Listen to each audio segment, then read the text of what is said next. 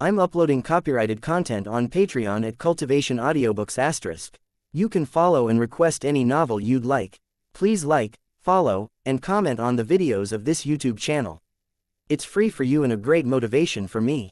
With the outpost in hand and plans made with the Jaguar, Leon decided that it was time to leave. There wasn't any point in staying other than to rest, and his people were strong enough that they didn't need much of that. Better to just get to the ships waiting for us, he thought as he left the outpost's office. As he walked out, however, he found a rather heated discussion taking place in front of the tavern between Santiago and several of the older former slaves. Doesn't excuse barbarity, Santiago whispered, but Leon was still more than able to hear him. It's not barbarity. The oldest of the former slaves insisted, his expression contorted with anger.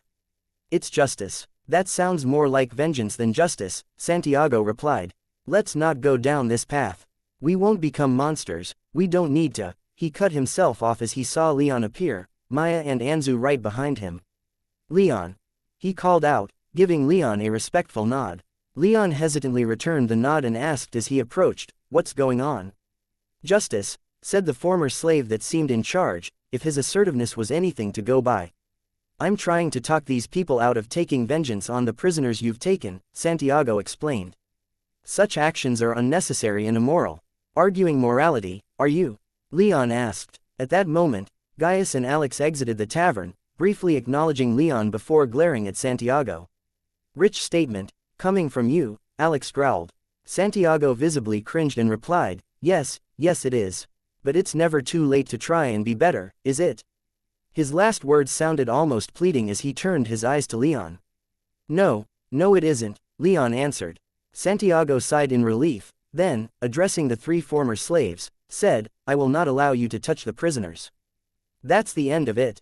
The former slaves did not seem happy, but with Leon and several of his people around, none of them seemed willing to continue their argument, so they simply bowed slightly to Santiago and went back inside the tavern. As the door closed behind them, Santiago sighed again. "Thank you, Leon, and all of you, thank you," Alex snorted, while Gaius offered a half-hearted, "It's good to see that you're not baying for blood." "Unexpected. Santiago hesitantly began before falling silent. After a moment of what looked like rather intense thought, he said without a shred of dishonesty to be seen, "I'm sorry. I've made many mistakes in the past. The men I led did terrible things, and I allowed them to carry on unchecked. At first, I thought that rebellion against the Pentarchs was justified. They didn't supply my forces with food or pay, after all. But any claims to justice were washed away in the tears and blood of those who suffered due to my actions. I did not set out to become a bandit. I merely wanted to protect my men. But in doing so, I compromised my honor repeatedly, in larger and larger ways, always in the belief that it was the lesser evil. I can see now that I have more distance from the problem that I could have prevented myself from becoming a rebel, a bandit, a man without honor. But walked that path, and now I'm here. Years of torture and slavery behind me, and an unknown future." His eyes found Leon's, an unspoken question glimmering within. "We'll let you go," Leon said. "Wouldn't have unchained you if I was going to kill you a mere hour or two later. Besides, those we freed will need escorting to the nearest bastion of civilization, as will those we've taken captive. Are you up to that task?" Leon registered some curious looks from Alex and Gaius, but neither argued his decision. Santiago mulled Leon's question over for a few seconds, flexing both his fists and his aura. "I think that I am," he said. "I'll be even readier after a few hours of rest and with some food in me. Then see to yourself. I and my people won't be staying long, we'll probably be leaving before you do." "Understood. I can see to everyone." Leon nodded and was about to head into the tavern, but he paused as Santiago continued, "And Leon. Thank you, not just for freeing me, but for giving me the chance to redeem my honor. Whether that part was intended or not, I will not squander this gift you've given me. Its value is beyond measure, greater even than my very life." Leon turned that over in his head for a moment, his eyes searching Santiago's face for any signs of deceit. Finding none, nodded and said, "Prove me right. It would be mighty embarrassing to have to hunt you down if you fall back into old habits. And even more so to die at your hand," Santiago chuckled. With that, Leon nodded once more and headed back inside the tavern. He had to make sure his people were informed of what their next steps would be. namely flying to the sword and finding the spot where the Jaguar's people were waiting for them. It was going to be risky flying over the veins of vigilance. Leon could only speculate as to the defenses and monitoring magics that the empires and the Pegasi states had active in the region, let alone the Sky Devils who might mistake them for Imperial spies, but Leon was at least comforted with the knowledge that he wasn't abandoning these people he'd freed to a hard trudge through dangerous swampland back to civilization. Leon's estimate proved prophetic. He and his people, after only a couple hours spent in briefing and at rest, departed the smuggling outpost before Santiago and the free slaves did. Leon had made sure to call up the director again to make sure that Santiago would be watched when he returned to civilization, and that however many people were accompanying him would be counted. If Santiago proved himself a liar in his stated desire to regain his honor, Leon fully intended to hunt him down and put him to death himself. At the same time, Anshu had ordered his people to head back out into the swamp and return to their usual duties. For the next leg of their journey, it would just be Leon and his retinue, without anyone else. As Leon led his people into the sky, leaving the freed slaves to cheer and wave as they departed, he put Santiago out of his mind. He had more important things to focus on, now. After rising several hundred feet into the air, Leon and his people turned invisible and turned eastward. The sword wasn't that far, relatively speaking, and they could cover that distance quickly if all went well. At first, all didn't seem like it went well, for they'd barely made it out over the water of the veins of vigilance before an Imperial patrol ship came cruising past. Fortunately, it didn't seem to notice them. After about an hour of flying, however, a larger Imperial patrol came sailing past, and this time, they'd blanketed the surroundings with some kind of element-less magic that Leon had rarely experienced before. Someone on the leading ship was using an enchantment to greatly enhance their magic senses. In Leon's experience, this sort of thing was usually done when trying to zero in on something specific, such as demonic magic. He couldn't guess from the magic he sensed alone what they were looking for, but he counted himself lucky both that his people were flying through clouds at the time, and that they'd been giving the patrol a wide berth already, and when the pulsing magic coming from the patrol disturbed their invisibility, the ships made no moves to indicate that they'd seen Leon's group. Needless to say, despite not being caught, Leon's confidence in his invisibility when going up against Imperial ships was shaken, and he ordered his people to fly even higher and stay even further away from all ships they saw at sea, for he could easily envision the so-called dread ships of the Sky Devils having similar capabilities, and he didn't want them to see his party and assume they were Imperial spies. Better to keep all encounters to a minimum, Leon had thought. After that Imperial patrol, Leon only had to order his people to stop once when an arc came speeding several miles ahead of them. Judging by its markings, Leon guessed it was from the Sunlit Empire, which just gave him even more reason to keep his distance. Soon enough, they reached the shores of the Sword. The island had long served as the staging point for Imperial navies that kept the Sky Devils confined to Katagita, and from the air, Leon could easily see how it had done so, and why the Sky Devils had targeted it. An island-covering enchantment prevented magic senses from being used there, but Leon could see that every settlement upon the island was some kind of fortified structure. There weren't many farms or other civilian infrastructure, it was fortresses and dockyards just about the entire way around the island. The interior of the island was completely undeveloped as far as he could tell with just his eyes, with all of the fortifications concentrated within just a few miles of the coast. These fortifications had been occupied by the Sky Devils for years, now, and Leon could see their influence. Totems had been erected, fields had been cleared to support war beasts, and the Sky Devils' dread ships patrolled the shallows in numbers so great that Leon didn't think there was a single inch of the coast that didn't have at least one eye upon it at any given moment. Leon didn't spend too long taking in the sights. Instead, he turned his attention to the southeast, where the Jaguar's tribesmen would be waiting. He remembered how the vampire Bran had been detected during the Bull Kingdom's war with Talfar, so out of an abundance of caution, he led his party along the coast, remaining outside of the Sword's airspace and keeping his eyes open for the landmarks that the Jaguar had told him about. He knew he was getting close when his people had moved about the southern tip of the island and began the turn northward, and he saw the first of the landmarks, a long mountain sitting at the mouth of a bay so shallow that it essentially became a lake at low tide.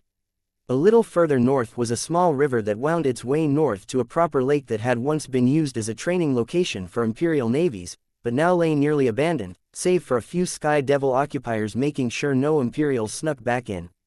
The lake was perfectly circular, indicating it had been created by magic, and from what Leon could see, had no rivers feeding it. The river flowing out was narrow and shallow, but the lake also had a short canal connecting it to the ocean. Within the lake's training docks, Leon spied 8 dread ships, 3 of which were the ships he was looking for. The jaguar had told him what to look for, and he quickly spotted the totems of the Blood Thunder Jaguar and the founding members of the Jaguar tribe on the command tower of the largest ship at the dock. A totem of the Thunderbird was also present, prominently displayed on top of the command tower in a manner that he'd never seen any other Sky Devil ship do before, and he couldn't help but smile when it caught his eye.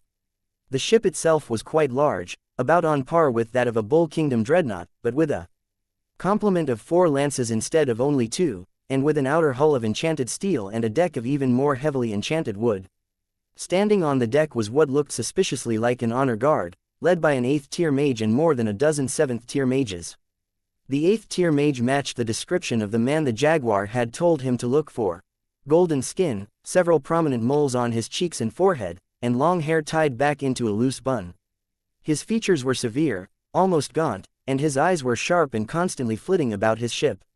He wore a perfectly tailored crimson suit with a charging jaguar emblazoned upon the chest.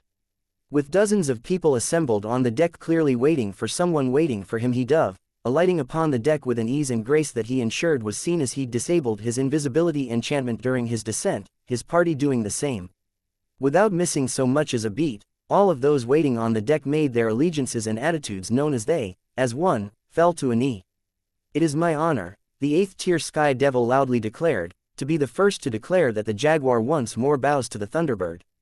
The others then shouted, "With bloody fangs, our enemies will tremble." Leon smiled and pulled his armor back into his soul realm, though he'd ensured that his retainers knew to keep theirs on until directly ordered to relax.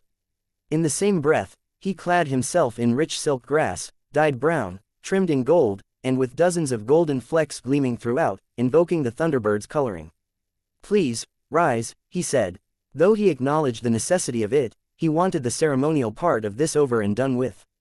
He walked forward until he stood just a pace away from the 8th tier mage, who rose to greet him. "Your fidelity is greatly valued. The jaguars have always stayed true to our people," the 8th tier mage said. "We have never forgotten the dynasty that made us a power to be feared. The Thunderbird clan is our rightful ruler, the only dynasty that we will ever accept.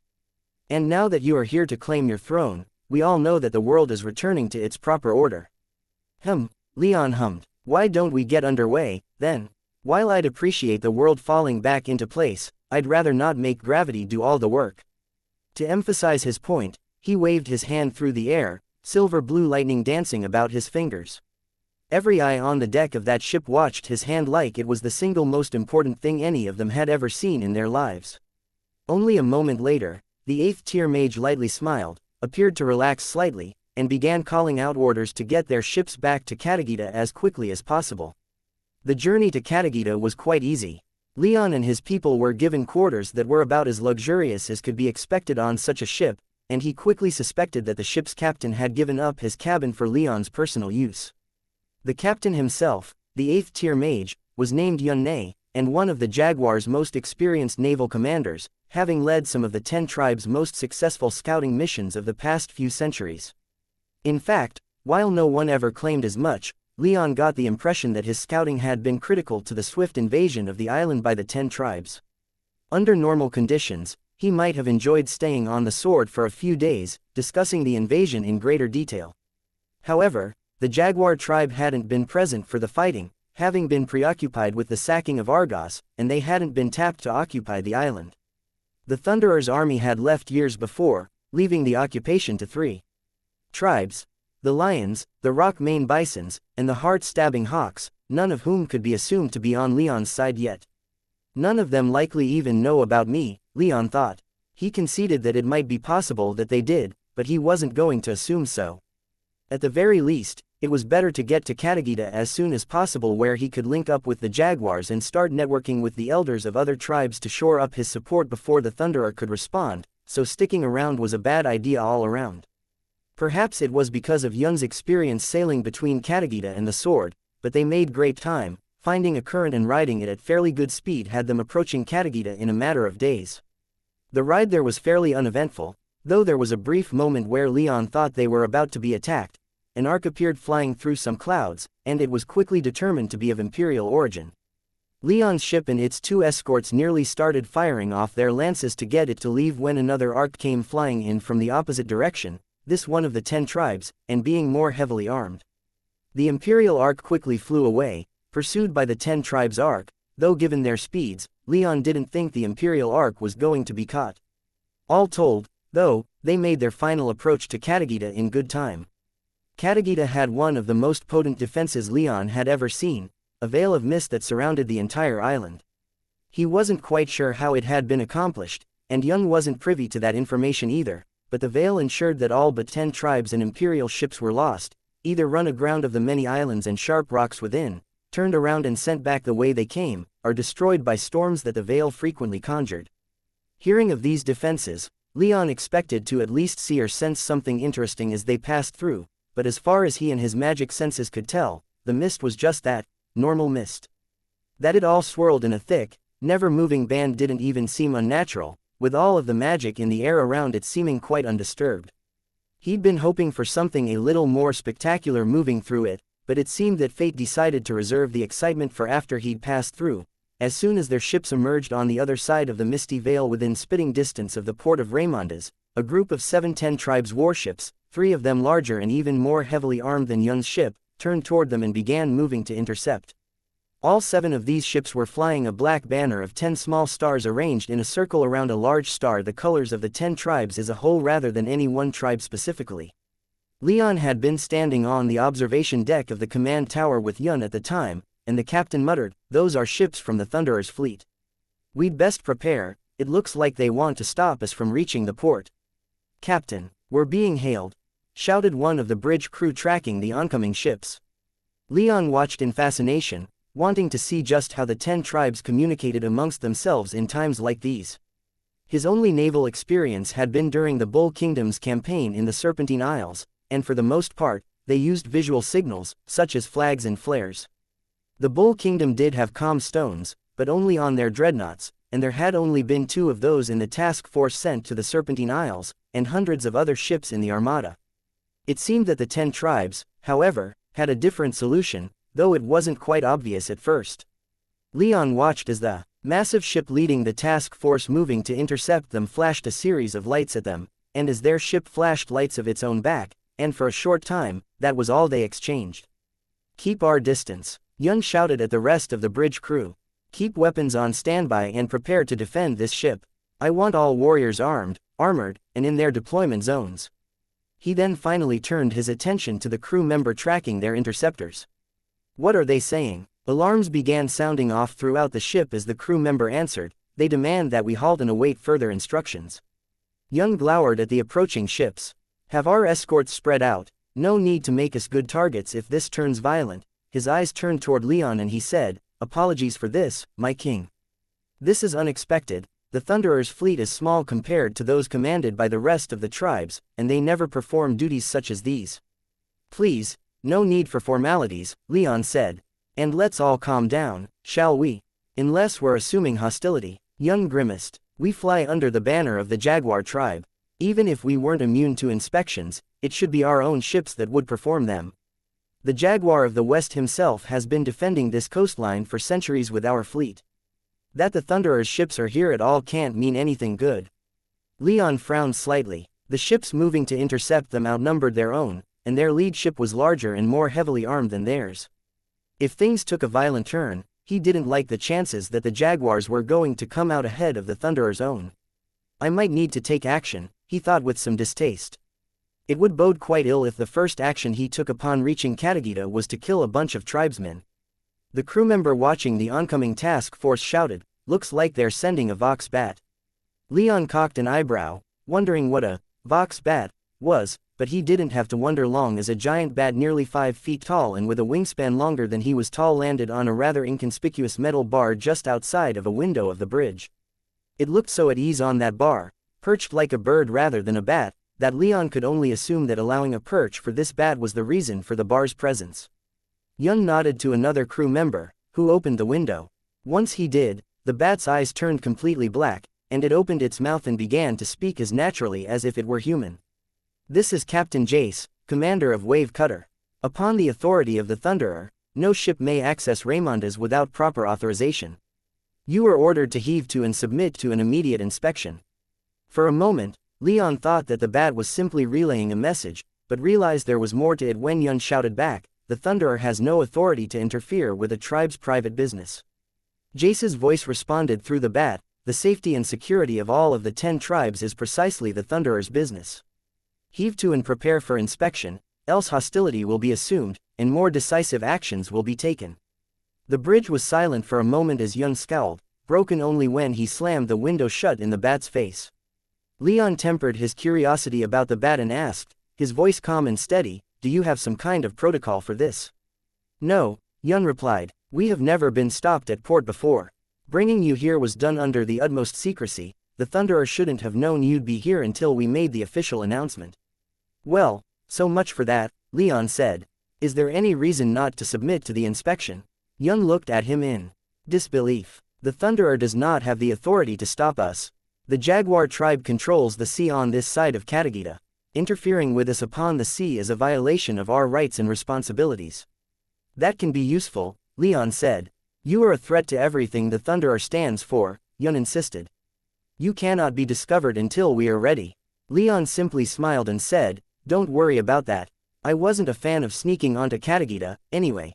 Here's what I'm going to do." He quickly outlined a plan to Yun. They had only a few minutes to hash something out, so he kept it brief and simple, but when he was finished, Yun's expression turned downright horrified. "That is beyond dangerous. What if that is what I'm doing?" Leon interjected. "You want me to be king. I will not creep into these lands like a thief in the night. Now, if you're true and want me to be your king, then follow my order." Yun looked like he desperately wanted to argue, but in the end, his expression slowly turned to one of determination. "Very well, Your Majesty. We will follow you." Leon smiled and nodded, and as he cast his gaze around the bridge, he saw some fear, but most of the bridge crew were steeling themselves for what was about to happen. Without another word, he clapped Yun on the shoulder and left the bridge. His party was waiting for him on the ship's deck, looks of confusion on just about all of their faces. "What's going on, boss?" Alex called out as Leon walked over to them. "The Thunderer," Leon answered. "I'd wager he got word that I was on my way and posted some sentries to wait for us." Marcus wondered aloud as he stroked his chin in thought. "Did someone in the Jaguar tribe leak this information?" "Probably," Leon replied with a shrug. "I don't really care about it right now. I'm more concerned about a bunch of ships between me and my destination." "We're not killing them, are we?" Gaius asked. "No," Leon readily replied. "If anything, I'm glad they're here. I could use the audience." "For what?" Gaius asked, sounding more than a little nervous. Leon smiled and quickly outlined his plan. "And make sure that you're flying under your own power, not using one of my flight belts. We want to make a scene, not attract hostile attention." "I think you're going to attract that regardless," Gaius observed. "I'll do it," Red said, quieting Gaius just like that. Leon cocked an eyebrow and glanced at his wyvern retainer with some surprise. "Just like that?" Leon asked. "The humans here ought to know that their betters have arrived," Red arrogantly stated. She then flashed Leon a smile and added, "If those who would rule over them didn't remind them of the power they have over them, then what's the point of even having that power?" Leon felt compelled to push back a little bit against that idea, but Jace's task force had come too close, now. The incoming task force was now slowing and turning to bring Jace's ship up alongside Yun's, undoubtedly to facilitate their inspection, which Leon thought was more than likely just a reason to hunt him down. "Let's get going," Leon said, not wanting to wait another moment. Most of his people began moving immediately. Red, Maya, and Anzu, in particular, rose into the air without a second of hesitation, Valeria, Anshu, and Alex only a moment behind them. Marcus and Alcander only hesitated long enough to exchange one look before they, too, took off into the sky, lifted by their elementless power. Gaius hesitated the longest, but even then, he only stayed on the deck for long enough to sigh and stare at Leon for a second or so before joining the others in the air. Leon smiled, gave the incoming task force a dismissive look, and then followed the example of his party. He could see people on Jace's ship noticing them, and he felt a spike in killing intent that could only have come from a group of warriors preparing to engage hostiles. It seemed that Jace's crew believed that he and his people were about to attack them. But no, Leon was resolute in his desire not to announce himself to the 10 tribes by killing many of their kin. Instead, as he lifted off, he found himself staring at Jace's command tower. The walls were enchanted steel, not allowing him to see through, but there were sailors on the observation deck, along with a group of strong mages, led by one that was 8th tier. Captain Jace, I do believe, Leon thought as he shot into the sky. He wasted not even a second and pulled his clothes into his soul realm. But he wasn't swinging in the breeze for even a tenth of a second before his power entered his original transformation enchantment and his body practically exploded into the near-identical copy of the Thunderbird that he'd used for almost 2 decades at this point. As he beat his wings, his magic power exploded outward from him, inundating the environment. Dark storm clouds grew from nothing until they filled the sky in but a moment, and the wind, rather pleasant when Leon lifted off from the deck, had picked up into a howling gale by the time he had wings and feathers. The wind buffeted him, lifting him even higher, his people just behind him. Anzu and Red had taken their original forms as well and fell in beside him on his right and left. Maya transformed into a flying serpentine water dragon and, along with Valeria, flew just behind him, while his other retainers spread out into a wide V shape from her. Despite the sudden storm that Leon's power conjured, the raging wind did nothing to get in their way, and as the clouds opened up with a torrential downpour, the rain parted around them as if it were actively avoiding them.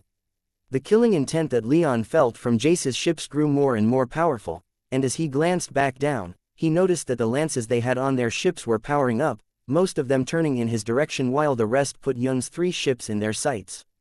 The sea was turning extremely choppy, but Jace's ship remained steady, his 6 lances just about ready to fire. So, Leon reached into the sky and let his power resonate within the clouds. The sky was his domain, and he began to truly feel like a king as he felt the building charge above him. Before any of Jace's ships could fire their deadly payloads, a dozen bright bolts of silver-blue lightning erupted from the clouds.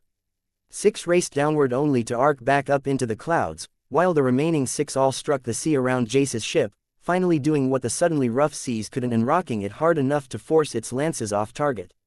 At the same time, the killing intent he could feel from the ships noticeably faltered, and only dropped further as more silver-blue lightning raged throughout the sky. Leon paid Jace's task force little more mind and led his people into the city of Raymondas. Raymondas was one of the most important cities in Katagita, having one of the island's largest ports and shipyards, and being the capital of the Screaming Eagle tribe. The Screaming Eagles quickly proved their name as Leon and his retainers entered their airspace, as 3 arcs lifted off from various parts of the city and several hundred powerful mages followed suit, most taking to the skies with various flying war beasts, but a few of the stronger mages doing so under their own power. Some of those mages were strong enough to give Leon pause, with 3 9th-tier mages and more than a handful of 8th tiers. He counted himself lucky that, as the silver-blue lightning of the Thunderbird flashed around him, apart from getting into a more defensive formation, no one moved against his people as they advanced upon the city. His destination was a large gathering hall at the top of a hill not too far from the port. There was a large courtyard in front of the hall, and in the center of that courtyard stood a large totem pole, with the Screaming Eagle itself at the bottom, followed by the founding members of the tribe ascending upward, and capped at the top with a carving of the Thunderbird herself. Though heavily stylized, Leon was gratified to see that her coloring had stayed true in its depiction, being painted brown and flecked with gold.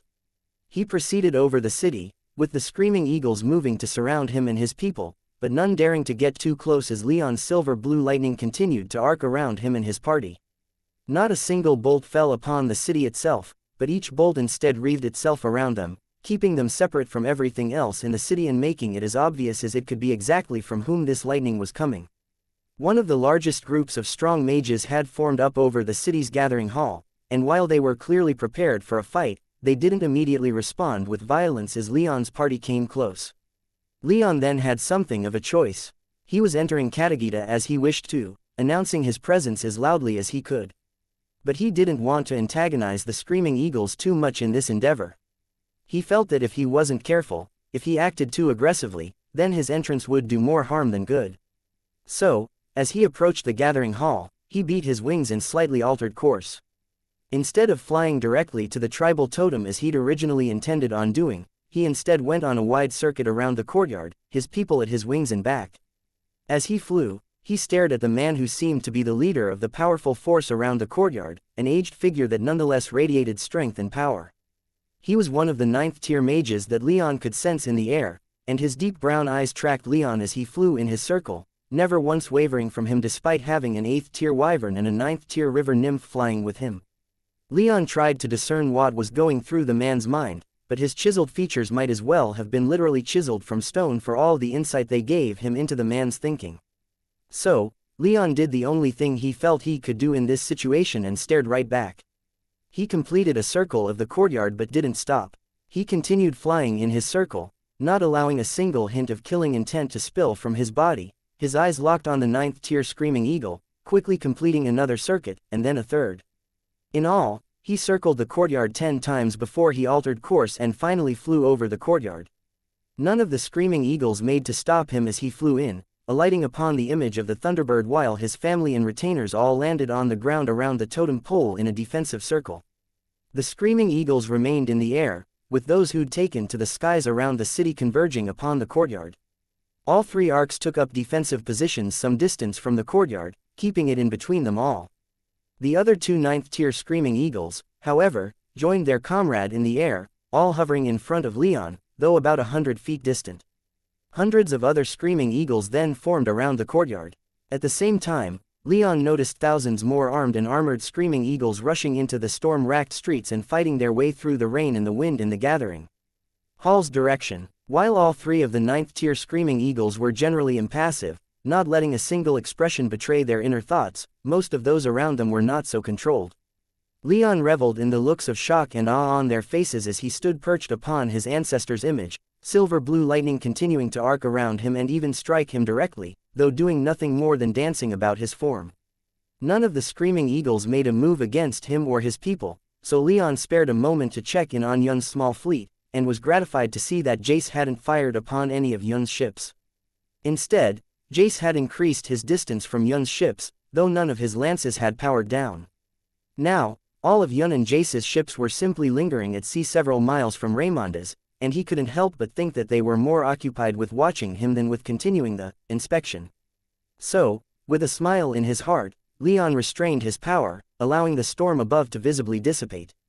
The rain ceased, the wind slowed, and the sea stilled. Even the near-constant lightning stopped, though the thunder it had brought still echoed throughout the city and its hinterland beyond. In a moment, the sky was clear, not a single storm cloud in sight, and Leon had returned to his human form, clothing himself in a moment as he stood upon the totem and stared back at the 3 9th-tier screaming eagles.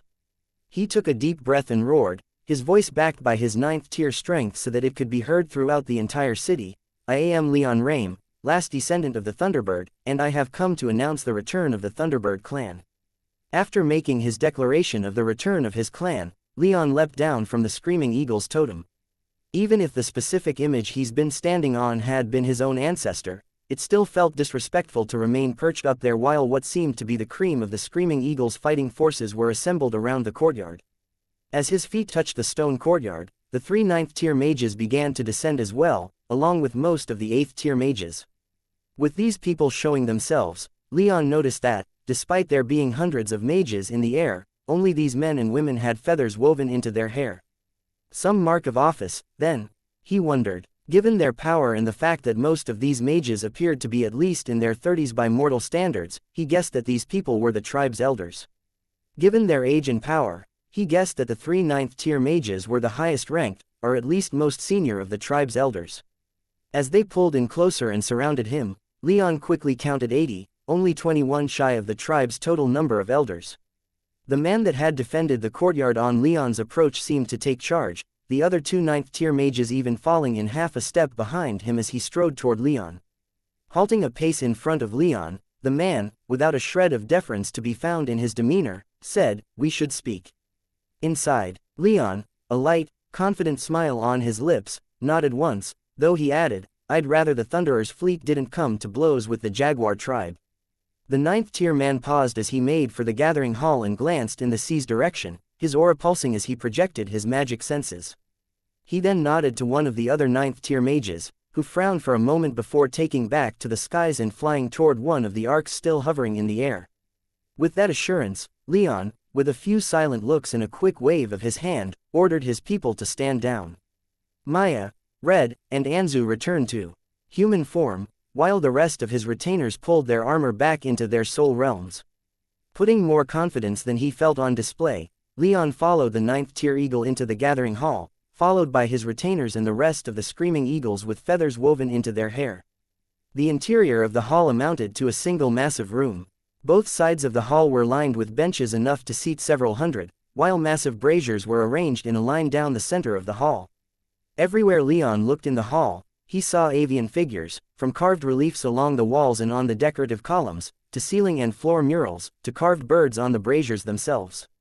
Were he anywhere else on Katagita, he would have assumed these figures to be the Thunderbird, but given he was in the gathering hall of the Screaming Eagles, he guessed all of these birds were meant to be this tribe's ancestor, the eponymous Screaming Eagle. The hall was empty of people before this. Only the 2 9th tier eagles were in there when Leon walked in. Wordlessly, the 9th tier eagle that seemed in charge gestured to Leon to join him at the far end of the hall where he stood upon a slightly raised dais. The other 9th tier mage was sitting on one of the benches closest to the far end of the hall, her eyes rarely straying from Leon even as she took the opportunity to relax. Leon did as invited, his people following suit. He wondered what he ought to say then, but as he pondered his words, the rest of the tribe's elders streamed in behind him, nearly all 8th tier, and those that weren't were still at least 7th. They quickly took seats on the benches as close to the dais as they could, but as they did, Leon noticed them sitting according to some method he couldn't discern. Seniority, maybe, or maybe wealth, influence. They're not quite sitting according to power. The latter observation was technically true, but the stronger of the 8th tier mages did generally sit closer to the dais, but it was clearly not a hard and fast rule. As everyone was getting situated, the 3rd 9th tier eagle elder entered, taking a seat just across the hall's central aisle from the other seated 9th tier. All ships are heading to port, he said. There will be no violence in this city between them. Thank you, Leon responded, bowing his head slightly in gratitude. I rendered no favor. Peace is a duty borne by all, the eagle said, waving his hand as if to dismiss Leon's thanks. A wise philosophy, Leon observed. I wished more people in this world felt the same. Do you? The eagle asked. Leon smiled a little wider, but before he could respond, the leading elder on the dais with him quietly said, we ought to begin properly. To the rest of the room, he declared, though not all of us are here, the events of a few minutes ago demand that our tribal council assemble. Let it be known that the council is now in session. Turning back to Leon, he said, I am called Exalos Ados. I am law speaker for this council. Leon fought the urge to laugh at the man's name. He'd used Ados as an alias before, never having expected to run into anyone actually using the name. As for the man's title, Leon, thanks to the Jaguar's briefing, knew that a law speaker was little more than first among equals to a tribal council. He had little executive power, possessing duties that amounted almost exclusively to mediating disputes between other elders and managing business when the council was called. The position usually went to the oldest or most powerful within a tribe's council, but a couple of the other tribes appointed lawspeakers by election by the council members, or by lot. Well met, I am Leon Rame. Yes, you introduced yourself just a moment ago, Exalos Ados said, and made a bold claim, the female 9th tier eagle said. A claim backed up by power, the male 9th tier pointed out. He glanced around at the other elders and asked them all, I was not the only one who heard the voice of our honored ancestor, was I? That was the Thunderbird's lightning, called forth by a man who took the form of the Thunderbird itself. To ignore this is to ignore all of our ancestors. He stopped for a moment, rose from his seat, and approached the dais, his eyes locking upon Leon. The Thunderbird clan was our rulers for hundreds of generations. They led us to prosperity that we, today, can only dream of. When the Thunderbirds fell, we were all lessened. He fell to a knee and declared, I welcome the return of the Thunderbird clan. Our rightful ruler has returned. The world is setting itself to rights. Many of the Screaming Eagle elders began hurriedly whispering amongst themselves, and while Leon found himself fighting an unabashed smile, he was reserving his attention for the 9th tier specifically, the other two, who seemed less than thrilled at the first man's declaration. However, addressing the man, Leon asked, It gladdens my heart to see my clan so fondly remembered. What is your name, my loyal friend? The kneeling 9th tier replied, I am Ipadameni Timmy. Leon smiled and nodded, then glanced at the 9th tier woman, nodding to her in a silent request for her name, as well. She seemed to need a moment to think it over, but she eventually said, Chrissy Pisti. Well met, Leon said. He noticed that the other elders were still talking amongst themselves, but before he could begin asking for their names as well, Ados cleared his throat, and his power, for just a moment, erupted from his body like a massive tidal wave, sweeping away all conversation and leaving the gathering hall silent as the grave. The power is not in doubt, he sternly said, glancing between Chrissy and Timmy. Matters of politics, however, must be discussed and agreed upon. No one man can declare what is right or the course an entire tribe can take. The doors of the gathering hall suddenly burst open and a rather harried-looking man radiating 8th tier power burst in, followed by a handful of equally ragged 7th tier mages. Leon recognized all of them. The 8th tier mage he presumed to be Captain Jace, having seen the man on the observation deck of Jace's ship. The others, he thusly assumed, were adjutants of Jace's. Sure enough, Timmy shot to his feet and roared, impudence. None may intrude upon private tribal business. Not even you, Jace. This matter affects all 10 tribes. Jace retorted. Ados cleared his throat again, and with a simple expression of power, the gathering hall fell silent once more. Opinions can be had, he said. But for now, Captain, please wait outside until summoned. No, Jace refused. His eyes shifted from Ados to Leon. We have allowed an outsider entrance, outsider. Timmy shouted in exaggerated disbelief. No scion of the Thunderbird shall ever be an outsider amongst our people. Dozens of screaming eagle elders murmured in agreement. I find myself agreeing with Jace in this matter, Chrissy said. Power is power, but what does Leon know of our ways? I mean no disrespect, Leon, but the Thunderbirds have been gone for such a long time. Our ways have changed. We have struggled in the absence of our true and rightful lords. Timmy cried out. We have seized independence. Jace shouted back. From whom? Timmy asked with a deep sneer. We once sailed through the stars, wingmates with the Thunderbird itself.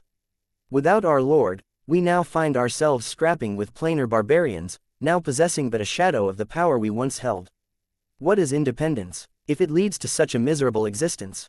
Our power is resurgent, Jace shouted. He was about to continue, but Red loudly laughed, drawing the attention of the entire hall.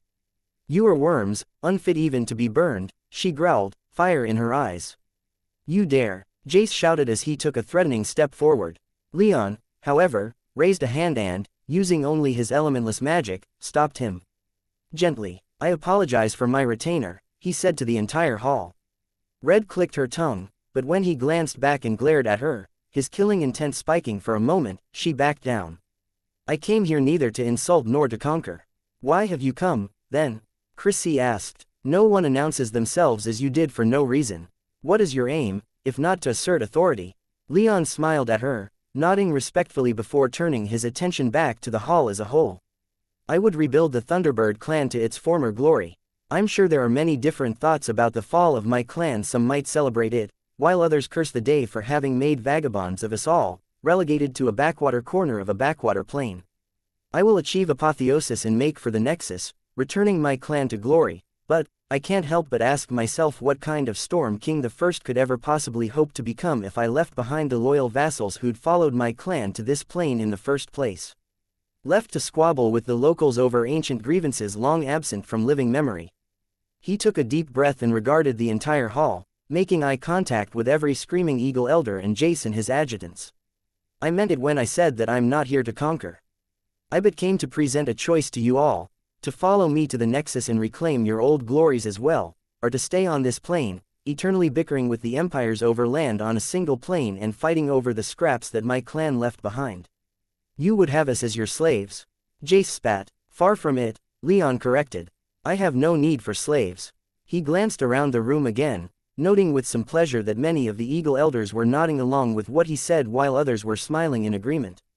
This reaction was hardly universal, but it seemed that it was at least in the majority, even if only just. Your clan followed mine to this plane, Leon continued. And I saw it outside. You remember my clan, honoring my ancestor just outside of those doors. Such loyalty cannot be ignored. I ask all of you to join me as I rebuild what we have all lost, and more. To reclaim our lost power, and then surpass it. To meet the status quo of our ancestors, and then exceed it. To build something that we can all take pride in, and that benefits us all. You say much, yet little, Chrissy observed. Leon softly chuckled. I'm more a warrior and an enchanter. In truth, all of this politicking is new to me. Chrissy gave him a shallow smile in response, but before she could respond, Ados said, then let's speak in more concrete terms. But first, his aura spiked and his power settled around Jace and his adjutants. We will discuss this as a tribe first. If we have anything to share with others, it will be shared. You need not concern yourself with these matters. Jace and his adjutants were lifted off the ground, completely unable to do anything about it despite their power or unwilling. Leon wasn't sure, but the end result was the same and were carried by Ados, power right out of the hall, the door quietly shutting behind them. Without missing a beat, Ados intoned, matters of governance are to be decided upon first by the tribes, and then by the Elder Council. The Thunderer has no place in this hall until we are of one mind. Leon smiled. The tribes would debate matters until they decided upon a course of action to take within their own structures, then the tribes would gather in the form of the Elder Council and make their positions known. Action, at least if it affected all 10 tribes, wouldn't be taken until all of the tribes reached an agreement. If he wanted to be the king of these people, he would have to ensure that he had the support of at least half of the tribes before they even reached the Elder Council. Going into that particular meeting without knowing the outcome was unacceptable in his mind. Well then, where were we? Leon asked. You were going to elucidate your position, Chrissy said. Your offer. For our support, why should he need to make an offer? Timmy scoffed. He has the power. He is of the blood. It is only right and proper that we unify behind the blood of the Thunderbird. There can be no other considerations. Right, Chrissy said. And I suppose jumping on the wagon before it gets crowded isn't your goal? Timmy looked both scandalized and incensed at that remark. Ados subtly stepped forward, not quite interposing himself between the two, but making sure that they both could see his presence. When Timmy took a step toward Chrissy in anger, he didn't take another with Ados just about between them. Had Ados not done so, Leon felt like he would have seen Timmy and Chrissy come to blows right then and there. After a moment of silence, Ados said, Leon Rame. We are honored by your presence, but it has given us much to consider. If it pleases, would you kindly give us time to sort through our thoughts on the matter? I do not believe we are all in the right mindset for political negotiations. Of course, Leon replied. I came here with young Nay of the Jaguar tribe. The Jaguar of the West has already declared that his tribe supports me, so I will be staying with them at least for the foreseeable future. I will return, though, and we can speak more then. Ados bowed slightly, and while Timmy appeared willing to argue about something, a quick glare from Ados had him quieting down. Leon couldn't help but marvel at the man's ability to control the tribal council despite being of the same tier as Timmy and Chrissy. While Timmy was the most sympathetic towards him of the three, he found that if he had to choose anyone to negotiate with, he'd probably pick Ados. Thank you all for your hospitality, Leon then said to the rest of the hall, and of all the elders present, about 60 rose as Leon made for the door. Upon seeing so many of their fellows rise for Leon's exit, a handful more rose, as well. Timmy was one of the first on his feet, while Chrissy remained seated even as Leon and his party reached the gathering hall's doors. Upon exiting the hall, Leon found Jace standing in the square, his adjutants now reinforced with triple their number, and all 6th or 7th tier. Leon Rame, Jace growled as Leon and his retainers shut the door behind them. Captain Jace, Leon said with a grin as he strode forward, not concerned at all with the fact that Jace's people had surrounded the door. Lovely day, isn't it? I'm more a fan of overcast skies, myself, but I can't help but appreciate the great beauty in a clear, sunny day. Still smiling, Leon walked right past the man, his retainers just behind, though only Maya was as relatively unconcerned as he was, everyone else eyeing up Jace and his people as if they were expecting the Thunderer's people to start something right then and there. But Jace didn't say another word, and none of his people made a move, though most gave their captain some expectant stares. Regardless, Leon continued walking, only slowing down slightly as he passed the totem pole in the center of the courtyard.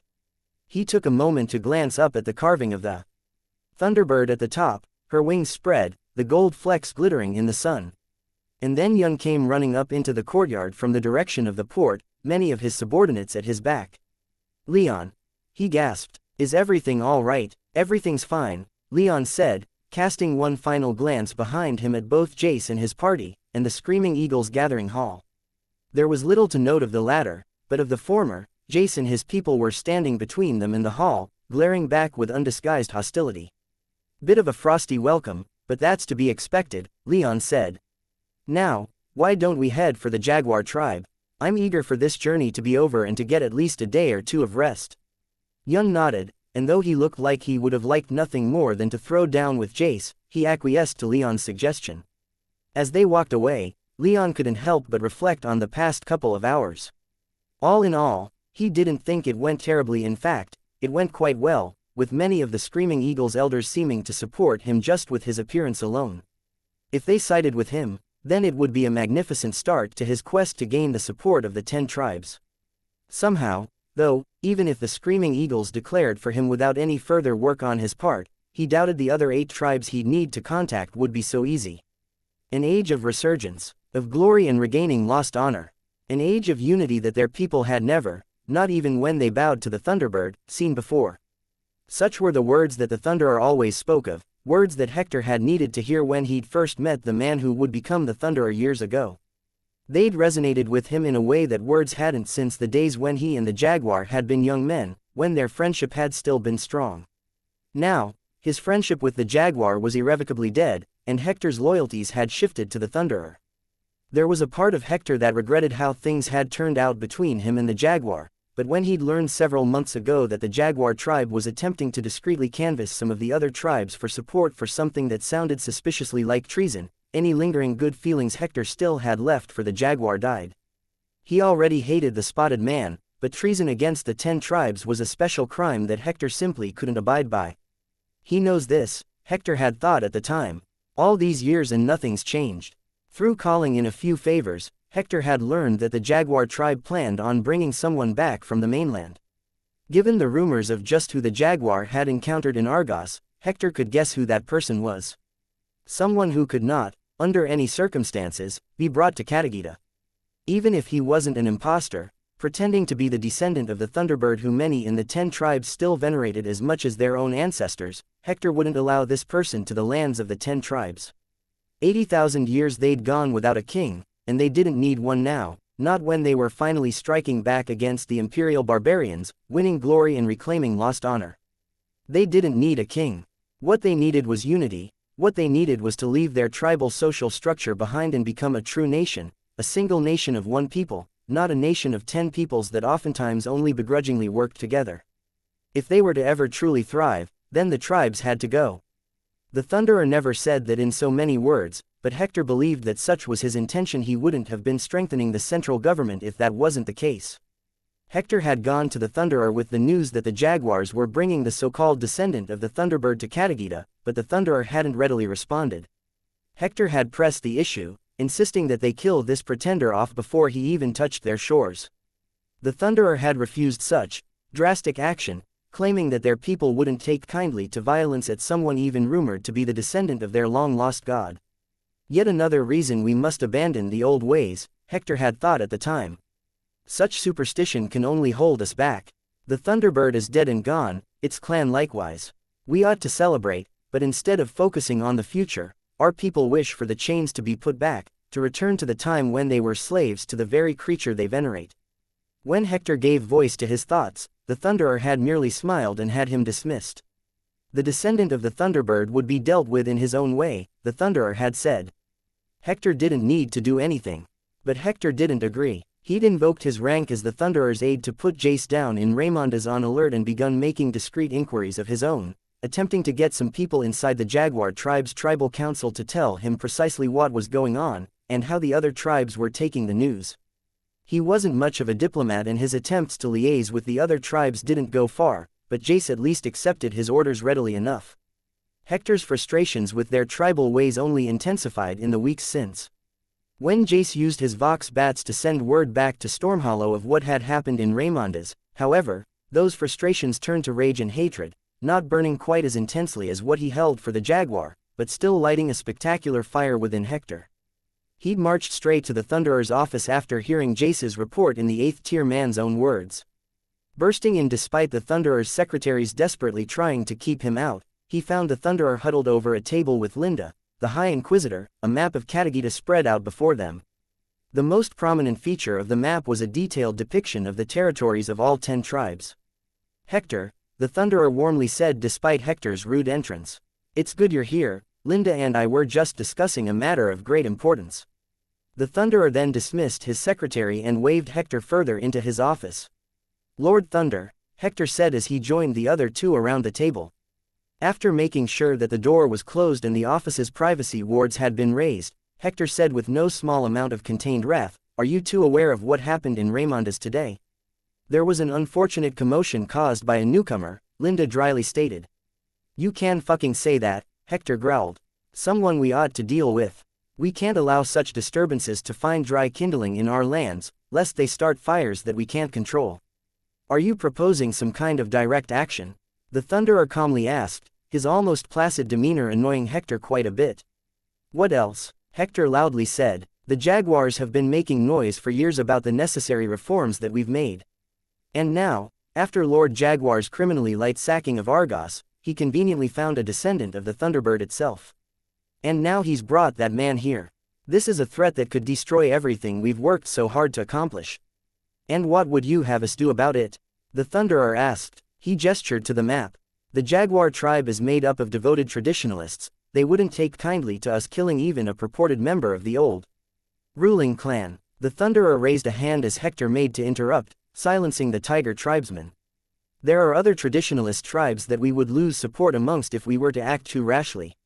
The Ancestral Hearts, the Lions, and the Ravens of the Hale Hall will all want to see this boy, and if he were to die under mysterious circumstances before then, we would lose them for sure. Even the heart-stabbing hawks and rock-maned bisons would look at such actions unkindly." "So you mean for us to do nothing about this?" Hector spat. "Leave this cancer to grow untreated. I will not have us run off with claws still half retracted," the Thunderer growled, his tone lowering so much that it seemed to rumble from the depths of the earth itself, and for a moment, he allowed his 10th tier aura to leak out, causing even the 9th tier Hector to get a bit weak in the knees. "We have to discuss our strategy for dealing with this boy. We will not leave the Jaguars to do as they please without response.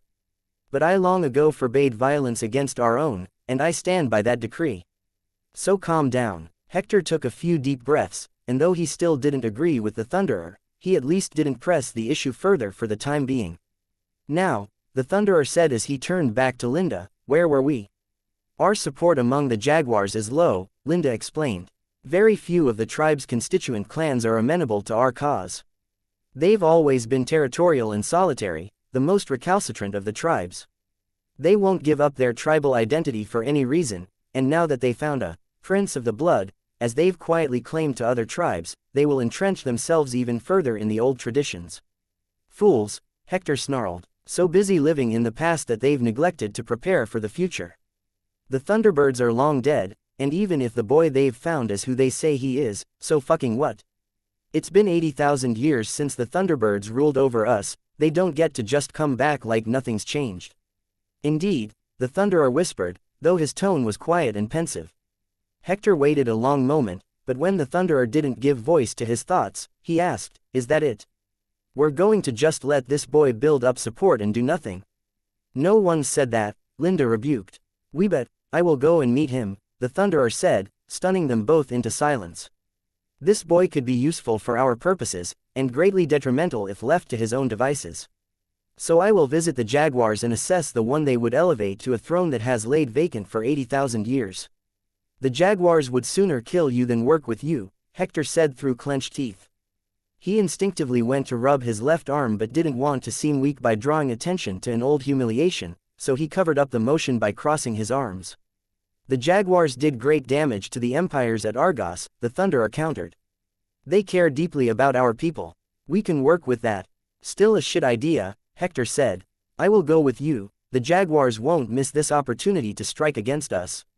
"No, they will not touch me, and you would only inflame tensions where I mean to cool them. You will stay here." Hector stared at the Thunderer in disbelief as Linda said, "I will have some reports on the few Jaguar clans that might prove amenable to our cause written up." "Thank you," the Thunderer said.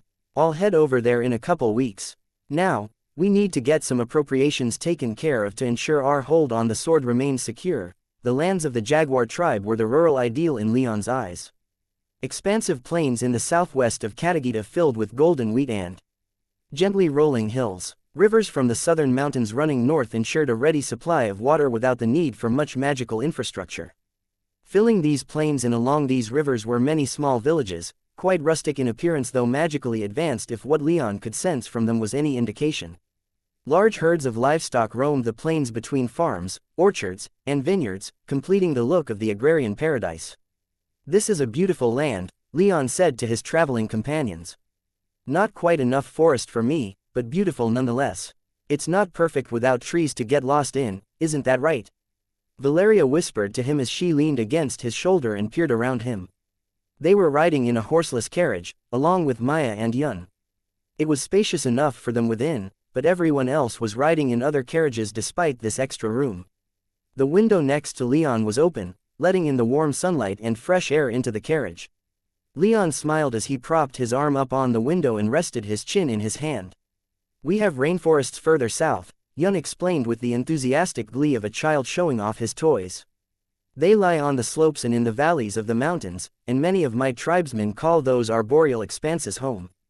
Our tribe is based down here in the plains, though, and in Reiko's just ahead." Leon nodded. The golden wheat fields gave way to less cultivated fields of deep green grass miles ahead of them. It was in the center of one of these great green fields that the city of Reiko's had been built though, in truth, calling the place a city was rather misleading, for it would barely classify itself as a village, let alone a full-blown city. Not many people lived there permanently. As far as Leon knew, the village only saw larger populations on occasion when the Jaguar tribe's clan elders assembled in Reiko's to discuss tribal business. Those meetings could take weeks or months, and the clan delegations would live in sprawling estates in the village during those meetings. As they approached, though, Leon could see quite a few people running around, with the largest concentration being a large group of relatively powerful mages in the courtyard surrounding the tribal totem in front of their gathering hall. In contrast to the Screaming Eagles with their 3 ninth-tier mages, the Jaguars had 5 including the Jaguar of the West himself. The Jaguar appeared to be the youngest of the 5, but he stood in front of the entire assembly patiently waiting for Leon's arrival. But that assembly wasn't all that awaited Leon's group, for lining the main street leading up to the gathering hall were hundreds more Jaguar tribesmen cheering, laughing, and applauding the small caravan as they moved through. Leon, embarrassed at the attention, nearly shut his window, but he caught himself before he could do something so foolish. Instead, he put on a small, dignified smile, and calmly waved at all those lining the roads. This acted like fuel for the spectators, and the cheering doubled in intensity.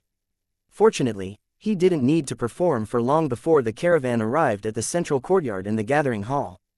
Once there, Yun exited the caravan first, followed by Valeria, then Maya. Leon was last, exiting the caravan with as much dignity as he could muster. He stood tall in his aura, not quite spilling forth, was still vigorously billowing out from his body like a storm cloud.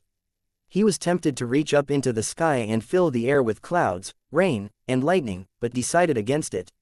He felt he was making impact enough as it was. As he stood there, the rest of his retainers exiting their carriages, and with Maya and Valeria taking his arms, the assembled Jaguars all, to a man, took a knee. Even the Jaguar himself, dressed in rich yellow covered in black spots, knelt, and he called out, "Hail, Leon Rame. Rightful Lord of the 10 Tribes, Chief of the Thunderbird clan, and rightful Storm King of the Nexus." The eldest looking of the 9th-tier Jaguar elders then said, "We offer our hospitality and our fealty to our rightful liege. We, the Jaguar tribe, are your claws and your fangs. With our bloody fangs, your enemies will tremble." Repeating the elder, the entire assembly then roared so loudly that their voices alone practically shook the ground, "Your enemies shall tremble." Leon controlled his expression carefully, ensuring that not a single emotion other than pleasant appreciation could be seen on his face anywhere. Recognizing the traditional words of the Jaguars, he spoke the words they were waiting to hear in return. "I accept your fealty. By the winged grace, we will all succeed in our endeavors." The assembly practically erupted in cheers and raucous celebration, the veritable explosion rippling out from the courtyard until all of Reiko's was roaring in delight. In not even a minute, Leon could see from the hill the village already breaking out the instruments and alcohol while many people were dancing in the street. "It seems I underestimated how enthusiastic the Jaguars were going to be," he thought to himself. Let's see if that enthusiasm holds after they get to know me. Please rise, Leon said, backing his voice up with his power so that it could be heard over the roaring village, and the tribal elders, still on a knee, rose to their feet.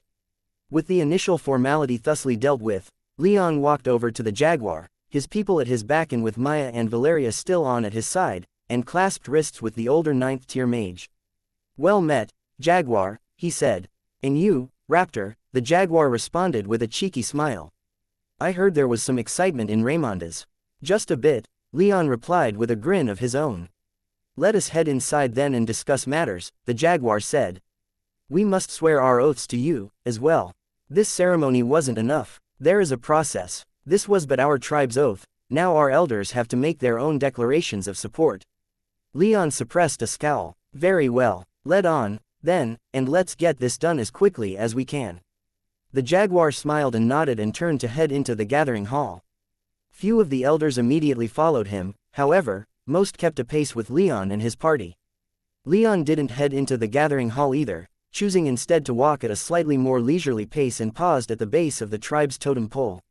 He took a moment to make a bit of a show, laying his hand against the image of the Blood Thunder Jaguar itself, then casting his gaze up at the image of the Thunderbird and quietly nodding to her. Only then did he venture into the gathering hall. The hall was largely identical to the Screaming Eagle's hall, if a bit bigger and with much of the decor evoking the Blood Thunder Jaguar rather than the Screaming Eagle. The elders streamed in after him, and with many other powerful mages of the Jaguar tribe filing in after them to line the walls and the more distant benches from the dais at the hall's far end. Leon and his party stood upon the dais with the Jaguar. The Jaguar himself then called the tribe to order, though such a call was hardly needed since there was little conversation, all eyes largely turned in Leon's direction. Before we begin, the Jaguar initiated, if any of us have our doubts about the course we are about to embark upon, let them be aired now. From what Leon knew, this was a formality. If there were many important doubts, then they would have been aired in private and taken care of before the ceremony began. And so, he was somewhat surprised when one of the 9th tier elders stepped forward and said, I do not protest the swearing of our tribe to the last descendant of the Thunderbird and our rightful king, but I do have concerns to bring up with my fellow elders. I will not swear my own oath of allegiance until certain issues have been resolved. Leon fought a grimace, just barely maintaining his quiet, confident composure. This is going to be a long day, he thought. I will not swear my own oath of allegiance until certain issues have been resolved. Leon fought a grimace, just barely maintaining his quiet, confident composure. This is going to be a long day, he thought. A moment after this thought flit through his mind, however, a chorus of boos and other noises of discontent resounded through the gathering hall. What concerns? Another 8th tier elder shouted. Our king has come. The blood of royalty has returned to us. You shame us all in not immediately recognizing and acclaiming him. Are we blind sheep? The elder shouted. Do we question nothing? Are we so keen on giving up our independence? Is this not why we resist the machinations of the Thunderer and his bears? The Thunderer seizes power that is not his, a third elder shouted in vitriolic reply. The throne ruling over the 10 tribes has always and will always belong to the Thunderbird. It is through the Thunderbird that all of our clans were originally made, long before we united into tribes. And when the Thunderbirds were gone, we were infinitely reduced. The gathered elders stamped their feet and shouted in agreement. As they continued to make their arguments, Leon quietly asked the Jaguar standing just a pace or two away, who is this elder who's voicing his concerns? Theophilos, the Jaguar whispered. A good man, principled and stubborn, he would never obstruct this ceremony without cause. Leon nodded in acknowledgement. Let's see if we can allay some of those concerns, then. Leon stepped off the dais to join Theophilos in the center of the hall, and all arguments went silent. The hall, despite having been cacophonously loud just a moment before, became dead silent as he approached the 8th tier elder. You have concerns, he said to Theophilos, who stood opposite him, looking hardly intimidated at all. He nodded in response to Leon. I don't blame you, Leon said with a quiet chuckle. Honestly, I was feeling somewhat disturbed at how quickly and enthusiastically all of you have been to accept me. In my experience, people are slow to do that, especially where I'm concerned. So finding someone willing to push back puts my mind at ease, like the storm I've seen building on the horizon has finally broken. I but watch out for my people, Theophilos said. I commend you for that, at least, Leon responded. Now, your concerns. Theophilos closed his eyes and lowered his head slightly. This tribe, though few are willing to admit it, isn't as strong as it once was. We've suffered several humiliations in the past millennium that we never would have in the preceding 10 millennia. But we're still strong and proud, and we're not willing to let go of our traditions. So, the most important question I put to you is this: what are your intentions for my people? I cannot give my support to anyone who would seek to strip my people of their ancestral rights. Leon grinned and nodded as he began to pace around Theophilos, though he turned his eyes outward, addressing the other elders more than he was Theophilos. I do not seek to make any real changes to how your people govern themselves. If you accept me as your king, then I would, of course, expect you to follow my orders and provide me with troops and taxes, but you are your own tribe. You govern yourselves, and so long as you remain loyal and true, then I would never seek to change that fact. As my retainers know, I'm a pretty laid-back person, perform what few duties I will expect, and I will make no undue demands in return. Leon nodded to his people still on the dais, and most of them nodded back, though Red seemed to be deliberately not paying attention. Is that enough for you, Theophilos? Leon asked the elder. Theophilos frowned slightly, but bowed slightly. The details can be addressed by those wiser and more knowledgeable than I, but this promise of yours allays some of my fears. Only some. Angry muttering began picking up among the rest of the elders, Leon noticed. Yes, Theophilos confirmed. If we are to be your claws, then we need posts to scratch and keep our claws sharp. A jaguar cannot chase prey, hunt its enemies, or patrol its territory without proper sustenance, either. So what would we get in return for our support? You overstep yourself. One of the 9th-tier elders roared, seemingly at his wit's end. To demand such reward from, Leon held up a hand and turned to smile at the aged 9th-tier elder. It's a natural question, he said. The best relationships are two-way, after all, and I would never ask you to fight and die for me, or to give me any other kind of support, without providing something in return. So, I will promise all of you this: I plan on returning to the Nexus and reclaiming my clan's position within the universe. And I plan on bringing all of you with me, ensuring that many of the benefits that I gain will be shared with all of you. Leon paused for dramatic effect as he glanced around at the room, making eye contact with every single elder if only for a fraction of a second. When his gaze finally landed on the Jaguar of the West, deliberately left for the last, he said, "Jaguar, could you come here, if you please?" The Jaguar cocked his head slightly but complied, stepping off the dais to the surprise and curiosity of the rest of the hall. A couple decades ago, I fought a powerful enemy named Jorman. Does this name mean anything to you? The Jaguar gave it a moment of thought, then said, "No, it does not." He was a pirate, Leon explained. A powerful one, and ambitious beyond measure. I'll spare all of you the details for now, at least. Feel free to ask me later, but I managed to triumph over the pirate with the aid of my friends and allies. Among the man's personal effects, I found something quite interesting. Jaguar, hold out your hands, if you would. The Jaguar, looking more and more curious with every word, did as bid and held out his hands as if to receive something. Leon then reached into his soul realm and located the massive hammer that Jorman had wielded during their battles, at least, those they'd had in human form. After laying his hands upon the hammer, along with a diary of a long-dead Thunderbird clan vassal and the onyx bracelet that he'd given to Anna, Nestor had told him that the hammer had belonged to none other than the Blood Thunder Jaguar. I took possession of a certain hammer, one that I was led to believe once belonged to your honored ancestor himself, the Blood Thunder Jaguar. As Leon spoke, recognition spread throughout the elders present.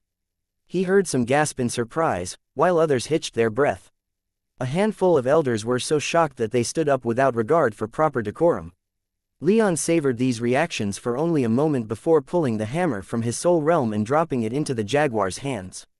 The Jaguar stared at the weapon in abject shock, unmoving, his eyes as wide as dinner plates. "This," the Jaguar whispered, apparently unable to form any more words. Instead, his fingers tightened around the weapon's haft and he fell to his knees. The other elders began doing likewise in no organized way. They simply stood up from their seats, then bowed where they were. Leon fought to keep his smile dignified at the sight. He was beyond delighted, but he didn't want to seem arrogant or like he was reveling in their reactions. Instead, he turned his eyes to Theophilos, and the stubborn elder stared back, his eyes nearly watering, his lips quivering. After a moment, he, too, fell to his knees. "Leon Rame," he quietly said, though in the complete silence of the gathering hall his voice still carried. This weapon was a prize beyond all value to my tribe, but was stolen from us several decades ago. To return it is a blessing beyond any we could have asked for. You are my king. I will be your claws, I will be your fangs. I will stalk your enemies and guard the den of your clan. Now and forevermore, I am your man. His words were echoed throughout the hall, every elder speaking them, though none were synchronized and most of their words blended together into simple noise. The jaguar, as it turned out, was the last to speak, though when he did, he spoke the same words as Theophilos. Once he was done, every elder in the room had sworn their personal loyalty to Leon. And he accepted all of them. The jaguar tribe was now his. So, Leon said, have your people given any thought to the offer I made when you left Oculara? He stared at the jaguar and awaited the response. They were sitting in a garden around the man's surprisingly small and rustic home in Reikos, surrounded by bright flowers and tall hedges enchanted to keep outside noise out and inside noise in. Joining them were the other 4 ninth-tier elders of the tribe along with Leon's ladies. All the other elders, after making their oaths to Leon, had either departed for their respective clans or had taken up residence in the city for as long as Leon remained within. For now, Leon was to discuss their further plans among the strongest and oldest of their number in an informal setting. Whatever they agreed was the best course of action would then be debated by the full tribal council later. It hadn't been more than a few hours since the swearing of oaths, and in that time, the jaguar had taken Leon to the small palace where he'd be staying for the time being. It was more than befitting of Leon's position, small as it was compared to his villa back in Oculara, and most of Leon's retinue had taken to resting within. Only Valeria and Maya had accompanied him to the jaguar's home, and they sat next to Leon, Valeria sitting upright and attentive while Maya lounged against Leon and seemed barely able to keep her eyes open. I assume you speak of the transformation enchantment? Asked the seemingly oldest of the 9th-tier elders, his face weathered and rather gaunt, his skin loose and leathery. The one you used to such great effect in Raymonda's? Yes, Leon confirmed. To channel the power contained in your blood and take the form of your ancestor is no small gift to turn away.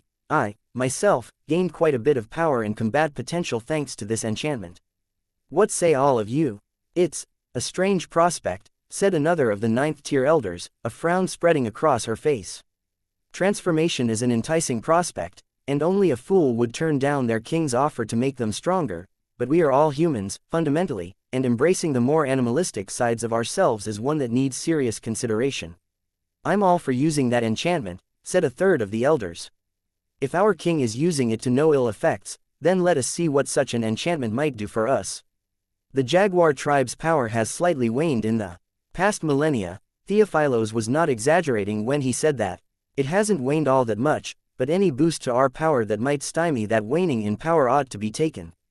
If we are made stronger, then we can more effectively resist the actions of the Thunderer. If we are made stronger, then all the 10 tribes are made stronger in turn. Would the other tribes see it that way? The 4th elder wondered aloud. If we become jaguars in truth, gaining power in return, how would our fellow tribes take it? It might upset the balance of power, at least in the short term. They ought to embrace our traditions, then, and bow to our king, the 3rd elder said almost dismissively. Should we assume, Your Majesty, that this offer will be made to the other tribes as well? Yes, Leon responded without hesitation. But please, drop the, Your Majesty, style. I don't much like it, so while we're in private, please drop it. The 3rd elder bowed slightly in acknowledgement.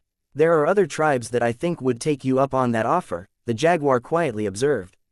He conjured a map of Katagita onto the table between all of them with every tribe's territory clearly marked. Unfortunately, all of them are likely in the Thunderer's camp. The booming brown bears, the tigers, and the G-spiders would, I'm sure, all jump at the chance to use anything that would increase their power.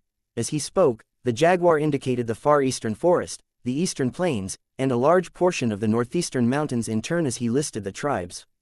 The ancestral hearts, the lions, and the rock mane bisons, he continued, indicating the largest portion of the northern forest and then the central plains for the latter two, will be interested, I'm sure, but would be a little more reticent. The heart-stabbing hawks, ravens of the Hail Hall, and screaming eagles, I can't say. They may agree, they may not. As he listed the final 3 tribes, he indicated the mountains first south of the jaguar tribe's territory, then the mountains at the northern end of the island, and then the western coast. Is it just a coincidence that those last three are all descendants of birds? Leon asked with a wry smile. In a sense, the jaguar stated. Those three tribes have all formed, not a block, but they tend to stick together more than any of the other tribes. I dare say that you'd find many of your first supporters amongst these three tribes, as well. Then we can focus on these three tribes first, Leon said. Or at least the screaming eagles and the heart-stabbing hawks, since they border the jaguars. We'll need to send out messages to all the tribes bringing news of your presence on our island, the third elder enthusiastically said. They must all bow to you as soon as possible, that the 10 tribes might be united under a proper king once more. Let's not be too hasty, the second elder said more cautiously. We don't yet know how the other tribes will react to Leon's arrival. Better to continue feeling out the other tribes' attitudes and plan accordingly. The fourth elder then methodically explained, we already know how a few of the tribes will react, quite poorly. The bears support the thunderer is one of their own, after all. The tigers and spiders have thrown their lot in with the thunderer as well, with outsized portions of the thunderer's military forces coming from the tigers, and most of his inquisitors coming from the spiders.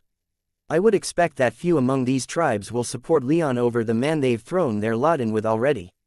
Then it seems it's the lions, hearts, and bison that are going to be the wilder cards. Leon wondered. The fourth elder responded, honestly, the ravens are distant, and though they've formed close ties with the hawks and the eagles, they can't be quite counted on as much as the other two tribes. The lions, on the other hand, have always been friendly with us, so I can say with some certainty that the lions would at least hear us out. So it's the ravens, the hearts, and the bison that will be most challenging, I'd say. The first elder, largely silent so far, hummed in displeasure, quieting the other elders and seizing their attention, to Leon's surprise. With just a bit of noise, the man had seized control of the conversation entirely, even if he took another couple of seconds to look at the other elders with something akin to disappointment before finally speaking. It is imperative that we avoid civil war at all costs. This is not something we can afford when war with the usurpers on the mainland continues. I especially don't want to start my reign by killing a bunch of the people I'm ostensibly here to rule, Leon added. Ideally, we will do this without bloodshed. A noble wish, the first elder said. One I hope we can live up to. As it is, the jaguar softly interjected, the lions, hawks, and the bison will be of somewhat more limited aid. Their tribal armies have been mustered and deployed to the sword. Their territories haven't been left completely undefended, but most of their soldiers are busy with occupation duties across the western seas. If 3 tribal armies are gone, then what is the military potential remaining on Katagita? Leon asked. In response to a quick questioning look from the first elder, he hurriedly added, not looking for trouble, this is just something that ought to be clarified in case trouble comes looking for us. With a reluctant nod, the first elder silently conceded his point. The tigers, spiders, and bears all have their forces still on Katagita, the jaguar explained. The tigers keep an eye on the eastern shores, though given how little action the Strait of Carano sees, their armies aren't much needed there. Leon smiled a bit at the name of the strait. Jason Carano's was gone, but not forgotten amongst the Thunderbird clan's former vassals, for better or for worse. The Thunderer also has the central army he's built in his time in office, the jaguar continued. Even if we were to get the hawks, eagles, and hearts on our side, our combined armies would still be smaller than those in the Thunderer's pocket. And the hearts are the smallest of the 10 tribes anyway. Militarily, though he only has 3 tribes guaranteed to back him, the Thunderer still dominates the island's current military potential. Even more reason to keep things peaceful, Leon said. With that in mind, let's start on the hawks and eagles first. I made quite the impression upon the screaming eagles when I came to this island, so let's focus on them first. As you wish, Leon, the elders responded. With that, the meeting adjourned for the time being. They'd need to have many more, and the other elders would want to make their recommendations as well, for now they at least had their next couple of steps. For a week Leon and his party rested in Reikos. In truth, though, no one got very much rest, for while the Jaguar tribe was generous with their accommodations, Leon and his people still had to field audience requests from various elders and clan chiefs who'd come to pay their respects and swear oaths of loyalty to Leon. For all this, Leon was rather bemused. While he was grateful for the show of loyalty from the Jaguars, seemingly to a man, pledging themselves to him, he found it almost too easy and spent more than a few hours wondering when the shoe was going to drop. He vented much of the resulting stress with calls to Elise and Cassandra, made with his calm lotus. Fortunately, nothing of much note had taken place back in Oculara, putting Leon's mind at ease. He also helped his people call their loved ones as well, if they so wished, something which Alcander never hesitated to make use of. In all, Leon was rather content with the progress made. On the more official side, the Jaguars had sent out missives to the Screaming Eagles and the Heart-Stabbing Hawks requesting their presence in Reikos to meet with Leon.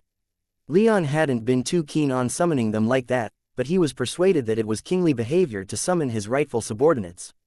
If they refused to show up, or even to respond at all, then he would know where their loyalties lay. However, Leon feared that being so heavy-handed as soon as he arrived wouldn't win him any friends, and though he eventually bowed to the Jaguar tribe's elders' knowledge of the Hawks and Eagles, he still quietly assumed that winning them to his side was not going to be so easy. He was ready to head back to Raymonda's and the Hawks' capital at the drop of a hat. At the same time, messages were sent out across Katagita, though only to chiefs and elders, informing them all of Leon's arrival. Leon was, again, not optimistic about the expected results, but given it was simply informing everything that he was now here, he required less convincing to assent to. At the end of the week, as he was finishing up dealing with all of the elders and chiefs of the constituent clans that made up the Jaguar tribe, an invitation was presented to him by the Jaguar himself, bidding him join one of the 9th-tier elders at the summit of a small mountain close to Reikos.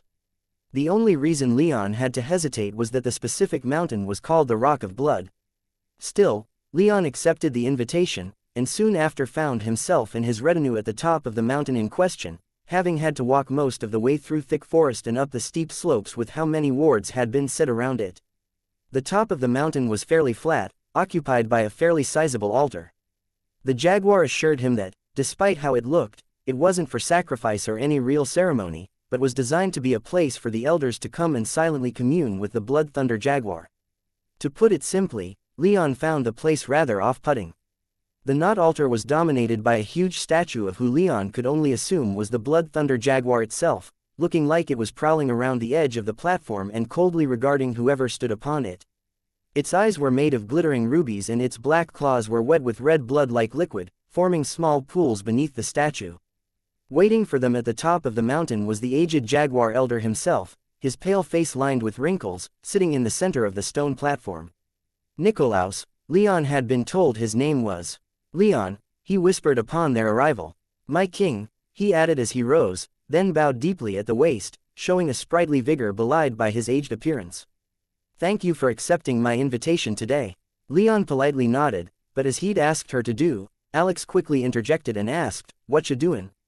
What is this place? The elder took her informal demeanor entirely in stride, responding, the home of our honored ancestor. As much as he needs a home, anyway. Is that blood down there? Alex bluntly asked, pointing to the red liquid constantly wetting the statue's claws. I do not believe so, the elder said. Not real blood, though perhaps its appearance has been invoked as a threat or statement of power. Alas, no records of the statue's creation have been left, leaving us to only guess as to the intent behind my ancestor's creation. I think it's blood, Alex said. Throughout the exchange, Leon kept a close eye on the Jaguar and the elder, though neither seemed at all aggrieved and, his curiosity sated, when Alex turned back to the group, he whispered directly into her mind, that's enough, thank you. She shot him a subtle smile and joined the rest of his retinue. Your assumption is understandable, the Jaguar said. I always believed it to be blood, myself. That seems like it would be quite the pain to clean, Marcus observed. Just lick it all up, Red growled. Waste of good blood to let dry on a rock. As if she were going to do just that, she took a few steps forward, only to be stopped by Anzu. Blood is tasty enough, but not when it's been left out in the sun for too long. Or with a human tongue. Red frowned, then backed away with a quiet shrug. I hope no one's going to be taste testing this blood, Valeria said to the retinue, though keeping her eye on Red. The wyvern studiously avoided her gaze, but said, it probably tastes terrible, anyway. Apologies for my retinue, Leon said to the Jaguar and Nikolaus. Obviously, we're not going to do something so uncouth as to lick your ancestor's statue. I would hope not, the elder said, though his words were spoken in relatively good cheer. The Jaguar was a little more subdued but nodded along. So, Leon said, I appreciate your invitation, but I have to admit to having some curiosity about why it was extended, and to come here of all places. Seems an important place for your people. I wouldn't have expected you to allow someone outside of your tribe to see it. You are our king, the elder said, the jaguar notably taking a step back and deferring to the elder despite being of the same tier as him. Nothing in our tribe is off limits to the blood of the Thunderbird. Leon's smile grew wider, though it had taken on a more self-deprecating quality. I've heard, he slowly began, that it's best not to look a gift horse in the mouth. But, at this point, my curiosity just won't go away. As he spoke, Valeria quietly stepped forward and gently took his arm, drawing his attention. He glanced at her, registering a look of warning in her sapphire gaze.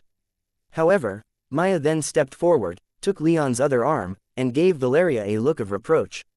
Undaunted, Valeria stared back, not backing down from her concerned warning. Is this a sensitive topic? The elder diplomatically asked. No, it's fine, Leon said more to Valeria than to the elder. Valeria sighed, then shrugged, let go of Leon's arm, and stepped back, followed by Maya a moment later. So, as I was saying, Leon said after giving his ladies another conciliatory smile, I have to ask, even if it's rude of me to draw attention to it, why you're supporting me so readily. Is it just your traditions, or is there something more? If it's something more, then that's fine, I just want to know. Nikolaus chuckled. It pains me to imagine what kind of life you've lived to be unable to imagine anyone aiding you without ulterior motives, though I suppose it's warranted after the disrespect shown to you by my fellow elder. Leon smiled at the thought of Theophilos. The man had met his expectations, at least. Putting that aside for the moment, he explained, I am the last of the Thunderbird clan. My blood is valuable. I have never been in such a blessed position to forget that fact, and most of my current alliances are based entirely on what I'm able to provide in return for safety, security, and autonomy. I've had to sell much that many would consider mine to secure myself and my family against those who wouldn't hesitate to exploit what my blood could give them. A truly terrible state of affairs, Nikolaus whispered. Allow me to put your fears to rest once and for all. We in the Jaguar tribe have always prided ourselves on our honor and loyalty. The jaguar is a solitary beast, and we take after it to some degree, but we hold nothing higher than loyalty to our kin and kith. Related to that is our love of our traditions, for it is in our traditions that we show our love and devotion to our own. Our traditions were established to ensure peace and harmony within our tribe, the chiefs to rule each clan, and the elders to seek wisdom and guide them. To respect our ancestors and honor them as we do our living heroes. It is these things that the Thunderer demands we leave behind, the jaguar growled. To set aside our tribal councils, our chiefs, our ways of life. He demands that we forget our ancestors and tell ourselves that we are all one people. But we are not, the aged elder continued. Our blood is different, our power is different. We live differently, we die differently. We are a confederation of tribes, we do not bow to those who demand that we forsake all that we hold dear in the name of unity. Are not some of these reforms beneficial? Leon asked. Wouldn't the 10 tribes greatly benefit from a single unified tax structure, a single military, a single centralized ruling body? Perhaps, the jaguar conceded through clenched teeth. What would we give up if we were to accept this, though? How much is definition-less prosperity worth next to our very identities? I am of the old jaguar, and that will never be forgotten. From where I stand, Leon said, some of these reforms sound useful enough that would be tempted to insist upon them were I to become your king in truth. You are already our king in truth, Nikolaus replied. Were it your decree, I would hope only that it not be done with the intent of destroying who we are as a people. Though some of us would decry the whole thing as an illegal and immoral power grab, the elder gave the jaguar a cheeky glare. There are ways I can see a centralized military work. The Thunderer is giving no thought to making it work. He demands that our units integrate, that we forsake all that makes us unique in exchange for homogeneous units. He's gone on record saying that he believes that which gives us our strength, our tribes, are obsolete. If he finds our ways too appalling, he ought to give up the power that he inherited from his ancestor, the jaguar spat. Drain himself of all the blood he so despises. He mauls all who came before and demands we change to fit his vision of who we should be. I will not dance to his tune just because he demands it. Is there no way, then, to force a Thunderer to step down? Leon asked. How have those who occupied the office in the past given up power? Death, Nikolaus said. Thunderers are rarely declared when not at war, and more often than not, those appointed by the Elder Council in Stormhollow will die in the prosecution of a war they were called to fight, almost always against the usurpers across the sea. On those rare occasions where they don't die in battle, they'll usually give up power upon the conclusion of the war. On those even rarer occasions when they weren't called up to fight, they will leave after a matter of a few years. And the current Thunderer has been in office for decades, the Jaguar added. That long? Marcus whispered from behind Leon. What was he even called up to do? To strengthen us, the Jaguar explained. I was there when he was acclaimed. He only needed a simple majority, and barely managed to get the votes promising to reform our stagnant ways and rebuild us anew. I assume the tigers, bears, and spiders all voted in favor. Leon asked, to which the Jaguar nodded. Many hart and lion elders, as well. A smattering of eagles and ravens, but none of the hawks or jaguars. That bodes well for matters. With the hawks, Alcander observed. Not necessarily, Gaius countered. If they didn't vote for the Thunderer, then that could just mean that they don't want anyone telling them what to do, not even a king. Maybe even especially not a king, Marcus added. Leon gave Nikolaus and the Jaguar an expectant look, hoping for some additional context. His look was answered when Nikolaus said, they will hear you out, at least. Leon frowned slightly, but he supposed that was enough for now. Will you still support me, then, if I don't repeal all of the Thunderer's reforms? He asked. That would depend, Nikolaus said after sharing a look with the Jaguar. We support you because you are our rightful king. Your power once ruled over all of us, and more. It is a proven power, one that we can all follow. If the 10 tribes are to be united, then it will be within your shadow, not that of the Thunderer. There may be those who don't want to stick to my shadow, Leon said, leaving his question unspoken, though giving the Jaguar and the Elder meaningful looks. They may not have a choice in that regard, the Jaguar responded. No, Nikolaus rebuked, and the Jaguar jumped slightly. We ought not to prepare to kill our partners. Indeed, Leon agreed. A kingdom that destroys itself through civil war isn't one I want to lead. That attitude, at least, we can support unconditionally, the Elder said with a smile. Silence settled about them for a moment before Leon finally said, I suppose that sates my curiosity enough. I will try and accept your people's support without waiting for demands or betrayals. We hope to prove ourselves worthy of that trust, Nikolaus responded. I hope so, too. Now, you didn't invite me all the way here to discuss my own insecurities, though I can talk about those for a long time. What did you need of me? The Elder sighed and said, for the same reason there are no others here with us. I would, if my king is willing, partake in the offered transformation enchantment. Leon blinked in surprise. I thought you were too attached to your human forms for that. The prospect still terrifies me, Nikolaus admitted. What if I get stuck in some other form? What if it maims me in some way? What if I lose my sense of identity and my will becomes not my own? Would I die, and my body continues without me? These thoughts have occupied me for days. And yet, I can't seem to shake myself of the temptation. None of my fellow elders would join me in this, and neither would I want them to. Test the enchantment upon me, and use the results to either convince my people to use it for themselves, or use it to convince yourself not to offer it again. Just curiosity, Leon asked. Is there no other reason? I am old, Nikolaus answered. More than 1,000 years have walked this plane. I will die in the next couple of decades, should I not manage to reach the 10th tier. Even if I do, it will only delay my death by a century at most. Better to let me die in service of my people rather than at home like an invalid. Leon took a long moment to think over the possibility, and was quite surprised when Zaphon spoke up from within. Are you hesitating, boy? He's asked for it. Let the old bastard have it. Could be fun seeing how much he fucks it up. Maybe he'll explode or turn inside out.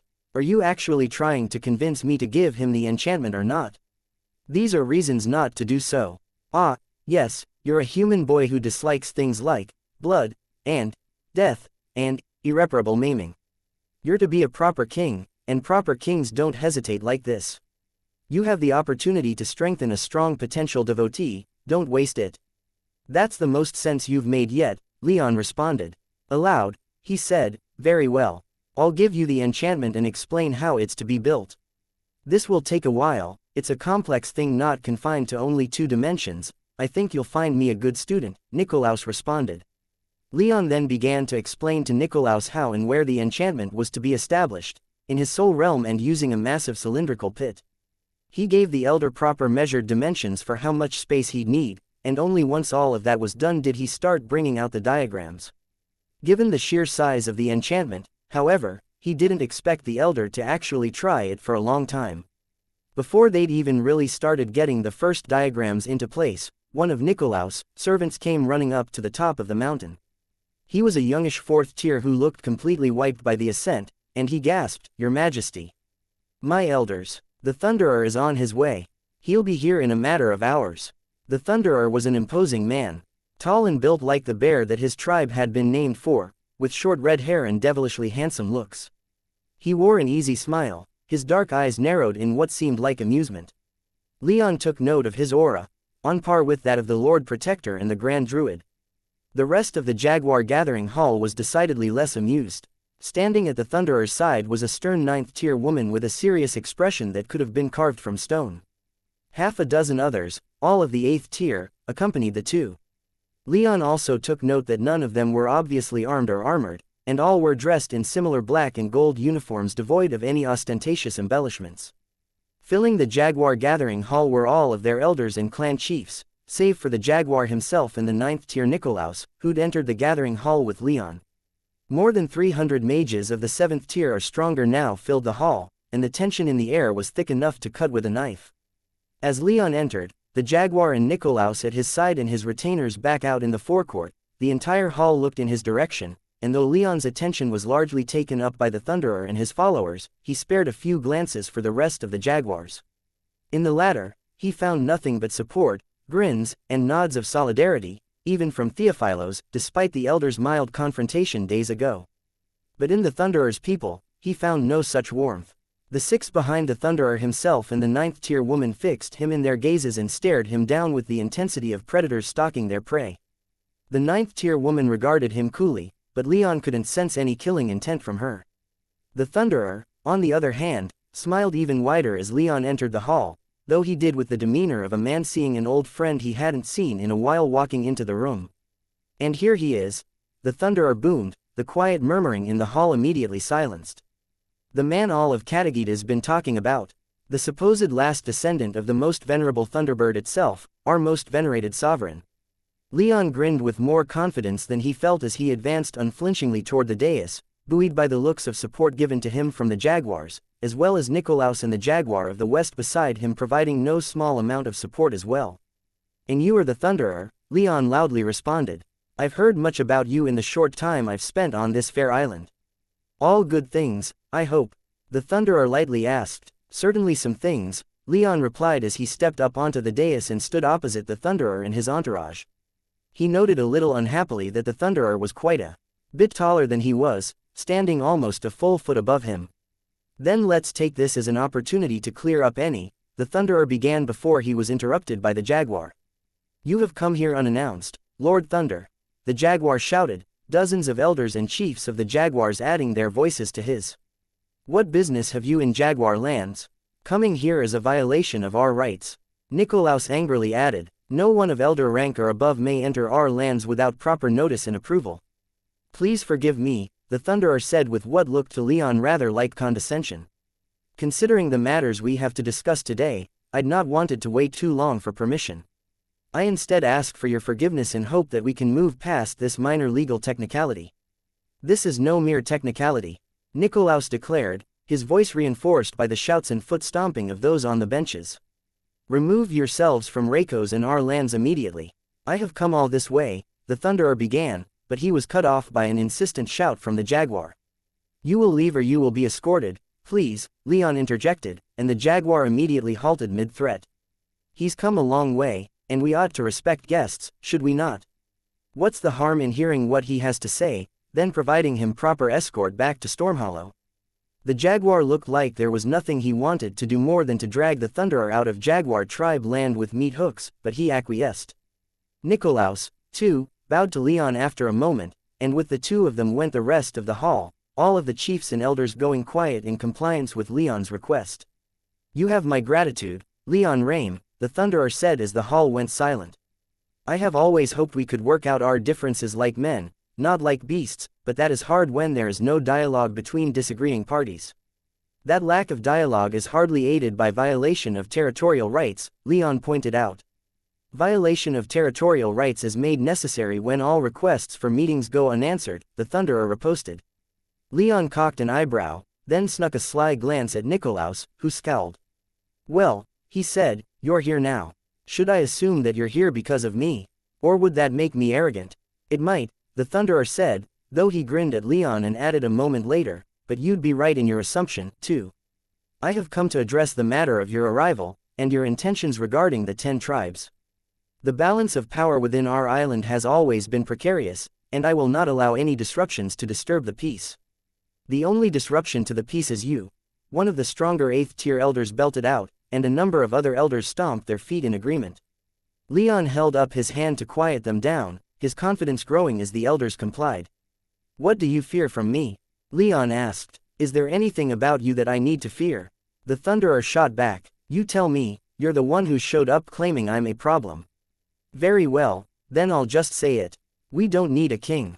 The Thunderer's statement was met with a chorus of angry jaguars, and it took a long moment to get them settled down again. Once he was able to speak again, the Thunderer continued, though now he was addressing the crowd rather than only Leon. We have lived for many years without the guidance of the Thunderbird. But we have been divided for too long. Our intertribal disagreements have left us weak and open to attack from the barbarians across the sea. I mean to unite us. If we are united, then this plain is ours. If we are united, then we will no longer be under any threat from the outside world. We must unite. And, of course, you would have us unite behind you, another elder roared. Who are you to say what we must do? I am the lawfully appointed Thunderer. We did not appoint you, shouted one of the 9th tier elders. As much as he was amused by these exchanges, which was to say, only a little bit, Leon held up his hand again, asking for silence. Again, the elders seemed to comply, at least until Nikolaus began to speak before Leon could. You see there, Iron Striker, Nikolaus said to the Thunderer, causing a dark look to pass over the Thunderer's face, that is who will unite us. Our new king, a man who bears the power of our kings of old, the same bloodline that led us to greatness for generations beyond counting. And the same bloodline that was nearly extinguished upon this plain, stranding us all amongst ungrateful barbarians, the female 9th tier mage said. Her voice was little more than a whisper, but with her power, it carried effortlessly to the ears of everyone in the room. She looked like she was going to continue, but the Thunderer waved her quiet, the easy smile still playing at his lips. Let us not become mired in heated words, he said. It seems like what we want is the same thing. To unite our tribes. The Oppo, Nikolaus began until Leon stepped forward and reasserted himself. What are you getting at? He asked. The Thunderer turned back to him and said, I desire many things. I desire peace and prosperity for my people. I want the 10 tribes to cease their pointless squabbling and become who they were meant to be. One people, under one administration, and with unified purpose. Are they unified under you? Leon pointedly asked. Would they be that under you instead? The Thunderer retorted, though without heat. It seems, he continued, addressing Nikolaus and the rest of the hall again, that our desires are aligned. It's only in the details that are snagging our feet. I believe that I'm the right man for the job, to bring us all together and forge us anew, into a people stronger and more unified than we've ever been. He paused and glanced at Leon before adding, and I do not believe that handing ourselves off to the first man who comes along with the Thunderbird's lightning will do anything to achieve that. Leon chuckled before any of the Jaguar's elders could speak, drawing the attention of all in the hall. Indeed, we want similar things, Leon said. I respect you for that vision if that is what you intend. But I've heard much of you even in my short time spent here. And while what you profess is altruistic and admirable, whether or not that's what you actually want, whether or not you have ulterior motives, remains to be seen. The Jaguar added, you are not the most trustworthy man. No man has himself declared Thunderer without self-serving reasons. The 9th tier woman spat, you speak of trustworthiness. I've heard enough of you from Hector to know that the well-being of the 10 tribes is not what you want, either. The Jaguar glared at the woman, practically grinding his teeth. Leon could sense his aura fluctuating with barely contained fury, the man's potent killing intent rippling just under the surface. The 9th tier woman and the other 6 members of the Thunderer's entourage seemed just as willing to throw down as the Jaguar was, and Leon began to feel the tone of the room shift as other jaguar elders and chiefs began preparing themselves for a fight. So, Leon loudly said, "No one's fighting here today." "Agreed." The Thunderer cried. "Violence will solve nothing." Leon didn't quite agree, but he didn't think they were at the stage where violence was necessary. Turning back to the Thunderer, he said, "You have not unified the 10 tribes. Many don't follow you. We just need time," the Thunderer said neutrally. "When people see that my way is right, they will come around. No matter how stubborn, results speak for themselves. And we've already been getting them. Argos sacked, the shield broken, and the sword seized. You are unproven. Victories won by the tribes are not yours," the jaguar growled, but Leon silenced him with a glare. "Let us be honest, then," Leon continued. "If you remain as the Thunderer, then the 10 tribes will resort to civil war. Know so much about us, do you?" The Thunderer asked patronizingly. "Not even 2 weeks you've spent on Katagita and you already know what will and will not happen." "I'll admit that I don't know as much as I would like about the 10 tribes, but I already believe that they will not unite behind you." "And you think they will unite behind you, instead?" the Thunderer asked. "You have the loyalty of one tribe already regarded as recalcitrant and incooperative. You need more than one tribe to rule over Katagita." As if on cue, the gathering hall doors burst open, revealing a relatively young 6th-tier mage. "Visitors have been spotted nearing Reiko's," he shouted for the whole hall to hear. "They bear the colors of the Screaming Eagles." That news set off a storm of muted whispers amongst the jaguars, and many eyes turned back toward the jaguar in glee. The Thunderer, apparently sensing that he'd overstayed his welcome, simply smiled and said, "So be it. Leon, I do not wish to bring death to my people. I want them to enjoy all that life has to offer. If we are at an impasse, then let us at least do what we can to resolve our differences without spilling blood." "Is that a trick?" Leon found himself wondering. "So he can rally his forces while we dither about, thinking we're at peace. His new army is here on Katagita while a few tribal armies are busy occupying the sword." Of course, he knew he couldn't say something like that aloud. He'd have little to gain from doing so, so he nodded and said, "I agree that peace should reign on Katagita. And I will work to ensure that it does." The jaguars cried out and stomped their support for him, though Leon barely heard it, reserving his attention for the Thunderer, who smiled and politely bowed slightly. "So long as we remain of a peace on that matter, then I can at least relax," he said. "Then relax you can," Leon said. The Thunderer smiled again. "That's good to hear. I'll admit, a little worried that you were a warmonger." "Was that so worrying?" Leon asked. "You started a war, didn't you? You could have stayed on Katagita defending the 10 tribes' own land, yet you took the fight to the Imperials. A needed strike to move the battle lines from our shores to those of our enemy. Just because we were staying on our island didn't mean the barbarians were leaving us be." For the first time, the words of the Thunderer drew some agreeing stomps from the jaguar elders, so Leon let the matter drop. "Now, then," the Thunderer said, "I have spoken my piece, so I will leave you with one final warning, Leon Rame. You and your bloodline are not the way forward for our people. Leave us to our own devices." The jaguar elders made a racket in protest, but the Thunderer didn't seem to care as he stepped off the dais and began walking toward the door, his 7 followers at his back. He paused for just a moment at the door, glancing over his shoulder at Leon, and gave him one last smile, though Leon was unsure how to interpret it. And then he was gone, taking flight with his own power rather than relying on any magical devices, as any 10th-tier mage ought to as far as Leon was concerned. "Pompous, arrogant tyrant," the jaguar muttered, his words echoed in some form or fashion throughout the hall. "We ought to have taken his head," one chief shouted. "He's 10th tier," another countered. "We could have taken him," the first retorted. "We have enough 9th-tier mages, and we have our king. We could not have lost." "No," Leon thundered, silencing the hall. "I will not instigate civil war. I have said this before and I'll say it as many times as needed. I will not be the cause for the 10 tribes to fight amongst themselves.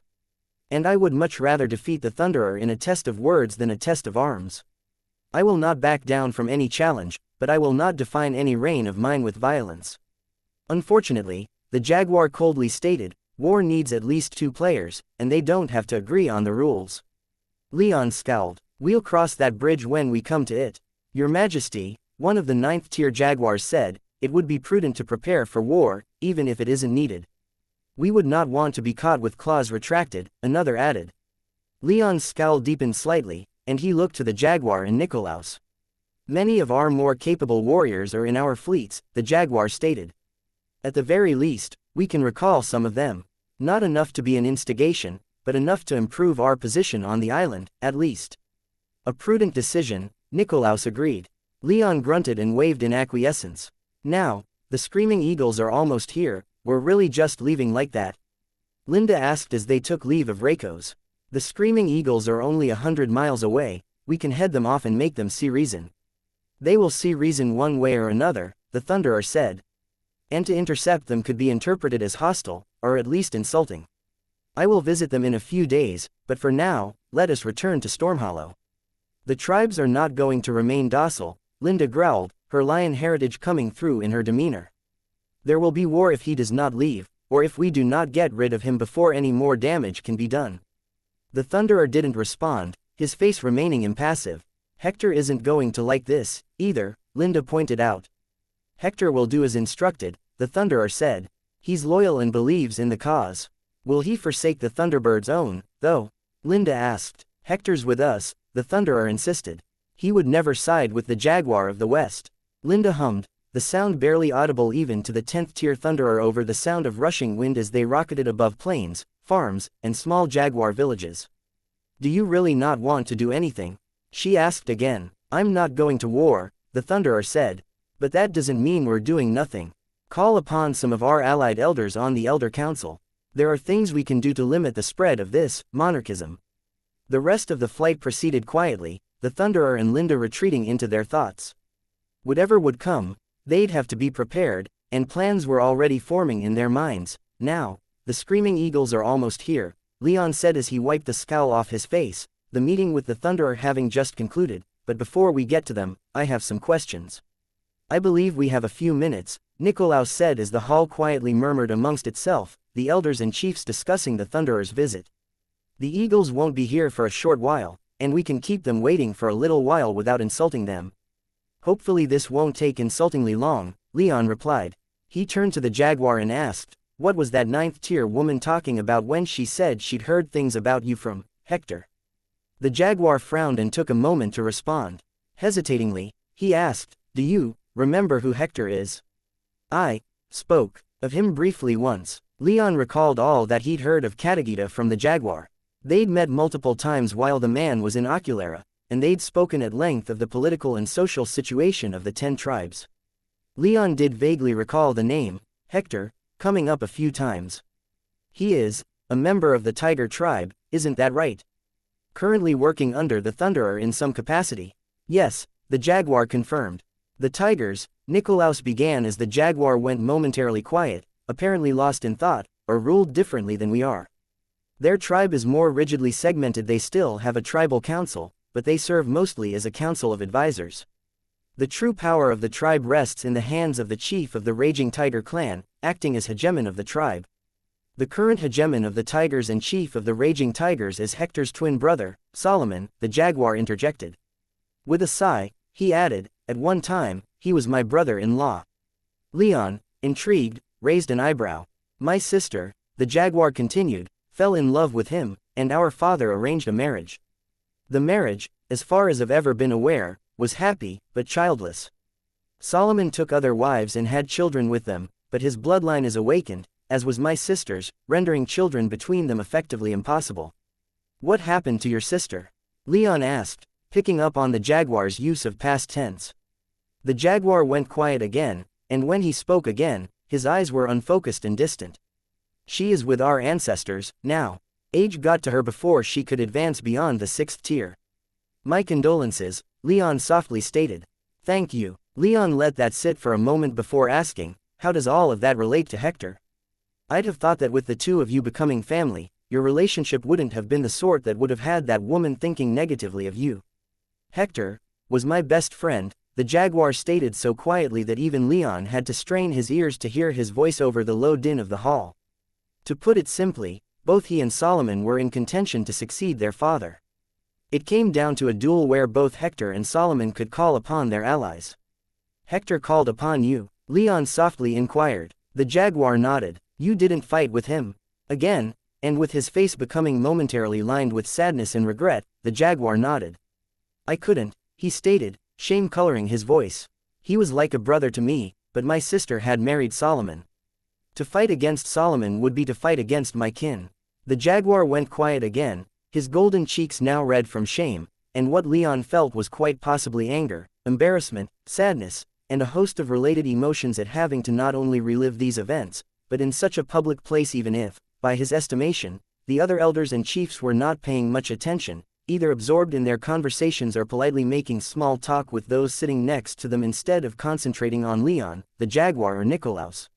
When the jaguar spoke again, he simply said, I chose my family that day, and I lost my best friend. Hector lost his bid to become the tiger's hegemon and has never forgiven me. Leon took a moment to absorb all of that information and then said, I apologize for bringing all of this up here. Thank you for telling me this anyway. As my king commands, the jaguar said, and he went quiet again, but this time, Leon didn't pull him back from whatever memory he seemed to get lost in.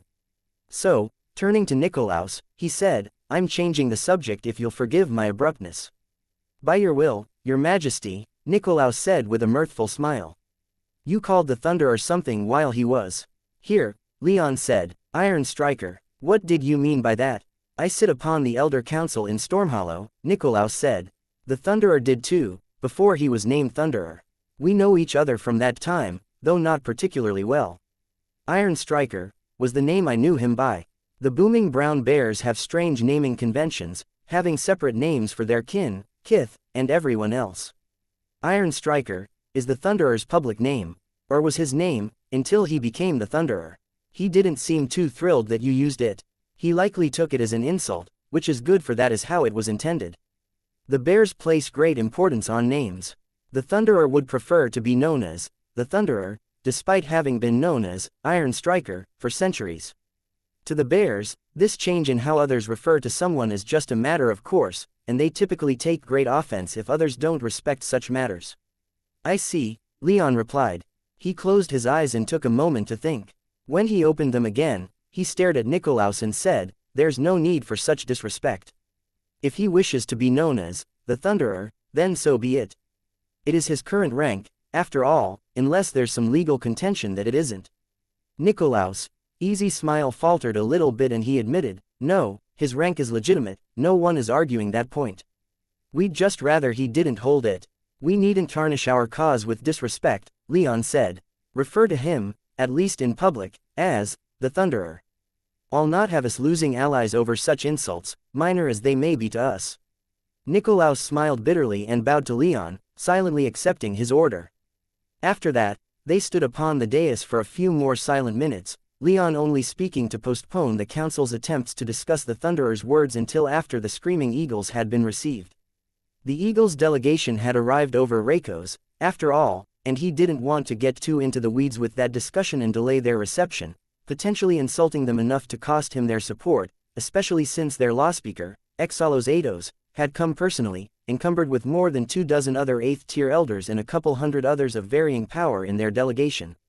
That's a large flock, Leon observed. A good sign, Nikolaus said as they were shown into the Jaguar's gathering hall. If they were here to refuse to pay you obeisance, they would have sent a considerably smaller delegation. Leon smiled and hummed noncommittally. As Ados led his eagles in, the waiting Jaguar chiefs and elders murmured and stomped in welcome, a couple elders even calling out some of the eagle elders by name. It wasn't hard for Leon to see that both tribes were close given the attitudes expressed on both sides. Welcome, Exalos, Nikolaus shouted as he stepped off the dais and went to welcome his counterpart. It's been too long since you came out this way. Why is it that we've had to wait for such a momentous occasion as this for you to return to Reiko's? Probably because your people so rarely stay long in Reiko's, Exalos Ados dryly replied. Venturing a couple thousand miles outside of my tribe's domain is not done lightly, you know, so visiting much further east than this is out of the question without adequate planning. You could more easily come to Raymonda's, but for the sake of your ego, I'll refrain from asking why you have never visited. Nikolaus laughed in good cheer as he escorted Ados to the dais. While he then stepped back onto the dais, Ados respectfully remained standing just past the lip, the rest of the eagle elders at his back. It is good to see you again, Leon Rame, heir of the Thunderbird, Ados formally stated. I was worried when I saw the Thunderer himself leaving Reiko's not long ago and hurried these last few steps to the city. Fortunately, he was only here to exchange words, Leon explained. He declared that he would not support my rule over the 10 tribes. Expected, Eidos intoned. Though, it does raise a question, if you don't have the support you want, what are you going to do? There were a few discontent murmurs from among the jaguars, but Leon smiled and answered the question, knowing that it was more than fair. I will accept the fealty of all amongst your people who choose to give it. I have little interest in compelling fealty through violence, though I hope you understand that weak vassals and bannermen are not in my interest, so I'll be sharing certain powers with those who do swear to me. He paused and his smile thinned. And only to those who swear to me. Eidos nodded. So those tribes who do not choose to follow you will not be attacked. I do not seek war, Leon clarified. I seek only the restoration of that which once belonged to my clan. I understand that war may be inevitable to achieve that goal, but I will not seek it out. If I enter into hostilities with any of the 10 tribes, it will only be because they attacked me first. If any tribe rejects me, then I will proceed without them. And they would have no choice but to continue without the support of any tribes that declare for you. Eidos inquired. My clan was not simply the rulers of this plane, and I would have all that we once were restored. That means my goals lie elsewhere in the universe. Within the Nexus and other planar clusters. I will not stay on this plane, spilling blood and exchanging sharp words over petty empires. Those tribes that swear to me will, of course, come with me in that endeavor, and have all that they may have lost in the universe restored. With interest, Eidos took a deep breath, a deep smile spreading across his face. Then let it be known, he loudly began, that the Screaming Eagle shall fulfill its age-old obligation to the Thunderbird. He dropped to a knee, along with all those elders at his back. Let our talons be your swords, he shouted, his words echoed by the others he'd brought with him. Our feathers, your armor. By the winged grace, we swear to fight your enemies and guard your house. Our king, Leon Rame, the Thunderbird reborn, the Thunderbird reborn, the Thunderbird reborn. His voice grew progressively louder, as did those of the rest of his delegation. By the third, the Thunderbird reborn, the jaguars had picked up the call, repeating it again and again. The jaguars took to their feet and began stamping their feet and roaring into the air, the combined weight of their voices and wildly spiking oars causing even the heavily fortified gathering hall to violently shake. But that was nothing compared to how Leon felt. He felt every intonation, every chant deep in his bones. He could feel the Thunderbird herself taking notice deep in his soul realm, and her pride would have filled him to the brim if his pride hadn't already done so. Leon had rarely ever coveted a throne for its own sake, but in that moment, he truly felt like he understood why kingship was so coveted. It was intoxicating, having so many powerful men and women declaring for him so enthusiastically. 2 terrifically powerful tribes, their elders and chiefs representing many millions of people, showing him such loyal support, was more than he'd ever thought himself worthy of. He took a deep breath, then held up his arms, doing his best to accept their acclamation as he thought a king ought to.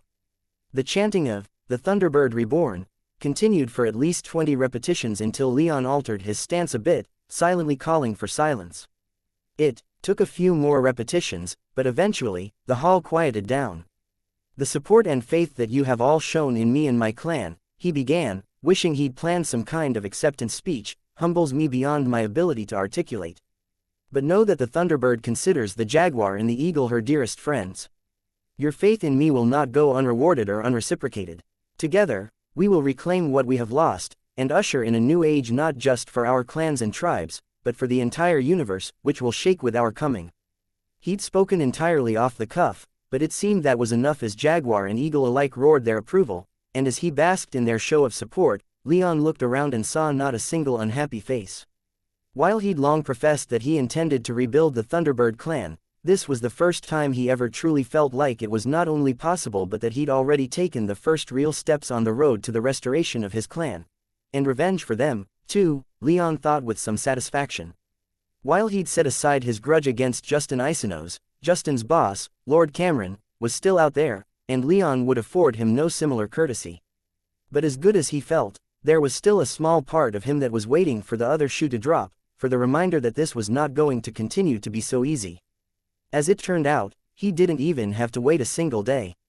With the Eagles having declared their support for him, Leon quickly wrapped up the meeting, allowing the jaguars to see to arranging suitable accommodations for their guests. Leon then went to his own guest villa with his retainers, intending to celebrate. It turned out that his idea that the entire city heard the hall's thunderous acclamation was spot on, as not only were his retainers practically buzzing when he left the hall, the whole city was practically driven into an uproar, and as he was escorted back to his guest villa by the jaguar and several dozen honor guards from the jaguars, the citizens of Raymondes cheered whenever he passed them on the street.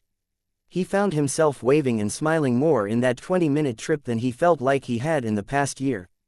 Upon reaching his guest house, he immediately dismissed the rest of his retainers to plan out their own celebrations, while he took Valeria and Maya into their private quarters to spend the next hour more intimately, though separately, at least for the particularly intimate moments. Once that private celebration was out of the way, he found himself, with both his ladies and Anzu, making a call with the calm Lotus back home to Oculera, and sharing the news with Cassandra and Elise. "Wish I could have been there," Elise sighed. "It sounds like it would have been a magical experience." "It was," Valeria confirmed with a bright smile. "The whole city was chanting it by the end." "It was exciting," Maya added, emphasizing her understated point with a satisfied smile of her own. "We'll have to have a proper coronation, then," Cassandra declared. "Impromptu ceremonies like these are nice and all, but it pales in comparison to an actual coronation. We'll need to have all of the Sky Devil leadership there, and then, I think planning that might be a bit premature," Leon interjected, causing Cassandra to pout a bit. Before she could say anything more, a knock came at the door, and Anzu jumped up to go answer it. He poked his head out of the door, exchanged a few words with whoever was there, then leaned back into the room. "Brother," he said, "the Hawks have sent a delegation, too." "Delegation," Anzu, Elise corrected through the Lotus. "Delegation," Anzu repeated slowly. "We won't keep you then, husband," Elise said. "Yes," Cassandra added. "Go and accept even more vassals. Grow your empire. I will accept nothing less than complete victory from my husband." She smirked provocatively, and Leon told himself to remember that when he returned to Oculera. With just a few more words of goodbye, Leon wrapped up his call and set out for the gathering hall once again, a scant few hours since he'd left it last. Being caught up in the celebratory mood of the city, which was still practically vibrating with the energy of the Eagles and Jaguars' joint acclamation, Leon soon found himself flying over the city in Thunderbird form, his retainers trailing him not too far behind, and circled the gathering hall's forecourt several times before landing and returning to human form. "Leon," Nikolaus called out, drawing Leon's attention. In contrast to the jubilant mood of the rest of the city, Nikolaus and the rest of the dozen or so Jaguar elders who were waiting for Leon's arrival in front of the gathering hall looked significantly more concerned, which in turn dampened Leon's mood. "I heard the Hawks arrived," Leon said as he walked over, his concern growing with every step he took. "They have," Nikolaus confirmed. "Their delegation numbers only 5. Leon cocked an eyebrow and said with some disbelief, "5. Nikolaus nodded in confirmation. Leon took a deep, steadying breath and braced himself for a political sucker punch. "Well, best not to make assumptions, I suppose. Let's go see what they have to say." Leon walked into the Jaguars' gathering hall like he owned the place, taking every step with the confidence and assertiveness that he would expect of any king he, himself, would follow. He kept his aura mostly restrained, but let enough magic radiate from himself that no one would struggle to sense his presence. At the far end of the gathering hall, being seen to by several Jaguar elders, including one of the 9th-tier elders, were 5 mages, all dressed in black with cloaks trimmed in brown feathers. Their leader appeared to be old enough to be an elder, and his 8th-tier aura certainly backed up that assumption. The Jaguars in the hall straightened up and began to bow before Leon said, "There's no need for that." He put on an easy-going smile and stepped past the Hawk delegation and onto the dais, closely followed by Nikolaus, with the other elders accompanying the 9th-tier elder taking seats near the dais. "Are you Leon Rame?" the 8th-tier Hawk asked, his posture somewhat guarded, a suspicious look on his face. "That is my name," Leon acknowledged. "And yours?" "Rain Dancer," he responded. "Well met," Leon said. "I take it your people received the Jaguar's message." "We did, and I and my comrades were sent to ascertain the truth." Leon didn't move, but he called upon his power, and a moment later several bolts of silver-blue lightning rippled across his body, the unmistakable power of the Thunderbird washing over the delegation. Rain Dancer's expression softened a hair, but the other 4, all of them 7th tier, reacted with a little more emotion, from looks of shock and amazement to fear. Have you need of anything else? Leon asked. Will your tribe support my claim as your king? Rain Dancer took a few deep breaths, Leon not pressing too hard for an answer with the man so clearly lost in thought. When he spoke, he did so with his voice carefully controlled and his expression just as carefully schooled. We must return to our tribe, Rain Dancer said. However, I would not expect the response to be entirely positive. The few jaguar elders watching took on more serious and judgmental expressions, though they didn't make any real noise to express that disapproval. Do you not remember your histories, Rain Dancer? Nikolaus harshly inquired. The Thunderbirds are our rightful lords. The 10 tribes have never had a king before, Rain Dancer retorted, not apparently intimidated at all. We became the 10 tribes after our last king died and his clan crumbled. We flew to Katagita through the winds of war, our wings broken, our feathers plucked, and we roosted to rest and heal. Now, we are beginning to realize our old strength, our old wounds aching, but no longer bleeding. We have retaken the sword, sacked Argos, ruined the barbarians across the eastern strait. The Strait of Karanos, Leon said. That is its name, something that both you and the Imperials seem to agree on. Might as well use it. Rain Dancer smiled bitterly but nodded. Allow me to get to the point, then. We are resurgent, our power is expanding and returning to glory. What need have we of kings, then? Why should we bow down to someone who just so happens to fly in out of the storm we've been in for the past 80,000 years coincidentally just after a major victory? Even if he bears the lightning of the most venerable, why should that make him a good king? Why should that entitle him to rule over the 10 tribes? We stand upon the shoulders of our ancestors, Nikolaus argued. It is through their labors that we have endured. Barely, scraping by when once we sailed the void like gods. It was the power of the Thunderbird that delivered us to such heights, and it was the loss of that stewardship that saw us so diminished. We now have the opportunity to honor our ancestors and return ourselves to our rightful place, and follow our rightful king back to our ancient homes. Rain Dancer sighed. Such is tradition. We have hoped for such an event to occur for so long, it hardly even seems possible. The man fixed Leon in a steely gaze, his eyes a dull yellow, a far cry from Leon's vibrant gold or the Thunderbird's much brighter yellow. There are many in my tribe who clamor to rejoin the Thunderbird as its wingmate, but there are many more who wish to tread our own path, free of kings and masters. Would you then support the Thunderer? Leon asked. That is up for our tribal council to decide, Rain Dancer replied. As for what they will decide, I cannot say. Leon's smile thinned slightly and he stared Rain Dancer down with as much intensity as he thought he could get away with without seeming hostile or overly rude. Tell your tribal council that I will visit them shortly. If your people are concerned about me, then let them get to know me, and in doing so, realize for sure if I'm the sort of king they might want to follow. Rain Dancer took a moment to think the proposition over, then nodded. And make it known, Leon added, that the jaguars and the screaming eagles stand with me, as well. Rain Dancer's expression momentarily shifted to muted surprise. The jaguars were known, but the screaming eagles as well. They acclaimed me as their king just a few hours ago, Leon explained. Their delegation, led by Exalos Ados, remains in the city if you wish to confirm with them before you depart. I will do that, Rain Dancer replied. Then, if there's nothing more for us to say, Leon said leadingly, to which Rain Dancer shook his head, let us be off. We both have much business to take care of, but expect me to visit your people within the next few weeks. Rain Dancer smiled and lowered his head slightly, then led his people out of the gathering hall. When the door closed behind them, the sound echoed throughout the largely empty hall, no one speaking while Leon stared at the door with a host of thoughts running through his head. He knew that he couldn't simply come to Katagita and be made king without pushback, and he'd expected quite a bit of pushback from the Thunderer and his followers. And yet, the quick acclamations of the jaguars and the screaming eagles had given him some hope that he'd find more support amongst the other tribes. Well, he said slowly, keeping his tone light and unconcerned, I suppose I have a journey to plan. Once they see you, they'll realize their mistake, Nikolaus said. All 10 tribes venerate the Thunderbird as much as their own most honored ancestors, if not more so. They will soon realize that they have no other choice than to support you, or be left behind. Let's not head too far down that line of thinking, Leon said with a look of warning. Firstly, I'd rather not make assumptions. Secondly, Rain Dancer made good points. If I want people to follow me, then I can't rely only on tradition and the reputation of my ancestor. The heart-stabbing hawks will follow me because I will go to them and show them that I would be a worthy king. If I fail in this endeavor, then I will not see them brought into the fold violently. Assuming they keep the peace as well, of course.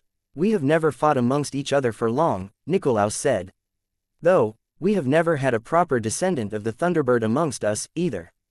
Then let's hope your tradition of peace within the 10 tribes holds out, even if no others do. Nikolaus hummed and nodded in agreement. With nothing more to say, Leon left the gathering hall and returned to his guest house to update his retainers on the answer that the hawks had given, and to inform them of their new travel plans while Nikolaus did the same with the jaguars. For the next week, Leon remained in Reikos, meeting with various jaguars and eagles who arrived to pay their respects. He accepted quite a few personal vows of loyalty, for which he was always grateful, but he couldn't help but notice that it was only the jaguars and eagles who arrived. While it had been decided that the hawks and eagles would be the 2 tribes he would concentrate on recruiting first, messages had been sent to all of the tribes as well announcing his presence, and yet, now a few weeks into his stay on Katagita, not a single other tribe had sent a delegation to meet with him. He was tempted to feel somewhat insulted at this blatant snub, but he clamped down hard on those feelings. The easy part is over, he'd told himself. Now begins the hard part of building a proper kingdom. The most interesting part of that week had been a strategy meeting with the jaguars and a number of screaming eagle elders who'd made the trek to Reikos. After the hawks' disappointing, though not definitive, refusal and the Thunderer's statement that he would bureaucratically and politically resist Leon's attempt to unite the 10 tribes under his own banner rather than the Thunderer's, it was clear that the other tribes weren't simply going to fall in line, and so they needed a proper strategy going forward. The jaguars and screaming eagles were in Leon's camp, now. The heart-stabbing hawks, ravens of Hale Hall, lions, rock-mane bisons, and ancestral hearts were all undeclared. The booming brown bears, tigers, and G-spiders were all more than likely supporting the Thunderer. Given the Thunderer's command over his army and the Inquisitors, he greatly outnumbered Leon's potential military forces, even considering the Jaguars' military prowess. Yet another reason why Leon didn't want to militarily challenge the Thunderer, alongside the fact that the man was 10th tier. As it was, despite their jointly stated desire for peace, reports came in from the eastern Jaguar territory that a suspected military buildup had begun along their border with the booming brown bears, the tribe that the Thunderer hailed from. The Jaguars also shared a border with the tigers in the east, and Leon was comforted with the knowledge that there weren't similar reports coming from that border, but that the bears seemed to be making some aggressive moves was greatly concerning. Of equal concern was the apparent arrival of a large party of bear and spider elders in Stormhollow. Neither the Thunderer nor any of the tribes had called for the Elder Council to meet, so having a larger number of potentially hostile tribesmen in Stormhollow, which also bordered Jaguar territory to the north, had more than a few people in Reikos nervous. While Leon had wanted to argue against it, he'd acquiesced to the Jaguars' request to call up some of their reserves, most of their military forces already deployed to protect the western coast of Katagita from Imperial attack. That aside, it was agreed upon that Leon would first visit the Hawks and do his best to secure their southern flank by winning their loyalty. After that, he would concentrate on the undeclared tribes, visiting each in turn by their physical proximity, starting with the lions, then moving on to the bisons, hearts, and ravens. If his luck held out, he'd have 7 tribes to the Thunderer's 3 that way, though he doubted it would turn out so cleanly.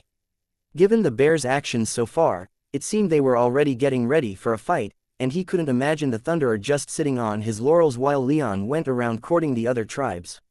No, Leon knew that he'd be courting them just the same as he was, in one way or another.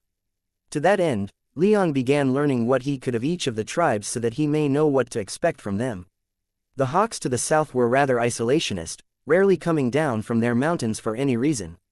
They were also quite communal, greatly valuing the bonds among their flocks. The lions, generally speaking, were warriors first and foremost, with the largest tribal army of all the tribes. They were fiercely loyal to their prides, which mostly consisted of small family units. The bisons were generally peaceful but possessed great physical strength and endurance. They were the most productive farmers and herdsmen of the 10 tribes. All 3 of these tribes had limited military potential on Katagita since most of their fighting men and women were deployed to the sword. That left the Hearts and Ravens. The Hearts were forest people, and though they weren't particularly numerous, they were some of the most skilled craftsmen among the tribes. If any tribesman needed some luxury good or product, they would usually go to the Hearts to make or acquire it. If they wanted weapons, on the other hand, they would go to the ravens. The ravens of Hale Hall weren't particularly violent people, but they were extremely clever folk, with some of the best enchanters and arcsmiths on the entire plain. They weren't overly fond of war, but they certainly profited greatly from it. Hearing of the ravens had Leon already salivating to go and meet them. As for the tribes sworn to the Thunderer, the G-spiders, tigers, and booming brown bears were some of the more solitary tribes, not forming prides or flocks or other kin groups. They were more individualistic and less friendly with the tribes in the west. The spiders were particularly known as the best miners in the 10 tribes, while the bears were their best beastmasters. The tigers, like the lions and jaguars, were known as great warriors, performing the same duty as the jaguars only along the eastern coast rather than the western. When all of that was said, Leon couldn't help but wonder at what the eagle's specialty was, if any, and had it explained to him that the eagles were the best merchants and explorers among the tribes. Once he'd gathered all the support he could, the Elder Council would be called and his claim would be officially put forward. If all went well, the 10 tribes would acclaim him their king, and the other tribes, seeing his support, would fall in as well. If they didn't, then Leon would have to figure out a way to peacefully ensure that they didn't threaten his future endeavors. So, after that meeting was over, Leon found himself relaxing knowing what his next few steps would be. He'd have to return home at least once during that time to put in some face time at Heaven's Eye and check in on his home and those retainers he'd left behind, as well as spend some time with Elise and Cassandra, but he still felt better with a plan in mind, even as undetailed as it was. Before he could return to the guest house, however, he was approached by Nikolaus and a number of other elders with a request that he simply couldn't refuse. As much as he hated ceremonies, there was one that had been moved up to take advantage of his presence that he wouldn't miss for the world. Leon stood upon a large, raised platform in one of Reiko's largest outlying fields. Spread around the stone platform were other stone platforms, but these were slightly sunk into the ground like shallow craters. They numbered more than 1,000, each one large enough for 10 men to stand upon and not feel crowded. But on this day, only 500 or so had been occupied, and only by 2 people each, one old and the other young. The old mage upon the platform was either an elder, a clan chief, or some other relatively powerful older mage of the 6th tier or higher. The young mage upon each platform was invariably 1st tier or weaker, and none looked older than 20 years old. Each of the young mages was stripped practically bare while the older mages painted various symbols upon their body in blood. Leon clearly remembered his father had done the same in a similar ritual many years ago and enjoyed seeing the similarities and differences here. Indeed, it was a mass bloodline awakening ceremony that he would facilitate. Such ceremonies were held once a month, and only for those mages who had shown a willingness to train and dedicate themselves to magical training. The Jaguar tribe counted millions of people among their members, but few of them, relatively speaking, ever had their bloodlines awakened, barely 5,000 per year on average. That meant the Jaguars still had quite a few around given how much longer a mage would live than a mortal, but it was still less than a single % of their total population.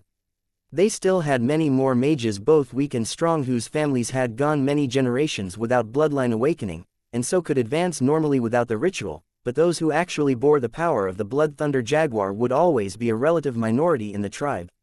It was easy for Leon to forget given how small Reiko's was compared to the great national capitals he'd seen in his life, but the Jaguar clan controlled several times the territory that the entire Bull Kingdom did, and had more people call it home.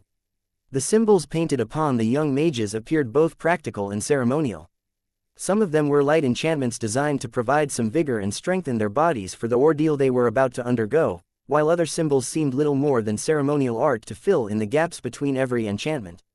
Once every young mage had been suitably painted, Leon watched as one of the other 9th tier elders gave a speech, and then fought to keep an embarrassed smile off his face as all of the young mages swore their loyalty to him as their king, amongst other oaths of loyalty and honor and duty to their families, clans, and tribe. All of that complete, several large war beasts were brought to the platform and sacrificed, their bright red mana filling huge ritual bowls. The mana was then mixed with potent magical herbs and potions, and then each of the present elders on the platform blasted the concoctions with a single bolt of lightning each, Leon adding his own bolts to every ritual bowl. They didn't do anything, but it was tradition, and he was more than happy to participate.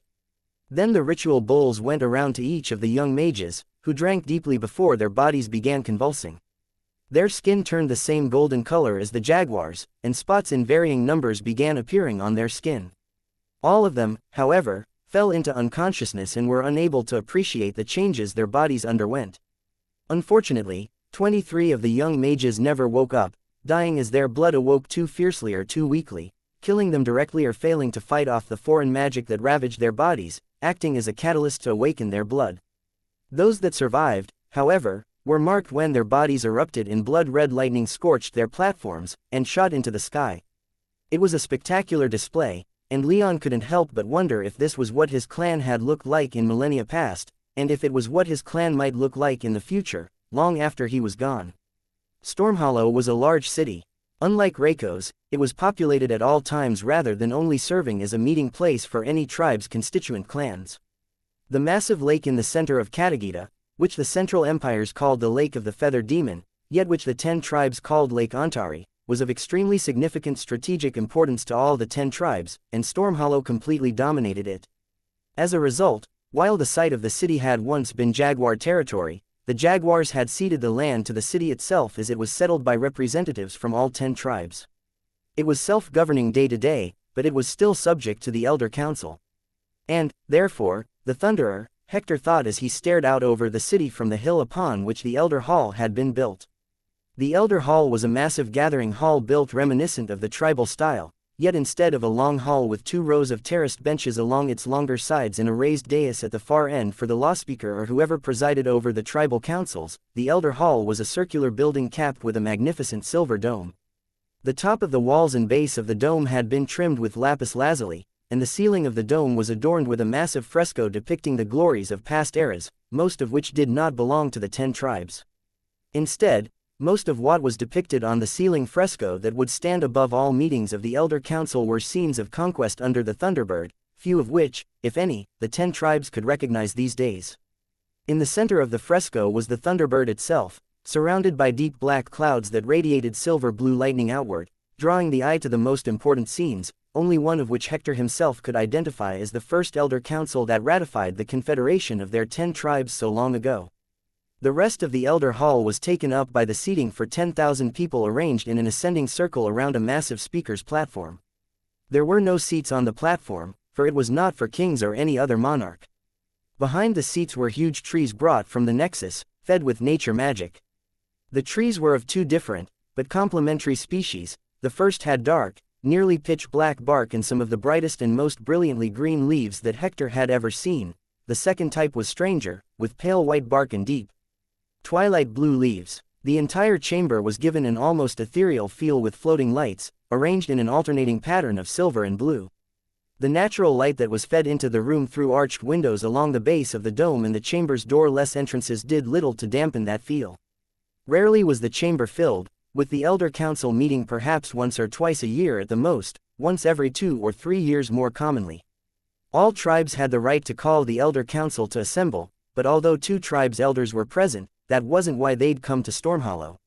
Sitting in one of the 10 seating sections were a large handful of tall, thin, and pale men, all clean-shaven and with sharp, defined features and dark hair. Their eyes, pupil and sclera both, were pitch black, the divide between the 2 barely visible even in the best light. They might have been mistaken for vampires save for the lack of fangs and demonic auras. They were all clad in either black or brown, and none of their clothing had any additional adornment. The other group of elders were practically their complete opposites, about 20 powerful mages, all built like they'd been carved from marble and all sporting long braided red hair. The men of this group had thick, bushy beards and wore golden arm rings. The women, meanwhile, wore golden torques, but both sexes wore fur-trimmed armor that looked more fashionable than functional as the elders showed off large tracts of skin, putting their heavily muscled physiques on full display. The former were the elders of the G-Spiders, while the latter were of the booming brown bears. Both tribes' full complement of elders hadn't come, but those who had were their most powerful and influential. Standing in the center of the chamber was the Thunderer himself wearing the black and gold uniform he'd had designed in a carefully constructed neutral expression, which he maintained as both groups of elders argued vociferously against the Jaguars and their puppet. The debate about how to handle the situation had started fairly peacefully. The elders had arrived not long after the Thunderer returned from Reiko's, with each having decided to come of their own accord after hearing the news of the jaguar's discovery. Each also advocated for similar strategies, from storming the jaguar's territory to arrest and execute the pretender, or to put on such a grand display of their force of arms that the jaguars would have no option but to capitulate and surrender. Hector was personally in favor of the former, with the thought of driving into the perennially recalcitrant jaguars' land and making them see that their traditions wouldn't stop progress, bringing a smile to his lips. The Thunderer, however, was noncommittal on that topic. The debate, which had gone on for several days already, didn't get truly heated until word came from Rakos that the Eagles had declared for the pretender, as well. Hector could hardly believe that a second tribe had fallen for the scheme, so he'd racked his brain trying to think of what the jaguars might have promised the Eagles in return for their support. Given what they were going up against, namely, the Thunderer's new army and his strong alliance among the eastern tribes, he couldn't see what could make that declaration worth it that the jaguars had the power to give. And yet, despite this news, the Thunderer remained soft-spoken and moderate in speech. "Are the ones demanding violence?" one of the bear elders roared, living up to the name of his tribe, for if it weren't for the chamber's powerful enchantments protecting it, Hector would have expected it to shake down to its foundations. "We must be ready. No one brings a claimant to a throne that has gone vacant for so long and doesn't mean violence." "Good cousin," one of the other bears, this one 9th tier and about 700 years old if Hector recalled correctly, said directly to the Thunderer instead of the other elders, "this is an existential crisis that we face. The jaguars are already gaining in strength. This is nothing less than treason against the order that has existed now for tens of thousands of years. We must act, and we will," the Thunderer softly insisted, though his aura pulsed outward in a display that was decidedly less than soft and showcased his slowly growing anger and frustration. Hector could understand it intellectually, but if he weren't barred from the chamber and forced to remain just outside the entrance where he could barely listen in, he would have and had in private multiple times in the past few days been in there arguing with the bears. "It's clear to me," the Thunderer continued, "that the alliances which we've built are not sufficient. In truth, this has been clear to me for many years, now, with the complaints coming from the jaguars being echoed both loudly and quietly in other corners of our fair island. The spiders, bears, and our friends in the tigers, have done much to help raise the 10 tribes out of their curse of factionalism, but this isn't enough. I will go to the other tribes personally to ensure that all we've built is not undone." The Thunderer paused and glared around the room, though Hector noticed his eyes lingering on his own kith and kin. "But before I depart, I will warn all of you of the dangers of keeping ourselves divided. We are all different tribes, yes, and we bear different powers, yes, but we are all one people." "Clearly, we aren't," a 9th tier spider angrily responded, his high-pitched voice coming out quickly and with a rather jerky cadence. "The jaguars would keep us all separate. They will never stop opposing your ideals, and the time is coming when they will have to be convinced by means other than words. I will hear no words of civil war," the Thunderer thundered, his voice doing what the other bear elders could not and shaking the elder hall slightly. "If there is to be war, then they will have to strike first. I have given my word to keep this disagreement political and to convince the other tribes of the merits of our work with the merits of our work. To attack the jaguars and Leon Rame right now would only convince the other tribes that we have nothing of value to argue with, save for our strength of arms. Force is argument enough," an 8th tier bear elder declared, and many of the elders stomped their feet in approval. "I will show you differently," the Thunderer growled, and the elder paled as the Thunderer's 10th tier aura settled around him, exerting pressure. "When the other tribes declare for our side, you will all see. This meeting is adjourned." With that, the Thunderer stalked out of the chamber, his neutral expression shifting into one more wrathful than serene. Hector was about to follow him when he heard one of the spider elders say once the Thunderer had left, "We must prepare anyway. War is coming, but our tribe, at least, will not be caught with webs half spun just because our Thunderer is unwilling to strike a decisive blow against our clear enemy. We have already begun mobilization," one of the 9th tier bears responded. "When the jaguars make their move, we will be ready." "We don't have much time," another spider said. "There are reports that the pretender is already planning to head to the Hawks to solicit their support for his coup. 2 treasonous tribes are enough. 3 would demand a more active response. We will not return to monarchy," another bear elder added, all the other elders making sounds of support that grew louder the farther away the Thunderer moved. Hector smiled in anticipation. He and Lysander had dreamed big when they were kids, and though his one-time friend had set those dreams aside along with his name, Hector never had. He would aid the Thunderer in bringing the 10 tribes back to glory, and he would enjoy seeing the Jaguar of the West's reaction when all of it was done, even if that reaction had to come after stomping his damned tribe down into the dirt. The mountains to the south of the Jaguar tribe were extensive, running along the entire southern coast of Katagita. They were thick and almost impenetrable, but far from inhospitable. Much like the frozen mountains in the northern vales within, the mountains that the Central Empires called the Devil's Spine had wide valleys carved into them by the hands of nature and powerful mages alike. It was deep within those snow-capped peaks, forested valleys, idyllic mountain lakes and streams, that Leon found the tribe descended from the heart-stabbing hawks. The hawks dominated almost the entire mountain range, making their territory long and narrow, but filled with great natural resources from minerals to animal hides. They were a proud people, Leon had been told, great hunters and aloof around outsiders. He shouldn't expect much welcome among them. Neither the Jaguar of the West nor Nikolaus could accompany him south, but it was a short journey and he still had a relatively large escort of 100 powerful Jaguar mages and a couple Eagle Elders acting as his escort, along with his retinue. As they flew southward, Leon had Red and Anzu transform into their beastly forms to make their entourage that much more impressive. As they flew, he observed the landscape below him grow rougher and rougher as his party ventured further and further away from the relatively flat plains that dominated the center of Katagita. He couldn't help but relax as the land below grew more and more mountainous and more forested. He'd lived longer in cities than he'd had in the forest of black and white at this point, but nothing could make him feel like he was coming home than the fresh scent of wild mountains and wilder forests.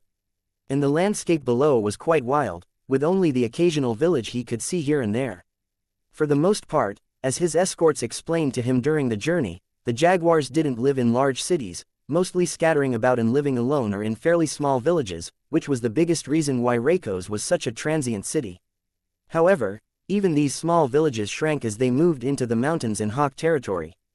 The hawks were much more communal than the Jaguars, living in larger kin groups, but they preferred to pack themselves into dense apartments and large longhouses, rarely needing more than 2 or 3 per village. As they flew, Leon noticed that they drew plenty of attention. The hawks were short and stocky, but nearly all of their mages practiced wind magic, allowing them to fly much earlier than other mages might. As a result, it wasn't that rare of a sight for Leon's group to be suddenly surrounded by 100 hawks as they flew over a village wondering who they were and where they were going. Every time, Leon's party would explain that they were on their way to Reikoriki, the capital of the hawk tribe, and whatever mages had flown up to greet them would accompany them for several miles before returning to their village. The mountains were quite misty, scenically so it wasn't until they were relatively right on top of Reikoriki that Leon laid his eyes upon the city, which was only when they drew to within a few hundred miles of the place. It had first been built upon a series of rocky plateaus, with the largest and most important estates and public spaces built there, but the city had long since outgrown its more humble beginnings. It sprawled out as much as a hawk city could sprawl given how close together they lived across the valley floor.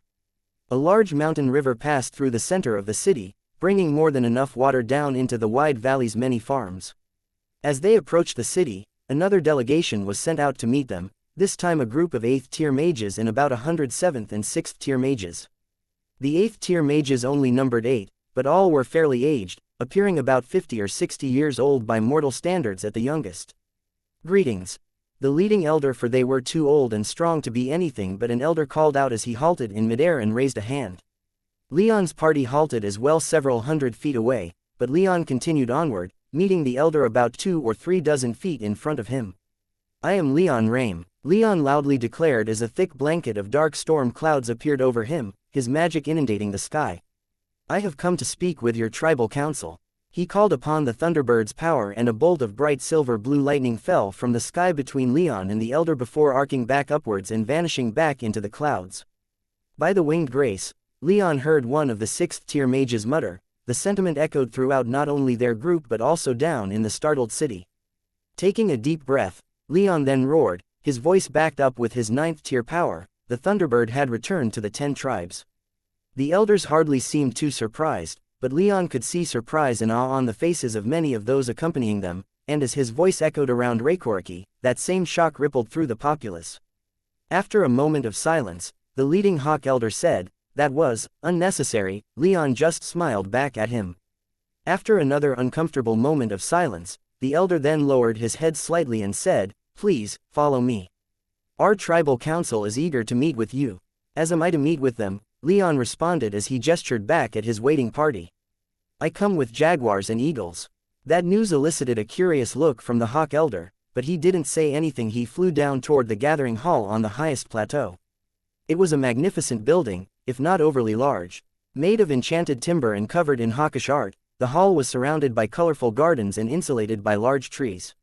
Many of those trees had been grown in such a way as to resemble perches, upon which platforms had been built for many other powerful hawks had posted up. The building itself was more open than the jaguars, with only a few load-bearing walls and columns, leaving the seats and elders within them exposed, though not to the elements, as the enchantments woven into the hall's surroundings kept the entire plateau quite temperate. Instead, it exposed the elders and whatever they might be discussing to whoever wanted to listen in from the nearby perches, and there was space for several thousand, at least. Already, as Leon and his party descended upon the hall, thousands of people were rushing toward the hall, and Leon could already tell that this was going to be a much larger deal than his meetings with the jaguars and eagles had been. He smiled as he neared the hall's forecourt, pausing to circle about their tribal totem several times in a show of reverence, and landed.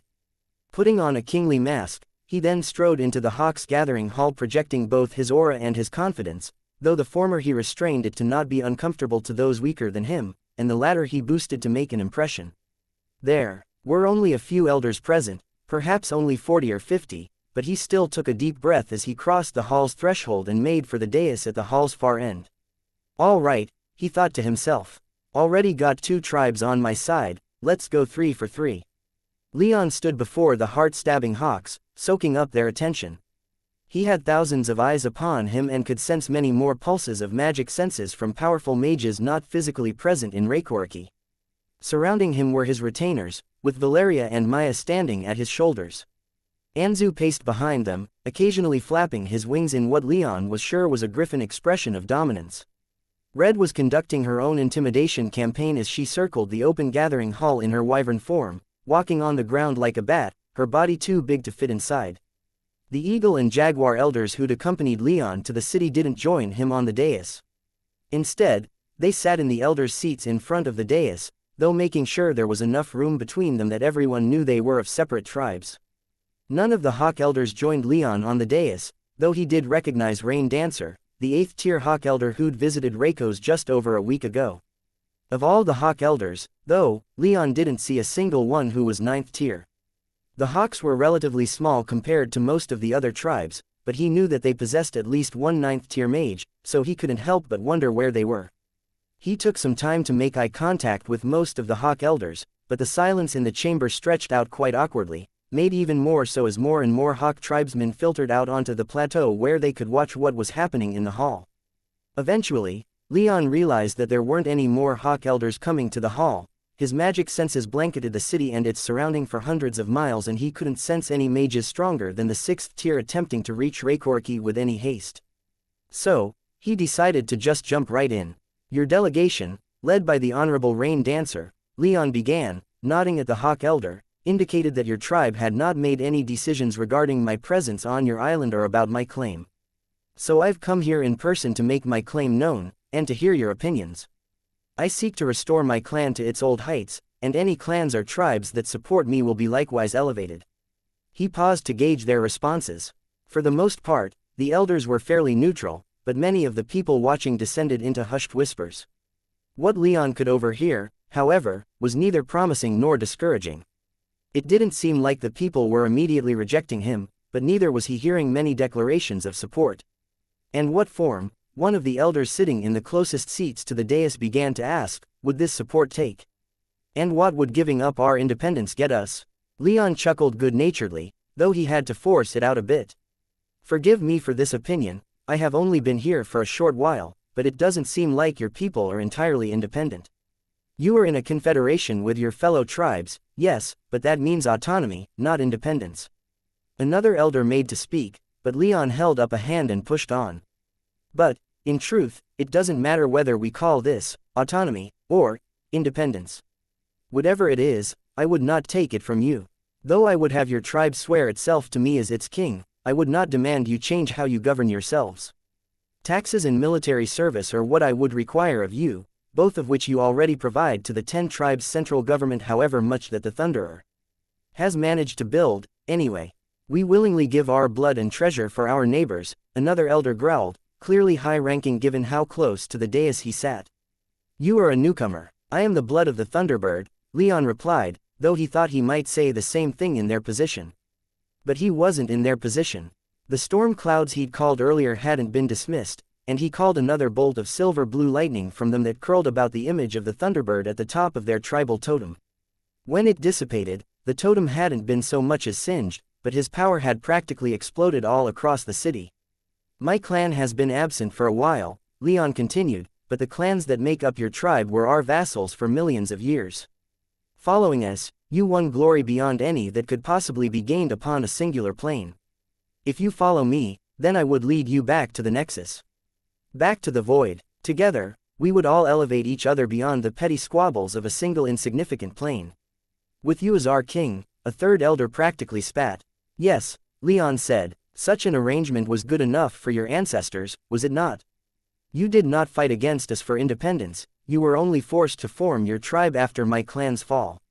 Until then, your people were perfectly fine following my clan and reaping the benefits of having the Storm King himself as a patron. I do recognize, Leon continued as more Hawk Elders grumbled discontentedly, that a great deal of time has passed. And things can't just go back to the way they were. I will not compel anyone to follow me. I am here to seek your support, and if it's withheld, then I will leave and seek it elsewhere. I have already won the support of the Screaming Eagles and the Jaguars, for I have already promised them what I'm about to promise all of you here and now. I will not disband any tribal councils. I will not dissolve the Elder Council. Your traditions are yours to keep, and I would protect them as I would protect your tribes in every other way, if you would only swear to support me as your king. The Hawk Elders made quite a bit of noise, but it was Rain Dancer who spoke the loudest. Protection? The man inquired, his tone sounding a little angered. Do we need protection? Your ancestors clearly thought so when they confederated into the 10 tribes, Leon replied. A long time ago, another elder intoned. How much has changed since then? Leon asked. You're still fighting the same war for incremental gains. Your army is, as we speak, still on the sword, and has been for 5 years. Seizing one large island may be a coup for you as you are now, but it is so far from the glory of our past that it hardly merits a mention. We once plied the void in arcs bigger than anything fielded on this plane these days. Does no one here wish to return to that time? Leon glanced around the room, and though the elders still seemed skeptical, he could hear the people outside sounding far more supportive of his position. He supposed he understood that though the people still venerated the Thunderbird everywhere in the 10 tribes, but the elders had to watch out for their tribes at all times. Giving him their support was a big step that had to be carefully considered. Just as he was about to speak again, one of the 8th-tier mages sitting close to the dais stood up and said, if what you're offering is protection, then we'd have to see it. Experience it. A few elders began to angrily mutter at those words, but Leon paid them no mind as he focused on the standing elder. These mountains have never been tamed in their entirety, and with our army deployed to the sword for so long, things have grown out of hand, the elder continued. Already, we've lost several villages to powerful monsters that we're struggling to deal with. Such a pessimistic view of our situation, another elder shouted. You would give up our independence just to secure aid against a threat we can deal, and have been dealing with, for thousands of years. We are all aware of the situation in the east. The standing elder shouted, his voice easily reaching the people around the gathering hall, who began shouting in support. Turning more towards Leon, he said, I promise nothing. But anyone who would aid us in protecting our lands would be looked upon more favorably by our people and those who speak for them. Leon grinned. If nothing else, I can say that I'm quite good at killing monsters. As are those who follow me. He gestured to retainers, most of whom flexed their muscles or their auras in response, only Maya and Valeria not bothering. Red made quite the show of her enthusiasm, roaring into the air so loudly that many watching the gathering hall had to cover their ears. As everyone calmed down, Leon spoke again. I'll say it again, I consider you to be my people, and I would treat you as such. I would share with you many powers that I have learned, that could be of great benefit to you. And if you want more guarantees of my sincerity, that I mean what I say, then look to your fellows in the Screaming Eagles and Jaguars. They have elected to follow me, and not out of a sense of obligation or whimsy. I understand your concerns, though, so, if you'll give me a couple of days to rest here, then I will head east and show you my sincerity. The hawk elders were more subdued, but the eagles, jaguars, and watching hawks began to roar and stamp and make noise to show their support, and Leon felt like while the hawk elders were being more reluctant, he'd eventually get their support, too. He just had to kill some monsters, first. This isn't going to be quite so easy, said Exalos Angelos, a member of the same clan that Exalos Atos came from and the leader of the eagle elders in Leon's party. Why not? Alcander asked. Sounds easy enough to me. Show up, crack a few skulls, and come back as glorious heroes. And with bellies full of the conquered, Red added with a vicious smile. She was still in her wyvern form, making the expression that much more terrifying. Don't go breaking the wine and meat out just yet, Gaius cautioned. We don't even know what kind of beasts we'll be facing. He turned an expectant look to Angelos, who continued, the threat is big enough that they sent their only 9th tier mage to deal with it, and she's been having quite a bit of trouble. Define, quite a bit, Valeria quietly demanded. She's been in the east for months and the threat yet remains, Angelos explained. Is there something about the east that's particularly dangerous? Marcus wondered aloud. Titanstone, Leon whispered, eliciting a look of surprise not only from Angelos but also from the rest of his retinue and the eagles and jaguars accompanying him. With a shrug, Leon said, I've been reading some of your maps. It's hard not to see 5 massive Titanstone quarries in the east and not connect the dots when the hawks mention a constant threat from that direction. Angelos nodded. Indeed, it's the Titanstone. Or perhaps it's merely correlated and not causal, I can't say. What I can say is that my friends in the Hawks Tribal Council have explained that there are 4 high-profile monsters that have been terrorizing their eastern territories. 3 of them are 8th tier, but don't let their magical strength fool you. They're powerful enough that even with the Hawks 9th tier elder, they still haven't been dealt with. The last is 9th tier, and is practically able to do what it wants in the east.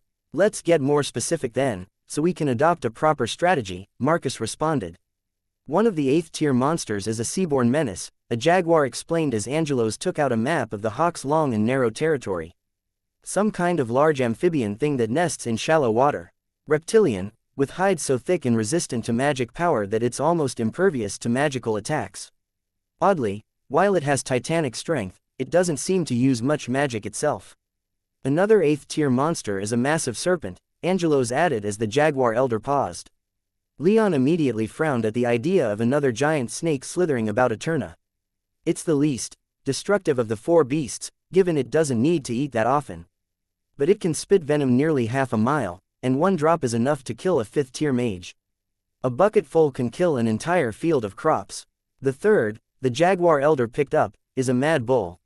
Likely an escapee from the bear's breeding programs, who then gorged itself in the Titanstone-rich forests of the southern mountains.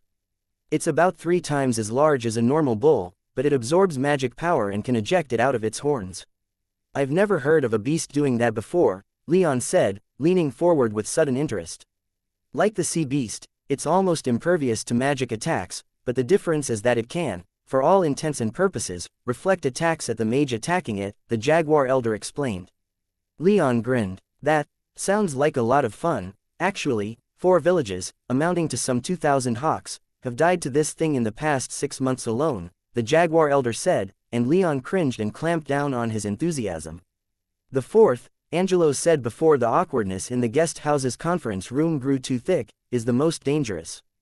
A 9th tier monster, also likely the result of some escaped bear experiment.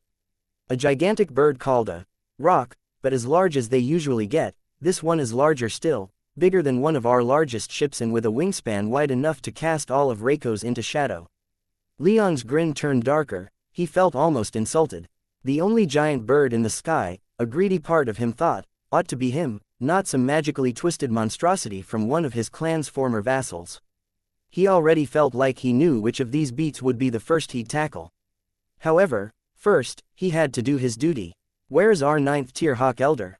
He asked. Singer in Caves is here, Angelos said, indicating a village on the map a little further west than where the beasts had been placed. She, and a group of elders and chiefs, have made this point their base of operations while they attempted to deal with this problem. That's where we're most likely to find her. Leon frowned slightly, noting that that village was even further away than his magic senses could reach. Significantly further, in fact, with the distance being nearly 6,000 miles. He noted, however, that the closest monster to that particular village was the rock. Then we ought to make our way there, he said. But before we do, we should go over our current strategy. He fixed Angelo's in his golden gaze, then glanced at the jaguar elder, and then all the other eagle and jaguar elders that had accompanied him to Reikoriki. I want all of you to stay behind and drum up support among the hawks. From what I can tell, the elders aren't thrilled with me, but there's a great deal of support for my claim among the people of this city. See what you can do to make the elders see that. We will do as you command, Your Majesty, Angelo said with a slight bow, the jaguar elder following suit. As for the monsters, Leon said as he turned to his retinue, giving them all a questioning look and silently inviting any of them to speak their minds. We should split up, Marcus immediately suggested. I agree, Valeria added. Leon lightly smiled and leaned back in his chair. United in thought then, justify it for me. He agreed with them, but he simply wanted to hear what they had to say. There are a lot of monsters here, Marcus explained. We might not be quite on par with them, individually, but with the aid of the Hawk Elders and some of what we brought with us, Leon grinned at what he was blatantly not saying, we should be able to tip the balance in favor of the Hawks. And would lead to a quicker fulfillment of this task, Valeria added. The quicker we get this done, the fewer people will die to these monsters, Gaius offered. I would like to sink my fangs into this rock, Red said with a mean glare of flaring of her killing intent. Such a creature should be reminded that it is only prey, even if it's stronger than you are. Anshu growled, shaking his head. He seemed to be thinking something quite uncharitable as he glanced at Red and shook his head. Magic is not everything, human, Red breathed, the back of her throat glowing as she called upon a bit of fire. Leon recognized this from Anna's work with her wyvernlings to be an intimidation tactic, and it seemed to work as Anshu paled slightly and didn't respond to her. Instead, he spoke to Leon. I have experience in dealing with sea monsters. Allow me to attack that one. Leon nodded slightly. I'm tentatively in agreement that we ought to split up, so long as we're reinforced by Hawk Elders. But we need to learn the situation on the ground in the east before we go making definitive plans. If we are planning, though, then I'd like to kill the bull. Anzu declared. Yeah, Alkander growled. Doesn't seem right allowing something like that to wander freely. I'll take the snake, then, Marcus said. I'll join you, Alex added. That thing'll fall to our thunderwood bows, easy. Don't make such quick judgments, Gaius cautioned. Turning to Leon, he said, I can join Anshu on his part. This may not quite be the same as fighting against Jorman, but I think I can adapt. Leon nodded again before glancing at Maya and Valeria. I'm with you, Valeria told him. We're hunting the rock, Maya asked. Leon nodded again. She smiled and said, then it's only right to go with my mate and help in defending his territory. Leon's smile widened. It sounds like we have the beginnings of a plan, then. Let's get some rest and then we can distribute some of the weapons we've brought. We'll head east in 2 days. It took a few days of fast flight for Leon's party to reach the village where the Hawk's 9th tier elder had based herself from. It was a fairly large place as far as villages went, with space for some 3,000 or 4,000 people to live in the cramped longhouses that the Hawks preferred. In addition to the longhouses, there were farms in the valley the village overlooked and what looked to be several productive mines in the area. However, what took Leon's attention were the large buildings of stone that lay at the foot of a shallow mountain with tall smokestacks that belched far more fire and smoke than would be needed simply to heat the place with fire. Not that Leon thought they needed fire for heating given the amount of magic power surging through their walls. It was hard to see precisely what these buildings were, but given the complex network of metal pipes running along the exterior and several massive metal drums poking out of the roof of most of the buildings, he figured they were refineries of some sort, undoubtedly turning whatever minerals were taken from the local mines into usable materials. The 9th tier elder they were looking for was fairly easy to find. The village was large enough to have a central gathering hall, and though it was constructed similarly to the one in Reikoriki, it was far smaller. Within, Leon could see several relatively powerful mages huddled over a map on a table. While sitting on the dais and meditating with her magic senses projected was a woman with hair silvered from age pulled back into a long braid. Her face was lined, though hints of residual beauty remained in her high cheekbones and soft smile. Her skin was quite tan, in line with many of the Hawks, and she wore a cloak of brown feathers over her shoulders. As Leon's party drew closer, her eyes opened, revealing pale blue orbs that sparkled with intelligence and wisdom.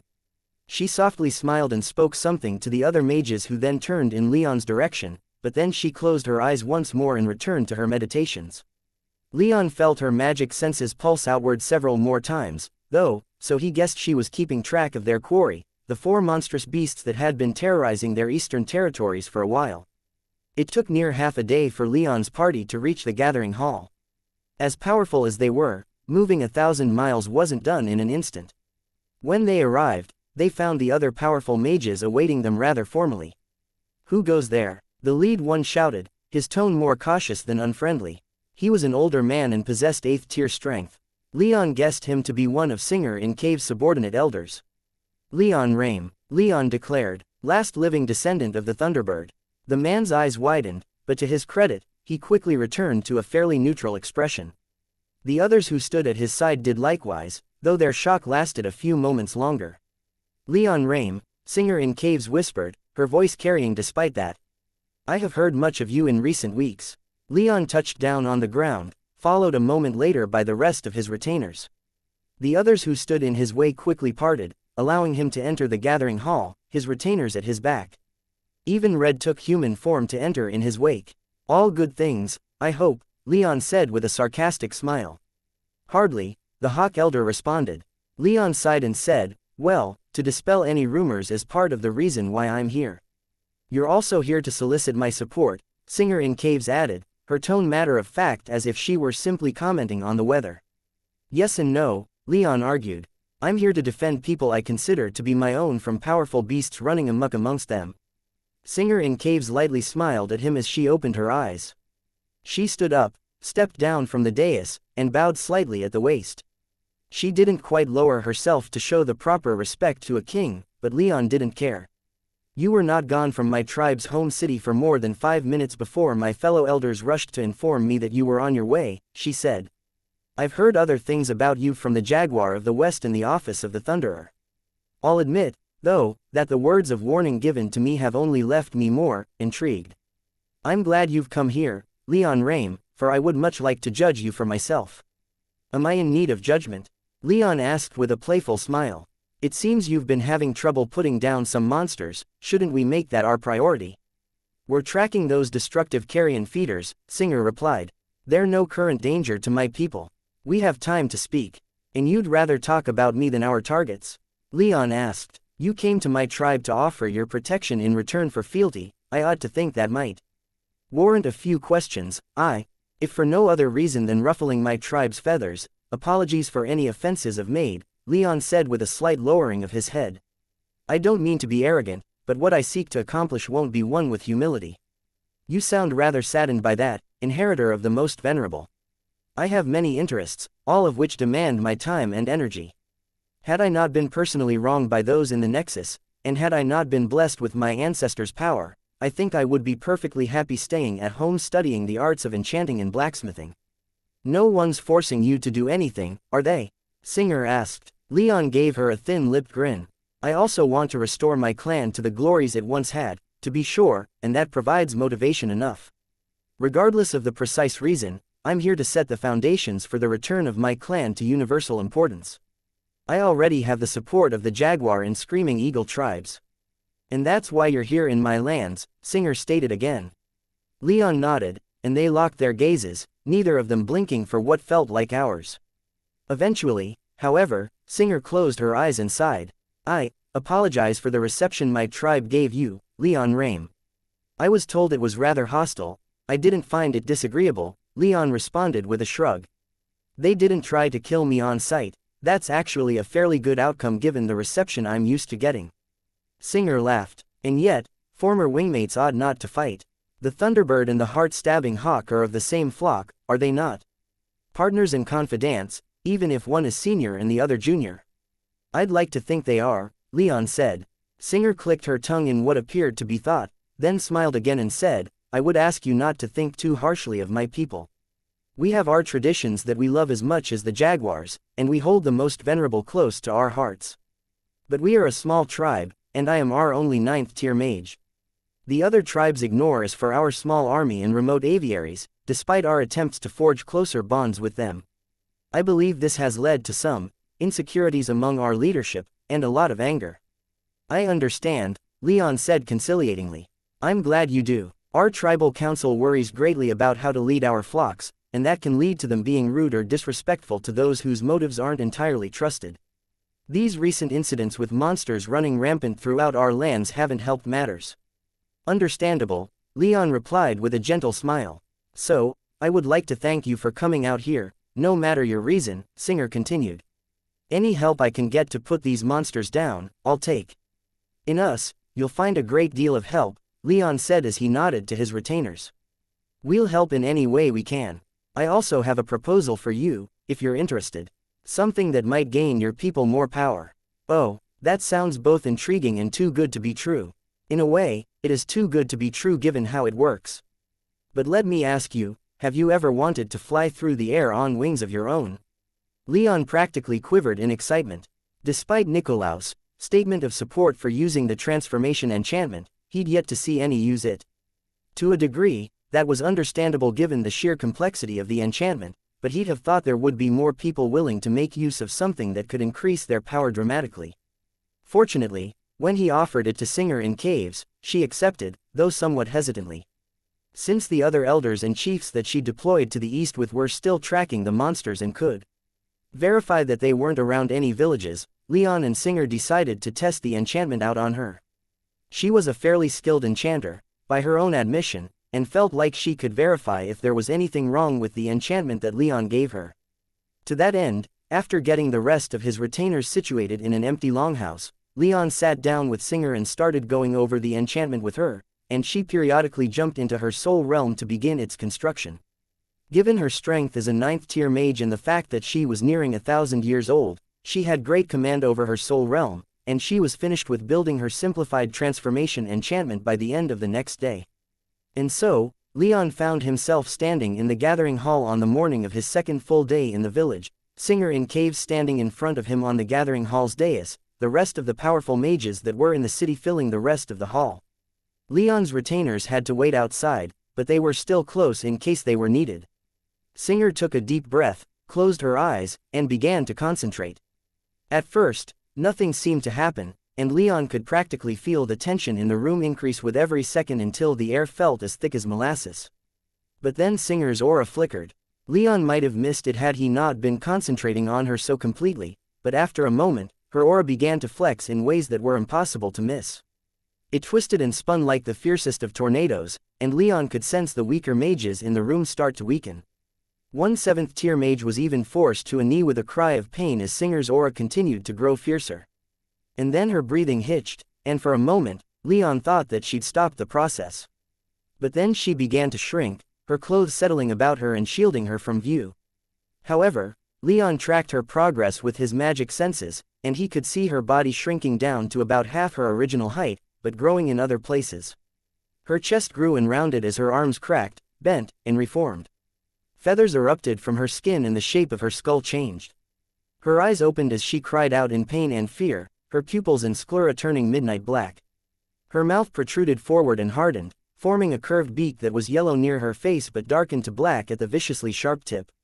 Her legs yellowed and her skin hardened into scales, her toes and toenails elongating into fearsome talons. Above all, however, her aura grew as her body shrank, her power expanding as the enchantment stimulated her blood. She grew stronger and more in control of her power as she grew more in tune with her bloodline. In less than 10 minutes, it was over. Singer lay on the dais, buried beneath her clothes, her eyes wide, a terrified hawk's cry coming from her beak. Singer in Caves, Leon shouted, shocking the others in the hall so badly that a couple nearly jumped out of their skin. If you can hear my voice, remember that you can turn back at any time.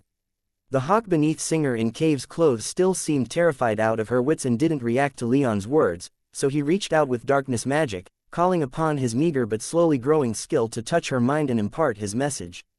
With the transformation enchantment, it was fairly easy to turn back human, it simply needed to be used a little differently to bring one's human characteristics back to the fore. This seemed to reach Singer as her breathing slowed and she closed her black hawkish eyes. Her aura calmed and her breathing slowed. The shrieks of pain and fear ceased. And a moment later, Her body began to expand again, her feathers receding, her scaled legs turning back to aged skin, her wings turning back to arms.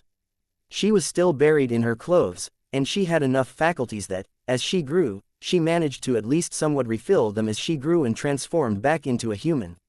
Once she'd returned to her normal form, she took a moment to collect herself, and then in a flash of light, she was fully and completely clothed again. That, she whispered in a tone that sounded like equal parts awe and fear. That was terrifying, Leon asked with a knowing smile. Painful, confusing, all of your senses change into something that seems so alien, and yet, so right. She finished as a deep smile spread across her face. That was the most visceral experience I have ever had.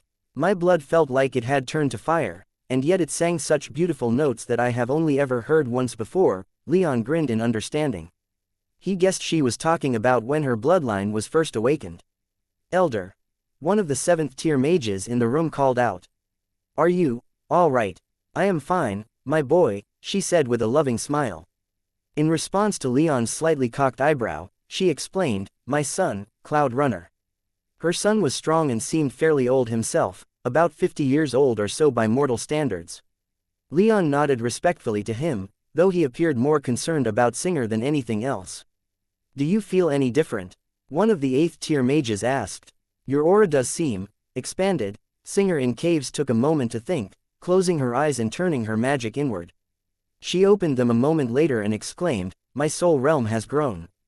Several hundred miles. The other elders and mages stared at her for a second with mouths agape, and then a flurry of questions was directed toward her. Are you sure? You didn't lose track of growth from earlier, did you? How difficult to use was this transformation technique? One at a time, she growled, silencing her petitioners in an instant. She then closed her eyes and her aura flexed again. She once more began to transform, but this time went much faster, and in a matter of seconds, she was sprawled out beneath her clothing on the dais once more. And then she began writhing and twisting, attempting to get to her talons. Leon quickly uncovered her, and she managed to struggle upright, only to almost tip over again as she fought to gain some semblance of balance in a body so completely different from what she was used to. As she got used to herself again, Leon took a moment to appreciate her transformation. Her wings were dark brown spotted with black, as was her long tail. Her head was a lighter shade of brown, while her shoulders and torso were bright red, almost orange. Some of her feathers were lighter and grayer, however, and on further inspection, Leon noticed that her legs' scales were flaking slightly. She chirped and cried out, her beak now unable to form anything resembling human speech. So, Leon called upon his darkness magic again and asked her a simple question. Would you like to try flying, or do you want to get used to your new body, first? She cocked her head, stared at him intently in what he thought was condescension, and then raised her wings and shrieked. Leon grinned, and then did something he'd never tried before, and reached out with his darkness magic once again. However, instead of trying to communicate with her in words, he instead attempted to utilize a technique that the Thunderbird and Zaffin had both used on him in the past, recalling some training that the Thunderbird and Zaffin had given him regarding it. He didn't push words into Singer's head but instead filled his own mind with thoughts of flight in Thunderbird form, the feeling that filled him, the instincts that lurked in his blood that helped him to take off and move his wings just right in the wind. He took all of these things and began trying to share them with Singer. Her black hawkish eyes narrowed slightly and dulled as her focus shifted to these new thoughts and feelings. She didn't move, but as Leon shared with her how it felt to spread his wings and be lifted by the wind, he saw her spreading and angling her wings in just the same way. Then, as Leon felt like she was getting the gist of it, he began adding in how it felt to use his wind magic to make his flight that much easier and faster.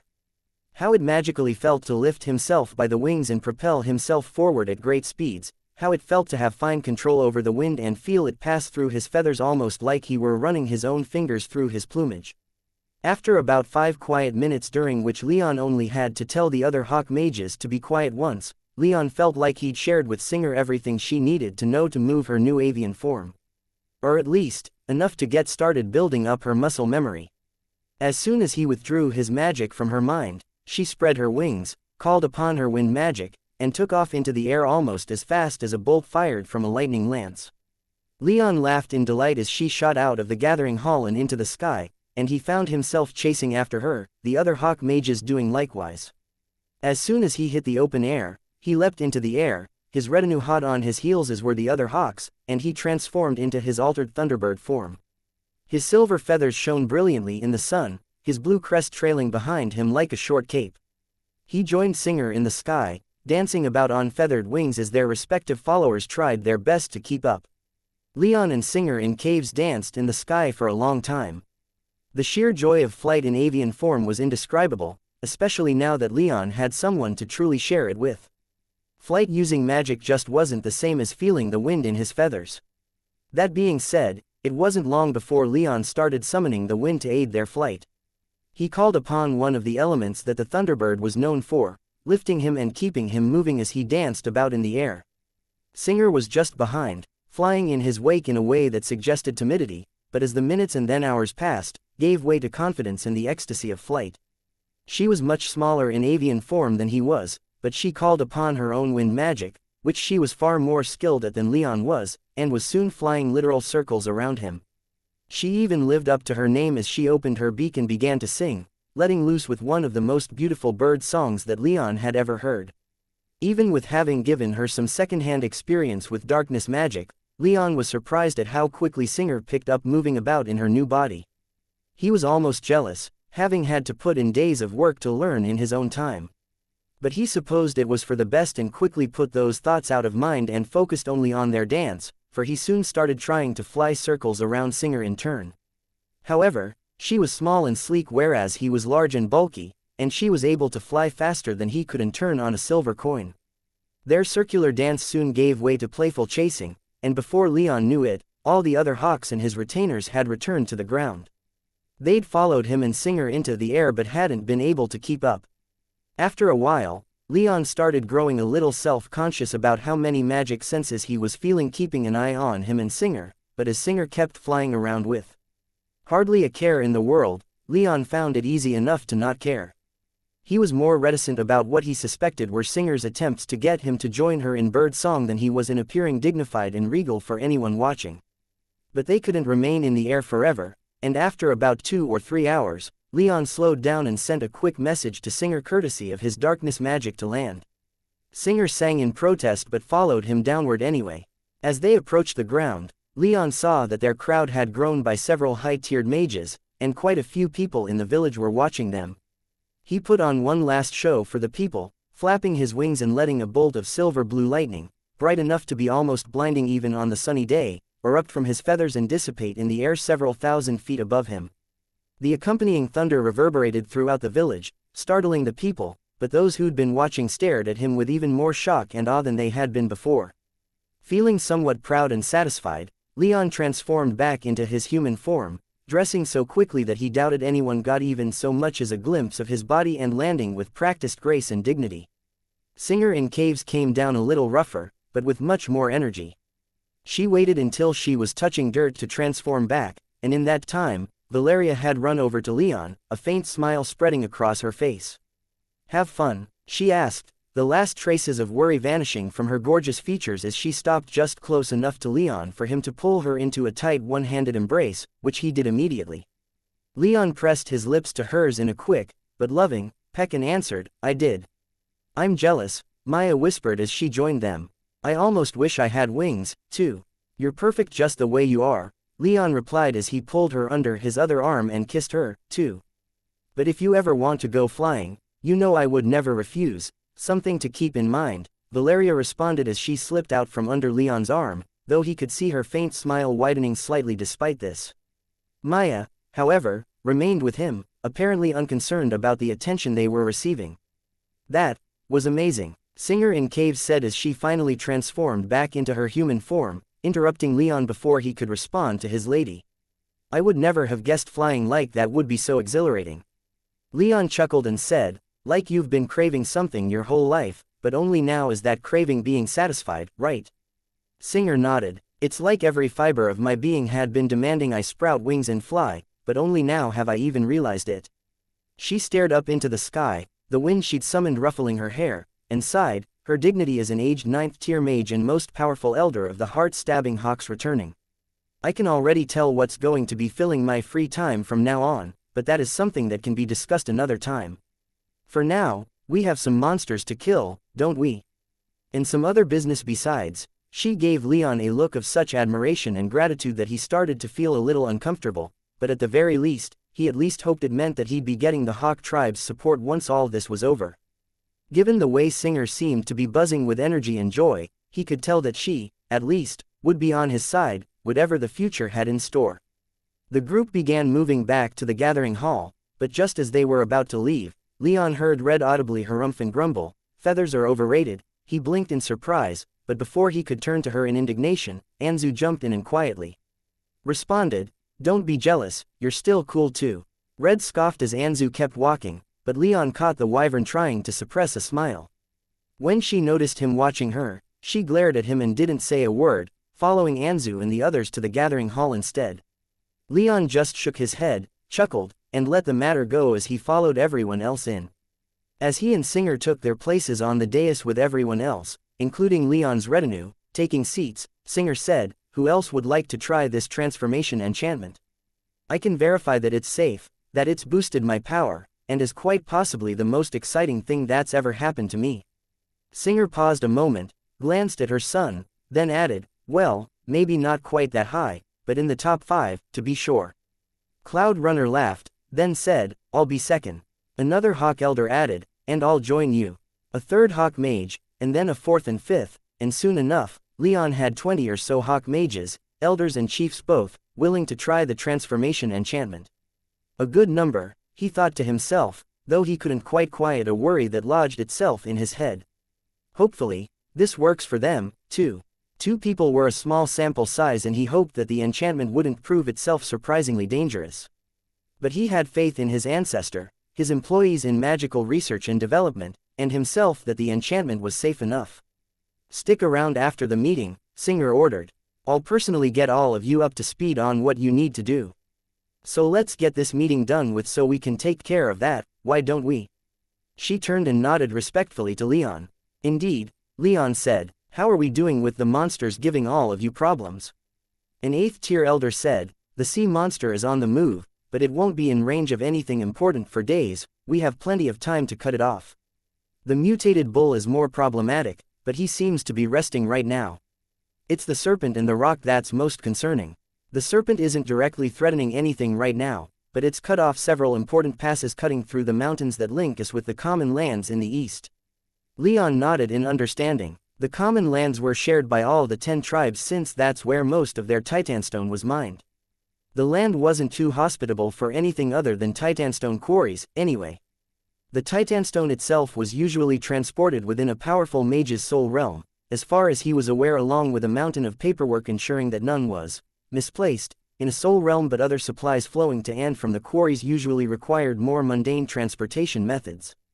Ocean travel was out given how dangerous the waters south of Katagita were reported to be, and the sea monster wasn't making that any easier, so having a giant, violent, territorial serpent blocking access to the east was a huge problem not just for the Hawks, but for all the 10 tribes. Supplies could be moved by Soul Realm, of course, but if that were too widely known, then the Hawks would lose a lot of prestige, so they wanted to avoid that as much as possible. That meant they had to kill the damn thing, and soon. "What about the rock?" Leon asked. "We're having some trouble tracking it, it moves fast," the elder explained. "It's of the highest concern, and we have our best trackers on the problem. If we notice it's moving against any more villages, we'll only have a day at most to intercept it." "Do we know where it roosts?" Leon asked. "We do," Singer said. "It moves a lot, though, and can fly for days. It rarely rests at its home, so the possibility of springing a trap won't work for any of these things." "We've tried," Singer replied. "Our tribe isn't the most well-equipped, but we've brought great force to bear when we've tried. Every time, our prey wriggles out of our talons. We've come close to killing the bull twice," Cloud Runner added. "The damned bull heals surprisingly quickly, its horns can absorb our magic, and it's faster than a red-tipped hare on Kata beans." Leon gave him a blank look and said, "That sounds fast." "It is," Singer confirmed. Leon blinked and decided to just move on. "How about the serpent?" The largest of the bunch, an 8th tier elder informed. "It can take more punishment than just about anything I've ever seen, and its venom is a potent weapon it can use at immense range. Its scales are hard and its hide is thick, so penetrating and hitting something vital will be difficult.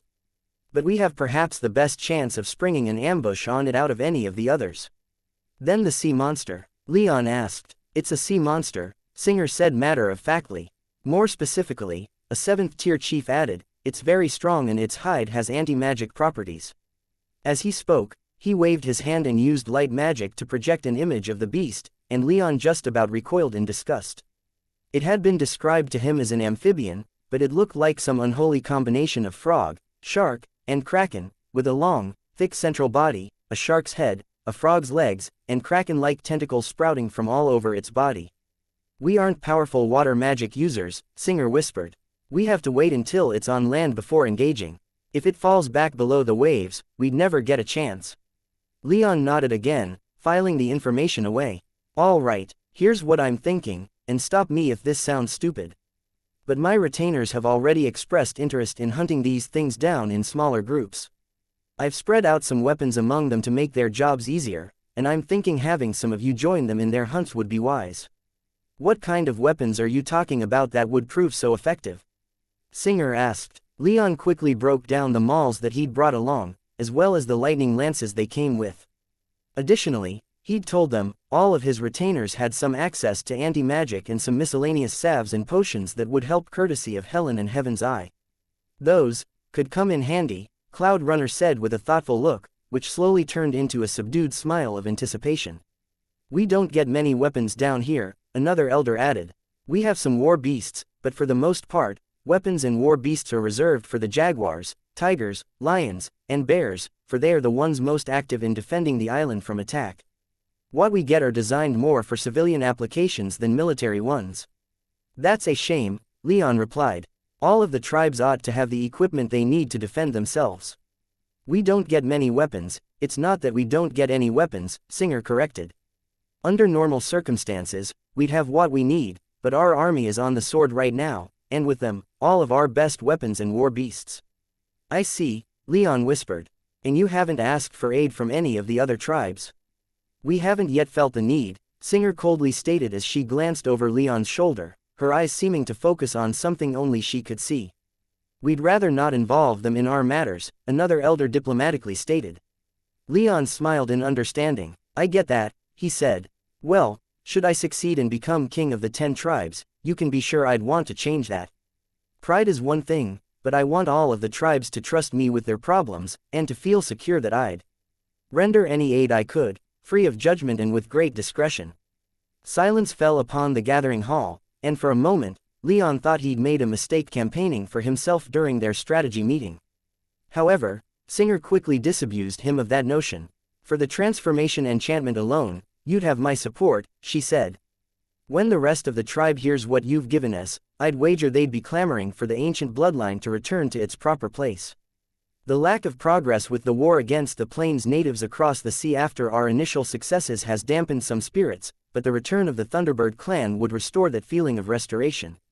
Singer paused a moment and gave Leon first a cheeky look, but grew more contemplative after a couple seconds.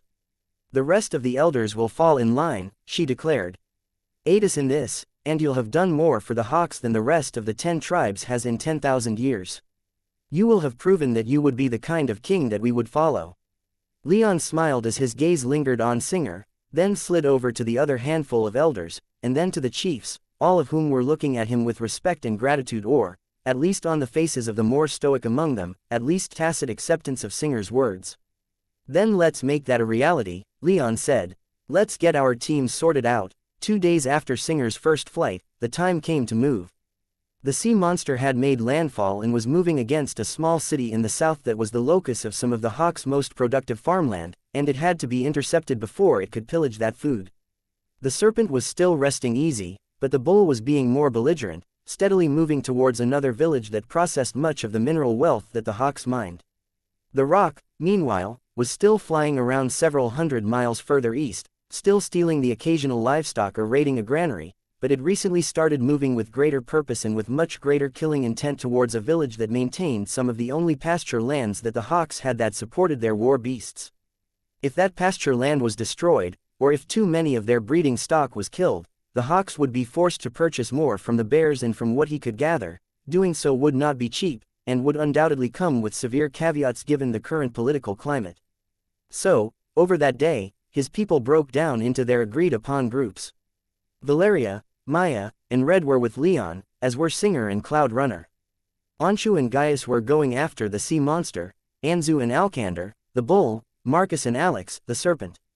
Accompanying all of them were chiefs and elders who had taken that morning, all of the previous day, and the night that Singer had transformed to learn how to transform themselves.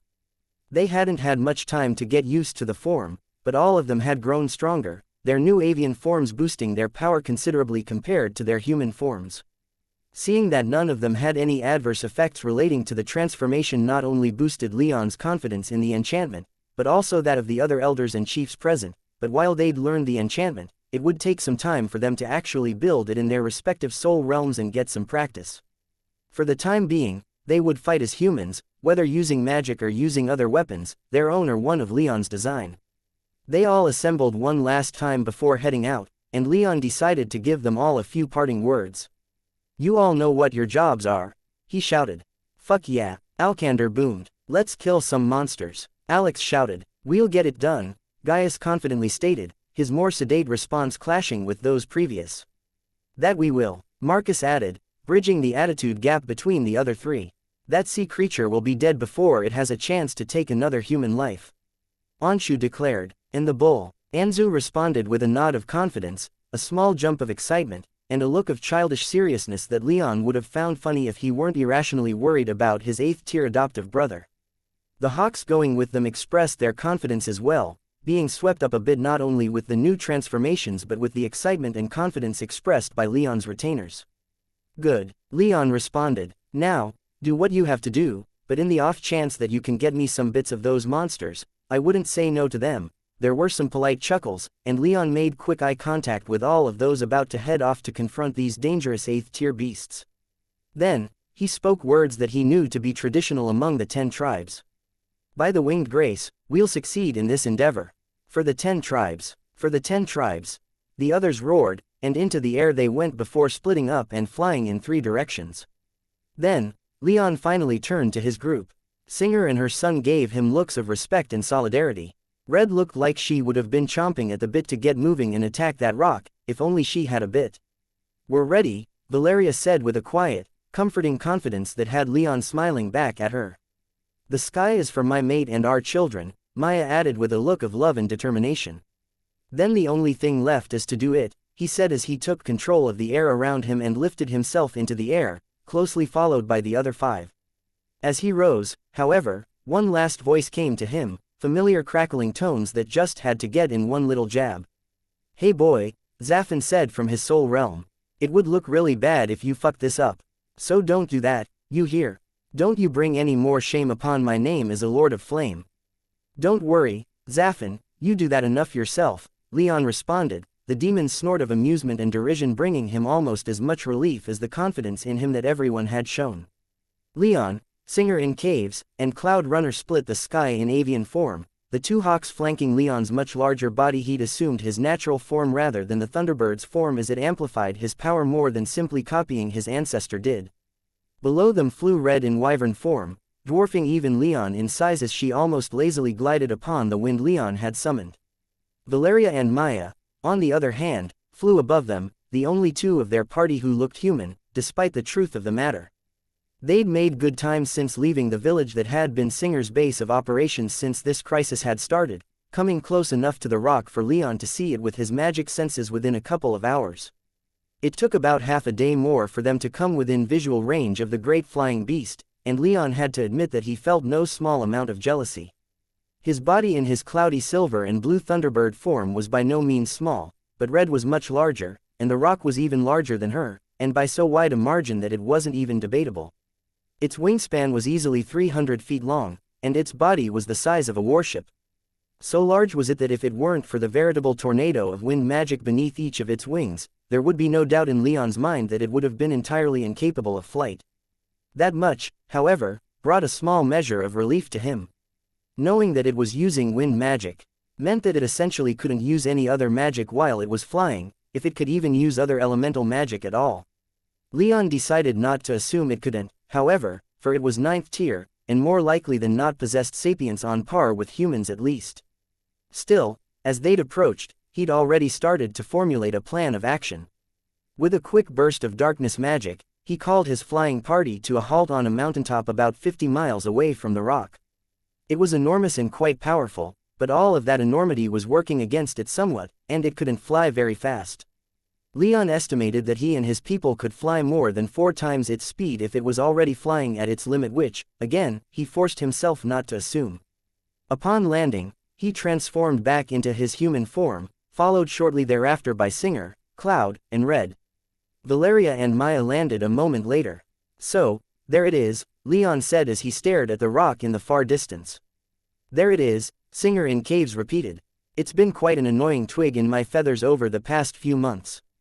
I've tried to bring it down, but it's tough and strong, and it's been able to fight me off every time I've come at it, even when I've come with others." "How much can you tell me of its capabilities?" Leon asked. "It focused on wind magic almost exclusively," Singer said. "It's even stronger than I am, I would say. When attacked, it showed a keen awareness of its surroundings and shrewd and ruthless decisiveness when selecting opponents. It would create a wind barrier that the attacks of the weaker members of my tribe couldn't penetrate, and then it would target the strongest of us exclusively. For all its power with magic, though, I think most of its power is used just keeping itself in the air.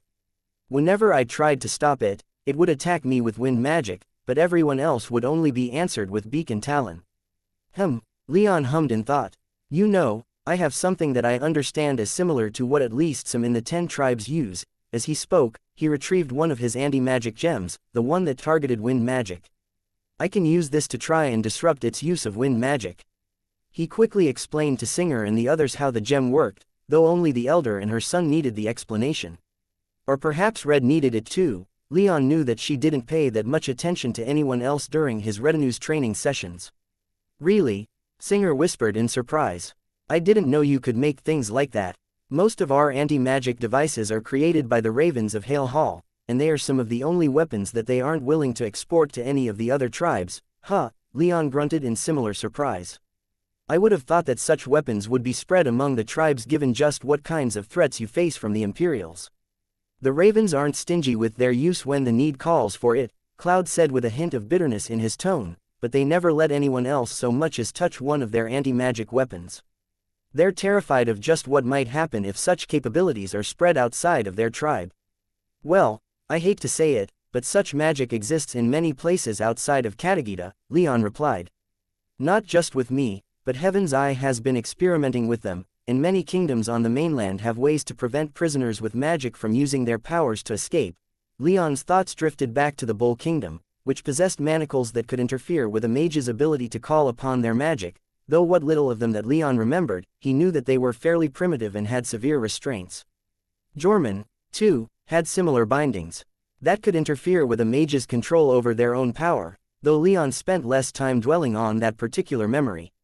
"Perhaps something to bring up with them once you reign, King Leon," Singer said half-jokingly, but Leon took her serious half more seriously. "I'll bring it up with them when I visit," he said. "We'll have much to discuss, I'd wager. But for now, let's focus on that rock. I can try and force it to the ground with this gem, but then we'd have to bring the pain. And that's assuming we even want it on the ground. Is there anywhere in its path that might serve as a good ambush point? We have other methods we can use to attack it." Leon quickly reminded Cloud and Singer about his lightning lances, 2 of which he still had in his soul realm after distributing the rest to the other members of his retinue as they left on their own hunts. "How effective might these weapons be?" he asked. "Hard to say," Singer replied. She grinned and added, "We'll just have to try them out and see what happens, just going to wing it, then." Leon laughed. "I can do that. Now, we just have to decide on where to have our ambush." The rock flew the air like a mountain with wings. It was primarily brown and gray when seen from above, its feathers aiding it in blending in with the ground. However, its undercarriage was an almost pearlescent white that flashed blue depending on the angle it was seen from. It wasn't hard to imagine that the creature could be mistaken for a cloud by a weak or inattentive mage on the ground had it not required such intense wind magic just to get its bulk into the air. The tempest it had conjured to hold itself aloft could be felt for miles, and as it came closer, the wind that heralded its arrival tore whole trees from the earth and lifted them into the air, spinning them and hurling them for miles before they hit the ground again. Leon watched the incoming monster with nervous anticipation. He was fully armored and invisible, with Valeria and Maya close by, also invisible. Red lay on the valley floor in human form, waiting for a chance to strike. Singer and Cloud were on nearby mountaintops with Leon's lightning lances, having been given a crash course in their use as Leon set them up. Each of them had applied some invisibility salve made by Helen before Leon's entire retinue had gotten armor with invisibility enchantments, so while they couldn't be seen, in the wind that raged throughout the valley, Leon couldn't quite say that the stuff would hold up. Regardless, they were about as ready as they were going to be. After setting up the lightning lances, Leon had then scattered about the valley a number of other traps. He hadn't been able to set up as many as he'd have liked since the rock wasn't being so accommodating as to wait around for Leon to finish, but he felt like he'd gotten a good spread of traps set. Now it was only a matter of waiting these last few minutes. The rock soon became visible as it flew through the mountains and into the valley. About 10 miles further west was the Hawk village it seemed intent on reaching, so Leon knew that they had to stop it here or Hawk civilians would undoubtedly die. Just another thing to add to the stress, he thought as he took a few deep breaths and forced himself to calm down. This wasn't his first hunt, though it was fairly unique in its own way. He wasn't an unblooded chick yet to leave the nest, he was a 9th-tier mage and had seen his fair share of war. On the other hand, it wasn't that hard to feel at least a little nervous about a titanic bird of prey flying through the mountains on tornadoes. Still, that anxiety dissipated as it ponderously flew closer, Leon and his ladies having posted up above the center of the valley, right in its path. Leon raised a hand, the gauntlet bearing his anti-wind magic gem, and after waiting only a few more seconds for the rock to get into range, activated it. Magic poured into the gem and the enchantments in his gauntlet that projected its power, with some upgrades compared to the last time he'd used his anti-magic enchantments. This magic then spilled from his fingers like a ray of light visible only to his magic senses. The ray struck the rock, piercing its tempest with ease, and for a moment, Leon thought it hadn't worked. And then the rock shrieked in surprise and panic as the wind spiraling about it and beneath its wings cut out. It, being carried only by lingering momentum, immediately lost what little speed it had and began to plummet, gliding beneath Leon, Valeria, and Maya and coming to a crashing stop on the lightly forested valley floor. The rock hit the dirt in range of 3 of Leon's traps. Almost immediately, it was bathed in lightning as one of Leon's old Thunderblast spells, now significantly upgraded with much greater power, activated. The rock shrieked again, but this time in pain, but as it slid across the valley floor, another trap activated, and this time it was a fiery explosion that rolled over a wing, burning away a goodly number of its feathers. The final trap, another upgraded Thunderblast spell, was activated when the rock finally came to a halt, though this one was a little further away and only struck the rock with a few arcs of lightning. Still, some damage had been done, and though the massive monster's impact had kicked up a tongue of dirt and dust to add to the haze its wind had brought, it was made immediately obvious that neither Singer nor Cloud had lost track of the creature, for a pair of bright flashes of golden lightning were followed by the iron bolts the weapons fired almost immediately slamming into the rock, having cut highly visible paths through the dirt cloud on their way. The rock screeched in pain again and flooded the valley with killing intent. Leon was largely unaffected, and so was Maya by his own estimation, but he heard Valerius' breath hitch for a moment in response. Immediately, any hint of pride and elation at the plan having gone as planned until this point evaporated, replaced with white-hot anger. Leon pulled a weapon from his soul realm that he'd been dying to use for a long while now, his thunderwood bow. His old bow of red-painted wood had long been replaced with this new one, marginally larger than the bows he'd given the rest of his retainers, and more heavily enchanted. He didn't take a moment to appreciate his handiwork, though, and simply pulled back the bowstring, allowing his power to flow into the bow. An arrow of silver-blue lightning formed, crackling and hissing as if it were begging to be released, so, Leon did just that, loosing it at the rock. The lightning arrow sped faster than any lightning spear he could have thrown, slamming into the rock's back with all the power of Leon's bow and his 9th-tier strength. The arrow erupted so powerfully upon hitting the rock that the previous Thunderblast spells were made to look small in comparison. Lightning rolled over the rock in a great wave, burning away feathers and searing flesh. The rock shrieked once more, but this time, while Leon heard pain, he also heard an equal amount of anger. The rock flexed its wings and sent a wave of wind rolling through the valley. Trees were torn from the ground and boulders ripped from the earth, both thrown like weapons. More concerningly, however, was the wind itself, which formed into sharp, invisible blades that rent the air like millions of tiny claws. Leon's group was hit, but their armor wasn't even scratched. They were, however, rendered visible, and the rock's massive head turned in their direction, its pale yellow eyes wide with fury and hate. "Scatter!" Leon shouted mentally to his ladies, and Maya immediately took off into the sky, shedding her human form to assume that of a flying ice dragon that matched the rock for size. Valeria plummeted as she drew her glaive that Leon had made. He felt it flare up with her ice magic, and he knew that if it managed to pierce the rock's flesh, it would attempt to freeze everything within the monster's body. He didn't follow them, instead shifting into his natural Thunderbird form and flying toward the rock as it fully turned to face him, intending to clash with the creature head-on. Silver-blue lightning danced over his feathers as storm clouds gathered above, and another pair of bolts from the lightning lances struck the beast in the back. This time, the rock didn't shriek. Instead, it flapped its enormous wings and seized control of the air around it. Another wing flap sent a hurricane-level gust of wind in Leon's direction, the massive wave of air picking up dirt and debris and becoming opaque. Leon flapped his own wings and pierced through it, though the wind bit and tore at his body, and he lost some blood and feathers within. As he reached the other side of the wind wave, he found the rock waiting for him, and the beast lunged at him with its massive beak. Knowing that it could swallow him whole, Leon rolled out of the way as he flew towards it, and called upon his ancestors' lightning. Silver-blue bolts of lightning began to rain down from the storm clouds above, and the rock, after taking the first couple, responded by making a loud war cry and causing the wind to pick up much more dirt and dust and sent it flying upward. Leon's bolts penetrated the rock's wind but lost most of its power. But Leon wasn't deterred, and instead of relying upon his magic, he dove in and began tearing at the rock with beak and talon. The rock retaliated, but it moved too slowly to catch Leon, and with its magic tied up in shielding itself from Leon's magic, it had little other recourse. Its capabilities were tested when Maya came barreling in from above, her ice dragon form crashing into the rock like a frozen meteor. The rock let out a strangled cry as Maya's icy jaws sank into its neck, while at the same time, Valeria made her presence known as she sprang upward from the ground and began slicing at the rock's muscles around its scaled legs. Red made her move at the same time, springing forth in wyvern form and bathing the rock in a storm of fire. The rock once again shrieked, but managed to twist its head around and tear Maya off of its neck, though the fountain of blood that sprang from the wound she caused didn't seem promising for its future plans to remain in the land of the living.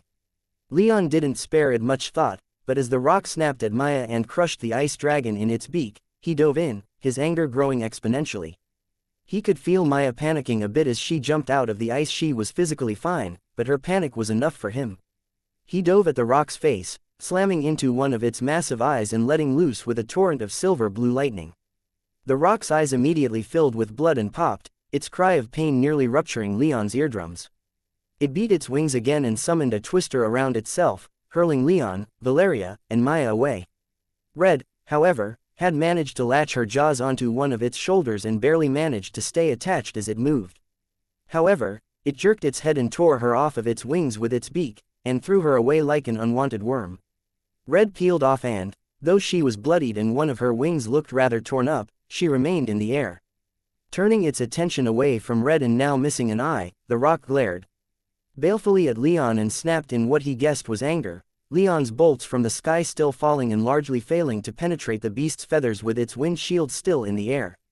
And then the rock began to rapidly shrink, and just in time to have two more bolts from the lightning lances bounce off its shoulders rather than penetrate into vulnerable flesh. Leon realized just a moment later what the rock was doing as its features became more and more human. He dove downward, attempting to finish the job now that the monster was so weakened and injured, but a last-second burst of wind magic sent him careening backward. When he righted himself in the air, he found that the massive rock had disappeared, leaving a naked man standing on the ground, one eye burned out of his skull as blood poured down his face, several other burns and injuries plain for him to see. The man had long, wiry hair and a long scraggly beard that looked like it hadn't ever seen any grooming. He was tan and hairy, with gaunt features and an aquiline nose that put even Leon's to shame. His one remaining eye kept its yellow coloring. He stuck around to glare at Leon for a single moment before he tore off toward the mountains, apparently deciding to cut his losses and run. After him, Leon shouted to the others. Leon, Valeria, Maya, and Red tore off after the rock, with Singer and Cloud not far behind. The latter two had to pull the lightning lances back into their soul realms, so they were a minute or two behind Leon and his small group as they pursued the rock in human form back into the mountains. The rock moved fast, his injuries making him desperate, but he didn't move nearly so fast that Leon in his avian form couldn't keep track of him. However, it was fast enough that Leon was having trouble closing the distance. The rock wasn't helping matters as he inundated the air behind him with his power, pulling and slicing at him and his 3 hunting partners with blades of wind. Leon and the ladies didn't take that lying down, however, and Leon constantly fired off bolts of lightning from the sky at the rock. Some of them hit, but most of them the rock managed to dodge by the skin of his teeth. Still, the burns were accumulating, and soon enough, he began to slow. In the end, he'd only managed to flee several miles before he stopped in a clearing and turned to face Leon's group closing in on him, a look of mad desperation in his one remaining eye, blood pouring down his face from the empty socket where his other eye used to be. "Slow down," Leon ordered as he fired off another couple of lightning bolts, but the rock made his move as he summoned a twister around his form, and Leon's lightning was lost within the wind. Spread out, Valeria and Maya did as commanded, but Red swooped in, her killing intent soaring. She closed with the now stationary rock and the twister he shrouded himself in and let loose with a massive breath attack, a tidal wave of flame crashing down upon the rock. However, the rock's wind took the flames and pulled them away from him, and Red's fire was simply carried upward into the sky, away from the rock. A moment later, a lance of wind came peeling out of the fire and slammed into Red, hitting her just below her right shoulder and nearly severing the wing entirely. Red roared in pain and Leon dove in to rescue his wild retainer. He called up all of his skill in wind magic and dove into the twister, the wind tearing at his feathers and opening even more shallow cuts and ripping away even more of his feathers, but he made it through and, with a quick beat of his wings, he sent a silver-blue lightning bolt down upon the rock. The rock had been in the act of gathering wind for another attack at Red, one that likely would have left her maimed if not dead. But Leon's bolt struck true in the moment before Red might have departed for the kingdom of the dead. The rock reeled back as he was struck, his magic dissipating as his right arm was charred to the bone by the heat of Leon's strike. "Fuck!" he shouted as he fell to the ground, and Leon's eyes widened in shock about as much as they could. "Hold!" he shouted to Valeria, Maya, and Red. For Valeria and Red, he didn't so much need to make the order as Red was in no position to move for at least another minute or so, and Valeria was already seeing to her with healing spells and potions. Maya, on the other hand, had formed half a dozen large water dragons, all of which were circling the rapidly dying twister just waiting for the chance to fall upon the rock and tear him apart. The rock was horribly wounded, all of his wounds on full display thanks to his lack of clothes. If he saw no medical attention, Leon estimated that he would bleed out in a matter of minutes and not very many at that. Making matters worse for the rock, there was a startling lack of bright red mana seeping from his wounds, nearly all of his blood being mundane crimson indicating a lack of magic power in his body. At the least, he's no threat anymore, Leon thought as he circled about once more and landed close to the rock. He returned to human form, armored up, and cautiously approached, sparing only a moment to see that Maya was still keeping watch above, while Valeria was having some success treating Red's wounds. Leon frowned in anger and displeasure at seeing his wyvern retainer so injured, but he bit down on his anger and approached his quarry. "You can speak," he shouted at the rock, who glared back at him with his one good eye and tried futilely to drag himself further away from Leon. "I heard you speak," Leon shouted again as he drew within comfortable speaking range. The rock continued to refuse to answer, but he at least stopped dragging himself away, though that seemed more due to weakness than lack of will. He simply lay on the ground, the debris of his landing and the last few exchanges of their battle scattered all around him, his one eye tracking Leon unerringly with a hateful glare. "I can save you," Leon said as he pulled a powerful healing spell from his soul realm. "But I have some questions I want answered." The rock glared at him, not a word passing his lips. "Where did you come from?" Leon demanded. "Why have you been attacking the hawks?" Again, the rock remained silent as his wounds continued to bleed. Leon frowned, then began to slowly approach the beast in human form. He was intending on using the healing spell on the rock anyway just so that he could continue to ask some questions of the curious creature, but as he took a few hesitant steps forward, the rock suddenly opened his mouth and began to scream incoherently. Backing up his scream was what seemed to be the last of his power, and the air that carried his voice flexed and vibrated powerfully enough that Leon was hurled backward. Leon landed on his feet, coming to a skidding halt as the rock continued to roar, his voice like a hammer and nails taken to Leon's eardrums, and it was all Leon could do to stay upright. He began to channel his magic, summoning a bright silver-blue lightning spear in his right hand and preparing to hurl it, but a moment later, an arrow of wind passed right past him carrying Singer's avian form. The Hawk Elder sank her talons into the rock's chest and buried her beak in the monster's throat, bringing the roar to a swift and strangled end as she ripped and tore into his flesh. The last light in the rock's one remaining eye went out, and he slumped over dead. He would not be answering any of Leon's questions now. Leon and his party reassembled on the mountaintop where they'd planned their ambush. They'd had to do some cleanup work after the rock was finally put down, with Leon having to head out and remove all of the remaining traps he'd planted all across the valley while Singer and Cloud Runner had to visit the village the rock had been threatening and make sure they were all safe and sound. Singer took care of the rock's body, though Leon had made a cursory examination of the corpse before she'd taken it, his curiosity unsated. However, he'd not learned anything from his examination, not that he'd expected to, of course, but he had to try. Maya, Valeria, and Red, meanwhile, took to licking their wounds while Leon, Singer, and Cloud were busy. By the time Leon joined them on the mountaintop, Red had just about fully healed of the grievous injuries the rock had given her. That didn't stop him from grilling her on her physical condition as soon as he arrived, though, to her consternation. Once Singer and Cloud joined them, however, Leon got down to business. That rock was intelligent, he said. Sapient. And not just that, but he understood human language enough to curse. You heard that? Singer asked with a deadly serious look about her, contrasting with her otherwise easy-going attitude. You confirmed it. I heard it plain as day, Leon replied, a touch annoyed. He swore as he fell. So what? Red growled. The flying feast could speak. This changes nothing. Leon sighed. I suppose not, but it's still something I found disquieting. It's not the first time we've killed an ascended beast, Valeria softly pointed out. Won't be the last, either, Maya added. Leon sighed again and repeated, I suppose not. I would have preferred to get a chance to speak with him, though. He was attacking you, Singer pointed out. Would you have rather I left him to continue? No, Leon firmly responded. Let me make one thing clear. I will sleep well tonight knowing that we've made the Hawk tribe safer.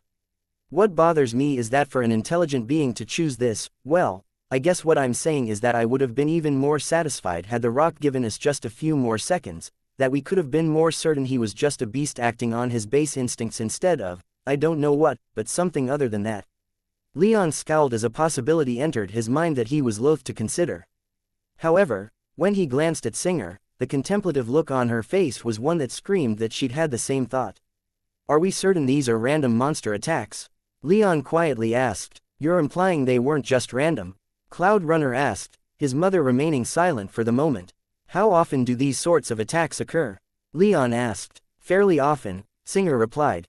I believe we've been over this before, but if we haven't then that's my oversight.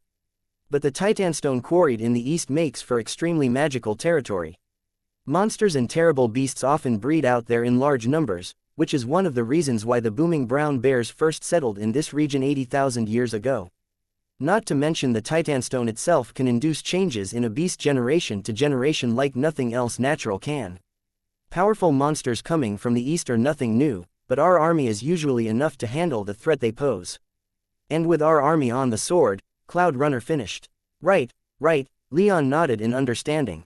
But do these attacks usually occur in a group, like these have? Or are they more one-time affairs? They'll sometimes come fairly soon after each other, Singer said. It's not unreasonable to think that some event that gave one beast power wouldn't give another beast power at the same time. Leon frowned briefly, thinking for a moment of Tuscan. How it handed out power for any beast that gave it sacrifices. He didn't think there was anything like that out here, but he supposed some vaguely similar process could occur in a place with so much concentrated Titanstone. Fine, he said, if you don't think there's anything wrong here, then I suppose I'm just being paranoid. Maybe I'm just too used to people trying to kill me that I can't help but wonder if this is some scheme, too. We're friendly enough with the booming brown bears, Singer said aloud with a thoughtful look. I can't imagine they'd move against us in any systemic way like this. I'm sure they'd love it if we were to grow more dependent on them for any reason, but I can't see them intentionally weakening the 10 tribes. They're the ones who put the Thunderer in his position, you know. I'm aware, Leon replied. The same thunderer who's been undermining the traditions of the 10 tribes for decades, now or so the jaguars claim, at any rate. The jaguars are sticklers for their traditions, that's for sure, Singer whispered. That we're threatened by 4 powerful monsters when our army is away is an unfortunate coincidence. Our army has been away for years now, so there were bound to be some beasts that grow in their absence. Unless I see hard evidence to the contrary, that will be my official position. The jaguars might be more than willing to fight the bears, but the hawks only want peace within our confederation. Understandable, Leon whispered. Then I'll drop the matter for now. Why don't we head back to your base of operations and see if the rest of our people have been met with similar success as we have? Sure, Singer replied, but she then held up her hand and continued, but first, why don't we all share in the spoils of our hunt? With a dramatic flourish, she pulled several huge feathers from her soul realm. Each one was about as long as Leon was tall, and was a pearlescent white with streaks of blue visible in the right light. These, Leon whispered in awe. Are that rock's feathers, Singer confirmed. I picked them up on my way back here. They don't seem to have any functional purpose, but they're quite beautiful, aren't they? Worthy trophies, I'd say. That they are, Leon whispered as he took one of the proffered feathers, Maya, Valeria, and Red doing likewise. Red seemed the least sentimental out of all of them, simply tossing the feather into her soul realm with hardly a care in the world. Maya wasn't too far behind her, but at least took a moment to look the feather over before throwing it into her soul realm. Valeria's reaction was most like Leon's, staring at the feather for several long seconds in awe and appreciation of the beauty of the thing. Only after several long seconds did she put the feather away. How many feathers do you think are still out there? Leon asked curiously. Not many in such condition, Singer replied. Most were burned or broken in some way. Finding 6 intact feathers was a pain in my ass, let me tell you what, Leon chuckled. Your gift is appreciated, Singer in caves. Thank you. His words were echoed around the group, to lesser or greater enthusiasm depending on who was speaking. Fortunately, Singer didn't take any offense where some might have, and without too many more words, the group took once more to the skies and began their flight back to the village where Singer had made her base of operations, and the thing just kept regenerating. Alkander exuberantly exclaimed, nothing we did seemed able to do much permanent damage to the damn thing. But then we shot it with the lances. Anzu picked up with equal enthusiasm. The bull kept healing for a while and was able to fight, but another shot hit it in the head and killed it.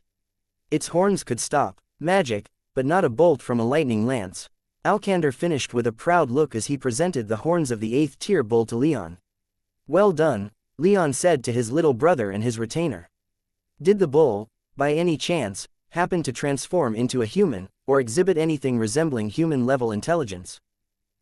No, Anzu said as he cocked his head in thought. No, Alkander confirmed. It acted as a beast does, not as a man does. Leon hummed in acknowledgement and took the horns. It had been 2 days since the rock had been felled, and Alkander and Anzu's small hunting party were the last to return to the staging point.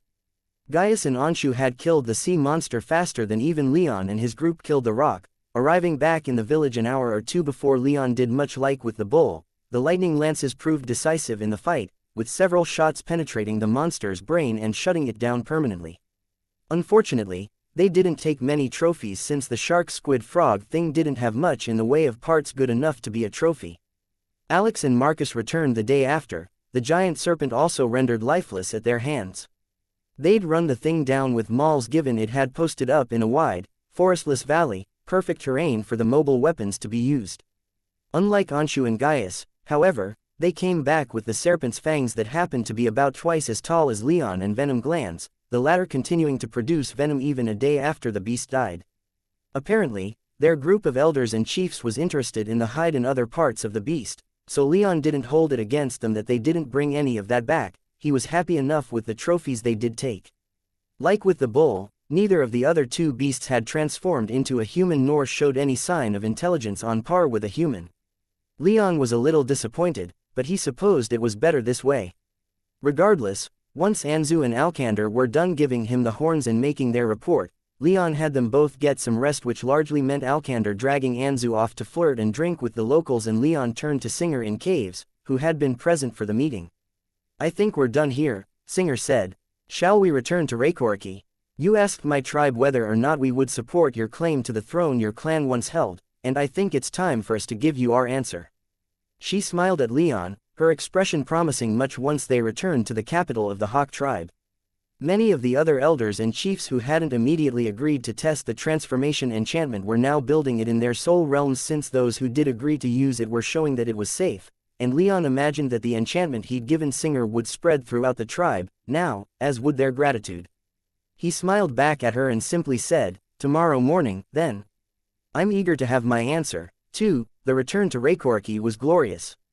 They were coming back victorious, the eastern flank of the heart-stabbing Hawk's territory secured against further monster incursions for at least a little while, and the elders and chiefs who were a part of the mission were coming back with new powers. Leon was in the lead, every flap of his silver wings sending storm clouds roiling out before them for miles. Thunder boomed and lightning flashed in his wake. At his wings were Valeria and Maya, while just behind him were the rest of his retinue, with Red and Anzu bringing up the rear. Flying in a cloud all around them were several dozen elders and chiefs in Hawk form, Singer in caves herself leading them in a beautiful song that could be heard even above Leon's. Thunder. It was a cheery, upbeat tune that so raised everyone's spirits and was repetitive enough that over the days required to fly back to the Hawk's capital city, many of those in Leon's retinue started singing along, though the effect was somewhat ruined when sung by a human who'd only ever heard the song sung in avian tones. Still, when they crested over a range of tall mountains and finally laid their physical eyes upon Rekoriki, everyone in Leon's party was energized, their morale high. This feeling grew more as Leon took them lower and slowed their pace by a considerable margin, making them quite visible to those in the valley, and then those in the city's streets. When the people saw them and heard the song, they joined in and began running after them. It wasn't long before it seemed like the entire city had picked up the song, and in so doing, welcomed them back. It wasn't any surprise to Leon that the tribe's gathering hall was mostly full by the time he and his party arrived. They'd made no attempt to hide themselves, so the elders had had plenty of time to notice them coming and prepare accordingly. Neither the eagles nor jaguars had left in the couple of weeks they'd been absent, and most of them were present, too, sitting a respectful distance from the hall's dais. But even though everyone in the hall was waiting for them, Leon took the time to lead the others in a victorious circuit first about the hall, and then made several laps around the forecourt and the tribal totem. It was only after he completed the 10th lap that he finally landed in front of the totem and transformed back into his human form, followed shortly thereafter by everyone else. The sight was clearly a shock to the Hawk people, who were scrambling to assemble around the gathering hall, but what really had their jaws hitting the floor was Singer in caves and the other Hawks in Leon's party landing and transforming back into their human bodies. Leon particularly enjoyed the sight on the faces of all those in the gathering hall, eagles and jaguars included. And so, marching as a conquering general, which wasn't that far off from the truth, if Leon were to mildly mutilate the definition of conquering general. Leon entered the hall, Singer at his side. He took his place upon the dais, as did Singer, while his retainers posted up by the door and the other Hawks took their seats upon the benches. "We have returned," Singer declared there in the hall, her mastery of wind magic causing her voice to carry throughout the city. "The threats that plagued this tribe's eastern borders have been dealt with. The tribe is safe once again." A great cheer went up throughout the city and the valley, so loud that the city practically shook down to its foundations. But even that reaction was nothing compared to what Singer said next. "This victory is in no small part thanks to the actions of the Thunderbird clan. Rejoice, for our king, our tribe's senior wingmate, has returned to the 10 tribes." Rekoriki practically exploded into spontaneous celebration. Rekoriki was a large city with millions of icons of birds of prey adorning it. This didn't surprise Leon at all, given their tribe's ancestor. However, it soon became clear that not all of these images were of the heart-stabbing Hawk, as thousands of people began converging on specific icons and falling to their knees in reverence. These, he realized, were images of the Thunderbird. Enormous statues to small shrines, reliefs and mosaics, paintings and smaller family totems. Everywhere he looked as his magic senses blanketed the city, he could see people venerating his ancestor and the founder of his clan. He had to admit, it felt indescribable to have his bloodline so revered. His entire life he'd spent under the threat of death if it ever got out in an uncontrolled way what clan he belonged to. This kind of reverence wasn't something he'd ever truly experienced before, not even after his participation in the Bull Kingdom had he ever had so much respect. The capstone for the entire affair was the awkward gathering hall, for while those elders and chiefs who'd been with Leon and received the transformation enchantment were beaming with pride, those elders and chiefs who'd given Leon a slightly chillier reception mostly looked like they'd swallowed a whole basket of lemons. "We have returned victorious," Singer said in a normal tone, finally turning her full attention back to her fellow elders. "In the past week, I have gotten to know Leon Rame well. He has shared with me and those of us who joined me in the defense of our tribe a great boon, one that brings us closer to our honored ancestor than ever. He is, as far as I'm concerned, the right and true successor to the most venerable, and I have no reservations about supporting his bid for the throne his ancestors once had. He has proven himself a friend to our tribe and shown his commitment to ensuring we rise with him. I hope that after I finish sharing our deeds in the East, all of you will come to see that as well." Singer waited a moment when she had finished speaking her piece for any elder or chief to speak up. Only one elder, a truly aged and wizened 8th-tier mage who hadn't been present when Leon first came through the city days before, took that unspoken offer. "You returned in familiar form, Singer in caves, though one not human. Are we to believe that the power of transformation, a power which I've heard the heir of the Thunderbird possesses, has been shared with our tribe?" "Yes, Tree Cutter," Singer replied with a beatific smile. "All of us who joined in the hunt in the East now possess this power." Singer paused for a moment and Leon took the opportunity to interject. "And the power was freely given without conditions. It is a power that I've already shared with the Eagle and Jaguar tribes, and if our ancestors walk with us, then it will be one I share with all 10 tribes. I ask you to make me king, to hand over some amount of your sovereignty to me. How could I not share such good fortune with those who place such trust in me?" The gathering hall went silent, most of the elders and chiefs looking contemplative while those who'd been in the East looked relatively smug as they attracted many curious looks from the others.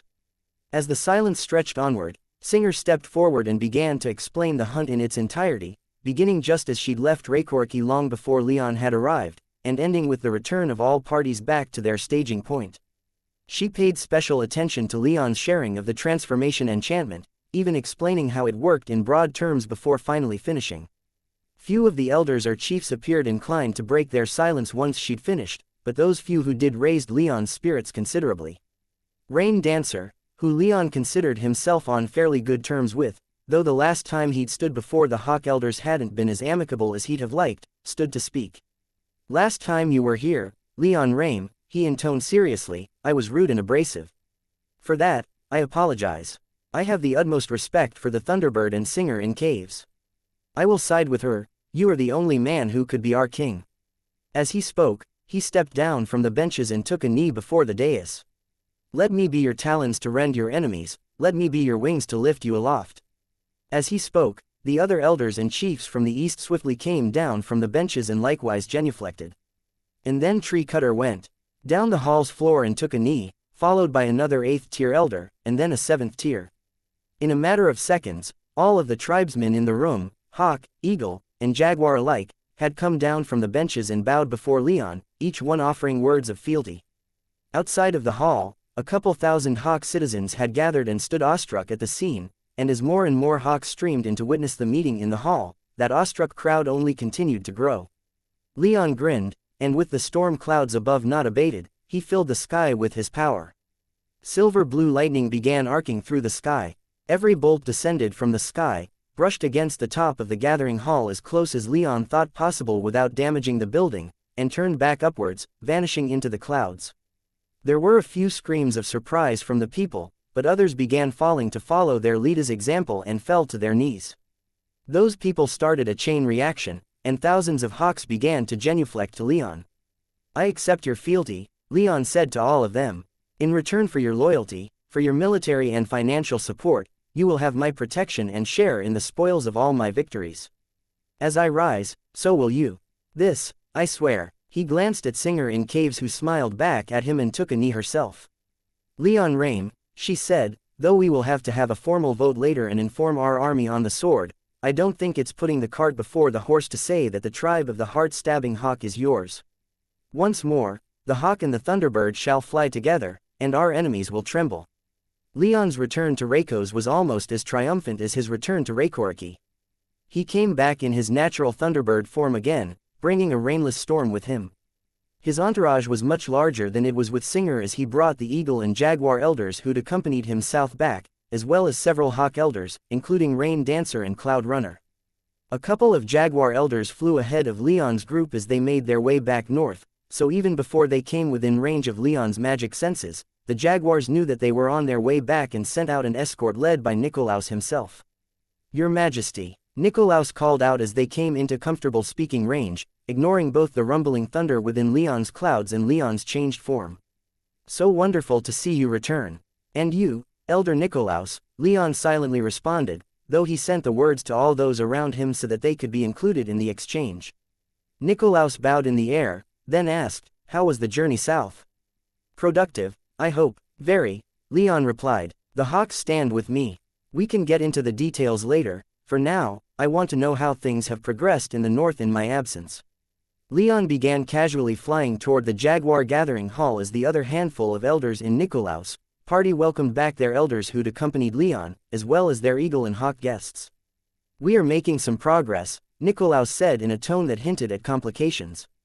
"The lions are willing to hear you out. The Hearts and Ravens have sent a few elders to meet with you, but their delegations aren't large." Leon nodded, but notionally frowned as the 9th-tier elder paused. "In the Bison tribe, they are currently honored by the presence of the Thunderer himself," Nikolaus stated. "We can't have hoped that he would have just stayed in Stormhollow while you gathered support, and he has proven us correct. Can hardly blame him for moving when he sees a threat," Leon mused. "What about those already in his camp? The G-Spiders have made their position known by publicly announcing for the Thunderer," Nikolaus said.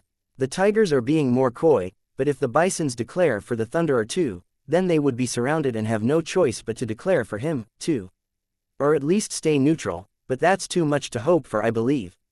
Leon clicked his beak in agreement. "The bears present the most pressing concern," Nikolaus continued as they began flying over Reikos proper. His tone was severe, but it was muted somewhat by the cheers of thousands of jaguars below. "They were building up forces along your border with them in the east, weren't they?" Leon asked as his golden eyes narrowed slightly. "They were, and we've responded in kind," Nikolaus replied. "Some of our reserves have been called up, and we've pulled many of our more capable warriors from the fleets back to guard our land." "How realistic is a bear attack?" Leon asked. "I want to say it's unlikely, but a decade ago, I would have said the return of the Thunderbirds was impossible.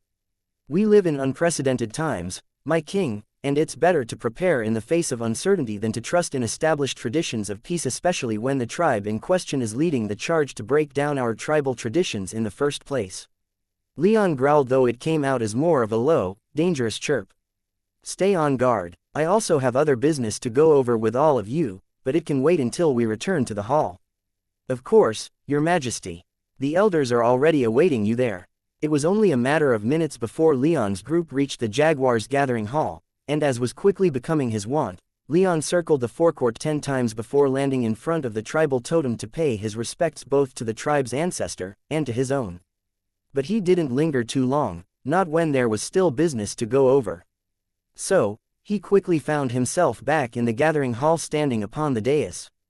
All of the elders and chiefs who were in the city had assembled, and those elders who'd flown down from Raykorki with him took their seats in turn. The guests were suitably welcomed, but the welcome was short as everyone was eager to get down to business. Once everyone was ready, Leon decided to just jump right into his business. He quickly explained everything that happened in as broad of terms as he thought he could get away with and enjoyed the few minutes of jubilation his success inspired, knowing that it could very well end as he continued to his second point of business. "I have to return to the mainland," he announced, and the gathering hall quickly went silent. "Your Majesty," Nikolaus whispered, "this is a delicate time. The Thunderer is already making advances with the Bisons. And with all the other tribes in the north," the Jaguar of the West added. "I think even the Eagles and Hawks will soon be getting delegations from him, too." He nodded to the respective tribes' present elders, though they scowled and reiterated their support for Leon. "I'm aware that the timing's not perfect," Leon said. "However, there's business I have to take care of back home. I can travel fast, especially on my own. A week to get there, a week or two to handle my business, and then a week back. Surely we can spare a month." "We are not soothsayers, Your Majesty," Nikolaus said. "We cannot see the future. But if you go through with this, you'd be giving the Thunderer far more time than you should." "Any time at all is too much," the Jaguar responded. "I agree," Rain Dancer shouted, adding the Hawks to the opposition. "We should be making entreaties with the Lions, Don't worry about the lions, Exalos Atos, the 9th tier leader of the present eagles growled. They won't support the thunderers so easily. Neither will the hearts or the ravens. The bisons are the only ones who are in question, and the thunderer already has a lead there that is unlikely to be overcome. We can continue to negotiate with them, but our king doesn't need to do that personally, does he? At least not yet. There were a few murmurs of agreement throughout the hall. Your Majesty, Exalos continued, a month should be no problem. 2 could even be doable. More than that would be a problem. I only need 1, Leon replied with a confident smile. Exalos bowed and replied, then nothing more needs to be said, is there? Our king needs a month. We can buy him that much time. We can, Nikolaus admitted, but if we lose any of our fellow tribes to the Thunderer's clutches, then it will almost certainly be because of this delay. And the more tribes fall in with him, the more likely we are to descend into civil war. I will be brief, Leon said.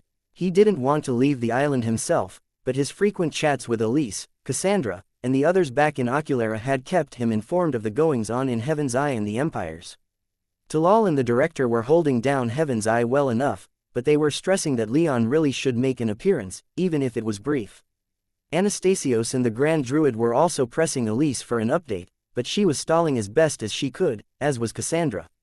But the real reason why Leon was excited to return to Oculara was that Tychos had informed him that the Hesperidic apple trees were due for another batch within the next months, and he needed to get back home to partake.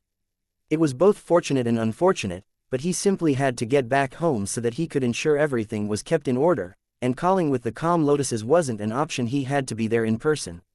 Eventually, the elders and chiefs got on board with his plan, but plans were also made for his return. He'd stop in Reikos when he did come back, and then he'd head a day at most later to Lion territory. They would be his next diplomatic visit. Until then, the jaguars, hawks, and eagles would see to their diplomatic overtures. Once all of that was decided, Leon allowed the meeting to end. What he had to discuss next was something that ought to be done only with a few people, not with the entire hall, at least, not yet. He was growing more and more concerned about the bears, and he needed to consult with wiser and more experienced elders before bringing the matter up with everyone else. Just keep an eye on the bears, Leon said. It's clear to me now that they're going to be our biggest problem. Agreed, the jaguar responded with a deep frown. As much as it pains me to think so ill of a brother tribe, the past few years have proven such concern is warranted. But you need not fear for us, Leon. In the event of a surprise attack, we won't be caught off guard.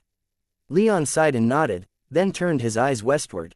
He and the jaguar were exchanging a few last words before Leon and his retainers departed for Oculara. They were in Raimondas, the capital of the Eagle tribe, and it seemed like the entire tribe had turned out to see Leon off, let alone the many eagle, hawk, and jaguar elders who'd accompanied Leon west. It was time for the journey home to begin, but Leon had pulled the jaguar aside right before they left, flying 1,000 feet into the air to ensure privacy while they spoke. See to it that we aren't, Leon growled as he turned his eyes back east.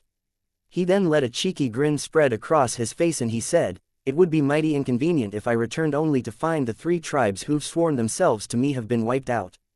It would be a touch more inconvenient for us, the jaguar quipped with a shallow smile. But you can rest assured that we're keeping an eye on the bears and will mobilize whoever we need to keep our lands safe. Pass on my concerns to the hawks as well.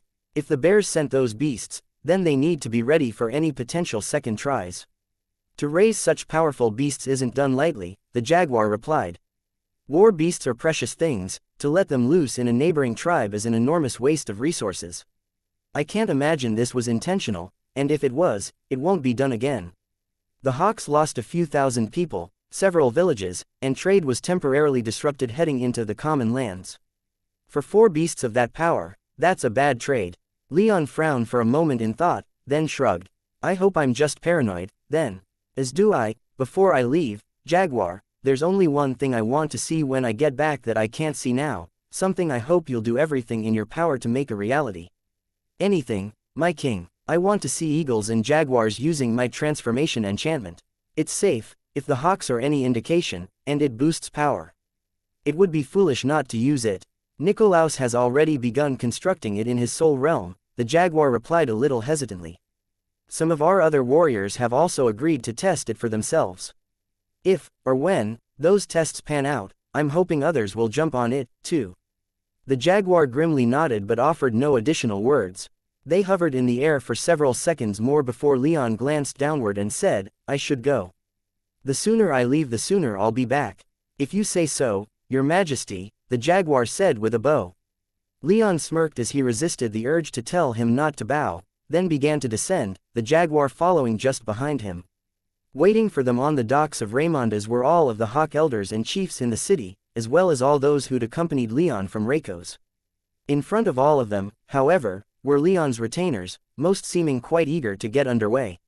Red and Maya, in particular, seemed quite bored, while Anzu paced about watching fish swim beneath the docks and Leon's human retainers chatted amongst themselves. Anshu and Valeria, however, remained quiet and aloof, with the latter standing in front of everyone else and watching Leon descend, while the former stood behind the others and stared westward, his eyes unfocused as if he were staring at something only he could see. All right, Leon called out as he touched down. Everyone ready? A chorus of affirmative statements followed. With a smile, Leon then said, then let's get moving. No need to waste time, right? With that, Leon landed and led his people to the docked jaguar ship they'd been standing next to. They weren't going to take the ship far, only needing it for a few miles so that they could get beyond the misty veil that protected the island from invasion. That ship would remain in Raymonda's, and when Leon was on his way back in a few weeks, he'd let the jaguar know, who would then send the ship back out to the open sea to meet them. It would then ferry them back to the island. And so, Leon and his people boarded the ship, leaving most of the elders and chiefs behind on the dock. It wasn't long before Leon was on his way back to Oculara. Oculara had never quite felt like home to Leon, not like the forest of black and white had when he was younger. He liked his villa, and he was quite comfortable there, not to mention that wherever his family rooted itself was where he wanted to be, but when he imagined what home was, he didn't envision the villa. However, that didn't stop him from sighing in relief as he landed in one of his inner courtyards. He had alerted Elise and Cassandra, so they were awaiting him with Helen, Anna, Tikos, Talal, and a few household servants, but otherwise, no one even knew that he was back. He and the rest of his retinue had flown in under the cover of darkness shrouds, invisible to all senses. As soon as he touched down, though, Leon dropped the invisibility and changed from his armor into more normal clothing.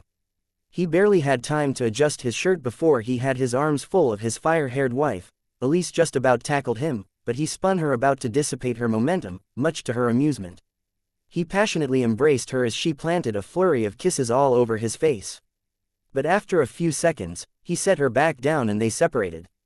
Cassandra had sashayed over in that time, a sly glint in her eye. Have fun across the sea? She asked. Leon grinned and pulled her into a tight hug. He whispered into her ear, not as much fun as I would have rather had back here with you. She giggled and replied, and what made you think I want to have fun with you? I can feel where your hands are drifting, Leon replied, making no attempt to stop her southward advance. She cheekily smiled back, her ruby eyes flashing with desire, but before she could respond, Valeria stepped forward and said, we should head inside. Business before pleasure. Of course, Leon agreed as he disentangled himself from Cassandra, eliciting from her a displeased whimper.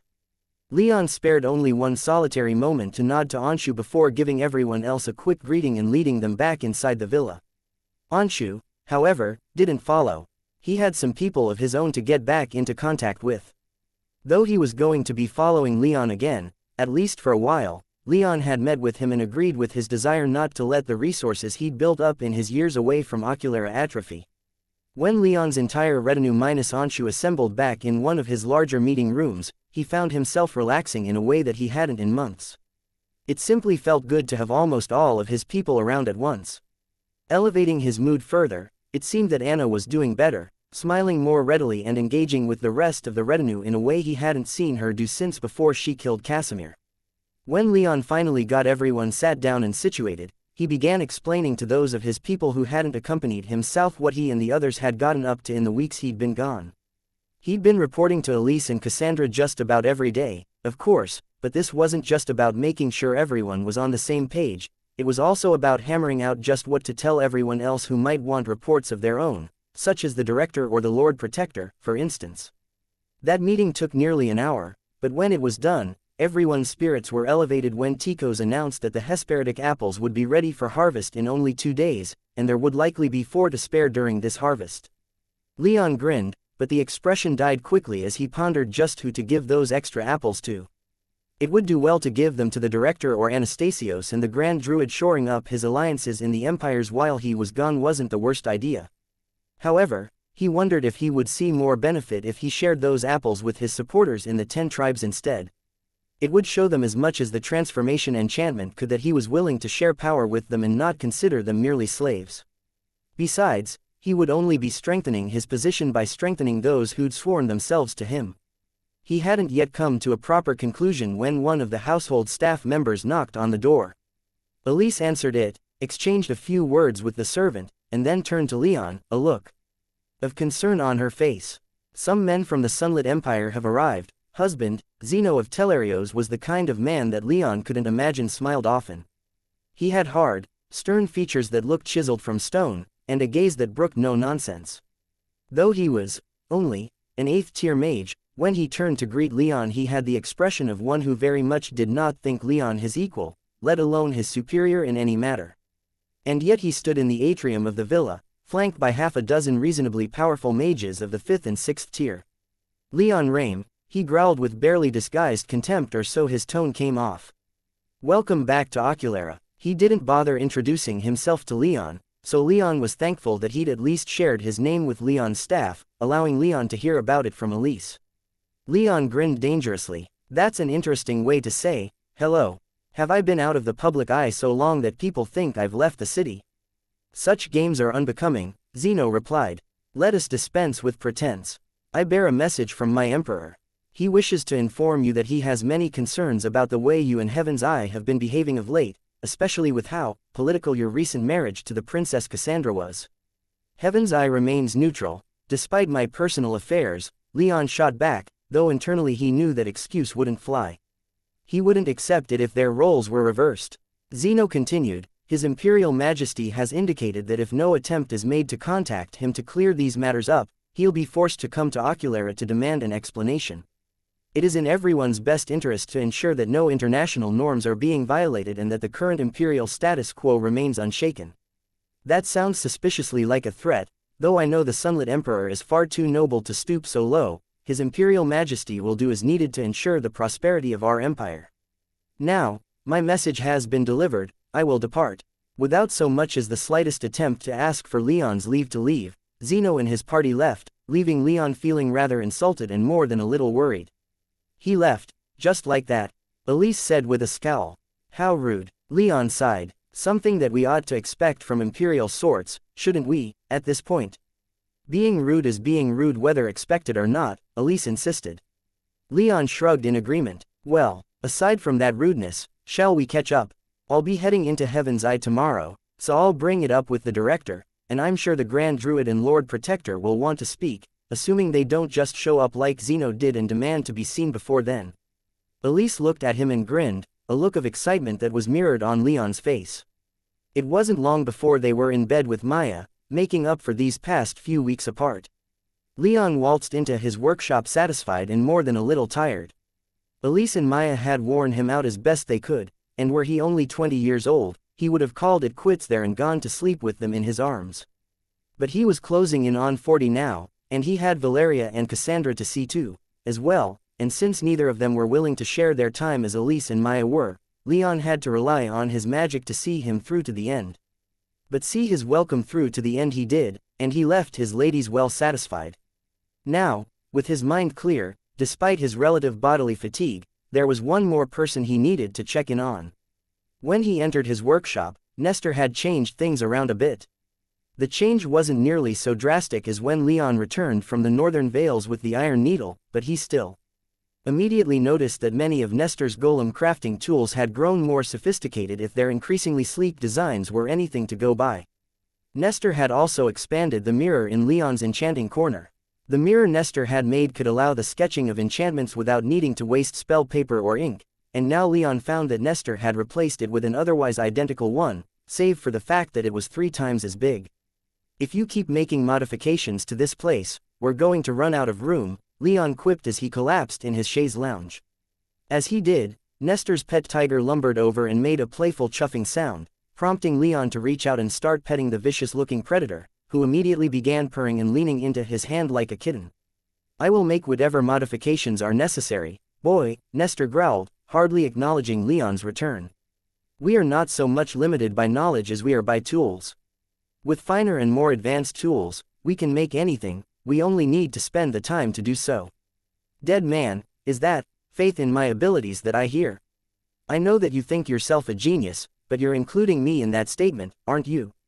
Leon grinned at the golem housing Nestor's magic body, hoping to provoke the man a bit. Instead, Nestor just grunted in annoyance and turned back to what he was doing, which appeared to be upgrading the cores of the 2 labor golems that Leon had left with him. Leon wasn't too happy with that response, but he refrained from trying to elicit any more. Instead, he got back up to the annoyance of Nestor's cat and replaced the golden tube containing the iron needle in its stone plinth on the floor. It's good you brought that back, boy, Nestor said as he paused in his work. I half expected it to be stolen out from under your nose. I suppose that answers whether or not you were expressing faith in my abilities, indeed. Now, why don't you prove me right yet again and regale me with tales from the Sky Devil's hell? Leon chuckled and quickly filled Nestor in on the happenings among the 10 tribes. It was a bit annoying repeating this information so many times, but he refrained from complaining too much, knowing that he would have to repeat it at least once more with the director and Penelope, and possibly again with Anastasios and the Grand Druid. Satisfactory. Not ideal, but satisfactory, Nestor said. Does the intangible corpse think himself so much better at making allies? Zaffin crackled from deep in Leon's soul realm. Perhaps he would like to step up, then, and pry himself away from his toys to do something actually useful for a change. Are you asking me to repeat that to him? Leon inquired. Zaffin paused a moment, then answered, Let him do what he pleases. Not like the Shithiel would do anything constructive, anyway. Leon shrugged again and turned his attention back to Nestor. How about you, Nestor? Has everything been going well here? Well enough. I'm furnished with the materials I need, and no one bothers me unduly. Are there any people duly bothering you? Those pretenders sometimes come around and knock, but I ignore them and they eventually leave, Nestor said. Leon knew he meant Anastasios and the Grand Druid when he said that. With a frown, Leon said, they shouldn't be coming around here. If they persist, stay the course and don't let them come in. Wasn't intending on ever doing so. Good. As for other collaborations, though, Nestor finally paused what he was doing and turned to face Leon. His featureless faceplate was incapable of expressing emotion, but Leon still thought it looked both serious and surprised then. What do you mean, boy? Are you going to try and sell me services? No, you have other priorities. The Iron Needle, the golems, adamant, so much to do and so little time. No, what I'm asking you about is something else entirely. I'm going to meet with the director tomorrow to get an update on Heaven's Eyes arcs. Want to come? Nestor just stared at Leon for a long moment before giving his answer. Yes, it was with brazen confidence that Leon walked into the director's office, Nestor at his side. He received quite a few curious looks from people not just in the hexagon but throughout Oculara, but he ignored them all.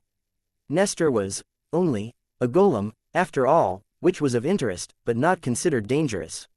He didn't think he'd be quite so bold if it were more obvious who Nestor was, but as it was, he was beyond tired of hiding absolutely everything he had, and having one golem accompany him around was hardly a threat to anyone. If anything, people would only assume he was parading about a trophy he'd picked up somewhere, not that he had a prince of his ancient clan by his side. The director was less impressed and more curious when Leon arrived, though. I see you've brought a golem with you, he said. Interesting construct. More than interesting, Leon said. But before we get into that, I wanted to talk about the Sunlit Emperor. Leon quickly filled the director in on his visit from Zeno the night before. The director sighed when Leon finished. We knew that there would be some difficult questions asked about your marriage. It solves the Grand Druid-shaped problem but presents even more at the same time. Have you heard anything from the east? In Sentinel lands? Leon asked. When the director nodded, he said, No, I haven't.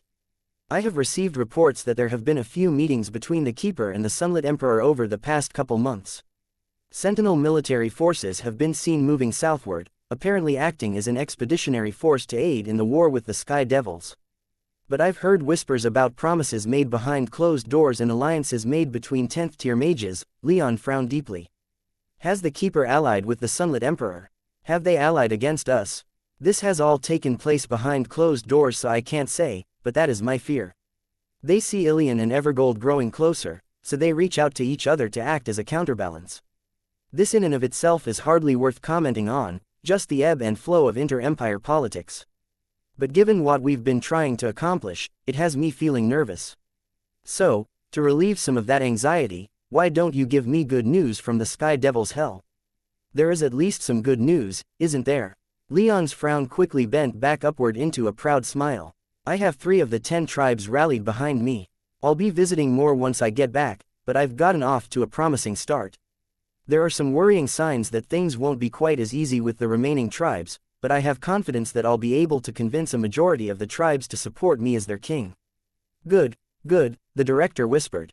He asked a few more follow-up questions, and after about 10 minutes, Leon had given him a reasonably thorough breakdown of how his few weeks on Katagita had gone. I agree that these bears are going to be a problem, the director said. It sounds almost like they're trying to provoke a fight. That's my thought, too. What worries me is that the Jaguars are right to pull some of their military forces back to defend their lands, but this might also be used as a pretense for the bears to break the peace and invade. The director frowned lightly and said, I've generally found that if any political entity wants to do something, it's not a question of if they'll do it, but rather what they'll use to justify it. These bears are going to do what they want to do anyway. Proceed with that assumption in mind and you'll be ready for them to make their move. But don't strike first if you can avoid it, better to keep the high ground as long as you can. I know and have been advised as such by the tribal elders. I'm more and more convinced as the days go by that there'll be some kind of violence in the 10 tribes, but I'll be ending it, not starting it. The director nodded. Good, good. Leon recognized his tone as the one he used when he wanted to move on, and he smiled when the director finally looked at Nestor with more than just curious dismissiveness. Nestor had remained completely silent throughout the entire exchange, surprising Leon somewhat. He knew that the dead man was likely not going to want to draw attention to himself and saw all those around him as beneath his notice, but he still thought the golem man would have said something by this point. I want to see the arcs again, Leon said, momentarily avoiding talking about his mostly dead kinsman and his steel shell. Little has changed in the months since you saw them last, the director replied. You won't just be showing me around, you'll be showing him, Leon said as he nodded at Nestor. This is no ordinary golem, it's more of an armored, enchanted frame containing someone's magic body. The director's eyebrows shot up into his white hair as he stared at Nestor with a mixture of wariness and amazement. A magic body, he whispered. Are you alive? Nestor responded in his resonant metallic voice, yes. By some definitions. The director took a few steps toward Nestor, then began circling the golem he resided in, inspecting it as thoroughly as he could. Nestor had built his golem frame with steel plate covering absolutely everything. He couldn't be mistaken for a man in armor. He was clearly a golem, but all of the golem's internal workings were completely obscured not just from physical sight, but all magical sight, too. There was nothing of any value the director could learn from simply examining the surface of Nestor's body as he was. Incredible, the director muttered. So you're not just a magic body projecting into this body. You don't have a living body somewhere waiting for you to return. Nestor briefly glanced at Leon, then simply responded, no. That, the director whispered, not finishing the thought aloud. However, his eyes grew wide at what Leon was certain were the implications of such advanced applications of magic. Magic bodies were effectively ageless, after all. They were incredibly fragile, of course, being vulnerable to complete destruction from even the weakest and most common defensive wards. Nestor wasn't in any danger of that, however, with his golem body providing as much protection as he'd need in his daily life. After the visit the keeper made to Leon's villa several years ago, he'd also upgraded his body a bit to ensure that even a 10th tier would have a hard time cracking through his shell and reaching the ruby his magic body resided within. How was this body built? The director enthusiastically asked. Can others be made like it? Could anyone use something like this? Let's not get too carried away with questions, Leon said. Are you aware of the implications such a device as this could have? The director demanded, appearing almost rabid. A mage could have a form of immortality if they were to use a golem like this, Leon said with a nod of his head. A magic body by itself can't generate any magic power, so any mage using a golem like this would need a constant supply of magic power. Any mage stuck in golems would be unable to return to an organic body, too, so it's not an option I think. Enough would choose to live this way if they've reached the end of their natural life, the director insisted. The value of something like this isn't up for debate, Nestor harshly interjected.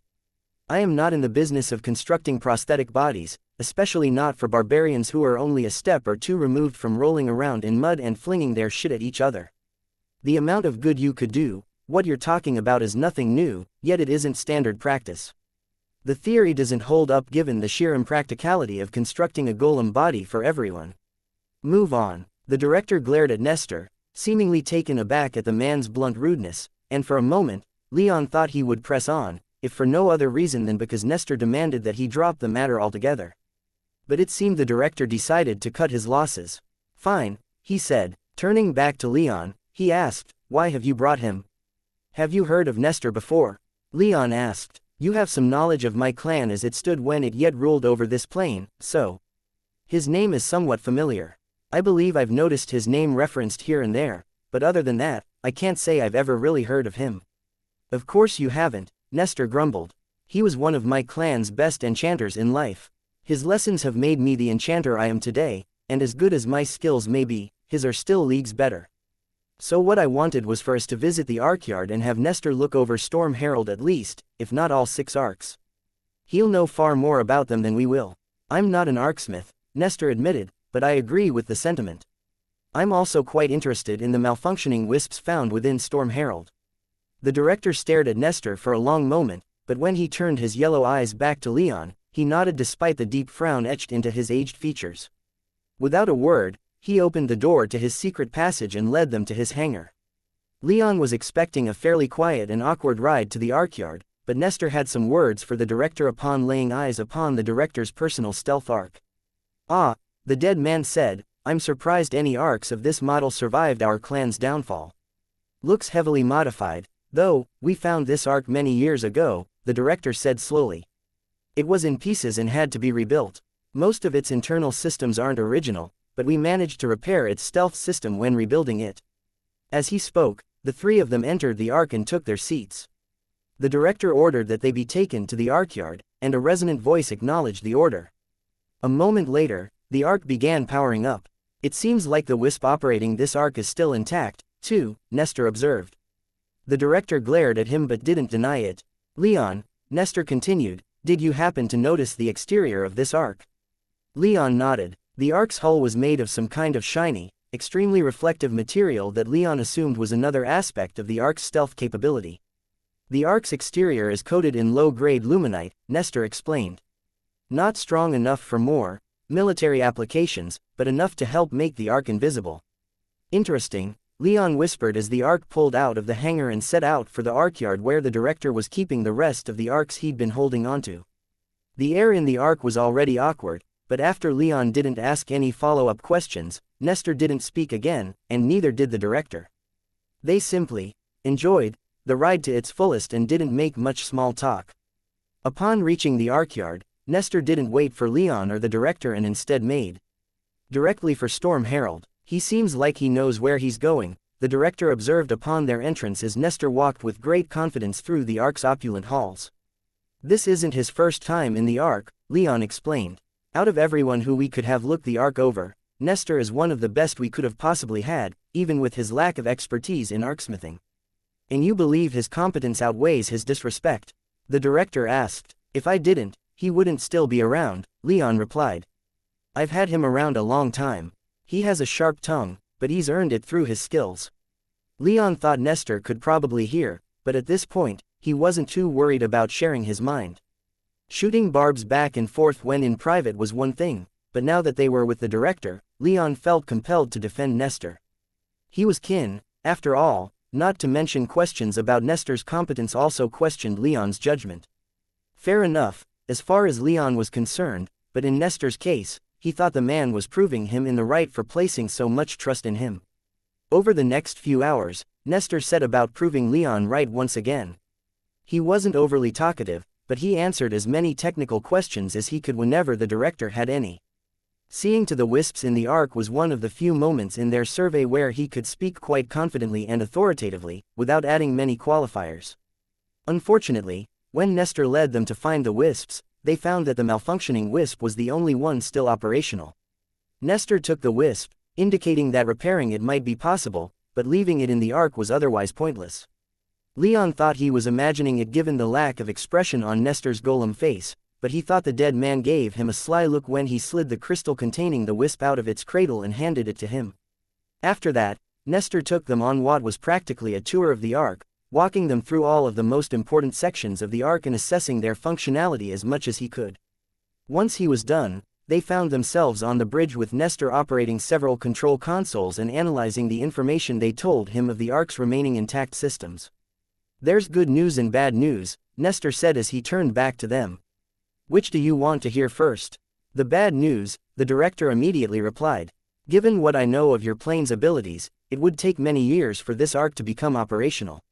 It would require a lake of refined titanstone and technical knowledge that I don't possess." Leon scowled, then asked, "And the good news?" "The ark still has plenty of power," Nestor explained. "It was mothballed as much as possible, and much of the rest of the damage was intentional sabotage to keep the ark from falling into the hands of the plane's natives. It was clearly a rush job since the wisps and power core weren't taken, and that might be the biggest saving grace that this ark saw back then. The crippled systems didn't drain the power core of all magic power." "How do we get the ark back into functioning order?" the director asked through gritted teeth, his frustration obvious. "Skilled arksmiths, the aforementioned titanstone, likely a small amount of luminite, and several years of work. Once someone achieves apotheosis, they would also need to work with me to create new wisps that can replace those that were damaged and lost. The bottom line is that this ark is not getting off the ground without a significant amount of work and more resources than I think anyone on this plane could give it."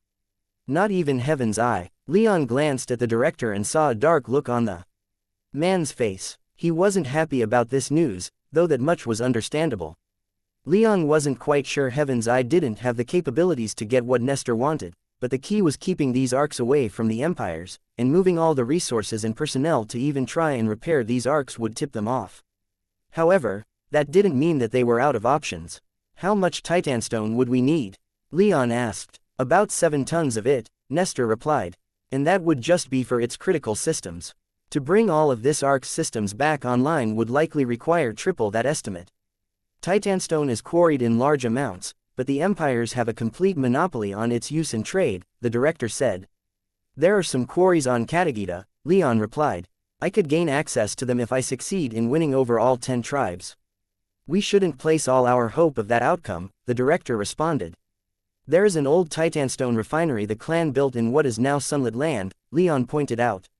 "There was," Nestor said with a nod of his head. "I believe you mentioned a belief that it's likely not been found."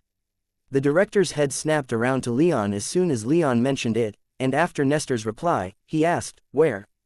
Leon retrieved a map and pointed out the rough location. Most Thunderbird clan sites of any importance became cities as people took advantage of the infrastructure already built after the Thunderbird clan's fall. Only a few places remained potentially undiscovered or not looted bare. The Titanstone refinery was at the top of that list, along with one other important location. As for the technical knowledge, Leon continued as the director scrutinized the map, would it be possible that there are records still surviving in the east that might prove useful in repairing this ark? The capital the clan established on this plane was never reoccupied, as I recall, with the Sentinels declaring it absolutely off limits to everyone. "That's true," the director whispered as his attention shifted from the Sunlit Empire to the Sentinels' territory. "The largest cache of Thunderbird clan artifacts, and the Sentinels prevent anyone and anything from coming within physical sight of the place, let alone close enough to explore. Then it sounds like we need to gain access to this refinery and see if it has any titanstone left, as well as trying to gain access to the old capital in the east," Leon said.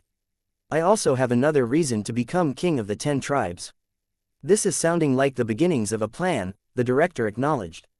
"Assuming the Sunlit Emperor doesn't get in our way, there's one other possibility," Leon slowly murmured. "The Grave Warden offered arcs and more for accomplishing his task. He might be able to fix this arc. Let's see what we can do on our own first," the director insisted. "Debts to others ought not to be taken lightly. And when debts are taken, it's of paramount importance that we are receiving worthwhile benefits. In this case, I'm inclined to say that these benefits are, but that's a bridge we ought to cross only when there are no other options. Agreed, Leon said. He glanced at Nestor and asked, is there anything more you want to see here? I am only interested in the wisps the other arcs may possess, Nestor answered. The other arcs as a whole don't interest me. Then let's see about those wisps and then head back to the hexagon, Leon said.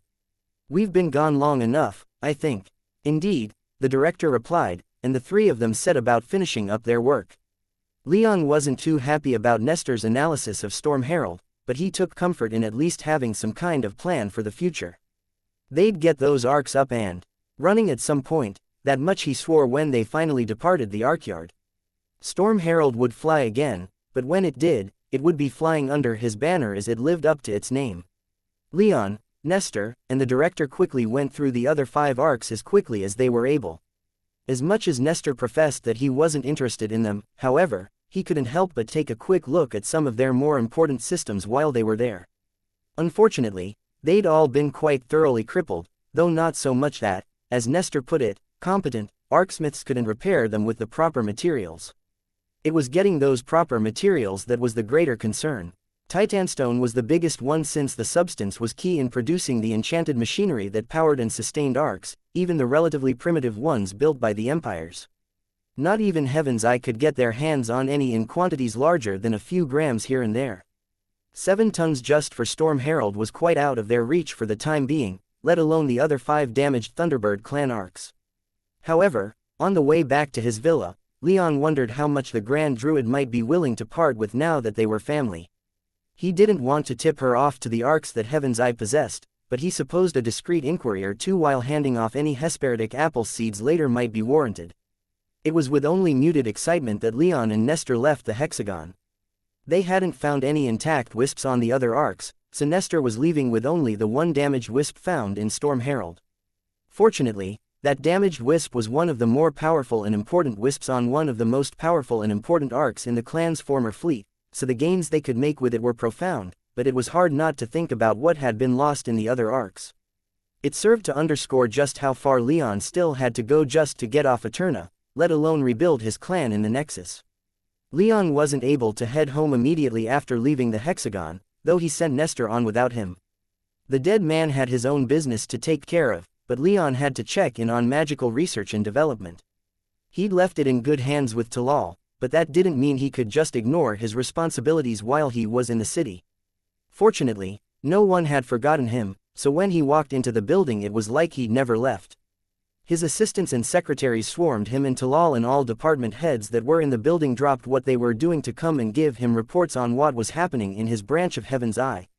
For the most part, Leon was happy with how Talal was running things.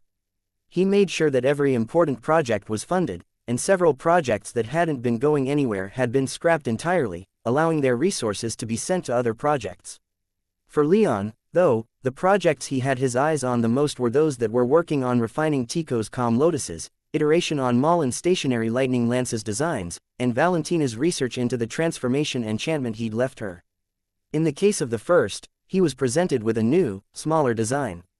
It didn't present any significant increase in capabilities, but they'd figured out a way to significantly cut down on the resources required to build a communication apparatus. Already, the equipment designed for Calm Lotuses was less expensive than the Calm Stones that were already in use throughout the world. The only problem that yet had to be solved so that they could truly be made practical was the production of the lotuses themselves, as Tico's was still the only one capable of making them. Solving that problem would be the key to fully realizing the potential of Calm Lotuses. Matters on the Mal and Lightning Lance front were more encouraging. Leon had provided his research teams with Thunder Wood, and while it hadn't completely solved the limited power problems that the Mals had, the material had at least allowed the Lightning Lances to fire without drawing too heavily on the entire platform's power supply. In more practical terms, the latest designs promised to come close to tripling the number of bolts the lances could fire, while also doubling at least the range the platforms could travel. Seeing that, as well as some artist mock-ups of the newer, sleeker designs for the weapon platforms, had Leon almost regretting that his engineers were still building their latest prototypes. Finally, Valentina's project was one he was both most excited about and most disappointed by. Any possibility of amplifying his bloodline or otherwise drawing some new power from it would benefit him like almost nothing else could. Unfortunately, the team was still testing varying hypotheses, and little progress had been made to understand the bits of the transformation enchantment he'd left with them.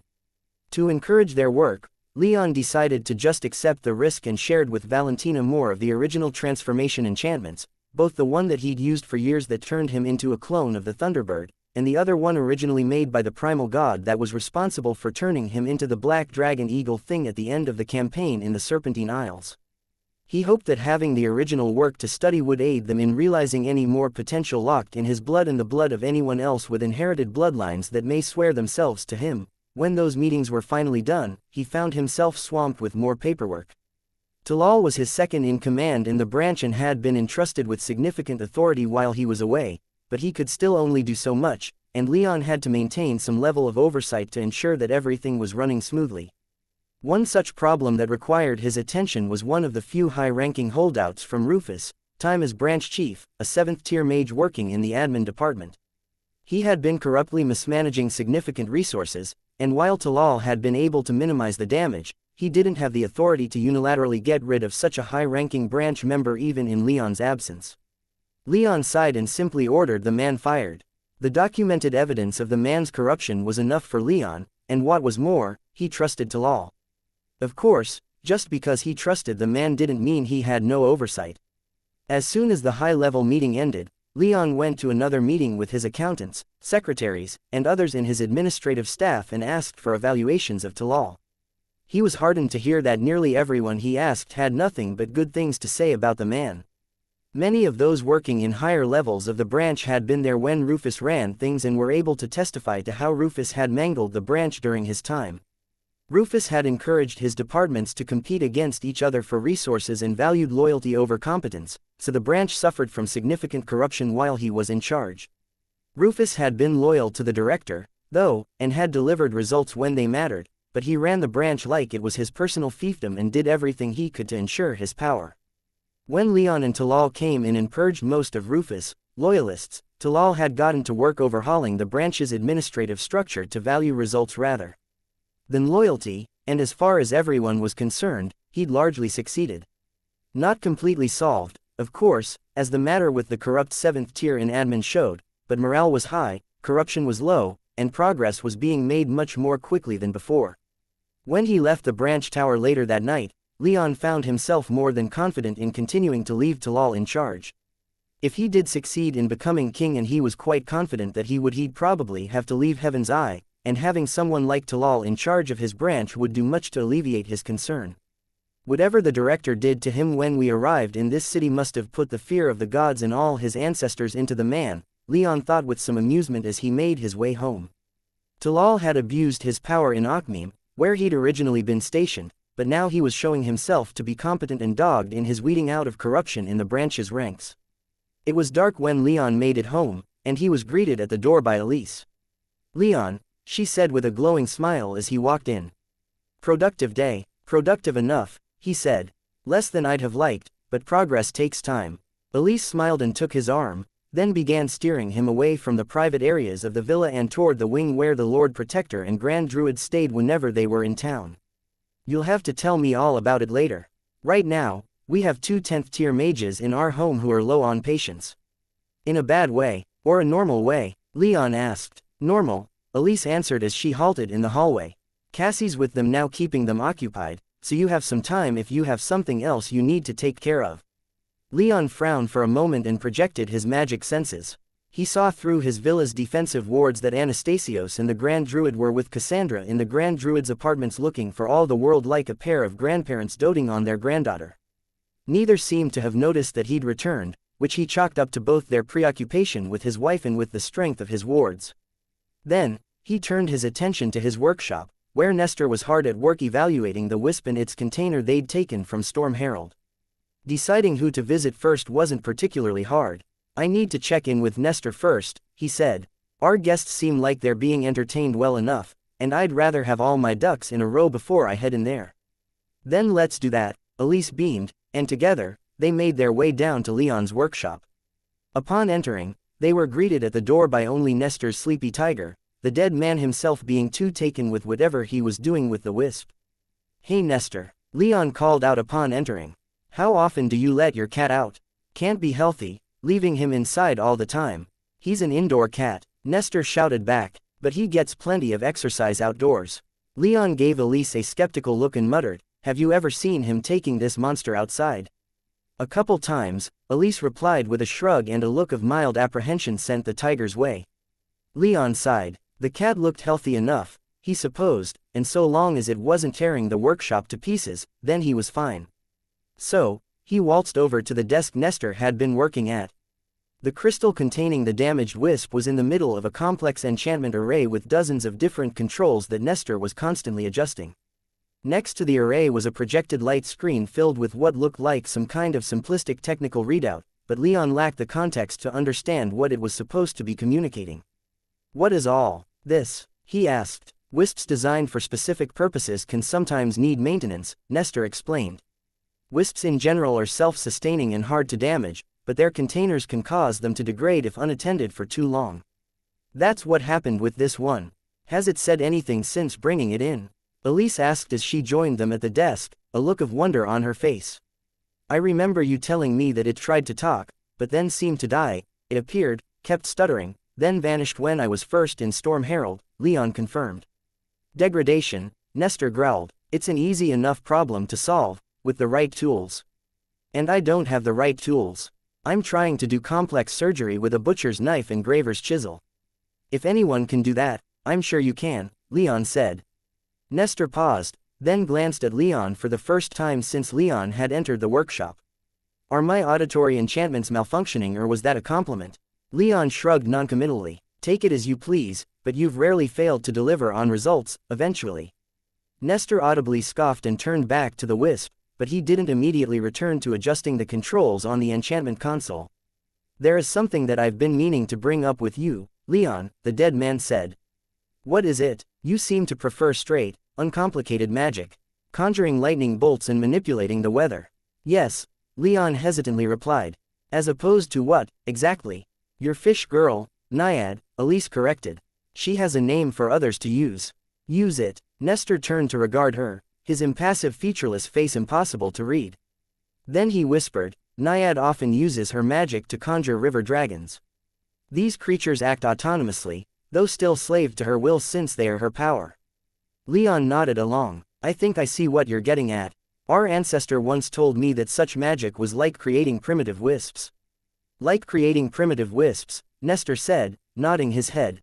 "What she creates are as much wisps as one of these is a human." Nestor waved at the labor golems Leon had given to him for experimentation. "It would help us a great deal if you were to do something similar." "Practice?" Leon asked. "Practice," Nestor confirmed. "Practice for creating wisps?" Elise asked. "How related is this, exactly? I don't think Leon can create eagle-shaped lightning bolts and count that, right?" "No," Nestor replied before he sighed and looked away for a moment. "Look, I've created wisps before. I had to, for my golem research. But I wouldn't say that I'm skilled in their creation. My technical skills are good enough to get me what I need, but the art of wisp creation is beyond me. Repairing this wisp might be beyond me, too. I thought you said repairing it was easy." Leon asked. "With the right tools, it would be," Nestor testily shot back. "As it is," he paused again and seemed to need a moment to work himself up to what he had to say. Leon wasn't used to seeing him like this, so he gave the dead man the time he needed. When Nestor was ready to speak again, he didn't turn to face Leon or Elise and spoke in a low murmur. "The demon is likely better than anyone else you could find at creating wisps, learn from him." Leon cocked an eyebrow in surprise. "Was that a compliment, Nestor? Did you express faith in Zaffin's abilities?" "You did so for me, it would be uncouth if I didn't reciprocate."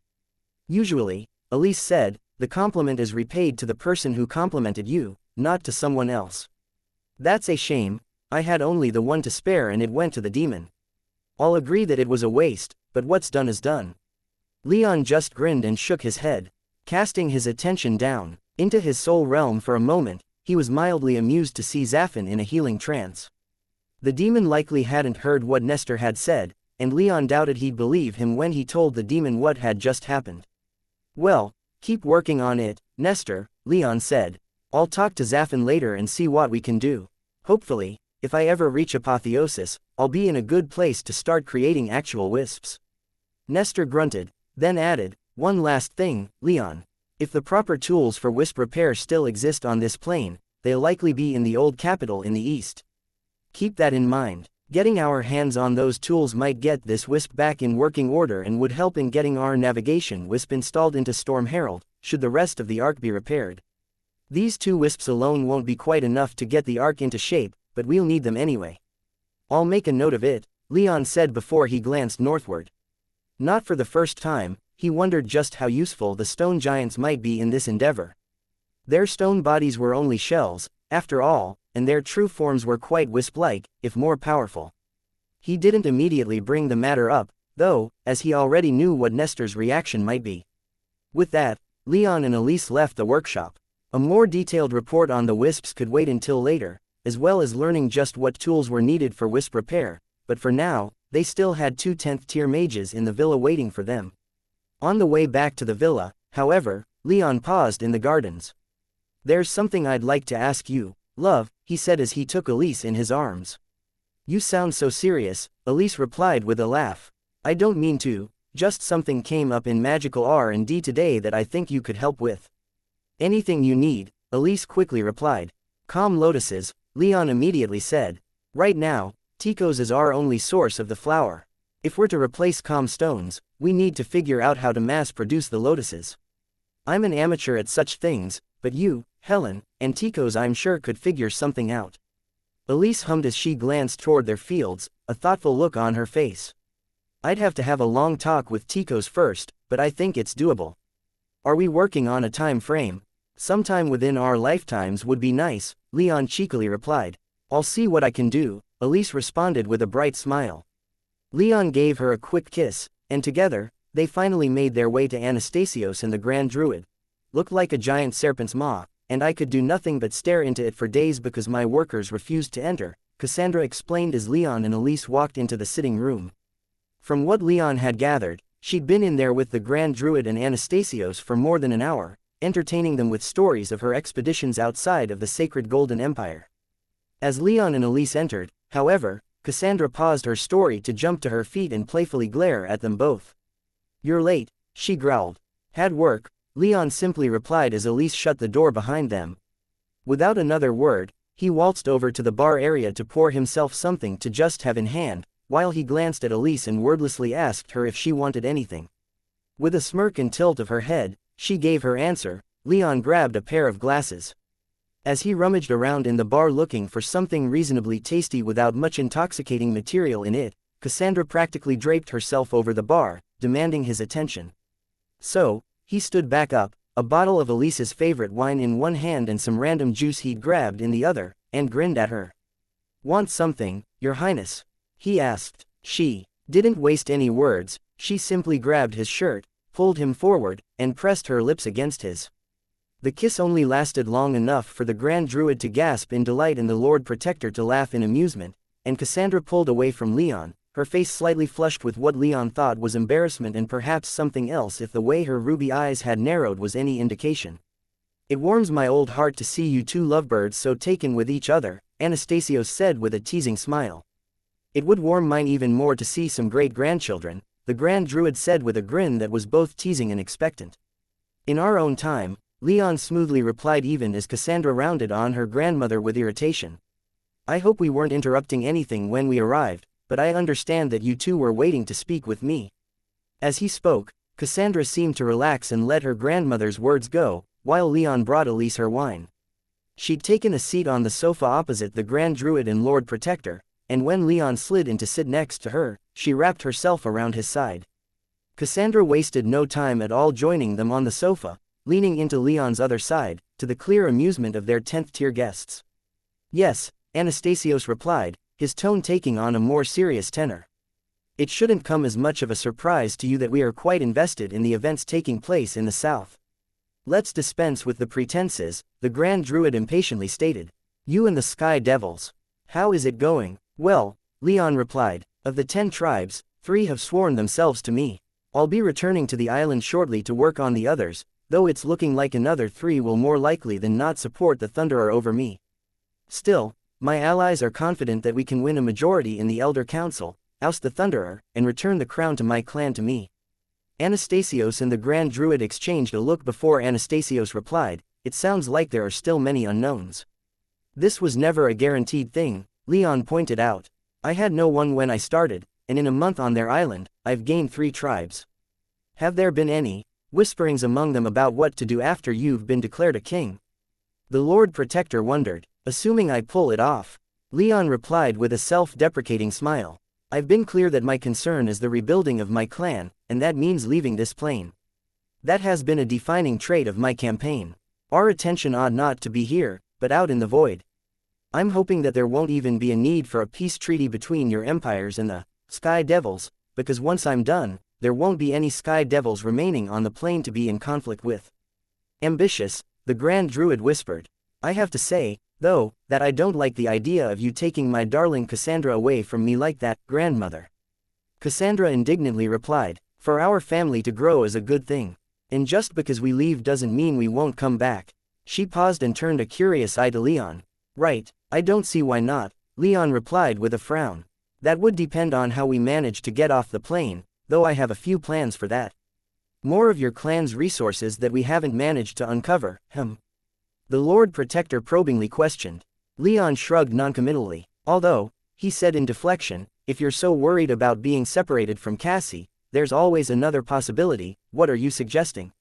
The Grand Druid asked with a sly smile.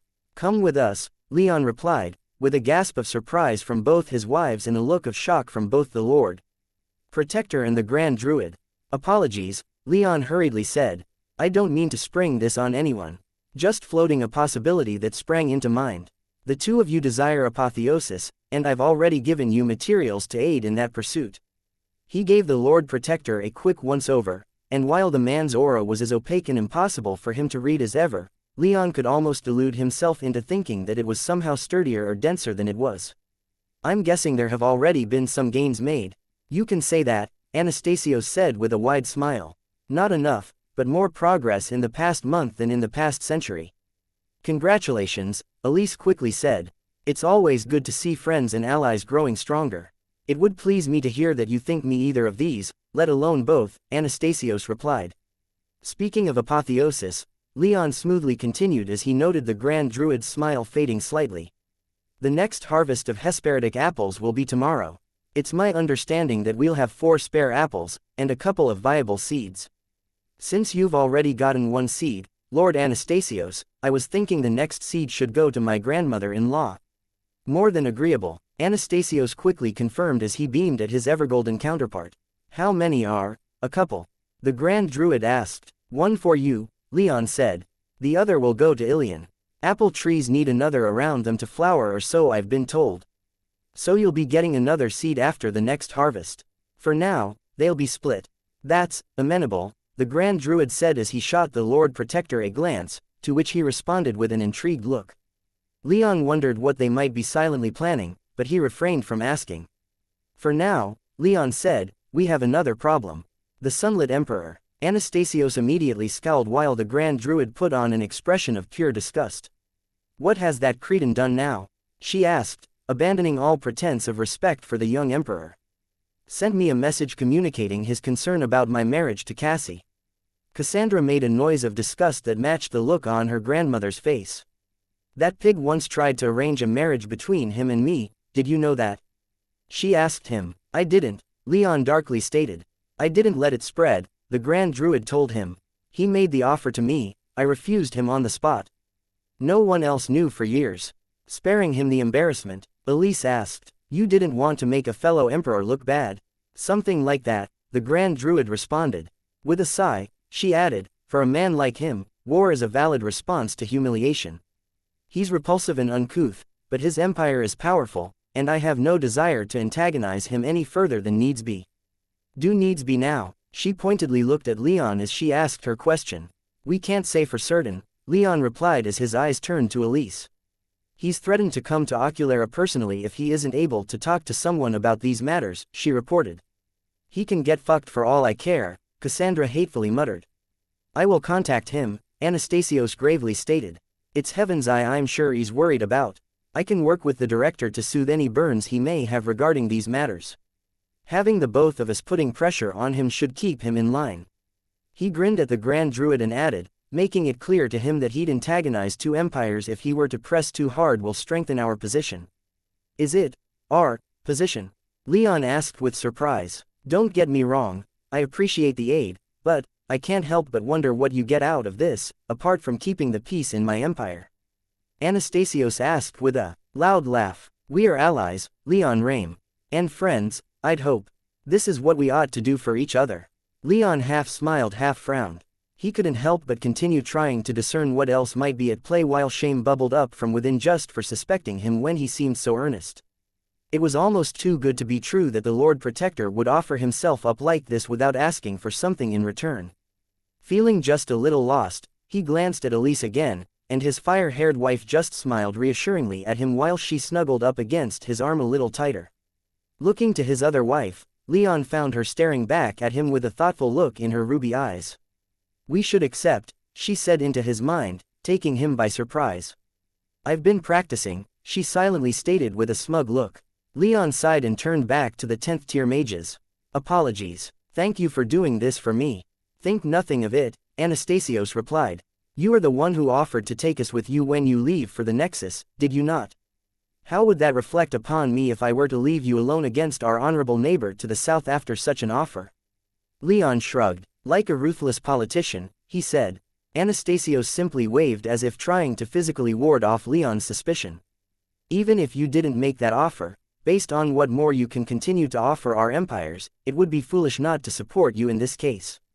Leon froze, his eyes narrowing. Catching the expression, the Lord Protector added, I speak of peace, of course. Peace with the Sky Devils. Why, such a thing can scarcely even be comprehended. But if it were to come true, few prices would be too steep to buy such a peace. The conflict between our peoples has gone on too long as it is and has consumed too many lives. Nothing will endanger this peace of yours if I have anything to say about it. Nor I, the Grand Druid replied. Just show us you can deliver, Leon. I believe you can, but we need to see it, too. You'll see it, Leon replied. It may be hard to believe now, but it's possible. And I'll make it a reality.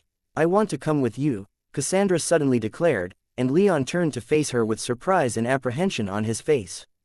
That isn't a good idea, I don't think, he muttered. Fuck good ideas, she declared. I hate sitting around here doing nothing while my newly wedding husband goes off building a new kingdom. I have to be there. And what are the tribes going to think when a princess from the people they've been fighting for dozens of millennia shows up in their lands? Leon retorted. How are they going to know who I am?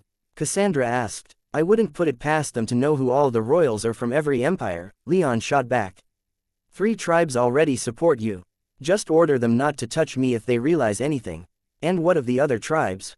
What support could I expect from them if I show up with their enemy in tow? If you win them over, they'll have to get used to me anyway. Why wait? Leon looked to the Grand Druid for help, but she looked more thoughtful than anything. It's risky, but not a bad idea, she whispered. I don't like it, but I have faith that you can keep my granddaughter safe, Leon. Leon looked to Elise next, who said, I wouldn't mind coming, too, but I know that I'll have work to do back here. She squeezed Leon's arm again and added, besides, I get the feeling there's going to be violence there, and you know how I am with that sort of thing. For a moment, Leon remembered the few times he'd been with Elise in dangerous situations and had to fight to keep his heart rate down. Those who'd threatened her were long dead, but it still provoked feelings of great anger in him too. Think of the eagles that had wounded her and the vampires that had nearly brought their home in the Bull Kingdom down on their heads. As if she could see what was going through his head, Elise smiled at him and rested her head on his shoulder, pulling him out of his thoughts. With a sigh, Leon turned back to Cassandra and said, don't offer your identity, and if your mere presence provokes conflict, then we'll revisit this matter. Cassandra grinned and nodded. I can live with that, she said. Good. With all that out of the way, I was hoping to broach another topic with you too. Leon turned his eyes to the Grand Druid and Lord Protector, making it clear who he was talking to. What is it? The Lord Protector asked, speaking for them both for the moment. I have found myself in need of a large amount of titanstone. I have some potential options for gaining some, including large deposits on Katagita. But I need a lot. I was wondering what it might take to open any stores of the stuff you two may have. Titanstone is a valuable material, the Grand Druid gravely stated. The most valuable material on the plane, as a matter of fact. Very rare and hard to quarry and refine. More than that, the Lord Protector added, most Titanstone that is refined is almost immediately used. Stocks aren't usually built because it's in such high demand. That's unfortunate, Leon said with a grimace. What are you intending to use this Titanstone for? The Grand Druid asked. And how much of it do you need, specifically?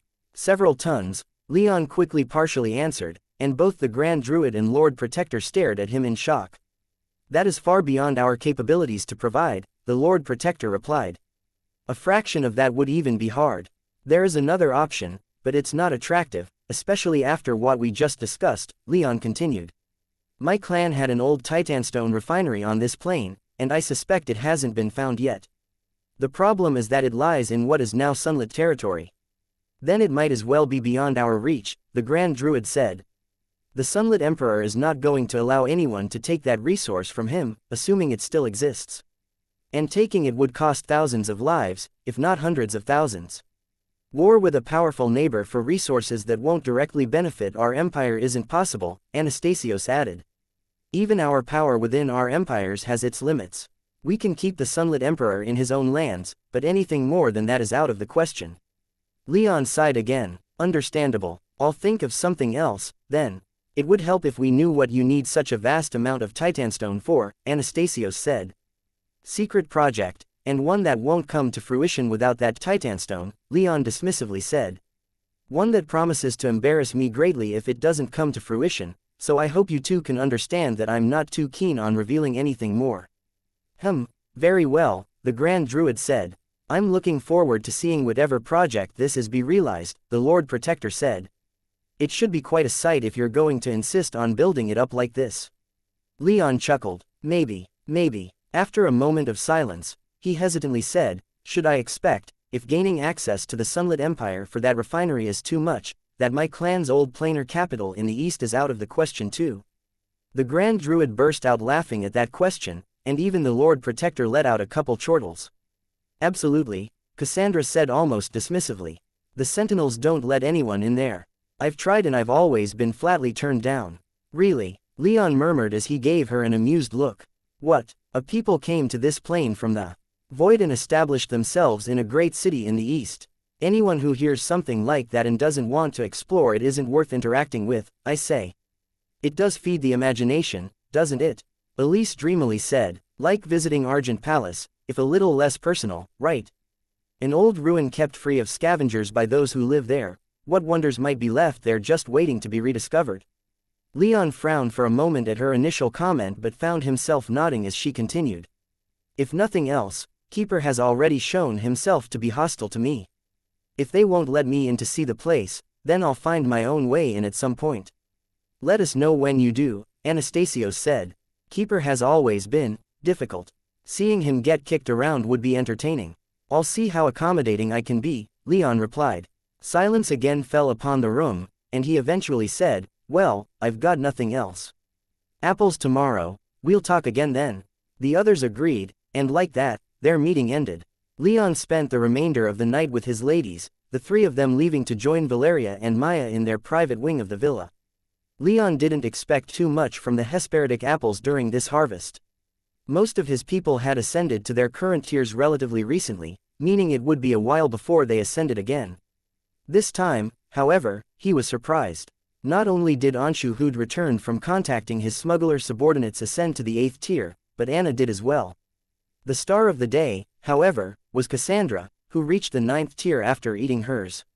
Judging by how her aura shifted, Red was also close to ascending to the 9th tier, needing perhaps only one more apple to do so. So, Leon gave her that apple, and he had 2 new 9th tier equivalent beings in his retinue. However, that left him with only 3 apples with which to play the game of power. Fortunately, he didn't have to share any with the Grand Druid or the Lord Protector as he gave them apple seeds rather than the apples themselves. After some thought, however, he gave an apple to Penelope. The director was still hesitant about ascending to the 10th tier and provoking imperial attention, but his daughter was still only 8th tier and had fewer such worries.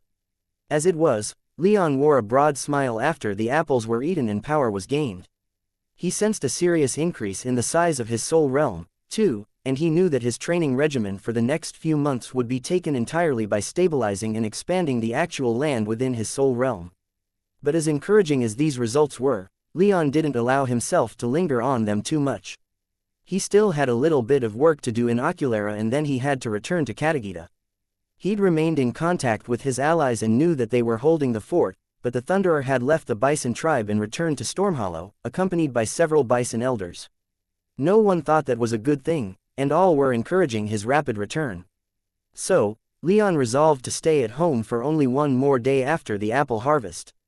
With Talal and the director taking care of business in Heaven's Eye, Elise running their home, and the Grand Druid and Lord Protector still solidly on his side, Leon was ready to head back and finish his business. His only real concern was the Sunlit Emperor. He felt confident enough to leave him to the other 10th tier mages and the director, but he honestly couldn't predict what the man was going to do. At the very least, his people had continued their attempts to reclaim the sword, even as the Ilian and Evergolden forces only put in token efforts to not draw attention. The Keeper had proven himself violent and hostile. Leon hoped that Sunlit wouldn't show himself cut of similar cloth. Putting those problems out of his mind, Leon focused his last full day at home on two things: studying the Iron Needle and talking to the retainer that concerned him the most, Anna. "How are you doing?" Leon asked as he and Anna sat down in a private room. "Not a lot of preamble there, Leon," Anna said with a mostly sarcastic smile. "I have a lot to do and not a lot of time for small talk," Leon replied. "Apologies if I seem a bit curt. I'll make as much time as needed for you, should you need it." "That's sweet," she said. "To answer your initial question, I'm doing well enough. Irene's God sent. She's helped me more than I really want to talk about in this past year. It's good that we're talking like this because I have to apologize to you." "What for?" "For Casimir. I shouldn't have killed him. I know that got you in some trouble with Narses and the man had surrendered and killing him was wrong and..." "Slow down," Leon quickly interjected. "We're not in a race, I'll listen to however much or little you want to say, without judgment." Anna gave him a grateful smile. I don't want to cause you any trouble. You took me and my sister in years ago, and while Helen has held her own, I can't help but feel like I've only caused you trouble. Believe me, you haven't caused me nearly as much trouble as I've caused myself," Leon said with a self-deprecating smile. "Have I ever told you how I almost ruined a peace delegation between a kingdom and a tribe of stone giants? Next to that, what have you done? Not much, I'd say." Leon spoke with a playful tone. By the time he was done, Anna seemed a little more relaxed and even wore a tight, toothless smile. Thank you, Leon," she said as he finished. "You've been more accommodating than anyone else would have. I know I may not have much to offer, but, if you'll have room for me, I would consider it an honor and a privilege to serve you as my king." The sudden declaration had Leon reeling slightly and it took him a moment to respond. He had to switch from less formal boss talking to employee mode and go into his much more nascent king talking to retainer mode. "Your confidence in me brings me no small amount of joy," he gravely said, treating the matter with all the seriousness he believed it warranted. "I would happily accept you now, as I did all those years ago. Though you may not believe it, I value your skills greatly, and you're a valued member of my retinue. I understand your actions with Casimir and hold no grudge. I trust that any more of my enemies, especially since I doubt many will have such a personal connection to you, won't suffer the same fate." "Of course not," Anna quickly stated. "As I said, killing Casimir was a mistake. Don't think too much more on it," Leon said with a quick wave of his hand. "What's done is done. This is enough for me. Let's look now to the future. And speaking of, are you feeling fit enough to head south with the rest of us?" Anna blinked in surprise, then quickly nodded. "Absolutely," she said. "Layden's grown a little, and Nadur and Astar are bigger, too. Big enough to maybe even be combat ready. There's just the problem of making sure they can reach the island. That shouldn't be too difficult," Leon said as he cocked his head in thought. "My flight suit enchantments are much more advanced than they used to be. Plus, we now have a 9th tier wyvern who can carry more than her own weight, I'd say. She won't be happy about that. Leave her to me. For now, get whatever you need ready to head out." "Right." Anna almost sprang to her feet right then and there but paused a moment. "Leon, Would it be alright if Irene came with, too? I don't mean she has to accompany us everywhere, but she's been very helpful with my war beasts. Leon thought about it for a moment. Anna's girlfriend was a little on the weak side compared to his retinue, but he was confident the jaguars could house and defend her easily. Getting her to Katagita was more of a concern to him than what might happen once there. The veins of vigilance in the Argonaut Sea were both large bodies of water not easily crossed by weaker mages, let alone his desire with everything going on to avoid sunlit territory on their return journey, which would add a couple of days and thousands of miles at least to their return trip. But he supposed it was doable. Irene had been training hard in the months since she'd been hired by his household, and 6th tier had power that couldn't just be ignored even at his level. He was almost tempted to offer her one of the Hesperidic apples he still had spare, but he kept those in reserve just in case. Better to use them on allies or to win over potential allies. So long as she's able to keep up, it won't be a problem, Leon said. She won't slow us down. Anna insisted. Although I just, thank you. With hardly another word, Anna darted out of the room, to Leon's amusement. He kept his seat for another couple of minutes, watching Anna practically sprint through his halls back to the stable where Irene was helping her tend to the war beasts. After some exchanged words, Leon noted that Irene looked excited enough, though hardly jumping for joy as much as Anna pretty much had been. With a sigh, he got to his feet and started making his way to his workshop. He had only one more full day left in Oculara, and he wanted to use as much of that time experimenting with adamant and the iron needle as he could. Leaving Oculara was a somewhat more emotional departure than it had been the previous time. This time, after all, Elise, Helen, Tikos, and Nestor were the only ones left behind. Anna, Cassandra, and Irene were joining Leon's group, along with Anna's war beasts. The villa would hardly be deserted, but without most of Leon's retinue, it would be quite empty. Still, as Elise put it, they had plenty of practice at saying goodbye, and Leon had made sure to lavish his fire-haired wife with all the attention she could get the night before, ensuring that she didn't feel abandoned. Cassandra wasn't too thrilled at being left to her own devices when she'd have rathered Leon visit her bed as well, but she understood. If he hadn't been before, Leon felt that her attitude alone would have convinced him not to take any more wives. Ideally, they'd all end up immortal together, but time still waited for no one and there were only so many hours in the day to spend with loved ones. Leon simply counted himself lucky that, while a little sulky, Cassandra wasn't actually upset by his decision regarding how to spend his final night, and when the entire party met up the following morning, she was in good spirits. They didn't leave immediately but instead took close to an hour to make sure that they could fly with Anna's war beasts reasonably well and that Irene was not only equipped but taught how to use some invisibility equipment that Leon had thrown together for her the day before. She wouldn't be armored, but she'd at least not be seen and be able to track the others since Leon wanted them all flying as invisibly as possible. Doing so with Anna's war beasts was a little more complicated. Her two wyverns, Nadir and Astar, hadn't yet developed human intelligence, but Red grudgingly agreed to shepherd them. They were to be the only three of the group flying visible to the naked eye, though they'd be doing so at great altitude such that even powerful mages wouldn't see them unless they were actively searching for them. What she was less willing to do was to carry Layden on her back. Leon had, since the days of the expedition to the Protoforest, rigged up flight equipment for the large beast, and had in the years since refined that gear further, but the snapper was still a slow and cumbersome beast. Anna would have to ride on it to make sure it stayed in the air and kept up with the group. When they finally took to the skies, it came as almost a relief. Leon knew that planning and practicing were one thing, but doing was another. Fortunately, there weren't any mistakes or mishaps, especially since both the Lord Protector and Grand Druid came out to see them off sans any other mages from their respective empires, thankfully. Though he still didn't quite trust their motives, Leon almost surprised himself with the realization that he didn't hate the idea of leaving the Sunlit Emperor to them and the Director. They'd been around long enough that Leon found himself beginning to trust their actions, at least, and that they'd continue to help him defend his home. His offer for them to accompany him to the Nexus, likewise, he found he didn't regret either, made in haste though it was.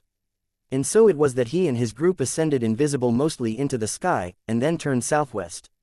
They were to curve around the Sunlit Empire, then venture out above the Pegasi states over the Veins of Vigilance, meet up with the ship that would be waiting for them, and then finally return to Katagita.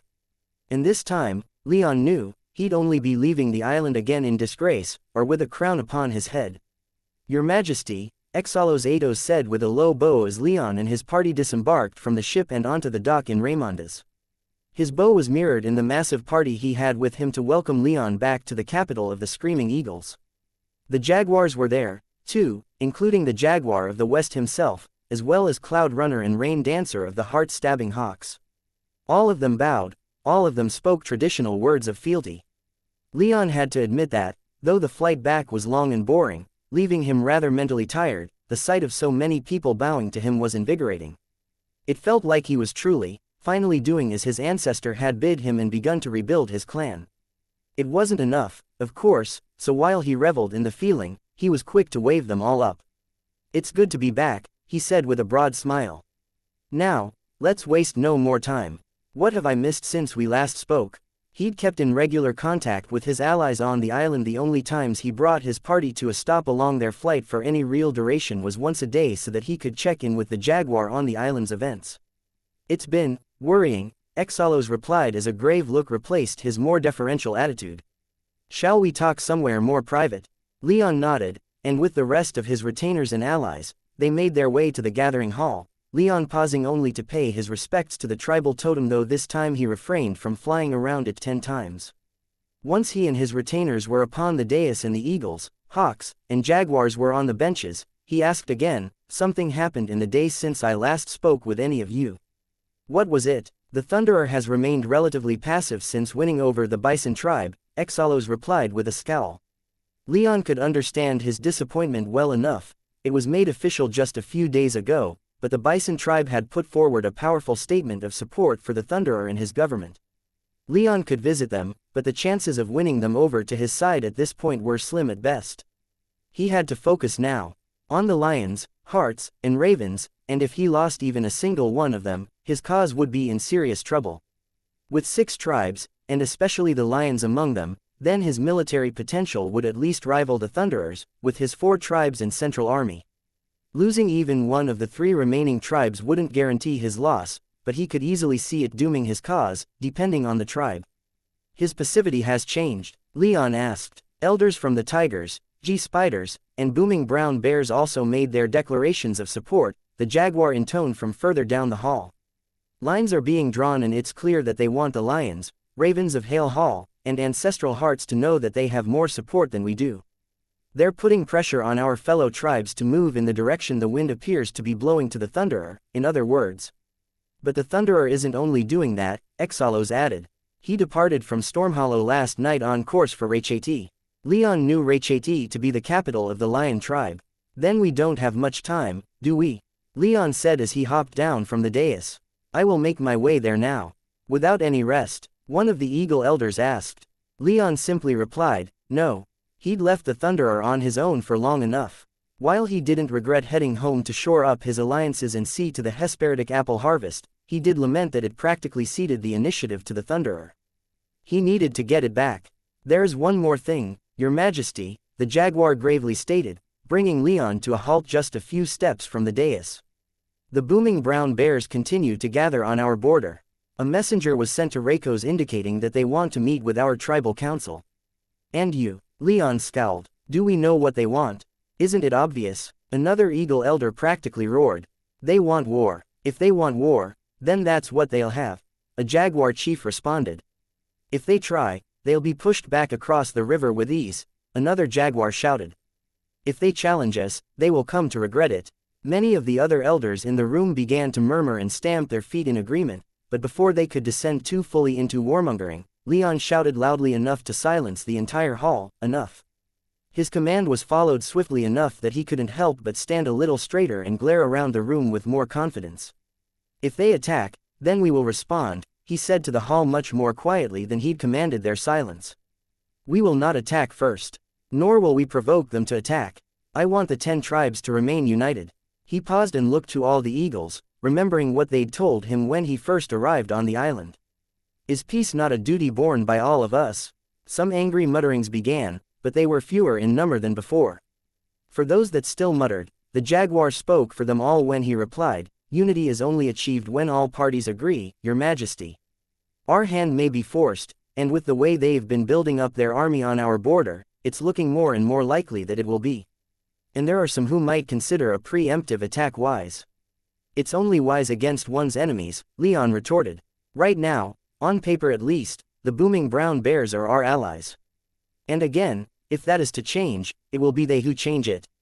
I won't condone any attacks on the bears while the lions, hearts, and ravens remain undecided. Defend your territories as best as you can, but I would be king of a united realm, not one torn apart by internecine conflict. And if our allied tribe wishes not to submit willingly? The jaguar asked, a look of deadly seriousness on his face. We'll cross that bridge when we get to it, Leon replied. But I won't rule anything out. Whatever happens, we'll be ready. But we will not be the side actively pushing disunity. Silence fell upon the hall for a few moments before Exalos quietly said, We all hope you're right, Your Majesty. Leon glanced back at him, and when no follow-up came, he simply said, Good. Now, while I expect all measures to be taken to ensure we're defended against any potential hostilities, I will be making for Rachete. Who will join me? Naturally, all of Leon's retainers, including Irene and Cassandra, fell in behind him. At the same time, the jaguar stepped forward, indicating he'd join Leon, as did Cloud Runner and Rain Dancer. Exalos indicated that he'd return to Reikos to coordinate defense with Nikolaos, but Ipatameni, one of the other 3 9th-tier mages in the Eagle tribe, would join him, along with a delegation of other Eagle elders and chiefs. And so, Leon left Raymondes less than an hour after arriving, bound for Lion territory. And the Thunderer had a head start. Lion territory was what Leon had been told to expect, but more besides. Lion cities were sprawling places, with wide streets separating dense clusters of tall buildings. The lions built out of stone, having established quite a few quarries throughout their territory, in which many of their people Leon could see working, though hardly as laborers.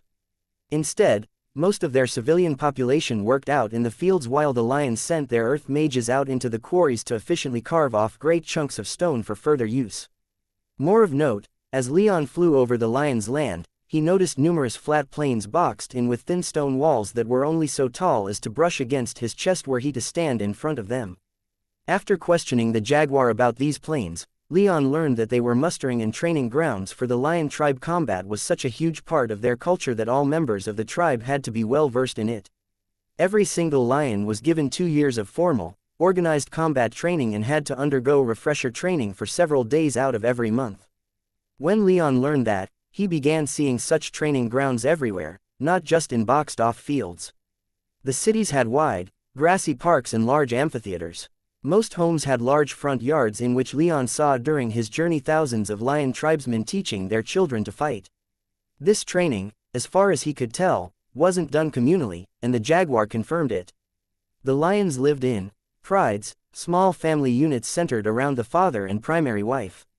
Polygamy was the norm in the lion tribe, with men being expected to have a handful of wives, though rarely more than 4. That left many men without potential mates, Leon realized, and it was explained that due to their martial culture, it was hardly a problem men had 3 or 4 wives, in large part because 70 to 80% of them would die before turning 30, the age at which they were allowed to legally marry. Being clued into what to look for, Leon found himself trying to watch every mustering ground and every home he could see. The mustering grounds remained largely empty since the lion's army was still on the sword, but children were constantly being trained in the yards, male and female both, but Leon noted the boys undergoing a significantly harsher training regimen. He even found himself bearing witness to the end of several young men's lives in an amphitheater as they fought to the death for some reason he couldn't fathom. It was a bloody and martial welcome, and it was largely the only one they received. At the border of lion territory, they'd only had to announce their arrival and several lions escorted them further, but they hardly spoke to anyone in Leon's party and maintained their distance. They were hyper-focused on making sure that Leon reached Rachete without stopping anywhere else. Leon honestly wished he could stop and enjoy the lion cities, taking the opportunity to learn more of the tribe whose support he wished to win, but with the Thunderer likely already in the tribe's capital, he ensured that their escort found no reason to hurry them along. Rachete itself didn't take up any more of a footprint than any other lion city, though Leon noted that their buildings were constructed much taller. In the center of their city, a massive arena had been built, or so Leon had first assumed until he noticed not only the tribal totem in a granite forum adjacent to the arena, but a large group of uniform-clad followers of the Thunderer standing outside of the building's main entrance. "Looks like he's already meeting with the tribal council," the jaguar observed as they drew closer. "Then we have little time to waste," Leon replied as he kept pushing them onwards. It had taken them days to reach the city, and he was eager to get started. The lion's support was critical, and he refused to lose it to the Thunderer. Meeting his group at the outskirts of the city was another group of lion mages who were led by an 8th-tier mage who looked barely 30 years old by mortal standards, her actual age being impossible to tell. She exchanged few words with Ney in Leon's group, simply making it clear that anyone who didn't follow her would be considered hostile and be dealt with accordingly. With that, she turned around in the air and led Leon's party down to the entrance of the arena. "Warm welcome," Leon heard Alcander murmur a little bitterly not too far behind him. "Are they always like this?" Gaius asked one of the Eagle elders accompanying the group. "No," the elder replied. "They've never been welcoming, but they've never been this hostile." "They'd be foolish not to notice what's happening," Ipatamene said in response. "A man's come to the island claiming to be the inheritor of the Thunderbird's legacy, and now the tribes are picking sides. Everyone is nervous in such times." Leon agreed with Ipatamene's assessment and did his best not to judge the lions too harshly for their curt treatment, though there was a part of him that didn't think it was a promising start. On their descent from the sky, the lion elder steered them directly to the arena, bypassing the tribal totem altogether. Leon felt some disappointment in not being able to stop to pay his respects, but in this case, he felt that respecting the wishes of their escort was more important than showing respect to their ancestors and his own. The arena itself was immense, able to seat 100,000 at least. It was covered by a massive, gilded dome, and its outer walls were buttressed with great statues of men and women who Leon didn't recognize. What he did know was that all those depicted were lions, easily recognizable after flying over their lands for days by their long, mane-like hair, the lack of armor, and the two-handed weapons that he was learning the lions favored. Upon landing in front of the arena, Leon's group attracted quite a bit of attention. The Thunderer's people were out in force, and upon closer inspection, their group consisted not just of the man's uniformed soldiers. Leon noticed 3 men standing together, all 7th tier, all dark-skinned and clad in rich silks and velvets with cloaks of black fur. Another small group of mages stood not too far away, also clad in furs but fairer-skinned and with long red hair. The men of the second group also sported bushy red beards. From what he knew of the tribes, these were the bisons and the bears, respectively. Also standing off to one side were several mages tending to winged horses Pegasi led by an 8th-tier woman with severe features and a serious expression. A couple of these people seemed about to approach Leon's group, but with a quick gesture, this woman held them back. Beside him, Leon heard the jaguar growl in a low tone, and he realized the man was staring at these people, too. He was about to ask what was up when one of the red-haired bears strode forward, blocking their path, and arrogantly shouted, "The usurper shows himself at last. The man who would have all 10 tribes walk under the yoke." Leon gave the man a quick once-over, noting that he was 8th tier and bore gold rings upon every finger and a gold chain hung about his neck. His clothes were likewise trimmed in gold and made of silk grass if he guessed correctly. "Get out of the way," the 8th-tier lioness leading Leon's party into the arena demanded. "When the enemy of all our tribes is here in front of me?" The bear asked indignantly. What kind of man would back away after seeing one who would destroy all he's worked to preserve? "You preserve nothing but your own power," the jaguar angrily responded, but before he could continue, Leon shot him a look that silenced him immediately, though he didn't look happy about it. "Ah, so quickly the whelp has broken you in, Lysander." Before the bear could continue in his tirade, the lioness darted forward and slammed her fist into the man's jaw, sending the man flying several dozen feet. The bear hit the ground hard enough to crack the stone beneath him, but he easily rolled up to his feet, a violent glare in his eye. "I said get out of the way," the lioness furiously repeated. "You are not in your tribe. Remember that." Several strong lion guards came sprinting out of the arena and, without another word, the lioness escorted Leon's group into the arena proper. Leon had to suppress the urge to smile as they passed the bears, now silent and silently fuming, and found it easier once they were inside. The arena's atrium was spectacular, being a massive chamber with statues and frescoes everywhere, colorful scenes depicting lions victorious in battle that were designed to overwhelm the senses and put the human imagination to shame. It was easily equal to any of the imperial palaces he'd been inside of, in both beauty and magic, for he sensed vast quantities of magic flowing through the arena's walls, powering, among undoubtedly many others, defensive wards that not only prevented him from using his magic senses but also settled about him like a cloak. His aura was suppressed, and he suspected the use of his magic here would, at the very least, be severely hampered. "The ravens of Hale Hall and the lions have a good relationship," the jaguar said as they were led further into the arena. "They've established an anti-magic field around this entire gathering hall. Only down in the sand of the central hall is the use of magic allowed, and even then, only when the lions allow it. They're always fighting," Ipatameni noted. "Indeed," the jaguar agreed. Through several more opulent halls they were led, gold the most prevalent color and metal that Leon could see used in the arena's decor. At every door were 2 6th-tier guards dressed in golden plate armor, their long, equally golden hair spilling from the back of their helmets, while throughout the halls more guards were stationed in alcoves. Every here and there were 7th-tier lions, as well, though, unlike the guards, they weren't obviously armored, dressed as they were mostly in simple tunics, pants, and sandals. All, however, watched Leon's group passing through their halls with such intensity and scrutiny that despite Leon's party having no less than 6 9th-tier mages in his entourage, he still felt both small and unwelcome. But he walked with his back straight and face set in stony dispassion, and such was how he walked out into the sands of the arena, to his concealed shock. He wasn't entirely surprised that it was to the arena itself that they went, rather than some hall or other in the back, but to be out on the sands themselves rather than on an adjacent platform was surprising. More surprising even than that was who was already there: the Thunderer himself, as well as about 24 or so his adjutants, not including the woman who'd accompanied him to the Jaguar tribe just several weeks ago. But that didn't mean his people were weak by any means. There were several more bison and bear elders, all 8th tier, while there were 2 pale, skinny men with pitch-black eyes standing with, who Leon identified as likely elders from the G-Spiders. In total, the Thunderer's people with him in the sand were of roughly equal number to Leon's entire party. Also down in the massive arena's sand were the stronger lions in the entire arena. The stands were lightly filled with 5th tier to 8th tier lions, but down in the sand were 3 men and 1 woman, all 9th tier, along with a handful of other 8th tier women. As Leon's group entered, they drew the attention of all in the arena, including the Thunderer and the lions in the sand. The lioness escorting them ordered them to wait just a few dozen feet away from the Thunderer's people and joined one of the 9th tier lion men, a hulk of a man with a true mane of golden hair stretching down to the back of his knees, and a full beard covering almost his entire face. He was dressed as simply as all the others, with only an unadorned tunic, pants, and sandals covering his body, but his clothes did nothing to hide his immense musculature or his tremendous aura.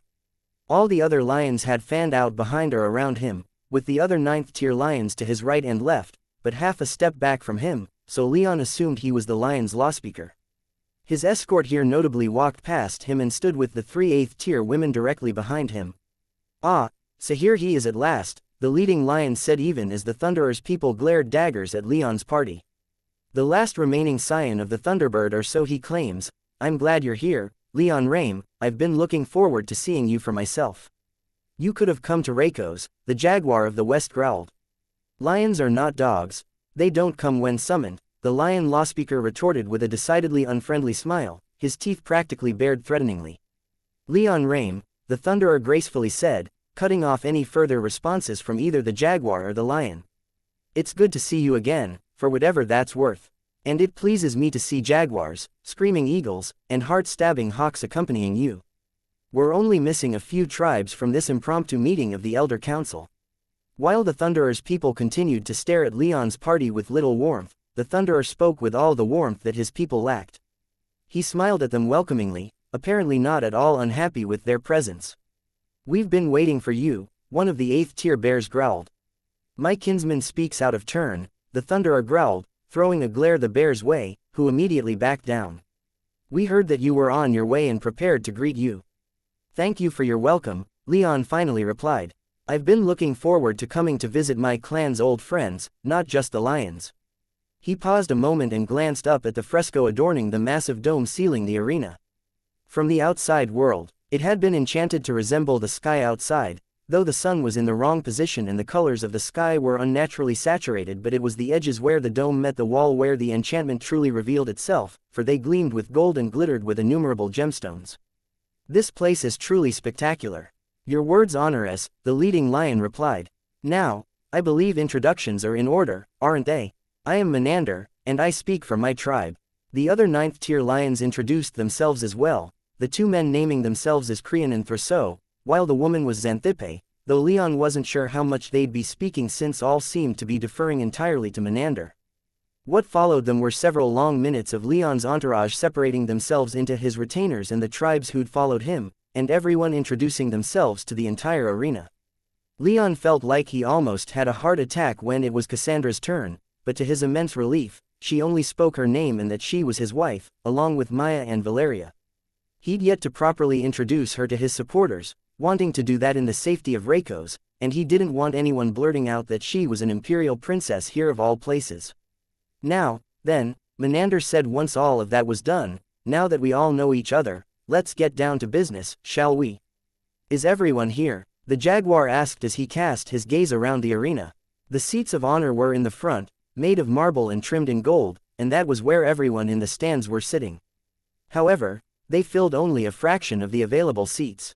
Most of our chiefs and elders are on the sword, Menander replied. That's where they belong, leading our armies. That's where we'd be, too, if we didn't have responsibilities to our tribe back here.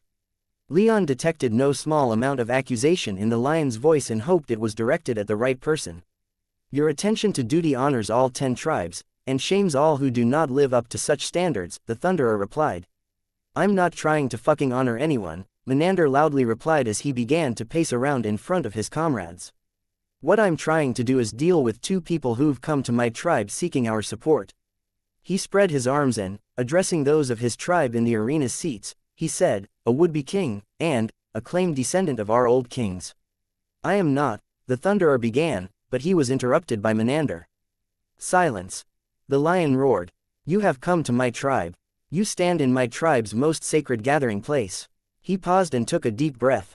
In a more subdued tone, though with no less anger, he said, I have no care for the nuances of what you 2 intend for the tribes. The lions follow the strongest. With a gesture, the massive doors leading out of the arena were shut and magically locked, while anti-magic enchantments powerful enough to completely overpower Leon were activated over the sand, causing everyone but the lions to gasp and sway on their feet or fall to their knees from the sudden weakness. If you wish for our support, then you will fight, Menander declared. We would see who is strongest. Whose conviction will carry them to victory. Who will honor us more with blood. How are we to fight each other when we can't use magic? A bear elder shouted. Menander smirked at him. You'll not be fighting each other. Not yet, anyway, but we'll get to that in a moment. For now, I'll warn everyone here, there will be no negotiations after today. My tribe follows the strongest, so prove yourselves stronger here and now, and win our support. From the moment Menander decided that to win the support of the lion tribe, each side would have to fight, both Leon and the Thunderer's respective people began to square up. Leon's side had more 9th tiers, but since the Thunderer himself was 10th tier, the odds were hardly skewed in either's favor. Fortunately, even though it was apparent that both sides were more than willing to throw down, Menander stepped in to provide some clarification and structure to their duel. I see that we're all eager to begin, the lion lawspeaker loudly observed. It warms the heart to know that those who have come to my tribe are not toothless cubs. However, here in the lion tribe, we are not barbarians, fighting chaotically and without care. Withdraw to the stands and let us prepare. We will truly begin in an hour. The tension wasn't fully dissipated, but both Leon and the Thunderer, without looking away from each other, silently ordered their followers to back down, which they slowly did, though not without some grumbling and minor posturing. Finally, the Thunderer smiled and said, let's not let this come to unpleasantness. If this is what is required, then let us prove who's the better man. Easy to say for someone a full tier stronger than me, Leon replied. I'm willing to see what Menander has in mind, though. He glanced at the lion in question, who was busy getting the other lion elders up into the stands specifically, to a platform at the far end of the oval arena where Leon guessed the highest-ranked elders sat. It didn't take too much longer for Leon and the Thunderer to wrangle their people up to the platform, which Menander had covered to shield them from the sun. Now, then, Menander boomed as Leon with his family, retainers, and supporters arrayed behind him, and the Thunderers likewise, stood before him. Let's have us a contest, shall we? I find it interesting that you're deciding the course of your tribe simply by force of arms, one of the bear elders said. He was only 8th tier, so when Menander fixed the elder in his gaze, the man did his best to put on a brave face, but he quickly paled and stumbled back until the Thunderer interposed himself between them. There have been enough distractions, the Thunderer calmly stated. I'm just happy that you're finally going to speak with me, let alone give me a chance to make my case. Leon raised an eyebrow, interested in what exactly the Thunderer meant by that. Have the lions not been negotiating with him? He wondered. Just keep your people in line, Menander growled. A moment later, he was back to what seemed to be his usual boisterous self. Strength is measured in many ways. From one's magic power to the literal strength of their arms. But what I'm more interested in seeing today is, in addition to physical and magical strength, the strength of your ability to assess your followers. I will have all of you duel each other to first blood and first blood only. Menander went into more specifics, but it was clear that what he wanted was essentially a tournament, and had all of Leon and the Thunderer's people separated into brackets.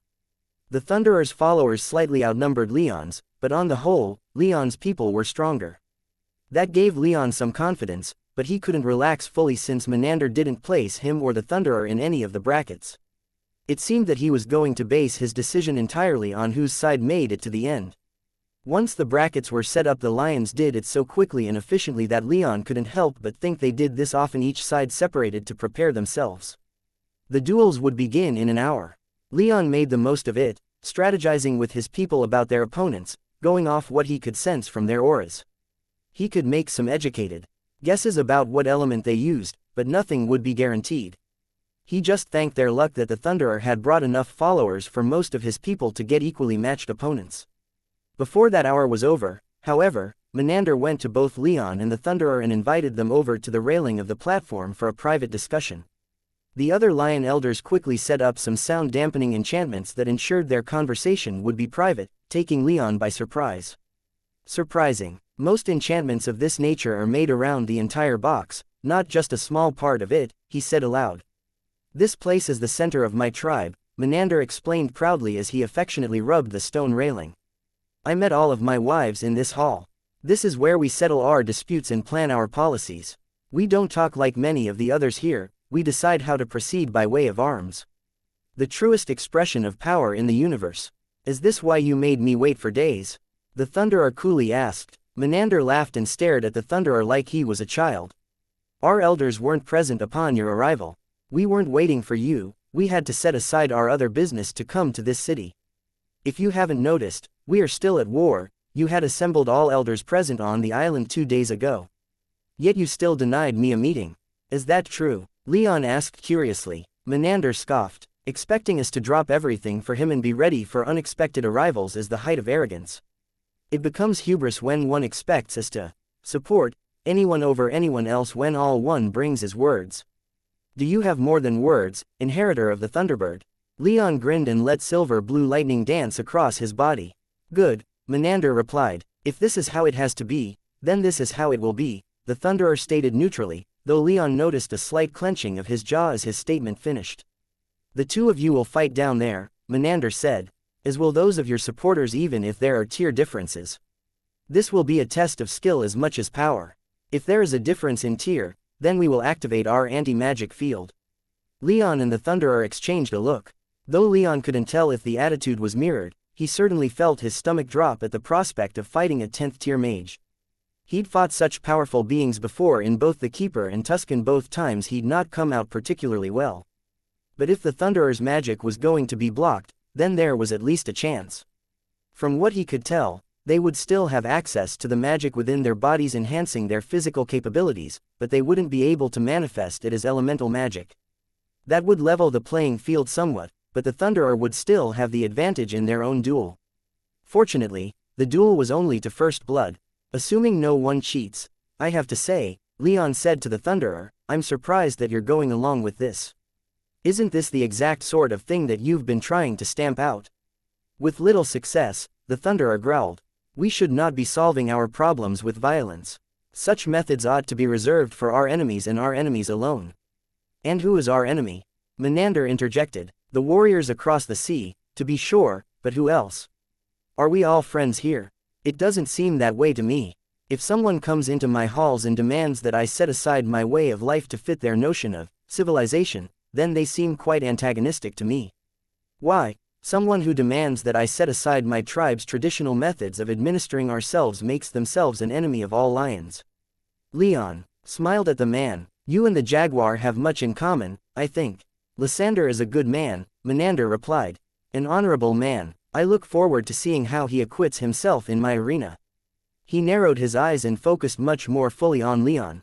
He's not the only one I look forward to assessing. Why not fight him yourself, then? The Thunderer asked as he leaned against the railing and stared down into the arena in what Leon took to be performative casualness. The Thunderer was trying to make himself seem nonchalant, but he kept both Leon and Menander in the corner of his eye the entire time. Crossing blades is one thing, seeing how one treats their enemy is another, Menander replied. He seeks my support. How one fights someone they're trying to win over will be different to how they fight against a true opponent. Menander grinned at the Thunderer, and Leon saw the ghost of a scowl cross the man formerly known as Iron Striker's face. So be it, the Thunderer whispered. The rest of the hour of preparation passed quickly, and Leon and the Thunderer's people were allowed to sit in the stands. Leon and the Thunderer themselves, however, sat with the Lion Elders on the platform. Not even the Jaguar or any of the Elders Leon or the Thunderer brought were afforded such privilege, though they sat next to the platform. There weren't any private boxes in the arena, so being by the platform seemed to Leon to be the most prestigious and honorable place visiting guests could sit. Once the time came, Menander stood up from his seat and addressed the small crowd. The lions who'd been in the arena from the start had stayed, but there were less than 1,000 of them, so the audience for these duels would be relatively small. The arena was large enough that Leon guessed even 9th-tier mages could fight in it comfortably, so even with hundreds of people, the place still felt practically dead. It's time. He roared, his mane-like hair practically rippling as he seemed to throw his entire body behind his declaration. It is time for us to resolve our conflicts in the old way. In the true way, in the way of the lion.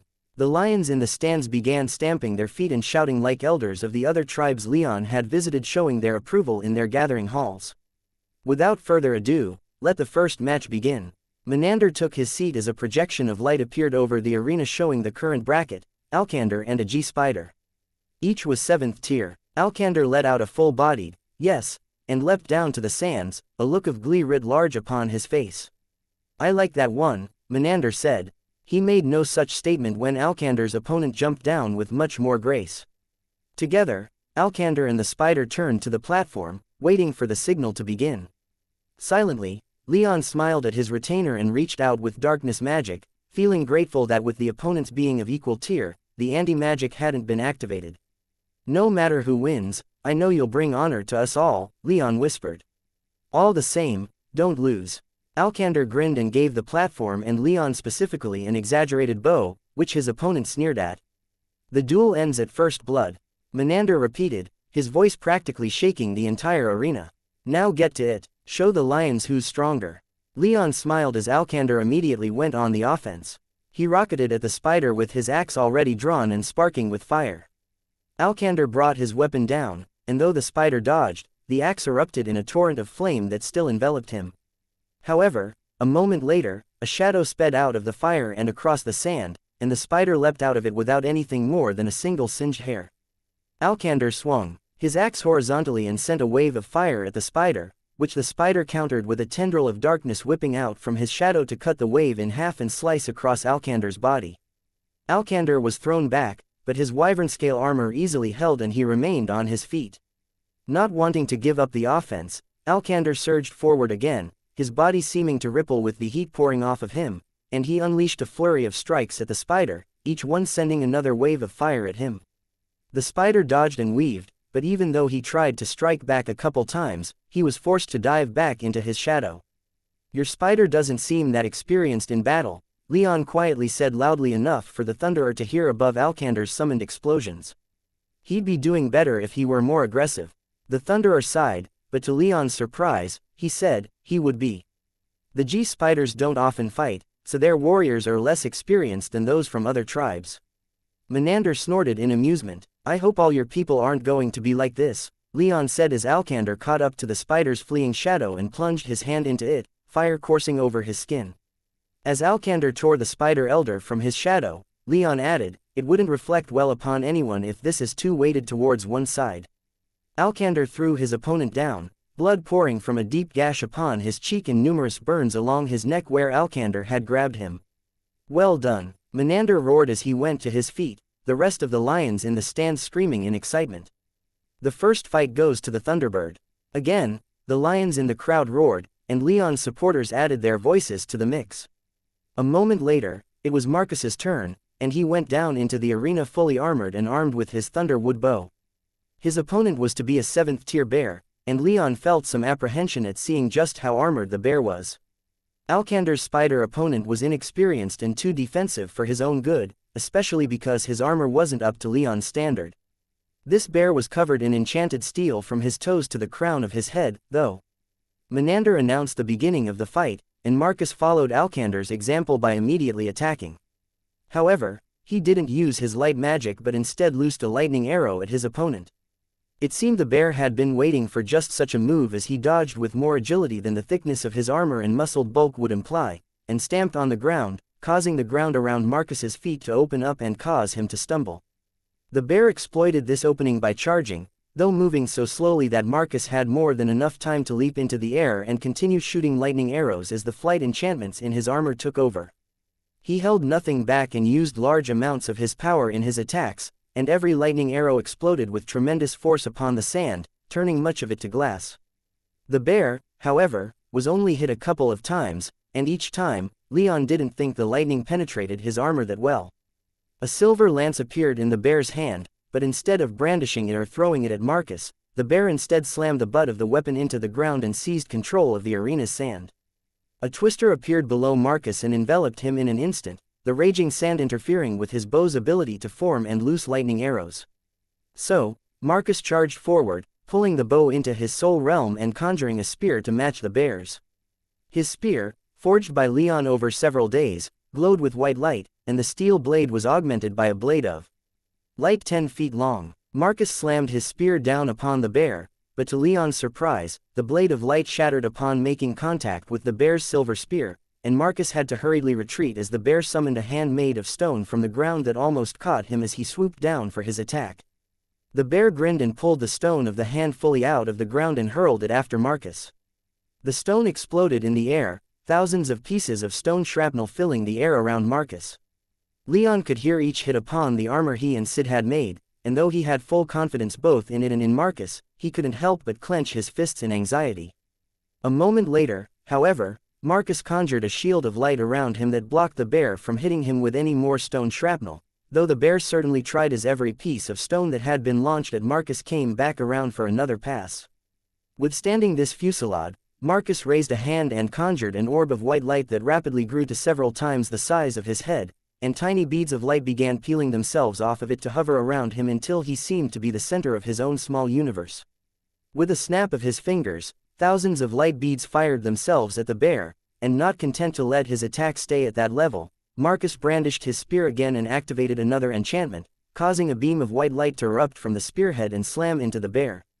The bear's armor held up quite well, and as Marcus conjured his beam, the bear summoned a wall of stone to block it and the rest of the beads. Marcus's beam of light sliced clean through, but by then, the bear had time to swing his own spear and conjure a wall of darkness that seemed to eat all of Marcus's light. The wall only lasted for several seconds, but it was enough for Marcus to call off his attack. As the wall of darkness fell, though, Marcus didn't remain idle and instead threw his spear at the bear, taking his opponent by surprise. The bear dodged, but the spear altered trajectory and tracked him, not losing any force behind it.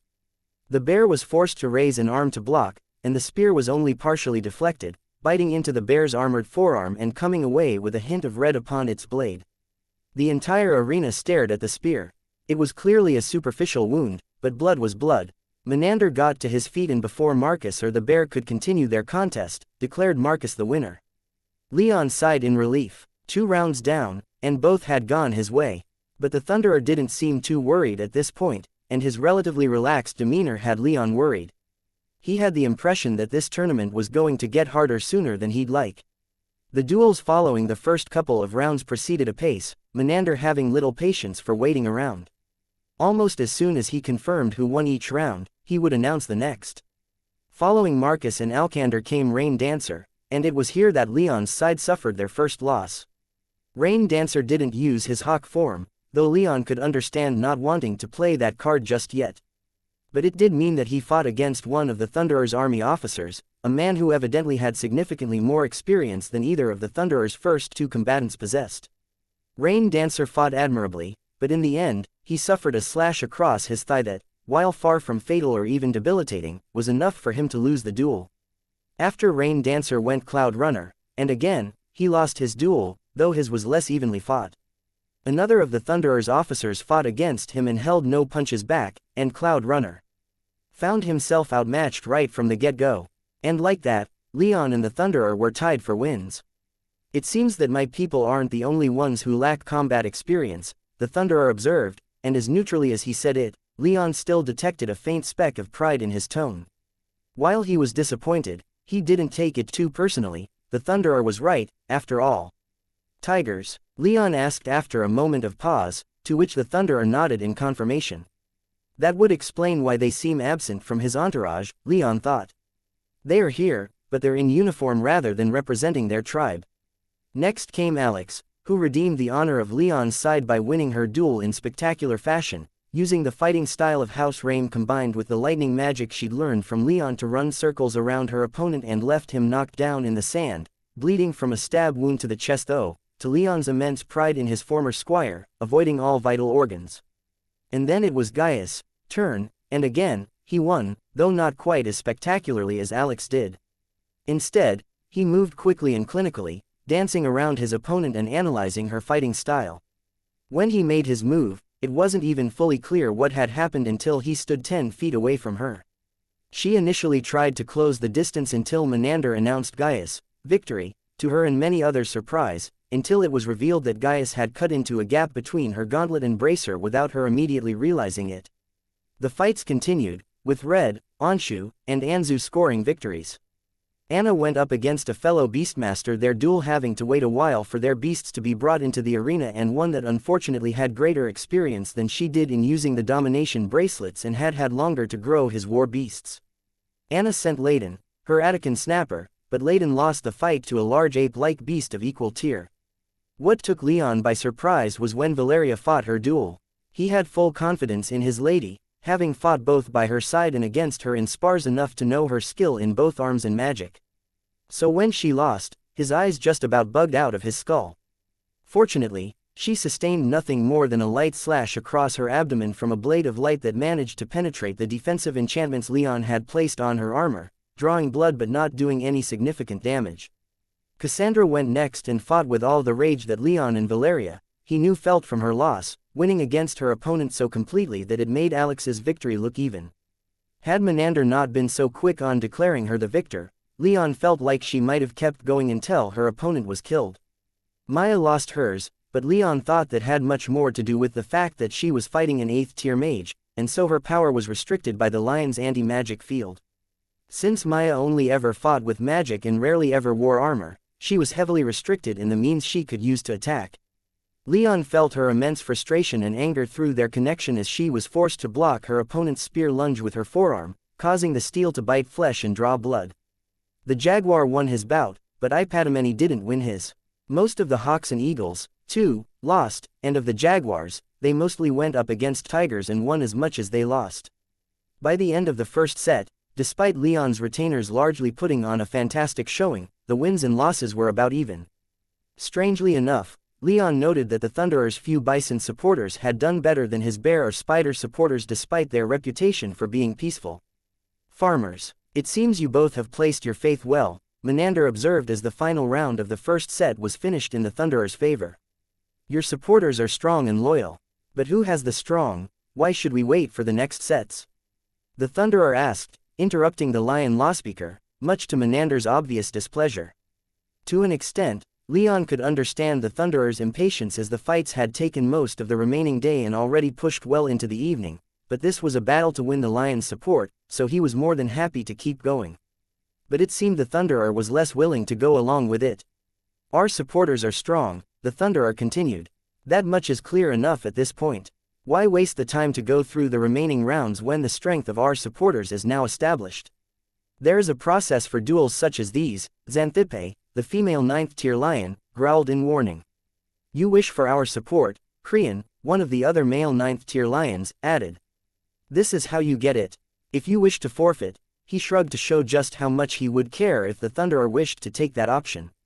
I will not forfeit without a fight, the Thunderer declared. However, he turned his eyes to Leon and gave him a meaningful look. Finishing the man's statement for him, Leon said, You want us to fight right now? Without waiting for the others to finish, a grin began spreading across Leon's face even as his heart began to race uncontrollably. Yes, the Thunderer confirmed. Our strength is all that needs to be established now. Shall we have ourselves our duel now and bring this negotiation to an end? Leon saw the lions glare at the Thunderer, but it was Menander who spoke, his voice calm and collected. If this is your wish, that can be arranged. I am eager to see all that you two have to show me. Menander then turned to Leon. Well, descendant of the Thunderbird, will you accept our noble Thunderer's challenge? I will, Leon said more firmly than he felt. I don't relish skipping the rest of the fights, but I've never been one to back down when so directly challenged. Do you give your blessing for what seems to be a breach of protocol? As Leon finished his acceptance, he saw the Thunderer twitch in what seemed to be a slight cringe, and Menander briefly glanced at his 3 other counterparts, all of whom eventually nodded, though Xanthippe needed a few seconds to ponder the matter. Then, the lawspeaker said, Very well. Let's see what you two are capable of. Without further ado, the Thunderer leapt down into the sand. The rest of the arena had been buzzing with words of anger and celebration, depending on who won or lost and who was going to fight next. But the entire arena fell silent as the Thunderer's feet touched the sand.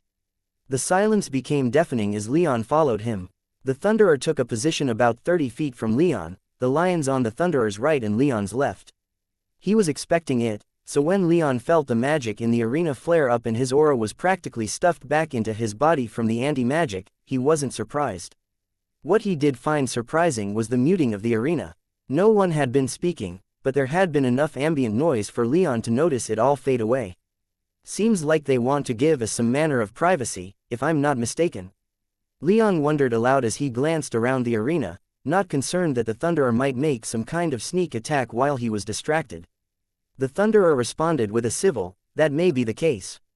I'm grateful, it gives us a chance to speak with relative impunity.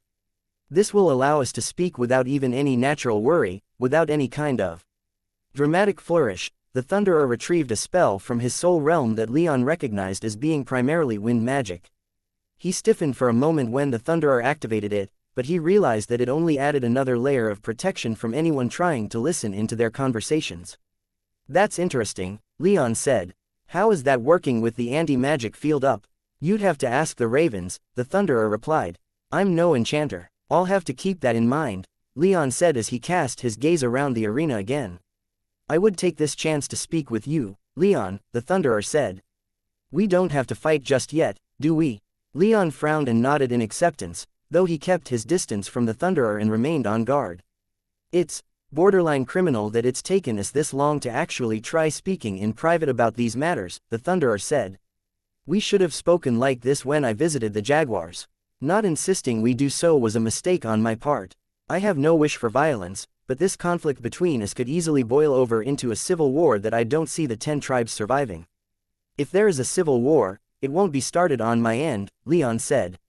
Yours, however, the bears building up forces along their border with the jaguars might wind up being a problem. It already has quite a few people paying attention. I've argued against it, but my kinsmen trust the jaguars about as much as the jaguars trust us. Us, Leon noted. Aren't you supposed to represent all of the 10 tribes, not just your own? The Thunderer smiled embarrassedly. A slip of the tongue. Centuries spent in my tribe, among my own kinsmen, I keep all the 10 tribes in my thoughts, but it can still be hard to disentangle old ways of speaking from newer modes of thought. You don't seem to be creating much love amongst the 10 tribes despite this, Leon observed. I am confident that history will vindicate me even if I'm not loved in my own time. Leon sighed and glanced around the arena again, gauging how the rest of the arena was taking their conversation. Most of the people were chatting amongst themselves and watching them with curiosity, and Leon noted that their respective supporters, especially his retainers, and especially his ladies were watching them with greater concern, but no one seemed to be reacting to what they were saying. It seemed to him that they truly were speaking privately. Even the lions on the platform didn't seem to be paying much attention, with only Menander watching them with any intensity. "Let's cut to the chase," he said. "What do you actually want to talk about?" "I want to ask you to set aside your goal to become king," the Thunderer said. "If we are to be a truly united people, it can't be under the yoke of the old ways. We must move forward, not back to a bygone age that saw us ruined. Your clan may have given us some glory, but we were only your servants, not your partners." "I can't do that," Leon calmly replied. "I will rebuild my clan and all those who come with me. I will not go back to the old status quo, but I will not give up the reason I came here unless I'm soundly rejected by the rest of the tribes. There will always be a place in my kingdom for those who aid me in my goals, not as slaves or servants, but as partners and friends." "Yet you still wish to be our king. Kings are partners to no one. There's a first for everything. You're a child." The Thunderer punctuated his statement with a rolling of his eyes and drawing of a large two-handed sword, one that would be truly unwieldy for even the strongest of mortals, yet which he twirled about with ease. While the anti-magic in the arena was dampening it greatly, Leon could still feel a large amount of magic flowing through the weapon and knew it was incredibly dangerous. But he had dangerous weapons of his own, which he showed as he donned his armor and drew his family's adamant blade. Even with the anti-magic in the arena, a few bolts of silver-blue lightning sparked across the surface of the weapon. "The 10 tribes must be united," the Thunderer gravely intoned. "If we are not, then the empires will overrun us all, and bring about our final defeat. If I must defeat you here and now with force of arms, I would be immeasurably disappointed, but that is simply how the world works sometimes. Prepare yourself, Leon Rame, your desire to be our king ends today." "We'll see," Leon replied, taking the Thunderer as seriously as his power demanded. They would be fighting without elemental magic, but he was still at a disadvantage, which the Thunderer immediately proved when he lunged forward with startling speed and brought his blade down in an overhead chop. Leon was taken aback, but lightning coursed through his veins and the world seemed to slow down. He slipped around the Thunderer's strike and raked his blade across the man's ribs. However, a millimeter from the man's shirt, Leon's blade hit a barrier of white light and failed to do any damage. "The tribes will never unite without strong leadership," the Thunderer professed as he pressed Leon back with more strikes, each one too strong for Leon to take directly. "I wanted to convince them with the strength of my arguments, but it seems all they ever want to see is strength of arms." Leon danced around the Thunderer, his speed giving him enough of an edge to keep from being hit, but not enough to create a good opening with which to strike back, and those few openings that did present themselves amounted to nothing with the Thunderer's light barrier in the way. Given their enemy, is valuing martial strength so bad? Leon countered as he managed to deflect a blow aimed at his head. "It should not be what defines us," the Thunderer shouted as he swung again at Leon's ribs. Leon took the hit to his ribs, trusting in his armor to protect him. His faith was rewarded with a harsh blow to the chest, but he doubted it would do anything more than bruise. Taking the hit allowed him to stab at the Thunderer's sword arm, but again, his blade was deflected by a light barrier. Leon dodged around the Thunderer, not giving any ground, but getting away from the man's weapon anyway. As he did, he conjured his anti-light magic gem into his gauntlet but kept it in reserve for the moment. The 10 tribes united could dominate this plane, the Thunderer insisted as he pressed Leon again. "The barbarian empires would bow at our feet. I would lead us out of the mire we've been stuck in for 80,000 years and build us from a mere confederation into a powerful centralized state that would see us thrive for millennia to come." He punctuated most of his words with sword strikes, which Leon continued to dodge and deflect. Leon noticed his strikes becoming just a little more erratic, though whether that was intentional or not, Leon couldn't tell. A few suspicious openings emerged that he refrained from taking, thinking them feints, but he started becoming more and more convinced that they were real and that the Thunderer was allowing himself to get distracted. "Is that where your ambition stops?" Leon shouted back as he ducked and let the Thunderer's blade slice the air above his head. "The empires and the continent of Eterna. My people's prosperity is ambition enough," the Thunderer thundered. "Anything more would be for my own ego. What does it matter if it means a better life for your people?" Leon retorted, "Nothing's guaranteed. Bringing my people into conflict just for ego is a pointless risk." "Then, you should have stayed on Katagita and not taken the sword. Vengeance for grievances is vengeance for the sake of ego. The empires have never given up trying to kill us. We are defending ourselves by striking at their territory. And when we're done, the empires will never threaten us again. That is what I want. Not war, but peace and security. Leon stole a glance at the platform where Menander continued to stare at them. At him, he realized. I wouldn't just accomplish this, I would rise beyond it. As Leon shouted his response, he noticed the Thunderer's blade slow just a fraction. Your conflict is petty and meaningless. Leon continued. The empires want to see us gone. Then we shall leave. We should leave this plane behind and reclaim our place among the stars. That is our place. Not on one petty plane waging petty wars. We were once akin to gods to these people. And I would see us made so again. Peace and security would be achieved by reclaiming our rightful place in the universe. The Thunderer's blade slowed again, finally pausing as if in shock at what Leon was saying as Leon finished his declaration. Sensing that this was his moment, Leon waited for another moment, and when it presented itself, he fired off his anti-magic, hoping that it wouldn't be stopped by the lion's own anti-magic. Fortunately, it seemed he was right, and where the anti-magic field hadn't managed to stop the Thunderer's light barrier, Leon's directed anti-magic pulse accomplished that task. A flash of white light was all Leon needed to know the Thunderer was vulnerable. Calling upon all the speed his body could muster, Leon sliced at the Thunderer's left arm, but as he did, the Thunderer began moving again, too. As Leon's blade raked across the Thunderer's arm, the Thunderer's sword caught Leon in the face, caught on the edge of his visor, and tore his helmet right off his head. Leon felt burning pain along his cheek as steel met flesh, and hot blood immediately began pouring from the wound. Both froze as their blood hit the sand. Leon's strike had opened the Thunderer's forearm, but the cut was shallow and easily ignored by a 10th-tier mage. The wound the Thunderer had given Leon, on the other hand, was gushing blood, and had it been only a hair to Leon's right, it might have taken out his left eye. The Thunderer's blow was by far the deadlier, but Leon had spilled blood first. By a fraction of a second, but first was first. For a moment, Leon thought the Thunderer might contest the result, his eyes widened staring at the wound on his arm.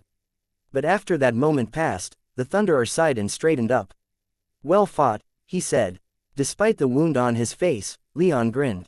He was given reason to smile even more when Menander rose from his seat and shouted for the entire arena to hear, piercing through even the Thunderer's privacy spell, Leon Rame is the winner. Blood poured down his face and hot pain lanced through his mind, but Leon stood on the sands of the Lion's arena, pride swelling in his chest. Though he'd only won the duel because Menander had set the standard for victory at first blood, the injury given to him by the Thunderer being far and away worse than the one he'd given to the man just a moment before victory was still victory. The Thunderer hardly seemed bothered. With a wave of his hand, the privacy spell was broken and the roaring jubilation of Leon's faction hit their ears like a tidal wave. But Leon continued to stand firm, basking in his win, and the Thunderer stood there stoically, his eyes closed as if lost in thought. They stood there for what seemed like hours, but was only several seconds, before Leon found himself nearly tackled to the ground by Cassandra, Maya just behind her, and Valeria just barely coming in. Third, let me see, Cassandra whispered as she took gentle hold of Leon's head and angled it so that his wound could catch as much light as possible. How does it look? Leon asked as he smiled cheekily, ignoring the pain that caused him. How badass of a scar will I have? Don't move like that, Leon, Cassandra rebuked. You don't want to make it worse. It doesn't look that bad, Valeria said. The cut was clean, probably won't leave a scar after being healed. Damn, Leon said without a shred of seriousness. I have it under good authority that women love scars. If you came home with a scarred face, Elise would have us all flayed, Maya whispered, her lake blue eyes glittering with concern. Before anyone could respond, the rest of Leon's retinue arrived to give their congratulations, but it was Anshu who was in the lead. Leon, the Indradian said as he pushed to the front of their group, his hands already glowing with light magic. Hold still and I'll have that wound sealed up in a moment. Thank you, Leon replied as he complied. Soon, the pain disappeared, leaving his triumphant delight alone in his mind. When Anshu was finished, Leon could tell that the wound was only closed and far from fully healed, but it was enough as far as he was concerned. It seemed that everyone else was of the same mind as Alkander burst forward and shouted, "You won. We all knew you would, but you fucking won." There was some shouting and stomping from the watching lions, but the Thunderer's people were dead silent, and Leon could even sense a significant degree of killing intent. The two men he was most concerned about, however, had not a shred of killing intent in their auras to be seen. Menander was the first, and he was slowly walking toward Leon's group, a wide smile on his face even behind his thick blonde beard. The Thunderer was the other, and he'd put his weapon away and was now staring at Leon. As if sensing his intent, Leon's retainers closed ranks against him, Cassandra and Maya standing at his shoulders with Valeria beside Cassandra. If there was going to be a fight, they'd fight at his side this time. Fortunately, there wasn't going to be a fight. The Thunderer simply nodded to Leon and stated quietly, though his voice was still clear enough to be heard above the celebrations filling the arena, "Well fought. Well fought." Without another word, the Thunderer turned and began walking towards his waiting followers. Leon was about to call after him when Menander arrived and took his attention, the noise within the arena fading as he did. "He's right, that was a glorious battle. To defy the order of things and defeat a man so much stronger than you.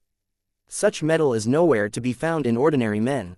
Leon grinned for a moment until he felt a ripple of displeasure from Maya, reminding him that she lost against someone a tier below her, too.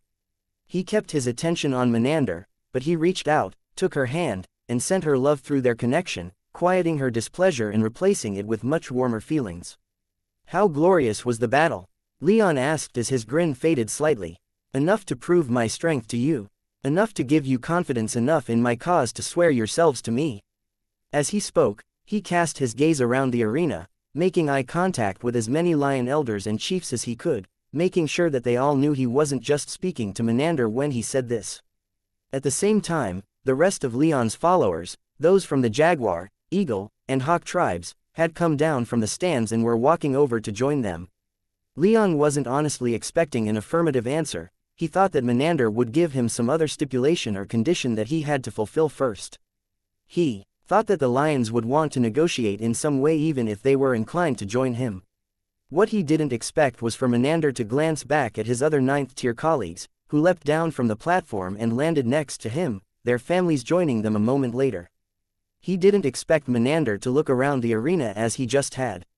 He didn't expect Menander to take a deep breath and roar, "The air of the Thunderbird has shown his strength.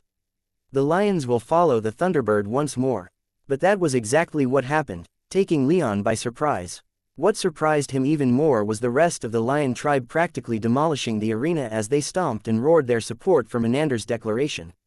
The arena shook with the force of the lion's strongest mages roaring almost as one, and the other tribes Leon had brought with him almost stumbled in the sand as they quickly made to join him. Once more, pride nearly more than he'd ever felt at any one time, exceeded only by a few moments in his life, filling him from the tips of his toes to the top of his skull. He'd won another tribe. His bid for the throne of the 10 tribes would have been lost had he lost the lion tribe to the Thunderer, but he hadn't lost them. The lions were now with him. "Send messengers to every corner of our lands." Menander boomed, his voice rising above even the apocalyptically loud noise the rest of his tribe was making. "Inform the whole tribe. Inform the whole island. The lion stands with the Thunderbird." After Menander's declaration, the Thunderer and his people swiftly departed the arena. From what Leon gathered in the hours after, they were intending to leave the city in only a matter of hours.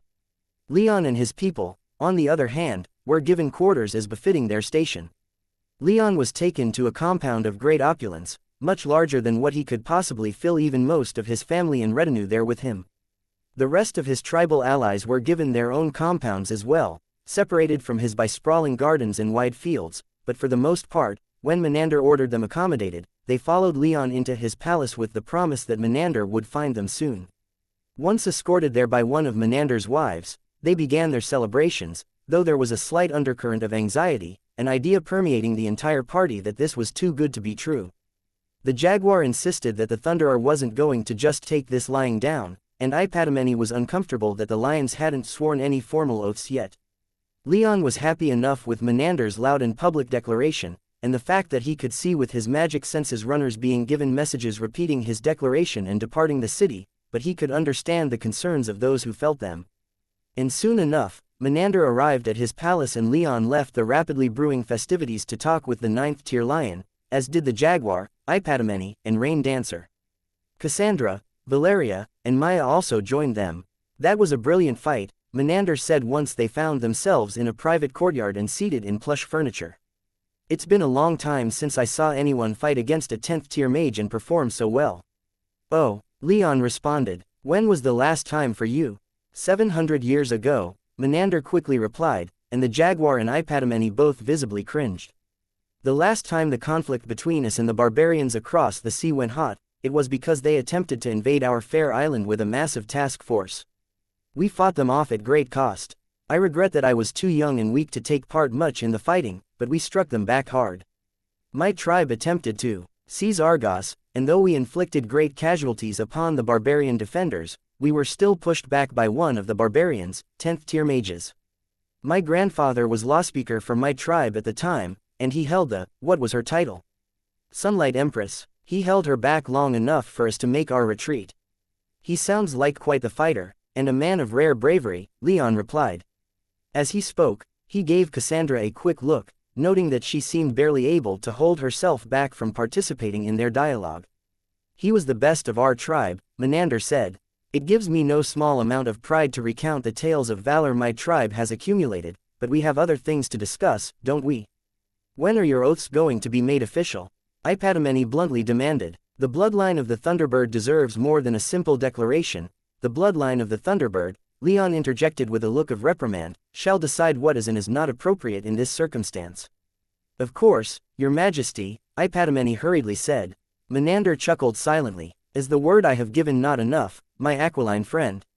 Are you questioning the honor of my tribe? Menander's aura slowly began increasing in intensity as the lion shifted his attention to Ipatamene. I think, Leon interrupted again, that the lack of ceremony has taken some of us aback. Personally, I have little patience for formality, so your declaration was enough for me. Menander smiled and silently thought for a moment before saying, allow me to alleviate all concerns, then. My word stands. My tribe will follow me, and I swear myself to you, Leon Rame. Let my claws be your blades, my hide, your armor. Wherever the Thunderbird has need of us, my tribe shall be there, fangs bared and claws extended. Thank you, Leon replied.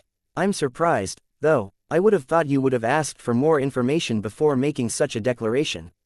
Lions do not concern ourselves with treaties and long negotiations, Menander replied, his tone almost dismissive. For us, you have shown your strength.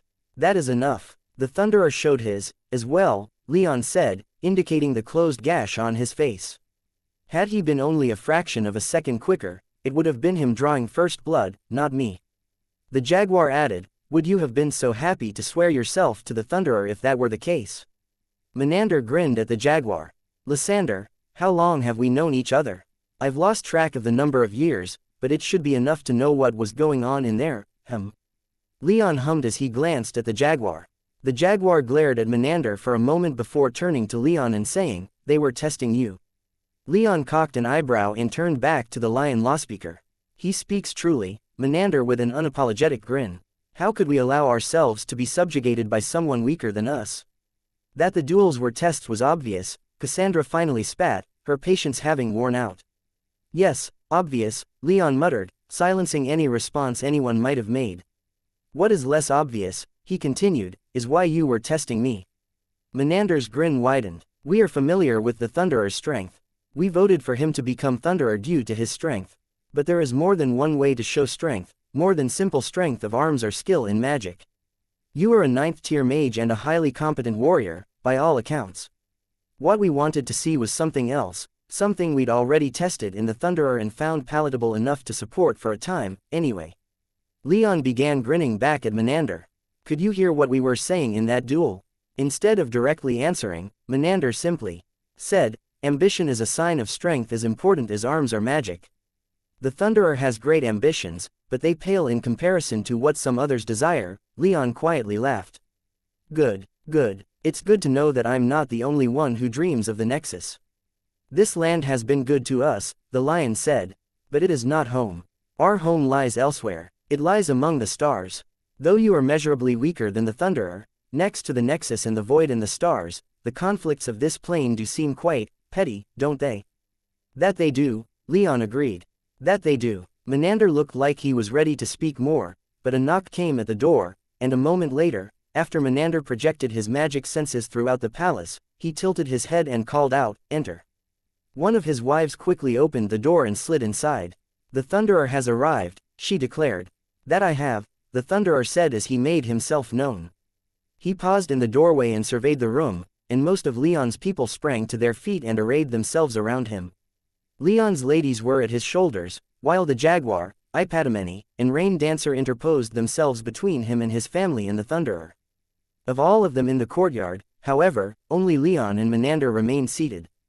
Relax, Leon ordered the room, though his order failed to have much of an impact. Regardless, he looked at the Thunderer and asked, "What brings you here?" "You are welcome, as far as I'm concerned, so don't worry about that." "Gratitude," the Thunderer whispered as he took a couple steps into the room. His handsome face was long and serious, the man looking almost like he'd aged a decade by mortal standards in just these past few hours. He came unencumbered by attendants or any other followers. He was standing there alone, which Leon could plainly see with his magic senses. "I wish you would have told me you were on your way," Menander cheekily said. "I would have had you escorted." "That was unnecessary," the Thunderer replied, hardly looking at Menander. "I came to speak with Leon Rame. Alone, if it pleases all of you, though I will not insist on it." "You would meet with our rightful king alone," Ipatameni said incredulously. "Nada, it's fine," Leon interjected again. "I won't ask anyone to leave, but I have no problem with our friend here meeting with me alone." Though he said he wasn't going to ask anyone to leave, when he glanced at everyone, he made it clear with his eyes alone that he hoped he wouldn't need to ask them to leave. Ipatameni and Rain Dancer both bowed and left the room. Menander sauntered out seemingly without a care in the world. The jaguar, however, paused as he passed the Thunderer. "If any harm comes to our king," he growled, his aura filling with killing intent, "I will tear you apart myself." The Thunderer didn't even acknowledge the jaguar's words, and a moment later, the jaguar, too, left. And so, the Thunderer was left alone with Leon and his ladies. The Thunderer looked at each of them, his gaze lingering on Cassandra for a moment, and then flitted back to Leon. If he had anything to say about their decision to stay or Leon's clear lack of interest in telling them to leave, he kept it to himself. "I would like to apologize to you, Leon Rame. And thank you." A look of shock immediately overrode Leon's confident and somewhat smug grin, while Cassandra spoke for all of them when she said, "Fucking what?" Ignoring her, the Thunderer continued, "I'm glad I lost that fight, as a matter of fact. I don't regret my loss." "You don't regret losing the lions?" Leon asked disbelievingly. "They're hardly lost, are they?" the Thunderer asked. "I never had them, did I? Only lions tell the lions what to do. And, I suppose, Thunderbirds. But I'll admit that I do feel some remorse for how that worked out. No, what I speak of is the duel and only the duel. I lost myself during our clash." As he spoke, the Thunderer drew a spell from his soul realm and laid it on a table before Leon. With a glance, Leon noted that it was a powerful healing spell. "It is not my wish to win by force of arms," he explained. I was wrong to challenge you so. Though we were bound to fight, as is lion tradition, I've always wished to convince the 10 tribes to follow me by the rightness of my arguments, not by the strength of my sword arm, or my magic. With words, not with weapons. For when we finally strike back again at our eternal foes, we must be united. In that, we can agree," Leon said, and he felt Cassandra's eyes land upon him. In part to alleviate any concerns his words had planted in her, he added, "Though, I think we might not so readily agree on just who our foes are." "In this, I would say your words are accurate," the Thunderer replied. "And it is for that reason, among others, that I will continue to oppose you. However, I would like to reiterate that I believe in the rightness of my cause, and that the other tribes will see that before we're all done. We do not need kings anymore. But if the tribes wish to return to being mere vassals of the Thunderbird, then I will not stand in their way." He paused, a shallow grin spreading across his face, almost removing the years that his loss to Leon had added to his features. "I wish you the best, Leon Rame. I will not lie down for you. It will be the Elder Council that decides the fate of the 10 tribes. Not us." "I wish you the best as well," Leon replied with a smile as he got to his feet and stood opposite the Thunderer, eye to eye. "And I hope that whoever the tribes decide to follow always keeps their best interests in mind." The Thunderer's smile grew. He bowed slightly and, without another word, left the room. For the moment at least, they had nothing more to say to each other. "He can't be trusted," the jaguar growled. "Why not?" Leon asked. "I found him sincere enough. That he built up a force of inquisitors is reason enough," the jaguar vehemently responded. "The tribes see to their internal affairs," he has no right to force himself in, yet he does anyway. This isn't a man who leaves matters of state to chance, and he isn't going to let the Elder Council decide anything. I wasn't thinking he was going to do so, Leon replied. We're building our support, and then once all tribes have decided on a side, we'll throw down at the Elder Council. That's assuming he doesn't strike first, Menander interjected. That's what I would do if the opportunity to grievously harm an enemy presented itself, Xanthippe said. Leon smiled at the two of them but didn't immediately reply. The Thunderer had left just a few moments before, and he'd spent that time bringing the leaders of his supporters up to speed on what had been discussed. Xanthippe, Creon, and Thraso, the other 3 9th-tier lions in addition to Menander, had all arrived in that time. In addition to them, the Jaguar, Ipatomene, Rain Dancer, Maya, Valeria, and Cassandra were all there, too. Does he see us as an enemy, though? Rain Dancer asked everyone in the courtyard. It's clear enough from the moves he's been making, Ipatomene replied. If he gives the order, the bears will attack, the Jaguar added. My people's land will bear the brunt of any civil war that breaks out. If we are to win, it would be best to attack first. We're not attacking, Leon insisted. The Jaguar grimaced lightly, but bowed anyway and didn't mention that option again. What we are going to do, Leon continued, is focus on the 2 remaining tribes that haven't decided their positions yet. The Hearts and the Ravens, what can we say about them? We really should discuss more our plan of action should the bears invade, Ipatomene insisted. What plan do we need? Menander asked, his tone intense. If they attack, we'll kill them. They are a fellow tribe, so we won't destroy them entirely, but the bears are no threat. What more need be said? I was hoping for something more concrete, Ipatomene replied. A more thorough examination of the forces we all have available to us would do us all well, Cassandra added, impatience and frustration evident in her voice. I suppose there's no reason we can't do that right now, Leon said. We have the armies of 4 tribes. The Thunderer has 4 of his own, plus the army he's built that's ostensibly for all the 10 tribes, but is really loyal to him. Don't forget the Inquisitors, the Jaguar spat. They don't have much visible presence in our lands, but they know what we're doing at any time. If civil war truly breaks out, can we believe that the Thunderer won't use these assets to try and shorten the conflict? He just had the opportunity to end the conflict, Leon pointed out. I wouldn't say that his loss was out of the goodness of his heart, the Jaguar riposted. Had he killed you in our arena, Creon growled, he would have found himself in terrible trouble. We wouldn't allow such dishonor to take place in our home. You have children killing each other elsewhere in your territory, Cassandra said with an aggressive smile. Are we to believe that you'd blink if my husband never walked out of that arena? Do not question our honor, Creon shot back, his aura rising dangerously. Before anyone could say anything more, both Leon and Menander acted, exchanging only the briefest of glances before doing so.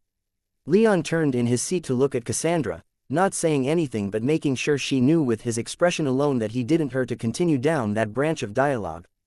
She didn't expressly back down, but she did frown and look away before crossing her arms over her chest in displeasure.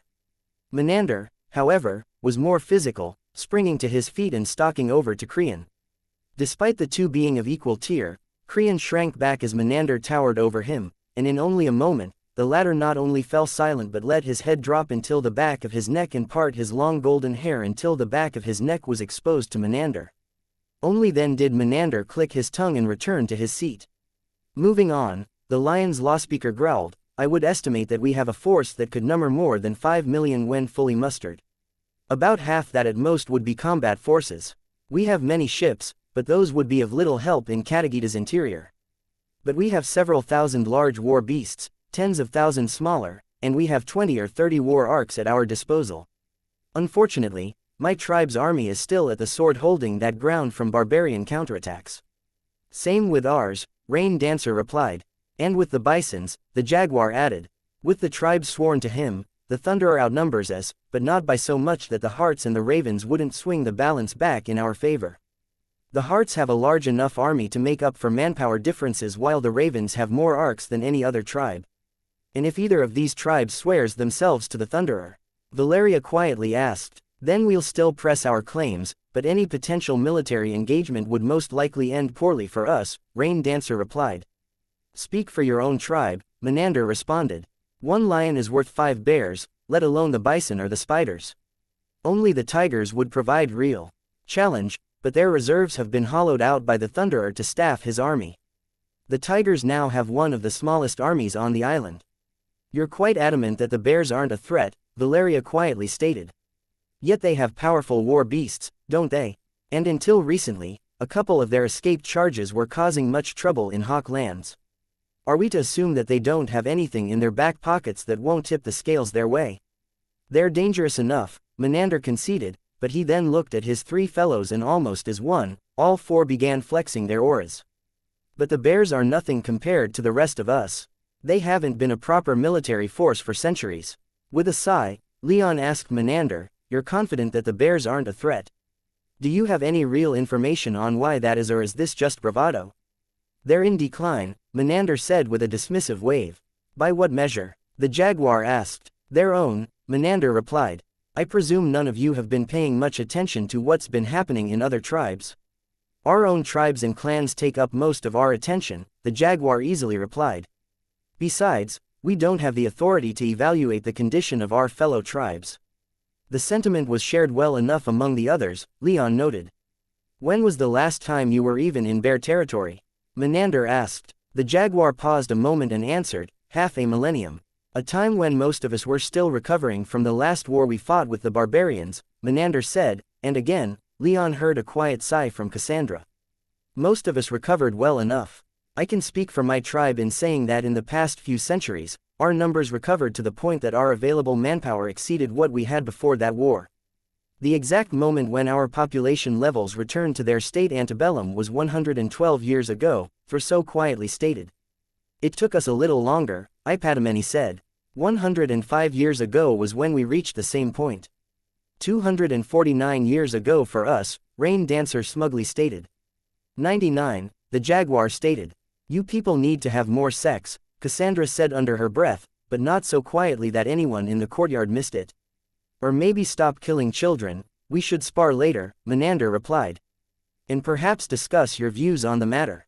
But as for the other tribes, I'd imagine they reached their antebellum populations in the same timeframe that we did, about 1 or 2 centuries ago. The only real exception would be the bears. They still haven't yet recovered." Silence descended upon the courtyard like a sack of bricks as the elders stared at Menander in shock. "What?" Ipadamene whispered. How can that be?"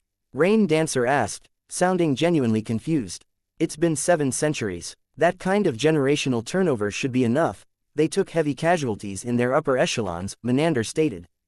"The bears lost more than 80% of their tribal council in the last war. Even now, their numbers are barely back up to 60% of what they were antebellum." "How do you know this?" the jaguar demanded. "The Thunderer himself told me," Menander replied.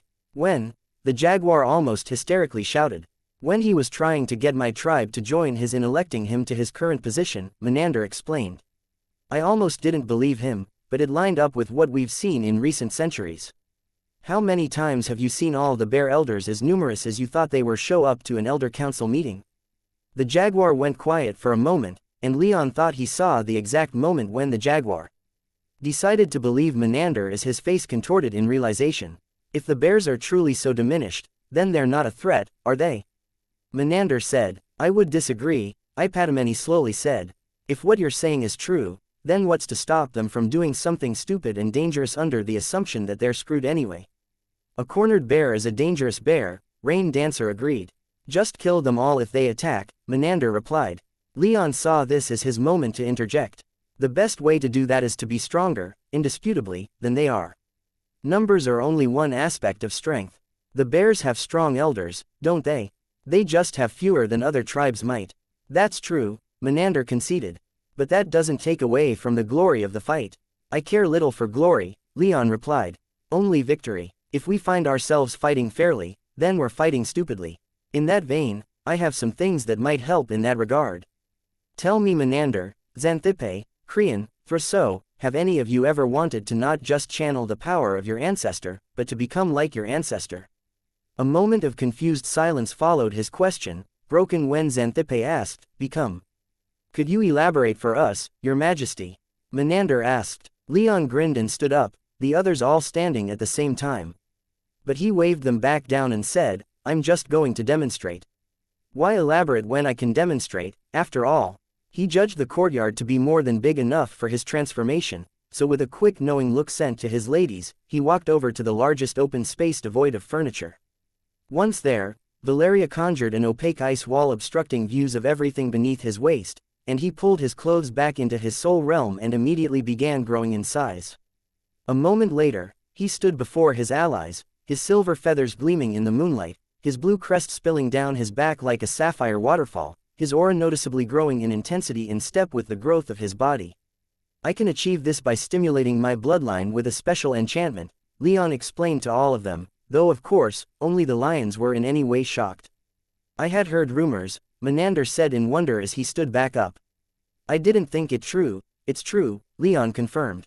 My power's greater in this form than it is in human form, though it does impair the use of armor or weapons.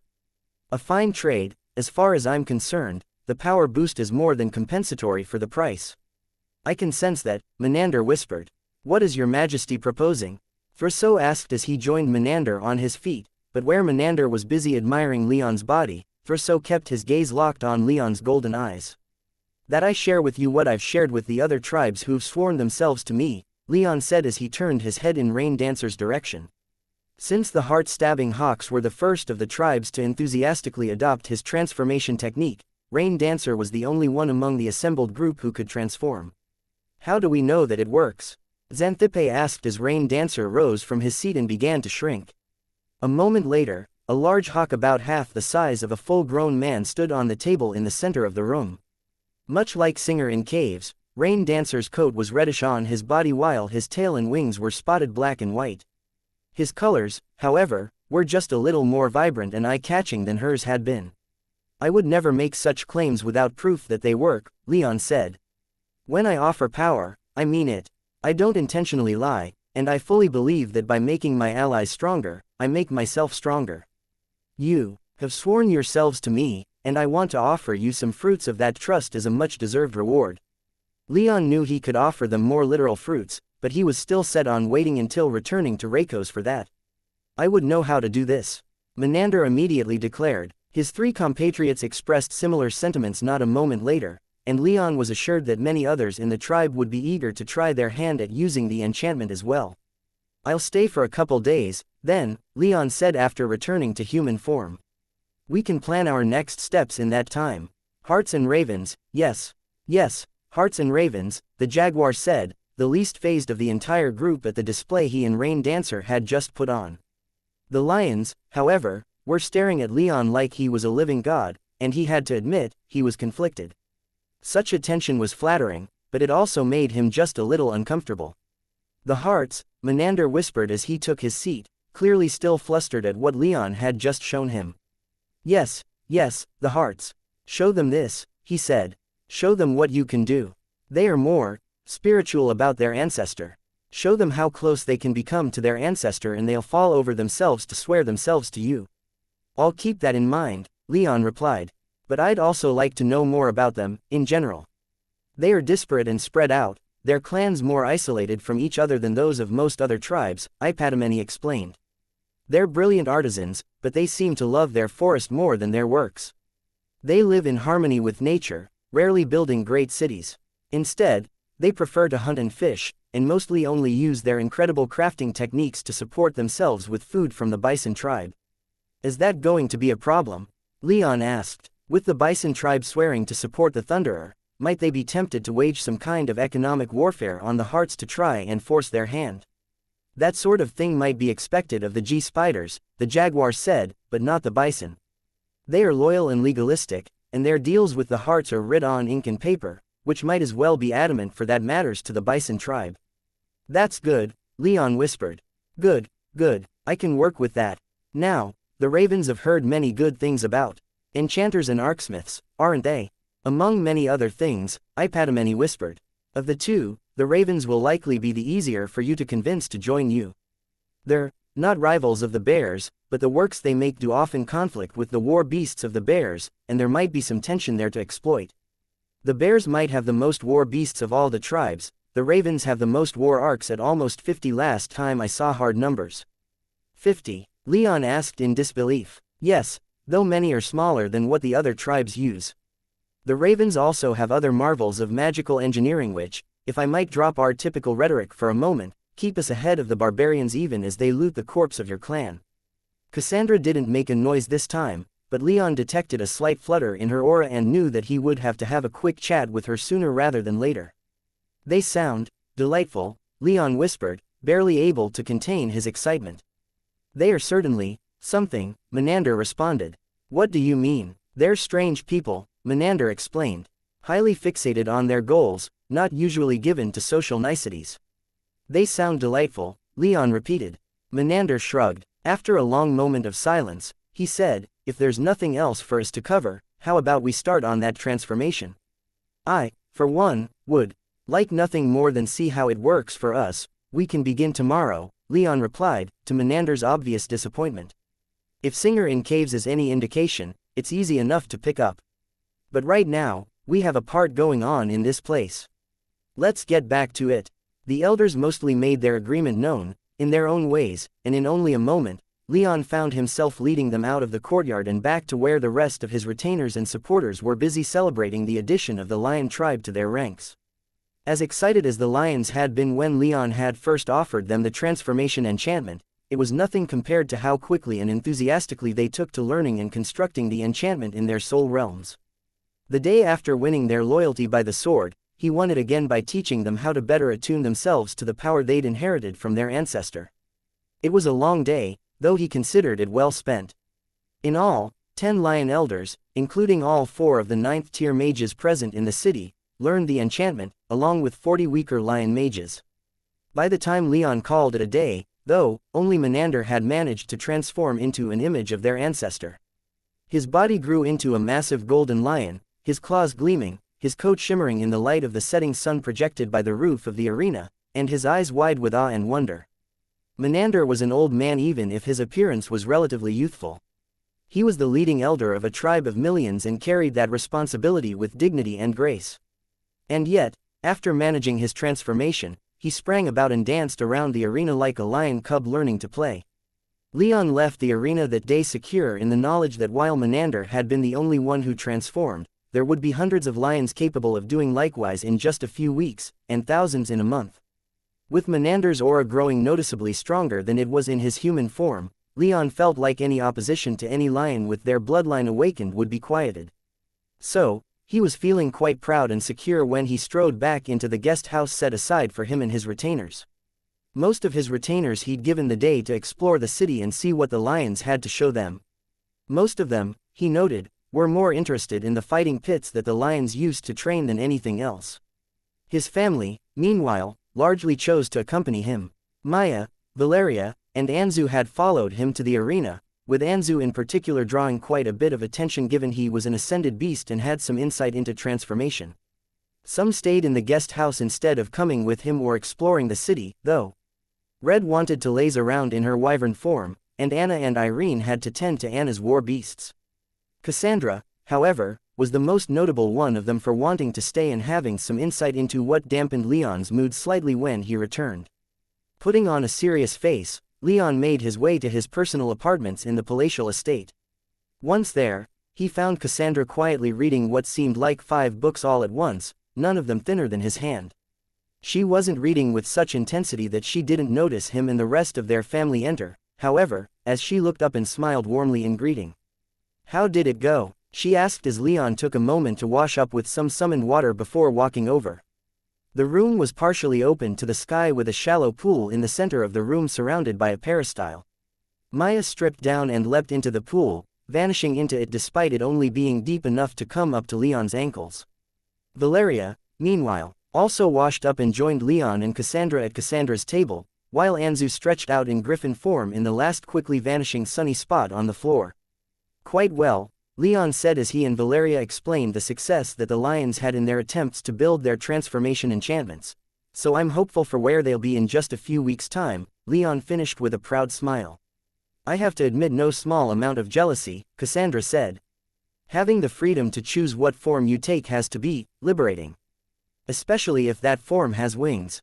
It can be exciting," Leon admitted, to which Anzu chirped in agreement. "It can also be a little distracting, I suppose I could say.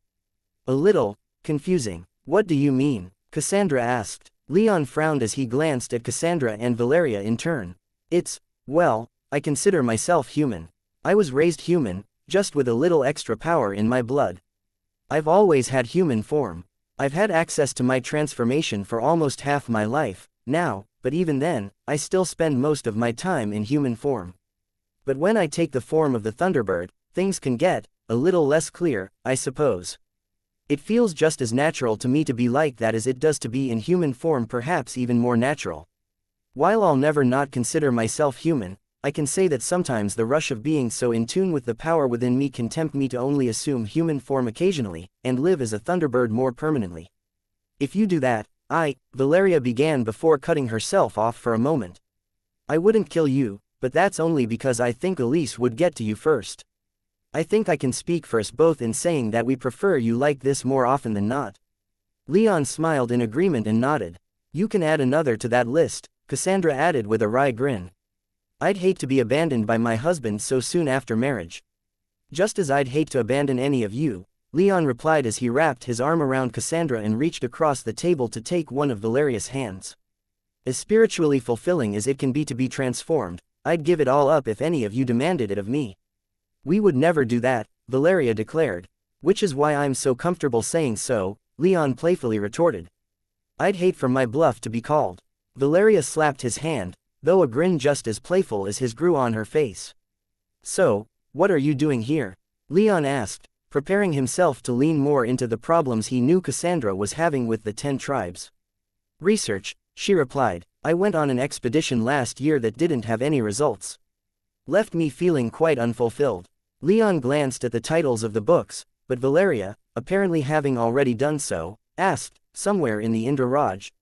Cassandra nodded. Out of all the states on this plane, it seems the Raj has been one of the longest lasting. It's existed in some form since at least the fall of the Thunderbird clan, and likely even longer than that. Leon's eyes widened in surprise. I didn't think they were so old. The Raj is more like a successor, I suppose, Cassandra clarified.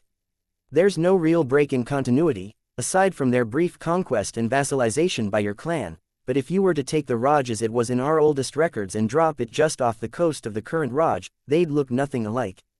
The onward march of reforms and deforms means that there's no point one could point to and say that it was there the Raj changed into something else. Interestingly, the free cities of the Tam more closely resemble the Raj as it was back then, though with the addition of a Raja acting as a hegemonic figure uniting autonomous princes. It's remarkable that one state has lasted so long, Valeria marveled.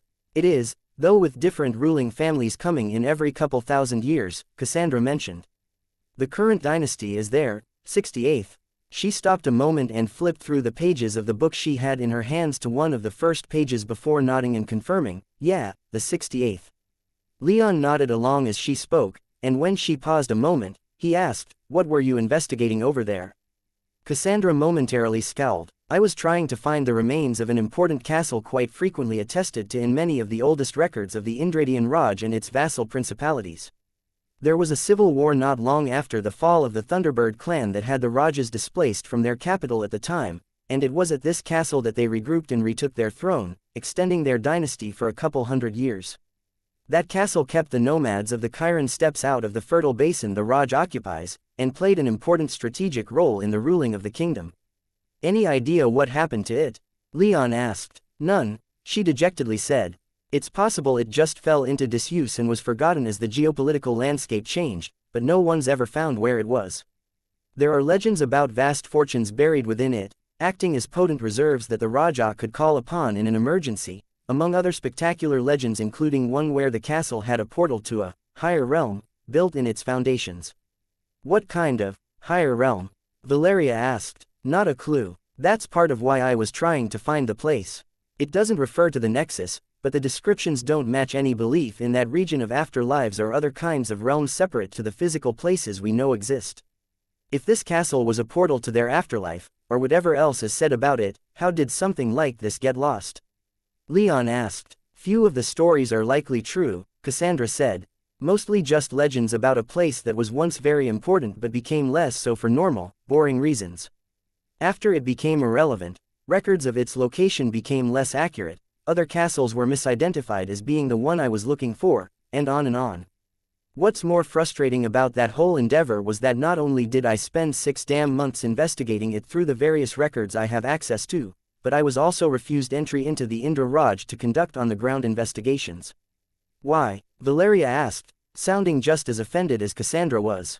I lacked a male escort, who had to be my father, brother, or husband, Cassandra spat.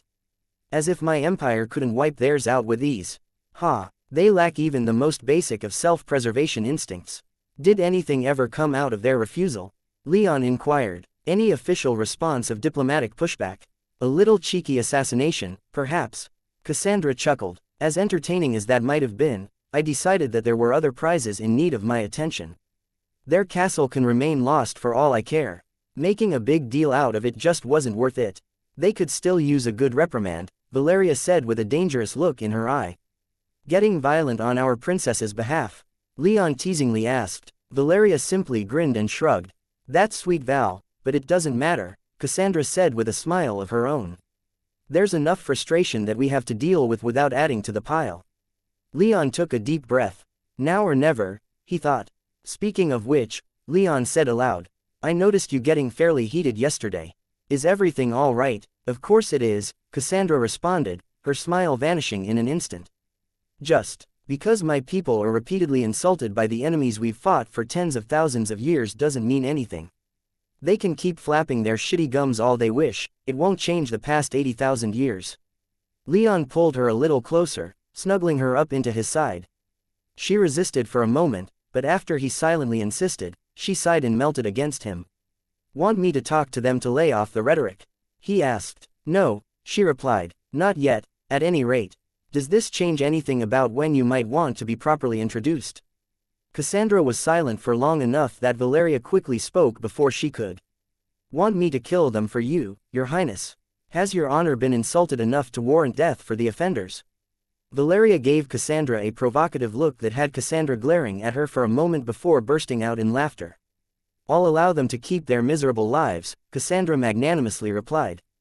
They are our husband's sworn bannermen, after all. She pinched Leon in the side and smiled at him. In a more serious tone, she said, let's just get this over with. Tell them who I am. I don't want to hide myself, so let's let the die fall where it may. Leon smiled back at her, elation filling his chest. He could understand perfectly well the desire not to hide oneself. He'd done it for a goodly portion of his life. We're heading back to Reiko's once the lions get a hold of their new power, Leon said. I'll hand out the remaining 2 Hesperidic apples, and then we'll make some proper introductions. Cassandra tightened her hold on his arm for a moment but then relaxed. Leon didn't say anything more for a while, and when he did, it was merely to get his ladies ready for bed. Neither of them needed to sleep, of course, but sleep wasn't on his mind. He didn't share a bed with both at the same time, but as he saw to Cassandra's needs first, he at least took some comfort in being able to put on quite the show for Valeria before seeing to hers in turn.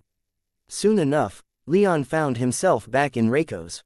It had been a few weeks since he'd last been, and in that time, more hawks had come down from the mountains to continue interfacing with the other elements in his growing coalition. He found not only all the jaguar elders present but an additional 20 hawk elders, including Singer in caves. All of the hawks caught his attention immediately for, as soon as he arrived, they took flight in their avian forms and escorted him down to the jaguars' gathering hall. He wasn't the only one who arrived, either. The eagles had met him partway with a couple dozen additional chiefs and elders, led by Exalos, while the lions sent their own fairly sizable delegation, led by Xanthippe. In total, Leon's entourage had grown to more than 100 elders, and a couple hundred more from his sworn tribes as well. Fortunately, the jaguars' gathering hall was big enough to hold all of the elders with him, but many of the rest had to either stand or wait outside. Most chose the latter, but he didn't allow a single one of his retainers to leave. If anyone had problems with Cassandra, he wanted his most trusted people there with him, even though he didn't think they'd be needed. Once everyone had assembled and the requisite congratulations and acclamations were had, along with his expected though no less heartfelt humble deflections, he launched into what he was more interested in. All of you are sworn to me, he said. You follow my orders, within reason. We are your humble servants, my king, Nikolaus said, his tone a little obsequious, though Leon knew he was a little more nuanced in his loyalty than that. His sentiments were shared, either vocally or otherwise, throughout the hall. You humble me with your trust and support, Leon replied. I would see that loyalty repaid as well as it can be with the resources I have access to. That means I want every tribe here to take up the transformation enchantments that I've already shared with you. Before anyone could respond, Xanthippe leapt to her feet and transformed into her feline form, tearing through her clothes in the process. She was a little smaller than Menander, but where Menander seemed to embody fierce power, Xanthippe was graceful and elegant. She stalked up and down the hall between the elders' seats, her golden coat gleaming, and said to them all with darkness magic, "It's safe. Look upon me and know it to be true." "In me," Singer in Caves responded as she did likewise, though instead of tearing through her clothing, she shrank right out of them before flying through the air above the heads of the elders. Leon thought that was going to be it for a moment until, to his surprise, Nikolaus took to his feet and said, "And me." Like Xanthippe, he tore through his clothes as he assumed his own jaguar form, a lithe, yet powerful and intimidating predator. His coat wasn't quite as golden as Xanthippe's, but his aura was magnificently radiant and he let loose with a roar that Leon didn't think any normal jaguar would be capable of making. At that invitation, dozens of elders began transforming, too, and the air was filled with hawks, while the hall's central aisle had lions and jaguars alike all staring at him. Without another thought, Leon did as his vassals had just done and transformed into his silver-blue thunderbird form, tearing through his clothes with only a single errant thought given to modesty. Xanthippe and the other lions were large, but Leon towered over them all, and when he cast his gaze about the hall, he found everyone staring back at him, waiting for what he had to say next. Their confidence in him buoyed him, and he allowed his pride to flex a few times before he clamped down on it hard. "There is another gift I would give all of you, though I will leave it to all of you to see how it is to be distributed," Leon continued, and he summoned his remaining 2 Hesperidic apples, drawing every eye and eliciting more than a few gasps of surprise and awe. "Your Majesty," the Jaguar of the West said as he rose from his seat only to take a knee before him. "This gift, it's too much. I'll be the judge of that. You have only to accept my gift." The Jaguar looked for a moment like he wanted to argue, but seemed to think better of it and bowed his head. He accepted the apples, but in a show of solidarity with the rest of the tribes present, he returned to his seat without taking them into his soul realm. Instead, he gave one to Exalos, and the other to the transformed Xanthippe, though neither of them did anything more than hold them or, in Xanthippe's cast, balance it on her head in a display of motor control that Leon was quite envious of, given how recently she'd learned how to transform. "Your gift is beyond humbling, Your Majesty," Nikolaus said as he bowed as well, and the rest of the hall began stomping, shouting, roaring, crying out their approval in a great cacophony that Leon thought the entire city would feel in their bones. It was quite the sound, too, with so many disparate and powerful beings in the room making it. It took a minute or so for everyone to calm down, but Leon could feel the excitement in the air from the power he'd given them. He could practically feel their devotion spilling off their bodies and offered to him. "All right," he thought to himself as he took a deep, steadying breath, "this is it. Moment of truth. Please don't get violent, please don't get violent, please don't get violent." He glanced back at Cassandra, who he noticed was more than a little nervous herself, and waved her forward with his wing. Once she'd taken a position next to him, he wrapped his wing around her and announced, "This is my second wife, Cassandra." Again, the hall erupted into roars or whatever equivalent sound the elders were capable of making in their respective forms, welcoming her to the hall in their most honorable fashion. "She is the daughter of the sacred Golden Empress," Leon finished, and he practically flinched at the response. Deafening silence hit him like a brick compared to what it was just a moment ago. All noise was snuffed out like blowing out a candle. All that remained were a few fading echoes. And soon enough, they too died, leaving the gathering hall in complete silence as all eyes turned from Leon to Cassandra. The entire gathering hall was silent as the grave. Most of the mages there didn't even seem like they were breathing. Every tribesman was staring at Cassandra, still wrapped protectively behind one of Leon's wings. Leon could feel their auras growing and more than a few hints of growing killing intent. The first one to make a move was Xanthippe. The lioness took a few threatening steps forward and growled, baring her teeth at Cassandra. Nikolaus, however, returning to human form in an instant, clothed himself in the next instant, and stood in the aisle with all the grace and dignity that came with being one of the most powerful and important mages among a people like the Jaguar tribe. "Your Majesty," he muttered, his eyes still locked on Cassandra. Was that some kind of joke? No, Leon said. He'd expected a negative response, and though this was just a little more than he'd hoped for, he still spoke without hesitation. Cassandra was his wife, and though he greatly wanted to restore his clan and becoming king of the 10 tribes was central to that plan, if it came down to choosing between her and the 10 tribes, he would choose her. Cassandra is the daughter of the sacred Golden Empress, Leon repeated. She is also my wife. If anyone has any problem with that, then they have a problem with me. If any of you have any problems, then step forward and see them addressed. As Leon silently spoke the room with his darkness magic, he began increasing the power of his aura. Though he was only a 9th tier mage and so not strong enough to dominate the room, he hoped it was enough to show that he was ready to violently defend Cassandra if the need arose. Xanthippe had stopped growling by this point, and in a flash, returned to her human form. She stood in the center of the aisle without a stitch of clothing on yet hardly seemed bothered as she glared at Cassandra. When she did dress herself a moment later, it wasn't in anything resembling court dress, but in battle gear with golden plate and a 10-foot-long spear that radiated dreadful power. Leon began to channel his family's magic right then and there, and though he thought he was likely the only one aware of it, deep black storm clouds began to gather above the gathering hall. "Watch yourself," Leon privately said to her, and his voice seemed to jerk her out of whatever it was she was intending on doing. She froze as her eyes slid from Cassandra to him, and after a moment of thought, she pulled her armor and spear back into her soul realm, replacing them with only her regular clothes. Shortly after, everyone else who'd been in the hall and wasn't turned back into their human forms, including Leon.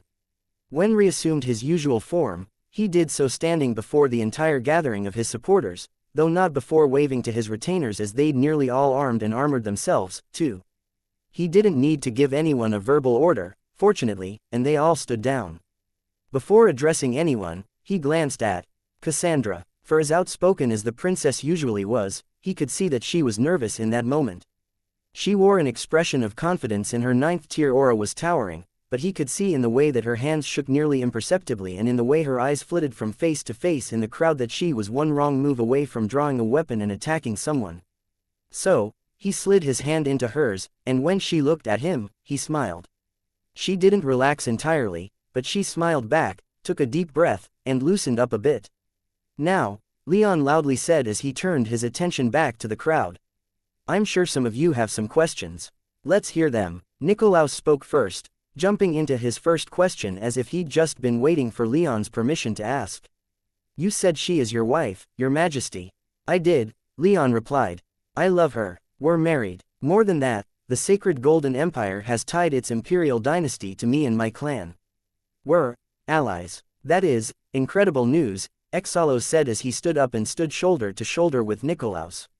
"It's hardly believable. Were anyone else to make this claim, I wouldn't believe it." Though he spoke fairly neutrally, Leon detected a few quavers in his voice that showed him as much angrier than he was putting on. "I understand everyone's opinions about the empires," Leon said. "To an extent, I share them.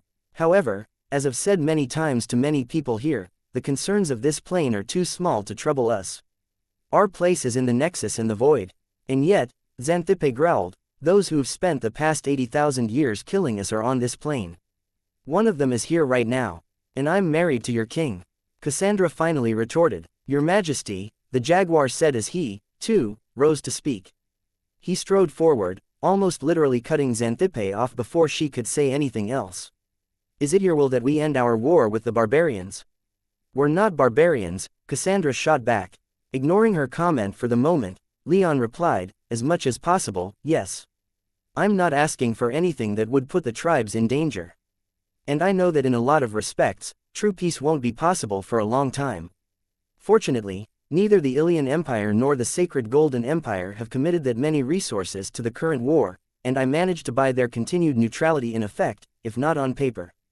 These two empires will not attack me or anyone who follows me. And if we manage to build a proper, official peace, then we could even add their resources to ours to leave this plane. All of that rests on the idea that they will honor their end of any deal," a 9th tier jaguar declared as he stood up. "They have proven multiple times during the past 80 millennia that agreed upon deals will never be honored. And you haven't," Cassandra riposted. "We will follow our king wherever he goes," the 9th tier jaguar elder insisted. And your king says that he's keeping his wife and the alliances it facilitates. Leon shouted. For just a moment, Leon let his full aura spill forth and fill the entire gathering hall. No one else, despite many there who were his equal in power, if not slightly his superior, strengthened their auras to combat his, allowing him to almost freely apply magical pressure as he saw fit. But after that moment, he retracted his aura with a mental reprimand for letting his anger get the better of him. What do all of you want from me? What do you expect having me as your king will do for you? You know my goals, to rebuild my clan, but in its proper place up in the Nexus and beyond. Do any of you have ambitions besides this? What do all of you want?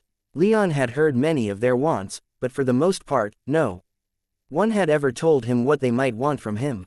He'd won their support simply by being who he was and by either helping them out, as in the case of the Hawks, or by winning a contest, as in the case of the Lions. If they wanted anything from him, though, he needed them to give voice to it. A long silence followed as Leon continued to silently demand they speak. To his surprise, given how everything had gone so far, Xanthippe was the first to speak, but before she did, she fell to her knees. My apologies, Your Majesty, she said. You have won the support of the Lions. That has not changed. Leon glared at her, letting his aura settle around her rather oppressively. But in what he interpreted as a sign of her obeisance, she did nothing to fight it off.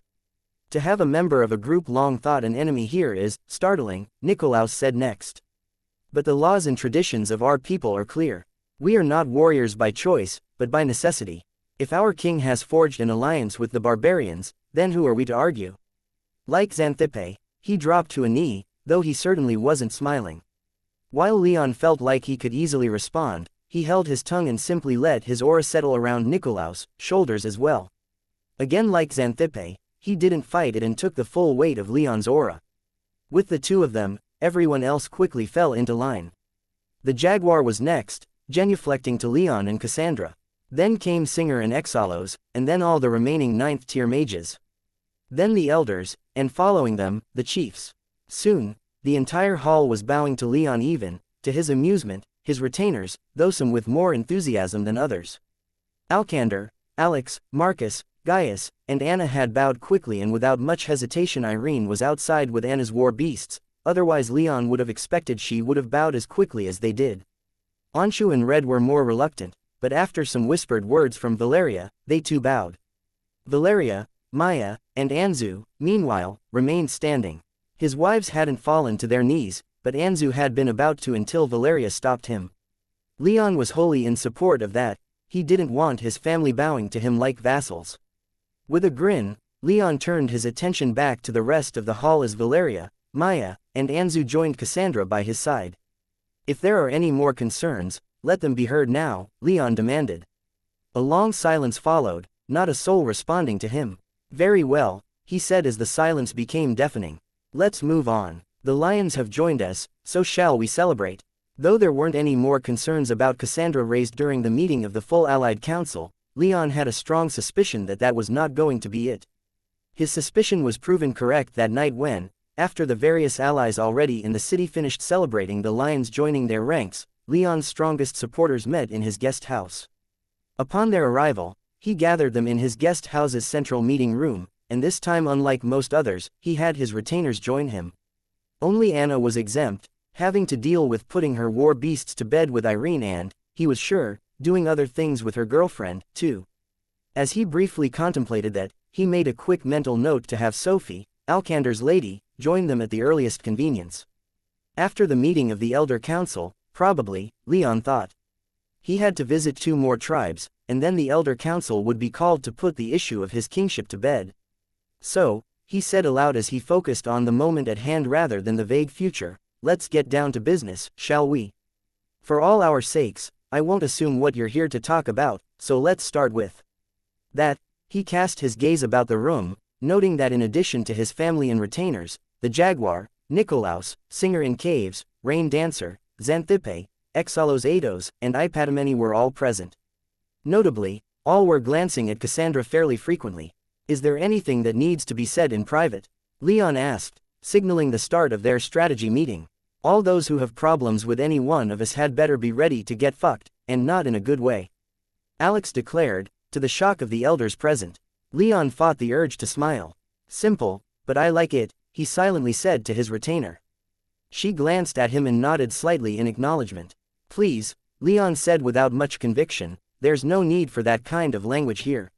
My retainers can be protective of my family, I hope all of you can understand. As one should be for their lords, the jaguar stated.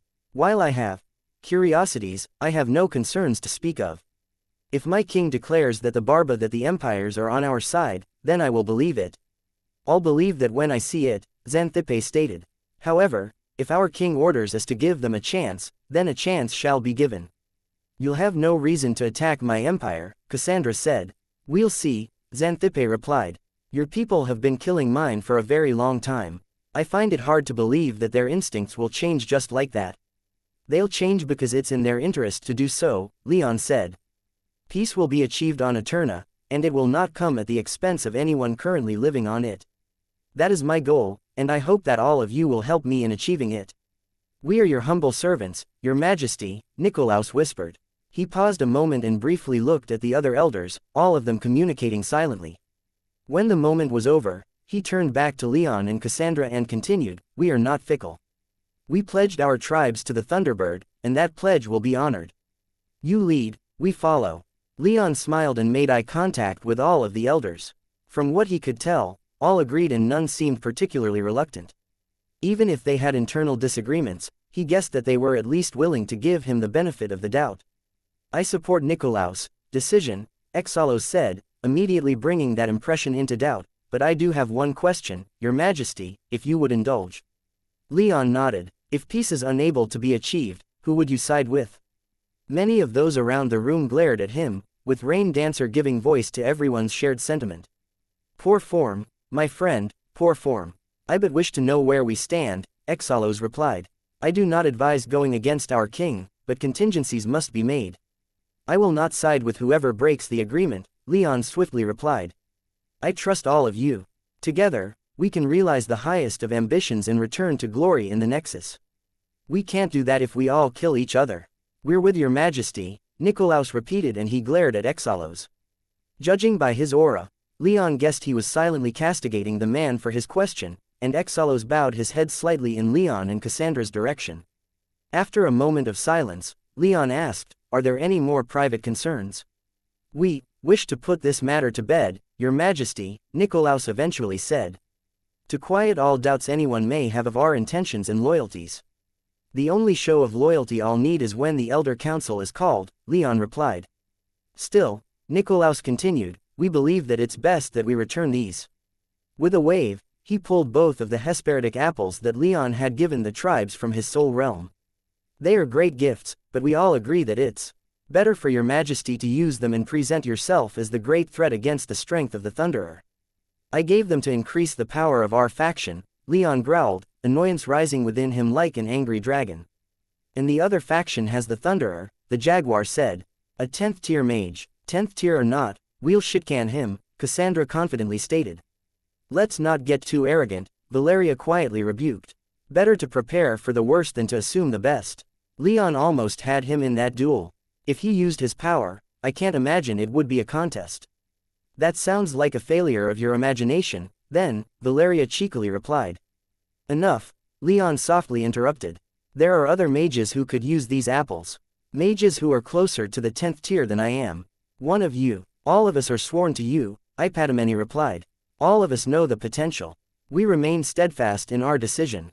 Again, Leon made eye contact with all of them, and this time, all steadfastly met his gaze, with not even Exalo's mild concern being repeated. It might be wise to accept, Gaius silently stated as the silence stretched uncomfortably, showing off his growing skill with the technique. You think? Leon asked. I don't want to accept them back if they're being given out of obligation. It's an obligation to accept as much as it is to return them, Gaius argued. To accept the apples is to accept their apology. Rejecting the apples would be to reject their apology. Leon frowned in thought, but after another moment, reached out with his magic and pulled them into his soul realm.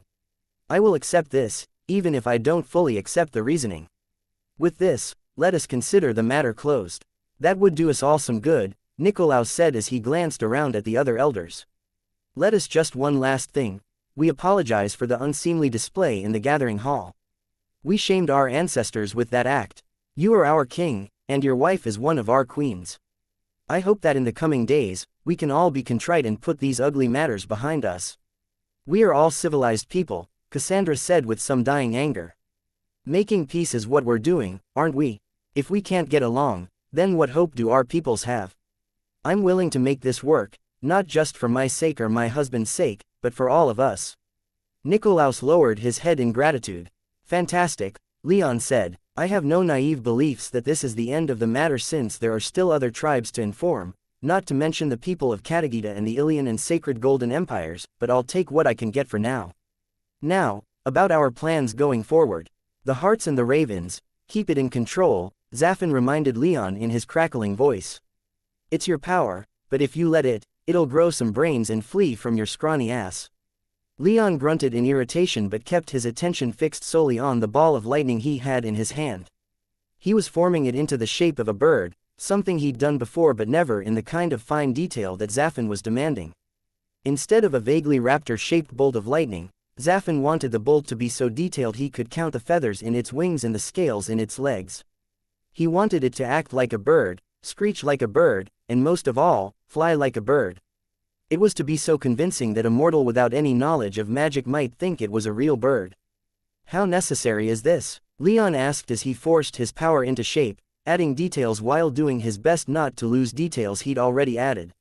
Right now, very. Later, not at all. You won't form a proper wisp until you can infuse it with origin power, but you can practice forming a reasonable magical shell for it to inhabit. Wisps are usually shapeless, but most wisps are created by mages with shit for brains, and their wisps take after them in that regard.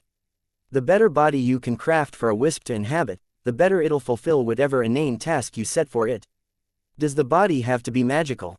Leon asked. Though his form was obscured by his ever-present fire, Leon could almost see Zafin rolling his eyes. Don't even get started on the golem bullshit that the dead fuckboy is so obsessed with. Talk about shit for brains, I'm beyond ecstatic that that shitbird is gone. Finally get some peace around here. Leon couldn't help but crack up a bit, but it was followed by immediate panic as the lightning bird he was creating began to fizzle out, the details he'd been adding fading in an instant as he stifled his laughter. Shit, shit, shit, he muttered. Concentrate, human, Zafin chided. This task is tedious, but it's not so difficult as to be beyond even your meager abilities. By the end of this session, I have confidence that even you should have a passable proto-wisp flying about your mind palace. Would it be persistent? Leon asked. No, Zafin bluntly replied. One of those pesky little traits that you need origin power for is longevity. Whatever you create will dissipate the moment you stop feeding it power. A wisp should be able to generate power all on its own, so long as its shell remains intact. Many of the wisps from my clan's arcs and facilities have been damaged by what seems like time, not battle. Zafin scoffed. That says more about the ways your ancestors crafted wisps than it does about wisps themselves. Have you any insights to offer on stone giants? Leon asked. No, Zafin repeated. So if I were to get the dead man to forge a number of golem shells, you don't know if the stone giants could inhabit them? No, demon, I don't believe you. Your belief is not required, human.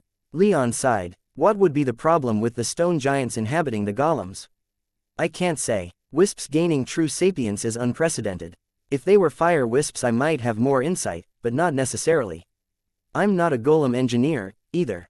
Maybe they can inhabit the golems, maybe they can't. Ask them to try and find out for yourself. Leon grinned despite how thoughts of the stone giants divided his attention, causing his lightning bird to flicker and blur. Swearing under his breath, he refocused on the task at hand, and in an hour, he'd managed to create a decently detailed model of the Thunderbird formed entirely out of the power he'd inherited from her and had it flying around his mind palace. Good enough. For a human, Zafin conceded. I'm happy with this progress, Leon said. Zafin grunted. Zafin, Leon continued. What is it, Leon? I have some questions. Of course you do. All seek the wisdom of a Lord of Flame, even if they don't know it. Then share your wisdom with me. What do you think about the tribes? Why do you assume that I pay any attention at all to what you do? Because I can sense when you pay attention, and you do it a lot. Zafin turned away for a moment and didn't immediately respond. When he turned back, he continued like Leon hadn't said anything. I don't care what you do and have little care for the people you're trying to win over. If you want true power, you'd force them onto your side. Give them a choice, submit immediately or be conquered. I'm not that strong, nor would I want to do that. And that's why you only have 4 tribes instead of the whole island. Really? Leon sarcastically replied, I'm disappointed in you. I thought you'd have come up with something better. Bah, if you don't want to hear what I have to say then don't ask. Fine, let's talk about something else, then. Demons are ruled by princes, aren't they? They are, roughly equivalent to your elemental kings. And the lords are beneath them. Yes, if you were fighting against the, I don't know, the water demons or something. You fight them for thousands of years. Your prince eventually orders that peace has to come to his domain and takes a water demon as his wife. How do you respond to that order? Zafin stared at him for a long time, his yellow eyes burning so hot that they seemed on the cusp of turning white. Leon began to burn with embarrassment under such scrutiny and silently castigated himself for being so obvious. Eventually, Zafin turned his eyes away and said, I must obey my prince. My prince is the demon who elevated me to the position of lord. He can just as easily take that position away. In the elemental plane of fire, his word is law. You'd just accept it, just like that. No, but my prince's orders can't be countermanded. To do so is to commit treason. Your question is political, and all political problems require nuance to answer. If you were to be more specific, I can try to put myself in the proper mindset and give you an answer worth hearing. You've been fighting a genocidal war for many, many years.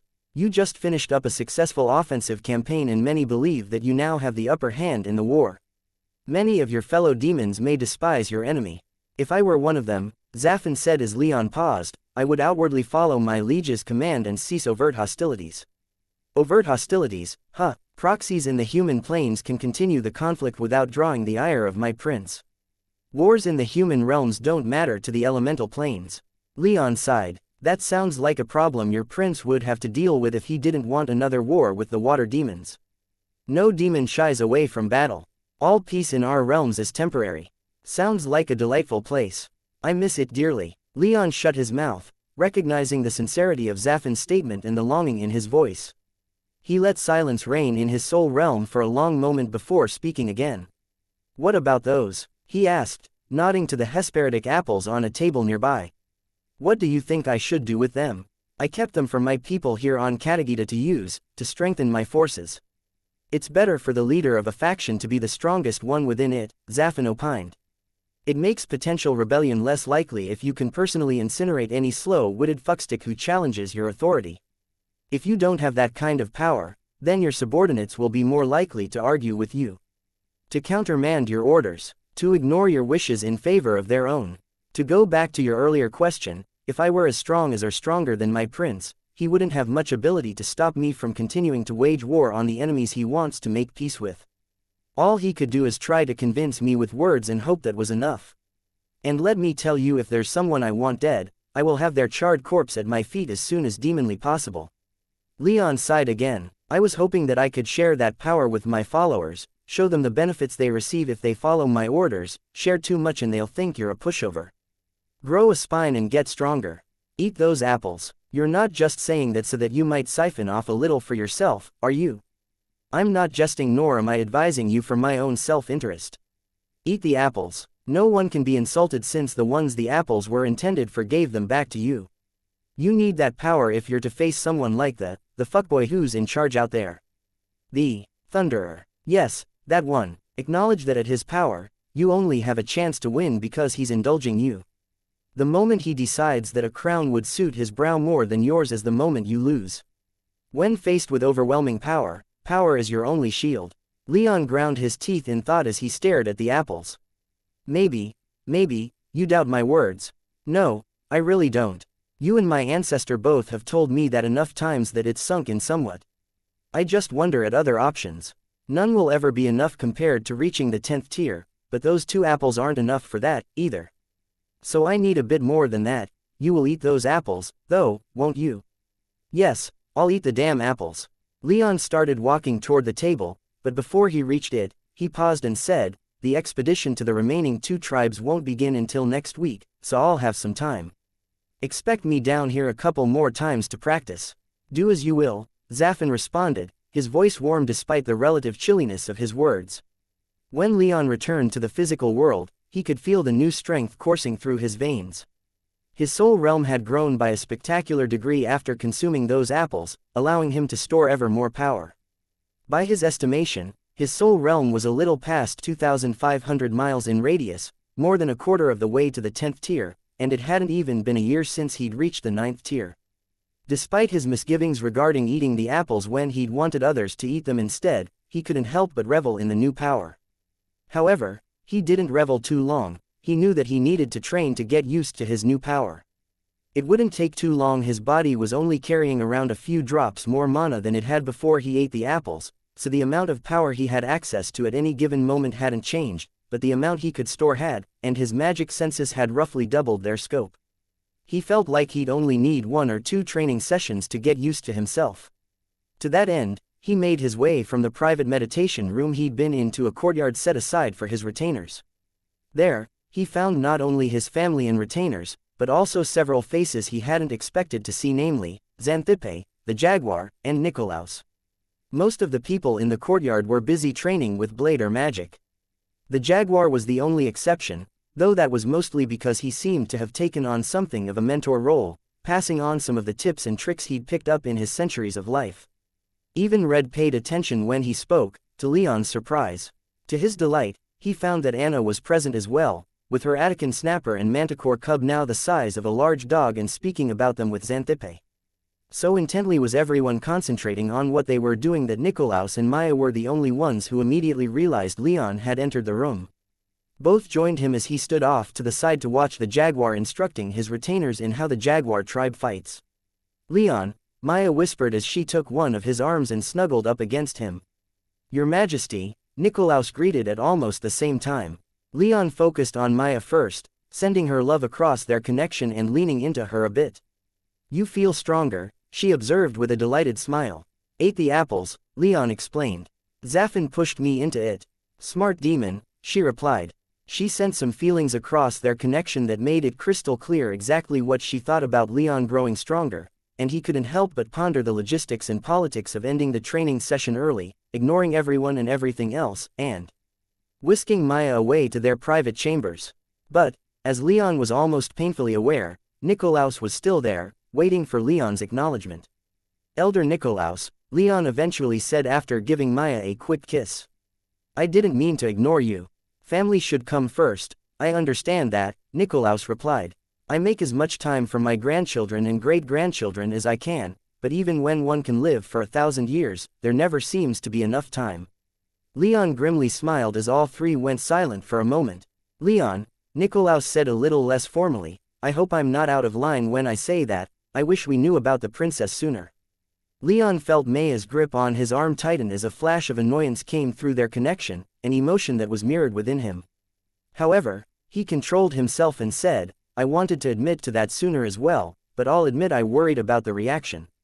Nikolaus' gaze slid from him and landed on Cassandra. Now that he'd had some time, Leon noticed that both the jaguar and Xanthippe were staying about as far away from Cassandra as they could without being overtly rude. You have my loyalty, Leon, Nikolaus said. Never doubt that. You are of the Thunderbird clan. Such as expected, such as guaranteed. However, he paused and appeared to need some time to ponder his next words. Given what he might potentially say, Leon gave him all the time he needed. Nearly half a minute later, Nikolaus finally said, there will be no problems from the tribal councils because of your marriage. You are our king and you have made your will known. But others may have, less than honorable mindsets. Less than loyal. We're embroiled in the Second Great War against the barbarians across the sea in our generation, and many have lost loved ones to those who your wife considers kin. While none of the councils will act officially, there are some who may. As he spoke, the jaguar loudly said to the others, let's begin pairing off, shall we? Some sparring will help to put all of this into context. Without missing a beat, Xanthippe raised her spear and pointed it at Cassandra. I would fight you, barbarian. Leon's retainers didn't say anything, but as the jaguar froze after realizing Leon was present and then began slowly removing himself from between Cassandra and Xanthippe, they closed ranks around her. Leon was both annoyed and mildly amused at Xanthippei's challenge and how clearly Cassandra wanted to accept it, but any frostiness was melted at the show of solidarity his retainers showed. Even Anshu stood alongside Cassandra. However, he wasn't sure he should allow it. He stepped forward, Maya releasing her hold on his arm as he did, and said, "I'm afraid that I have to steal Cassie for a moment, but I'm sure any of my retainers will prove to be a wily and skilled opponent." Cassandra frowned and very hesitantly began walking toward him while Xanthippe deeply frowned, sighed, and lowered her spear. "As your majesty commands," the lioness growled. "I hope to cross blades with a barbarian princess soon, though." "Count on it, Sky Devil," Cassandra shot back. When she said that, the jaguar quickly stood alongside Xanthippe, presenting as unified a front as they could. Even Nikolaus flashed a hint of killing intent, though he didn't make a move even as Cassandra almost smugly joined Leon, Nikolaus, and Maya at the edge of the courtyard. "Need something, Leon?" she asked as the others slowly began pairing off, though not without more than a few nervous glances sent their way. "I need my people to not kill each other," Leon replied. "Let's give everyone a few days to cool their heads before going for full contact sparring." Cassandra frowned. "I can handle myself, I don't doubt that. But try, and tell me that fighting Xanthippe right now is a good idea with a straight face." Cassandra continued frowning, then sighed. Fine, I'll kick that bitch's teeth in later." Leon smiled, knowing that was about as much as he was going to get. However, he glanced at Nikolaus and found the man stone-faced and staring at Cassandra without a hint of warmth in his eyes. "Queen Cassandra," he muttered as her ruby eyes turned in his direction. "Elder Nikolaus," Cassandra replied with a similar attitude.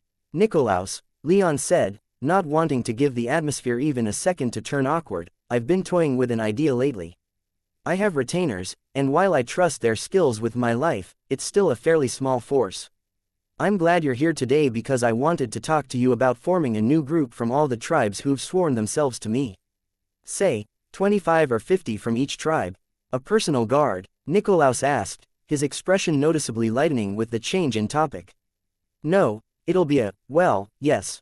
I feel vain for even suggesting it, but a man's entourage is almost as important as his aura, isn't it? And a king ought to have a guard unit that makes an impression, wouldn't you agree?" "I would." "Good. I hope to begin evaluating candidates before we leave for the north. Do you have any ideas for who will be leading this unit? Or what they'll be called?" Leon began grinning madly and his eyes turned toward his retainers. He certainly had some thoughts on that front. Leon stood on a balcony overseeing a collection of some 400 tribesmen. All were 5th to 7th tier, and all, he'd been assured, were the best of the best. He could believe it, even the relatively inexperienced hawks and eagles. All of them were standing at rigid attention in full armor, their discipline on display as Leon evaluated their auras from his perch. Standing with him were the jaguar, Xanthippe, Ipadameni, and Singer in Caves, as well as several dozen other 8th-tier elders from the tribes. He had most of his retinue with him as well, having left only Cassandra at the guest house with only Irene and Anna's war beasts for company. While he didn't relish doing so, he wanted to minimize any potential conflicts that could arise. He had no intention of leaving her out of everything, but he wanted to make sure everyone was comfortable with her presence first, regardless of their oaths. "What do you think, Your Majesty?" the jaguar whispered into Leon's ear. "They'd make impressive statues," Leon wryly replied. "Appearances aren't everything, I want to see what they can do." He turned and nodded to his retainers, and Marcus, Alcander, Alex, Gaius, and Anshu made their way down to the courtyard. "All of you are here for a very specific reason," Leon shouted as his retainers entered the courtyard, ensuring that their attention was on him rather than his people. "I am putting together a force of the best that the tribes have to offer. I asked your elders and chiefs for their picks on who should be in that group." He paused for a moment and cast his gaze about, trying to make eye contact with as many of the assembled men and women as he could. It was fairly hard not just for their numbers but also because they all wore their helmets. Showing that they had good taste in practical armor was a part of Leon's evaluation, after all. "Are all of you the best?" Leon roared in inquiry. The assembled tribesmen roared as one in response. The lions and jaguars were the loudest, no great shock to Leon given their reputations and training regimens. But he was a little more taken aback at the hawks and eagles showing themselves only a tiny bit quieter. "Good. All of you should be proud of the trust that your elders and chiefs have shown in you and your skills. There's only one problem. There are 100 of you from every tribe sworn to me. I only have room for 25. He paused again and was pleasantly surprised that none of the tribesmen whispered amongst themselves, concealing any surprise or offense they may have felt. My people are going to start conducting evaluations. Leon continued. Let us begin. What followed was 12 hours of evaluations. Questions on the nature of their magic, demonstrations of that magic, and displays of weapon skill were all demanded. Occasionally, one of the elders accompanying Leon would call out a specific tribesman when Leon's people got to them, and Leon would have them step forward for a more personal evaluation. He didn't take every one of the warriors thusly presented, but most of them did meet his criteria. It didn't take long for the assembled tribesmen to be whittled down to 300. It took a little longer for 200, and the final whittling took more than half of the 12 hours devoted. But inevitably, Leon was left with 100 tribesmen, 25 from all 4 of his tribes. Leon paid as much attention as he could over that time, making sure that his people were fair in their judgments. Anshu, he noted, while mostly avoiding the female tribesmen, didn't back down to deal with them when fewer and fewer candidates remained. By the end, about 30 of the selected tribesmen were female, and not a single complaint passed Anshu's lips. The remaining 300 weren't kicked out of the courtyard. Leon could see the disappointment in many of their eyes as they doffed their armor, but not once did he see even a hint of antipathy or anger directed toward him. A few times he noted some anger and frustration against one of his people, but given the degree of power he wanted for his personal guard and the discerning eyes of the elders and chiefs, the people he was presented with were older and calmer. Congratulations to those selected, Leon shouted as his people finished. You 100 will be the founding members of my guard. My Tempest Knights. The losers politely clapped as his new knights stomped their feet and roared into the air in celebration. At the same time, Leon turned to his retainers. Choosing a commander of his new knights wasn't easy. He wanted them to come from his retinue, but nearly all were deserving in some way. However, given the kind of order he wanted the Tempest Knights to be, he quickly narrowed the choices down to those of his followers from the Bull Kingdom. If he wanted them to be knights, then he wanted the commander to have been a knight themselves. Alex he knew he could trust, and her competence wasn't in question. This would have been her first command, though, and he wanted someone with more experience to be the overall commander. Marcus was another easy choice, but Marcus he felt was more suited to be a general than a commander of an elite group of knights. Likewise, he felt like Gaius, talents would be somewhat wasted as a knight commander. From the conversations he had with the former nobleman whenever they played keeps a fairly regular occurrence when they could find the time he didn't think Gaius would have even accepted the appointment should Leon have asked. That left Alcander. He was brash and aggressive, but charismatic and intelligent. He didn't quite have the patience Marcus did, but he was loyal and strong, and while he hadn't won himself any great honors, he had at least some command experience from the Bull Kingdom. While nearly all of the men and women selected would have more, Leon figured, Alcander wouldn't be any kind of pushover. With him in command, he could even have Alex act as his second in command without too much worry. Such was his thought process, and both Marcus and Gaius agreed when Leon floated his thoughts to them. He'd gone to all of his people to ask their opinions, and most of them agreed with his decision, though Cassandra demurred since she didn't know his people that well yet, and Red didn't care enough to offer an opinion. So, when he offered the position to both Alcander and Alex, they'd enthusiastically accepted. When Leon nodded to them, they both stepped forward, Alcander a step ahead of Alex. These will be your new commanders. Leon shouted. Unless it directly counters my orders or goes against regulations I implement, they are to be obeyed in all things. With that, he stepped back as Alcander stepped forward. Gone was any trace of levity in the man's face. It would have been apparent to a blind man that he was taking this appointment seriously as he did like Leon and looked around at the 100 soon-to-be Tempest Knights. We will now swear your oaths, he roared. This will be your last chance to back out. From the moment you are confirmed as Tempest Knights, only death or retirement will see you leave this new order's ranks. As agreed, Alcander paused for several long seconds, and Leon was greatly encouraged to see that not a single one of the selectees turned and left. Very well, Alcander continued when it became apparent no one was leaving. Let's begin. He glanced at Alex as she stepped forward and rendered a new salute.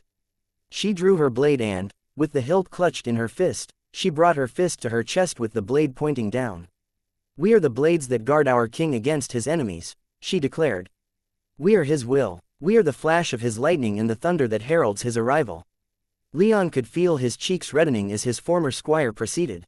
He'd allowed her and Alcander to workshop the oaths the Tempest Knights were to take, and he'd thought they were a little overdramatic, but he'd been assured that a little drama and ceremony was a good thing for something like this.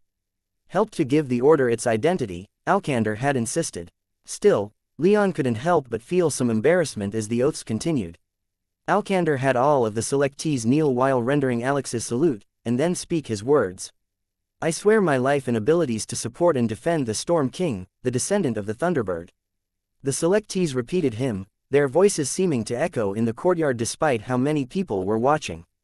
I will face my king's enemies with bravery and resolve. I will obey my king's orders faithfully. I will conduct myself according to the standards and regulations of the Tempest Knights. It had taken some time, but Leon and his people had, with some input from the local elders, thrown together a short several-page-long book of regulations for how he wanted his new knights to conduct themselves.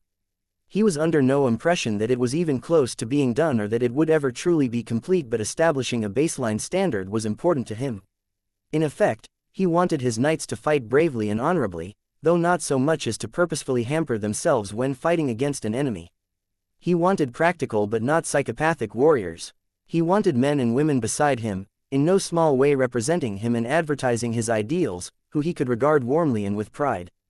If he allowed mass murderers or other such war criminals into the ranks of his Tempest Knights, he would only tarnish his reputation and lose support. By the winged grace, I do swear this oath. Alcander finished, and the selectees echoed. With that, Alcander smiled. You knelt as men and women of the 10 tribes. Though that has not changed, you are now more than that. Rise as Tempest Knights. The selectees sprang to their feet and, following Alcander's lead, turned to Leon, raised their weapons in the air, and roared. As much as he felt more than a little awkward about the ceremony, Leon couldn't help but smile in pride. It was a relatively small order, but he now had knights to call his own. He was starting to feel more and more like a proper king. Complete disgust filled him. He couldn't imagine mating with anyone so below him in station, let alone a barbarian of all people. He couldn't even entertain the idea of having children with someone so ill-bred without having to hold back his vomit. It was with such wrath and disgust filling him that Hector, accompanied by Linda and one of her inquisitors, walked as fast as dignity would allow through the halls of the Thunderer's palace. It didn't them long the Thunderer didn't have a large estate despite his status, and neither was it particularly opulent. They found the Thunderer in one of his rare moments of solitude. When their leader's guards announced them and the Thunderer allowed them entry, they found him looking up from some paperwork, a look of fatigue and annoyance clear on his face.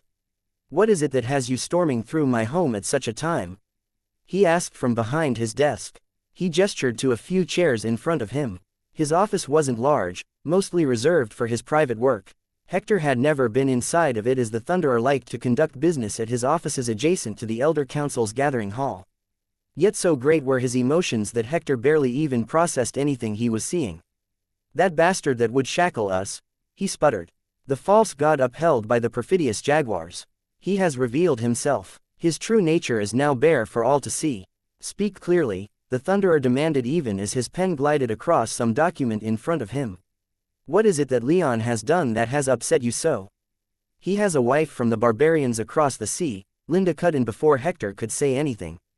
In response, Hector practically shouted, not just any common-born whore from across the sea.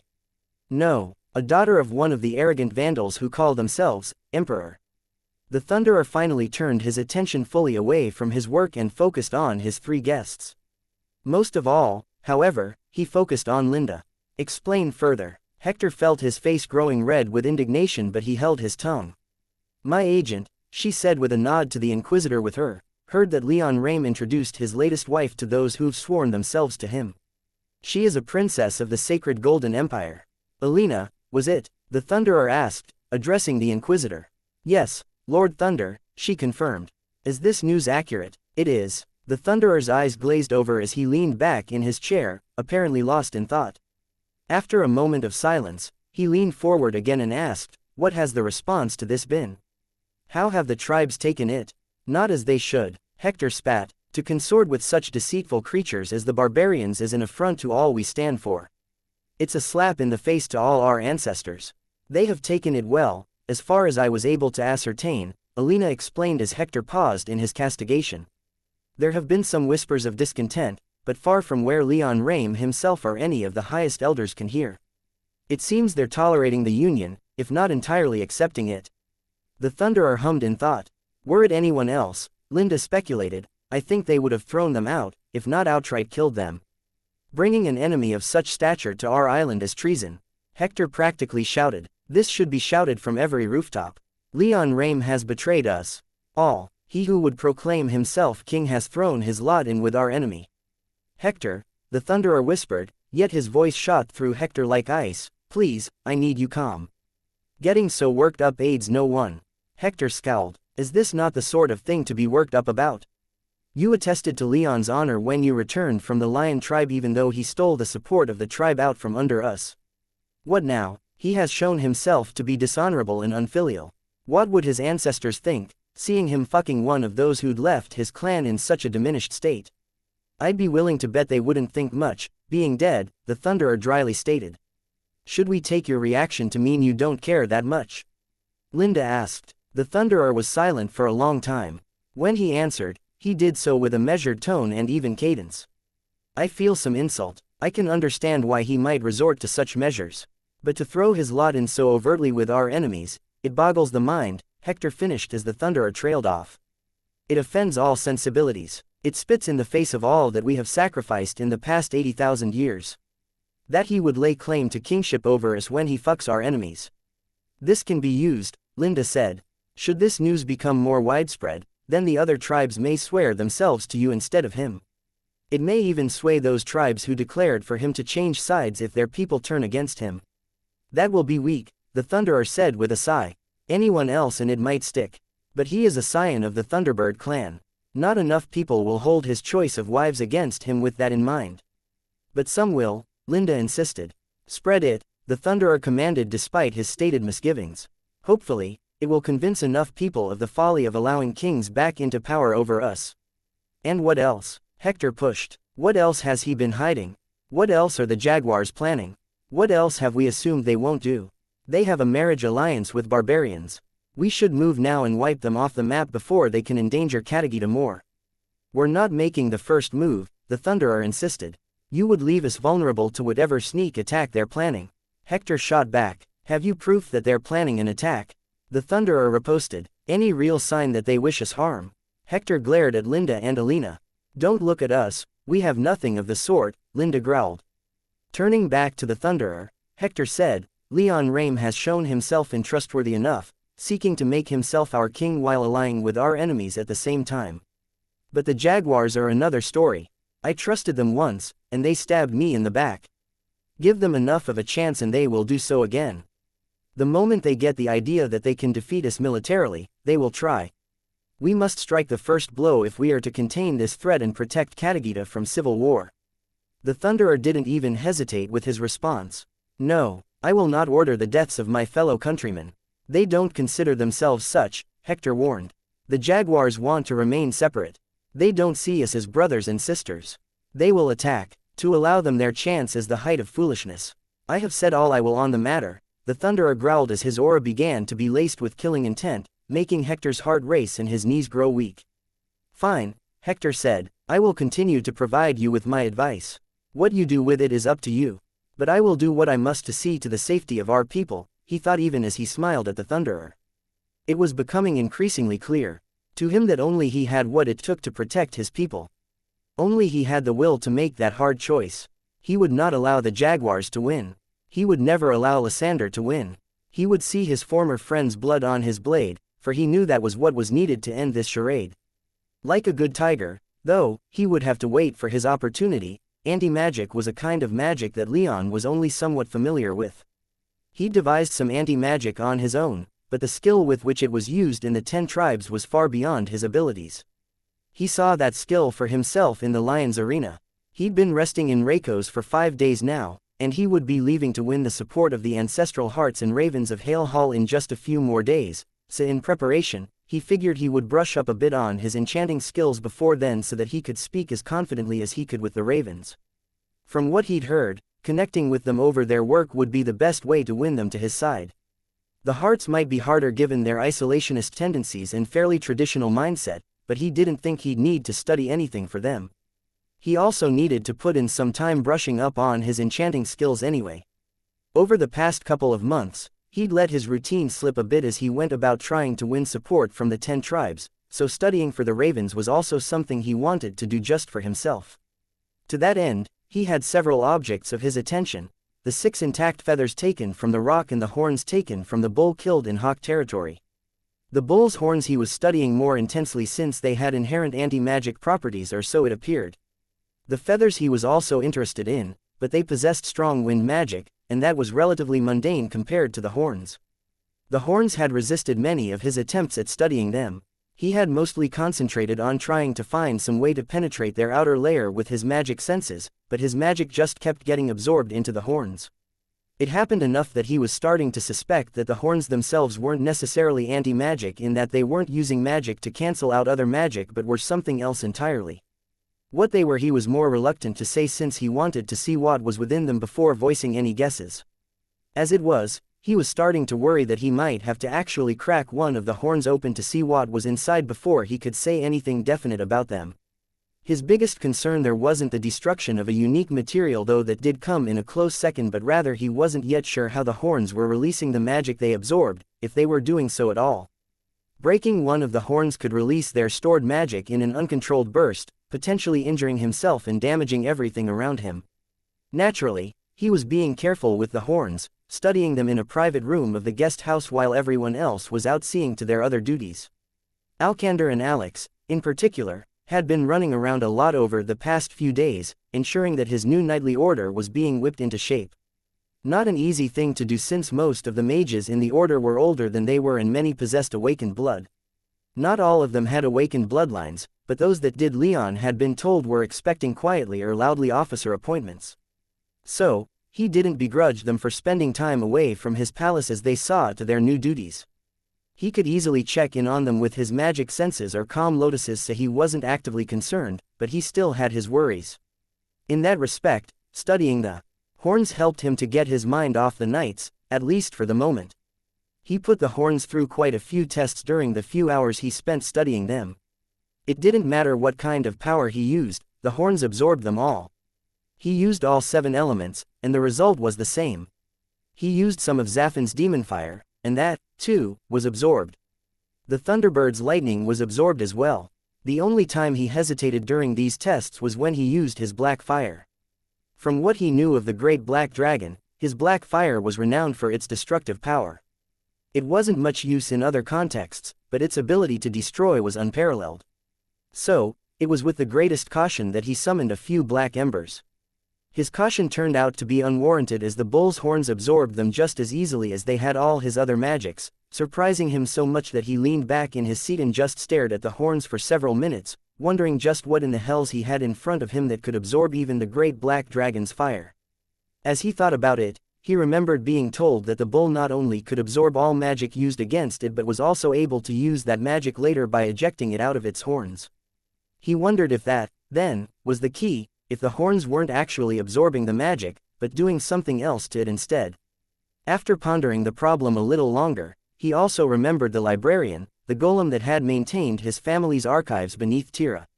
He still had that golem in his soul realm, and the golem had spatial magic woven into its frame, allowing the bronze construct to seemingly conjure at will various writing supplies that it had stored in much the same way a mage might do with their soul realm. Zaffin, he whispered, despite knowing that it might disturb the demon's healing meditations and his absorption of a stream of mist of chaos. What is it, boy? Zaffin grumbled as he paused the flow of mist. I don't suppose you know anything about spatial magic. Why in the name of the Prince of Shadow Demons' shriveled, diseased manhood would I know anything about that? I would have thought it standard with demons, what with their summoning and all. If a demon is summoned, then would it not stand to reason that they know something or other about spatial magic? Look at you, using your brain for once. Proud of you. Also, no, it doesn't stand to reason. There are other factors at play, such as the immense physical infrastructure within the elemental planes that allow a demon to travel wherever they have been summoned to, and that's not even touching on any other methods a demon might choose to use to respond to such calls. So if these horns have some kind of inherent spatial magic to them, hold the fuck on, kid. I don't know much about spatial magic, but I know that's impossible. You ought to know it too, what with being an enchanter and all that. I know that mixing magical elements within the body is impossible, that it requires external enchantments to pull off. Spatial magic, being magic created through mixing darkness, light, and lightning magic, is impossible to use by a mage unaided by other mages, some kind of enchanted equipment, or some other external factor. Do you believe the horns to be artificial in some way? I don't know, that's why I'm consulting with someone I consider more knowledgeable than myself. And my pride grows even stronger, Zaffin whispered, his voice sounding like his lips were curling upward. I have never heard of any creature having a natural exception to that particular rule. However, I'll acknowledge that it might, and I speak without the weight of expertise behind me. I'll remind you that it might be possible if the beast had been fucked with before. You'll have to find someone else to help you in that regard. Thanks, demon. Zaffin grunted and went back to his meditations while Leon continued to contemplate the horns. He used his magic senses as finely as he could, searching for any sign at all that they might be artificial or had been messed with in any way. Failing to find anything, he turned to other methods of study, from simply shining a light at the horns to see if he could see inside them to waving them around in the air to test how they interacted with ambient magic power. The only results that his tests showed were of failure. Failure in and of itself, however, was a meaningful result, for it showed that the horns had an uncanny ability to protect themselves from external probes. Leon was growing more and more convinced that they weren't natural, but were the result of someone trying to protect their work from discovery. The bull the horns had come from had, as he recalled, been suspected to have been an escapee from the booming brown bears. Just more evidence that they're up to something, he thought. Or there's a bear that's both competent enough to breed such a bull, yet incompetent enough to let it escape. Briefly, he also contemplated the continued buildup of bear forces along the border with the jaguar tribe. The buildup was nearing its peak as far as jaguar intelligence went, with the bears calling up essentially everyone they could without declaring full mobilization, and their army had started running drills along the border, making more than a few jaguars very nervous. If the release of the beasts into hawk territory was deliberate, then there was no guarantee that they wouldn't invade before Leon could finish seeking the support of the remaining tribes, or worse, that they would invade even if Leon won the majority of the tribes over to his cause. And if the bears had any more war beasts akin to the rock or the bull, then the jaguars might have a hard time fighting them off, even for all their skill in war. For just a moment, Leon pondered the merits of preemptive strikes, but he quickly ruled them out again. Maybe once I've gotten the hearts and the ravens. If I get the hearts and the ravens, he thought, invading before then could drive them to the Thunderer's side, would also calcify resistance against me among the bison, tigers, spiders, and of course, the bears. Better to leave, that is, Plan Z. With that, he scooped the bull's horns back into his soul realm and got to his feet. The jaguars had talents other than battle, and he felt like he should be able to find someone in Reikos who might be able to help him with the horns. Failing that, he would likely have to wait until his next trip back to Oculera when he could get Heaven's Eye to work on it with him. So, with a couple other things rattling around his head that could use addressing, he left his room to find the nearest elder of sufficient rank to speak with. When he projected his magic senses, however, his blood ran cold. The nearest elders were in his training courtyard, and the jaguar was squaring up with Cassandra. Not only that, but several of Leon's retainers were present, with both Valeria and Maya watching from the sides, as well as Xanthippe and Exalos Ados. Given the presence of the rest of his family and that no one seemed overtly angry, Leon began moving quickly, but not so much that he reached the courtyard before blades were crossed. True to her nature, Cassandra made the first move. She swung her practiced sword in a swift, but straightforward overhead strike that the jaguar easily blocked. The jaguar pushed back strongly enough that Cassandra was thrown back, and the jaguar followed up with a lightning-quick slice across her abdomen.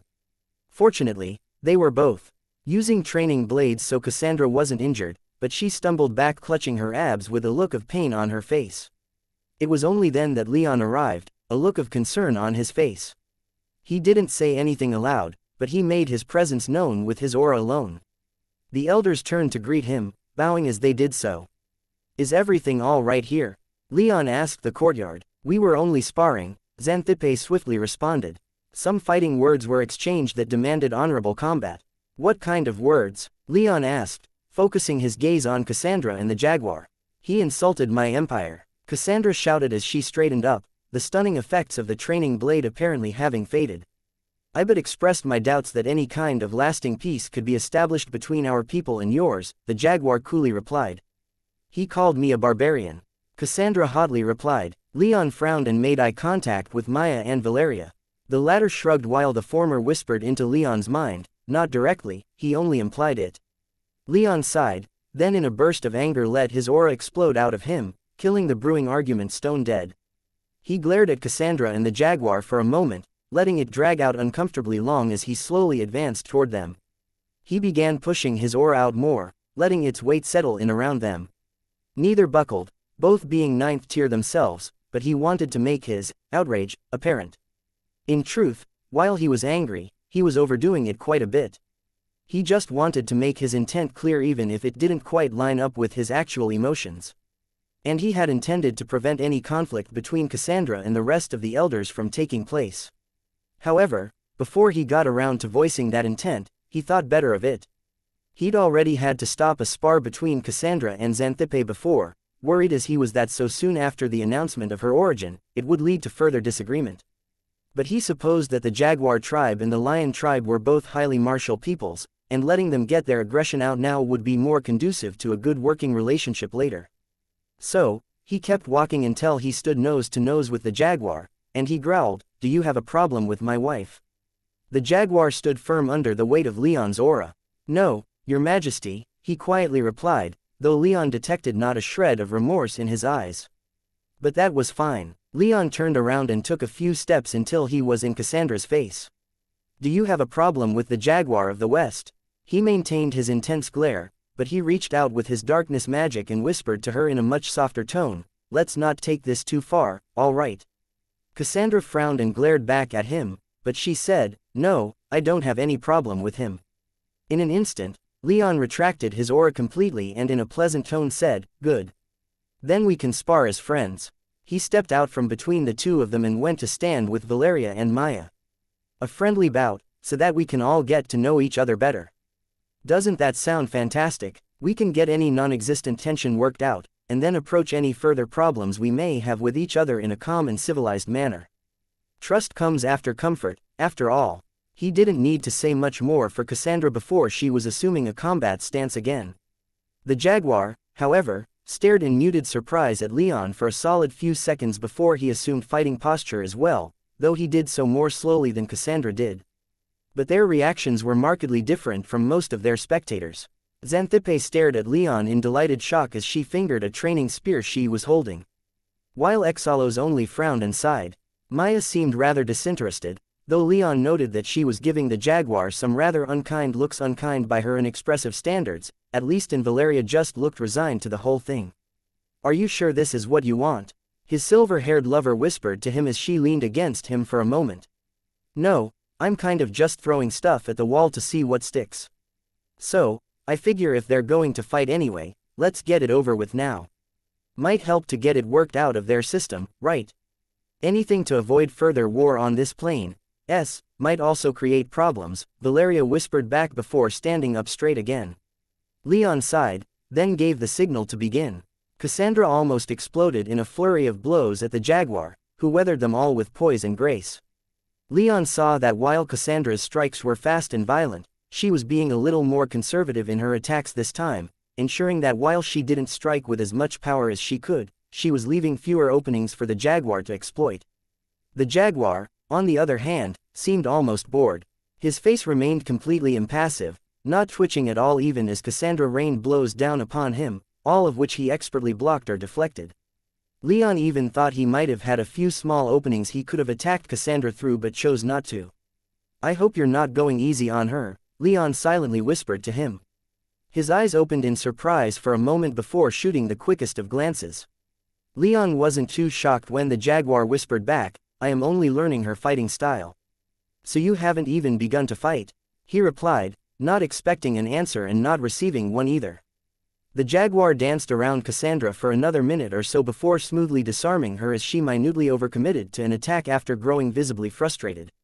The entire courtyard was silent as Cassandra's sword was swept from her hands and thrown across the floor.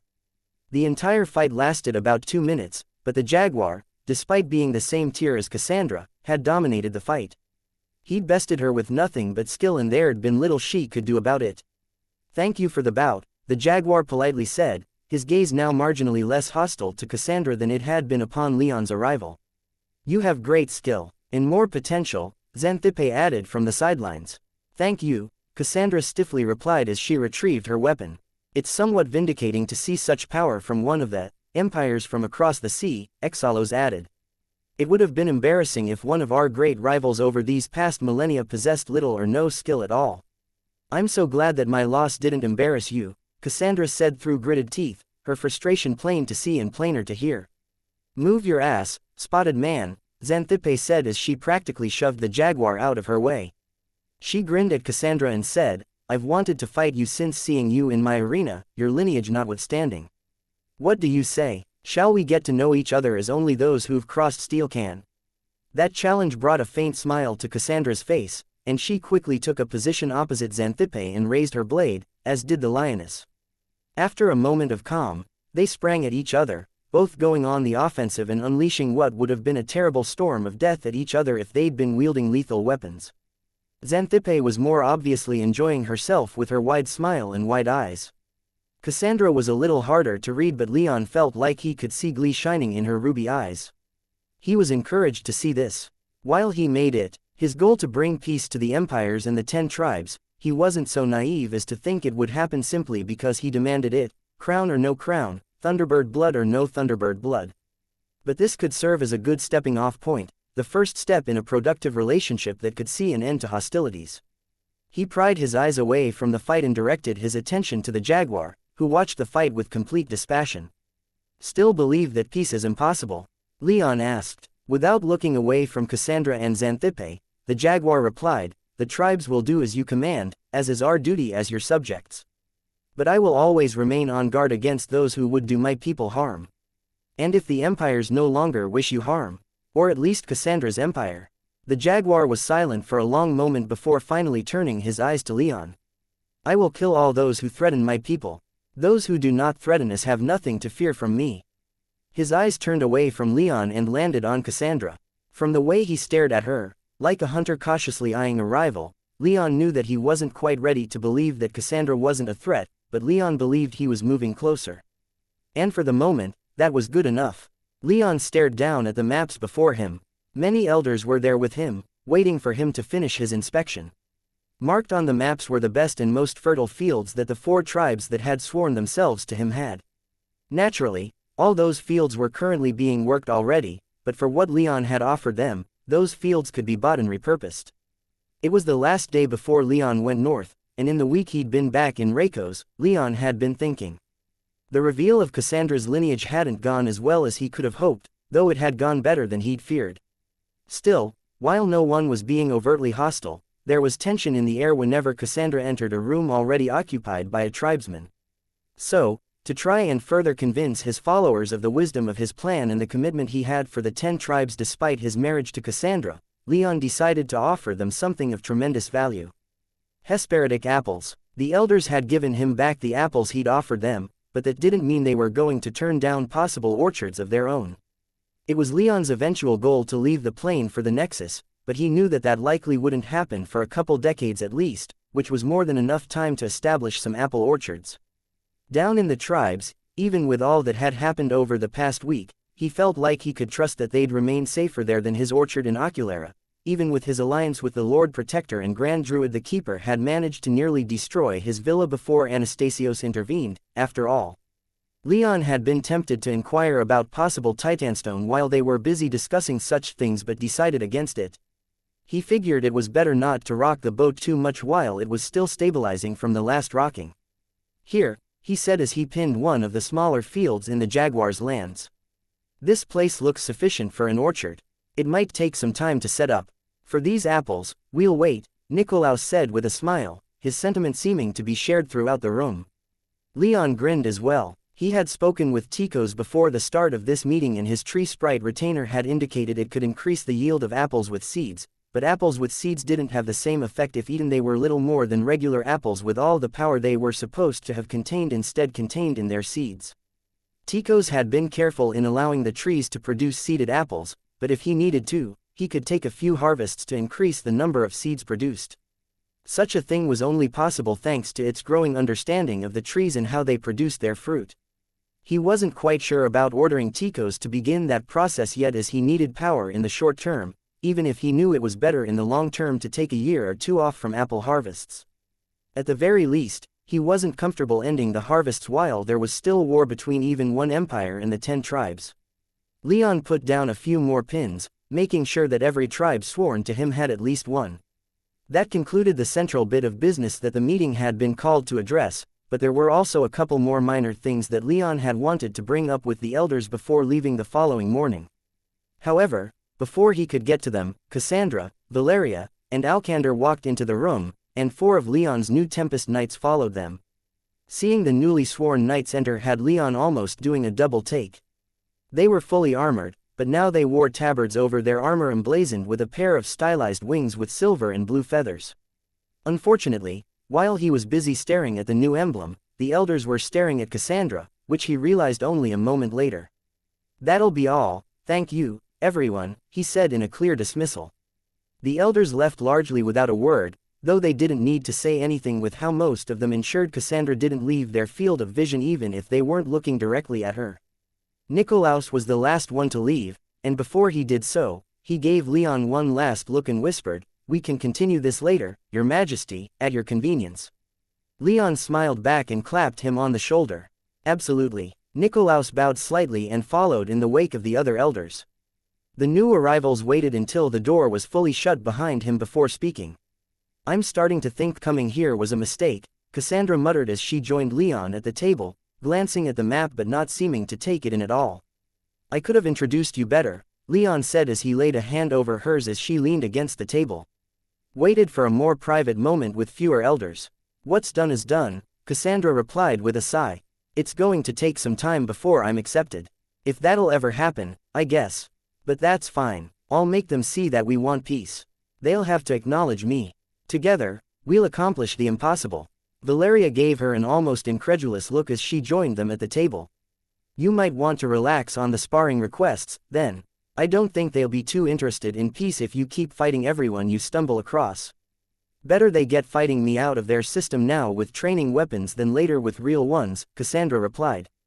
Valeria simply frowned and shrugged. Then, addressing Leon, she said, "There's a matter with the Tempest Knights that needs your attention." "Oh," Leon whispered as he turned his gaze to Alcander and the 4 other knights. The knights were all 7th tier, and none wore helmets, giving him a good look at their features. None were so old as to warrant inclusion in the ranks of their tribe's elders, but they seemed at least middle-aged, which would put them about on par with the chiefs of their clans, Leon imagined. "It's been a long few days," Alcander said, "but Alex and I have finished putting them through their paces. We have a pretty good idea of where the knights stand in terms of their skill and power, and since they all pretty much knew each other already, we also had them select their captains." "Captains?" Leon asked. "Alex and I decided that each tribe should select their captains," Alcander explained.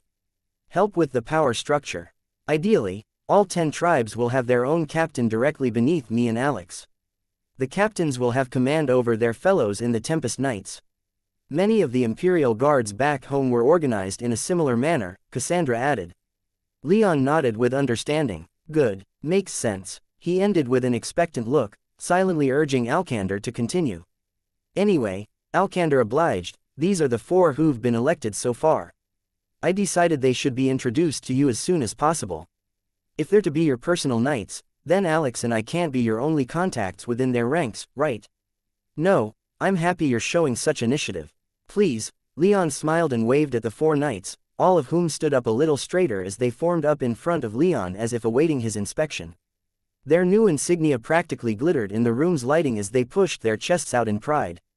Even though they were presenting themselves for inspection, Leon didn't go too in-depth with his scanning. He trusted that they knew how to maintain their kit, and if they didn't, then he trusted that Alex and Alcander would whip them into shape. That being said, he still noticed that while they all wore the same insignia on the front of their tabards, the back had different insignias on each. "This is Knight Captain Running Talon," Alcander introduced, indicating the first in line. "He now commands the heart-stabbing hawks of the Tempest Knights." Running Talon was a man with rugged good looks and a face that could have been chiseled out of stone, not only for how handsome he was but also for how much expression he was displaying.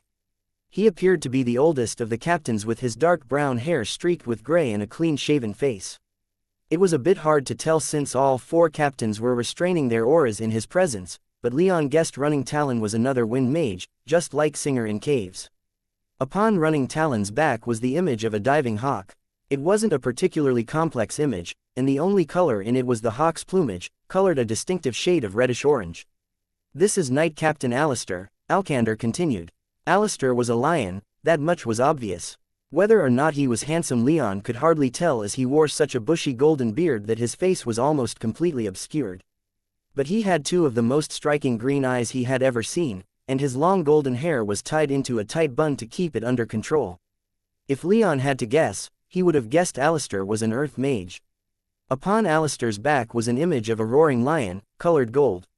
The 3rd Knight Captain, as Alcander introduced her, was Karis, and she was an eagle.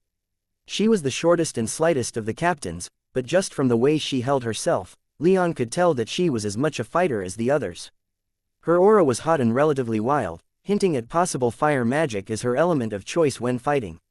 Upon her back, unlike Running Talon's insignia, was an eagle not in flight, but perched upon the branch of an olive tree, its wings spread and beak opened in a silent scream in what Leon took to be a threatening stance.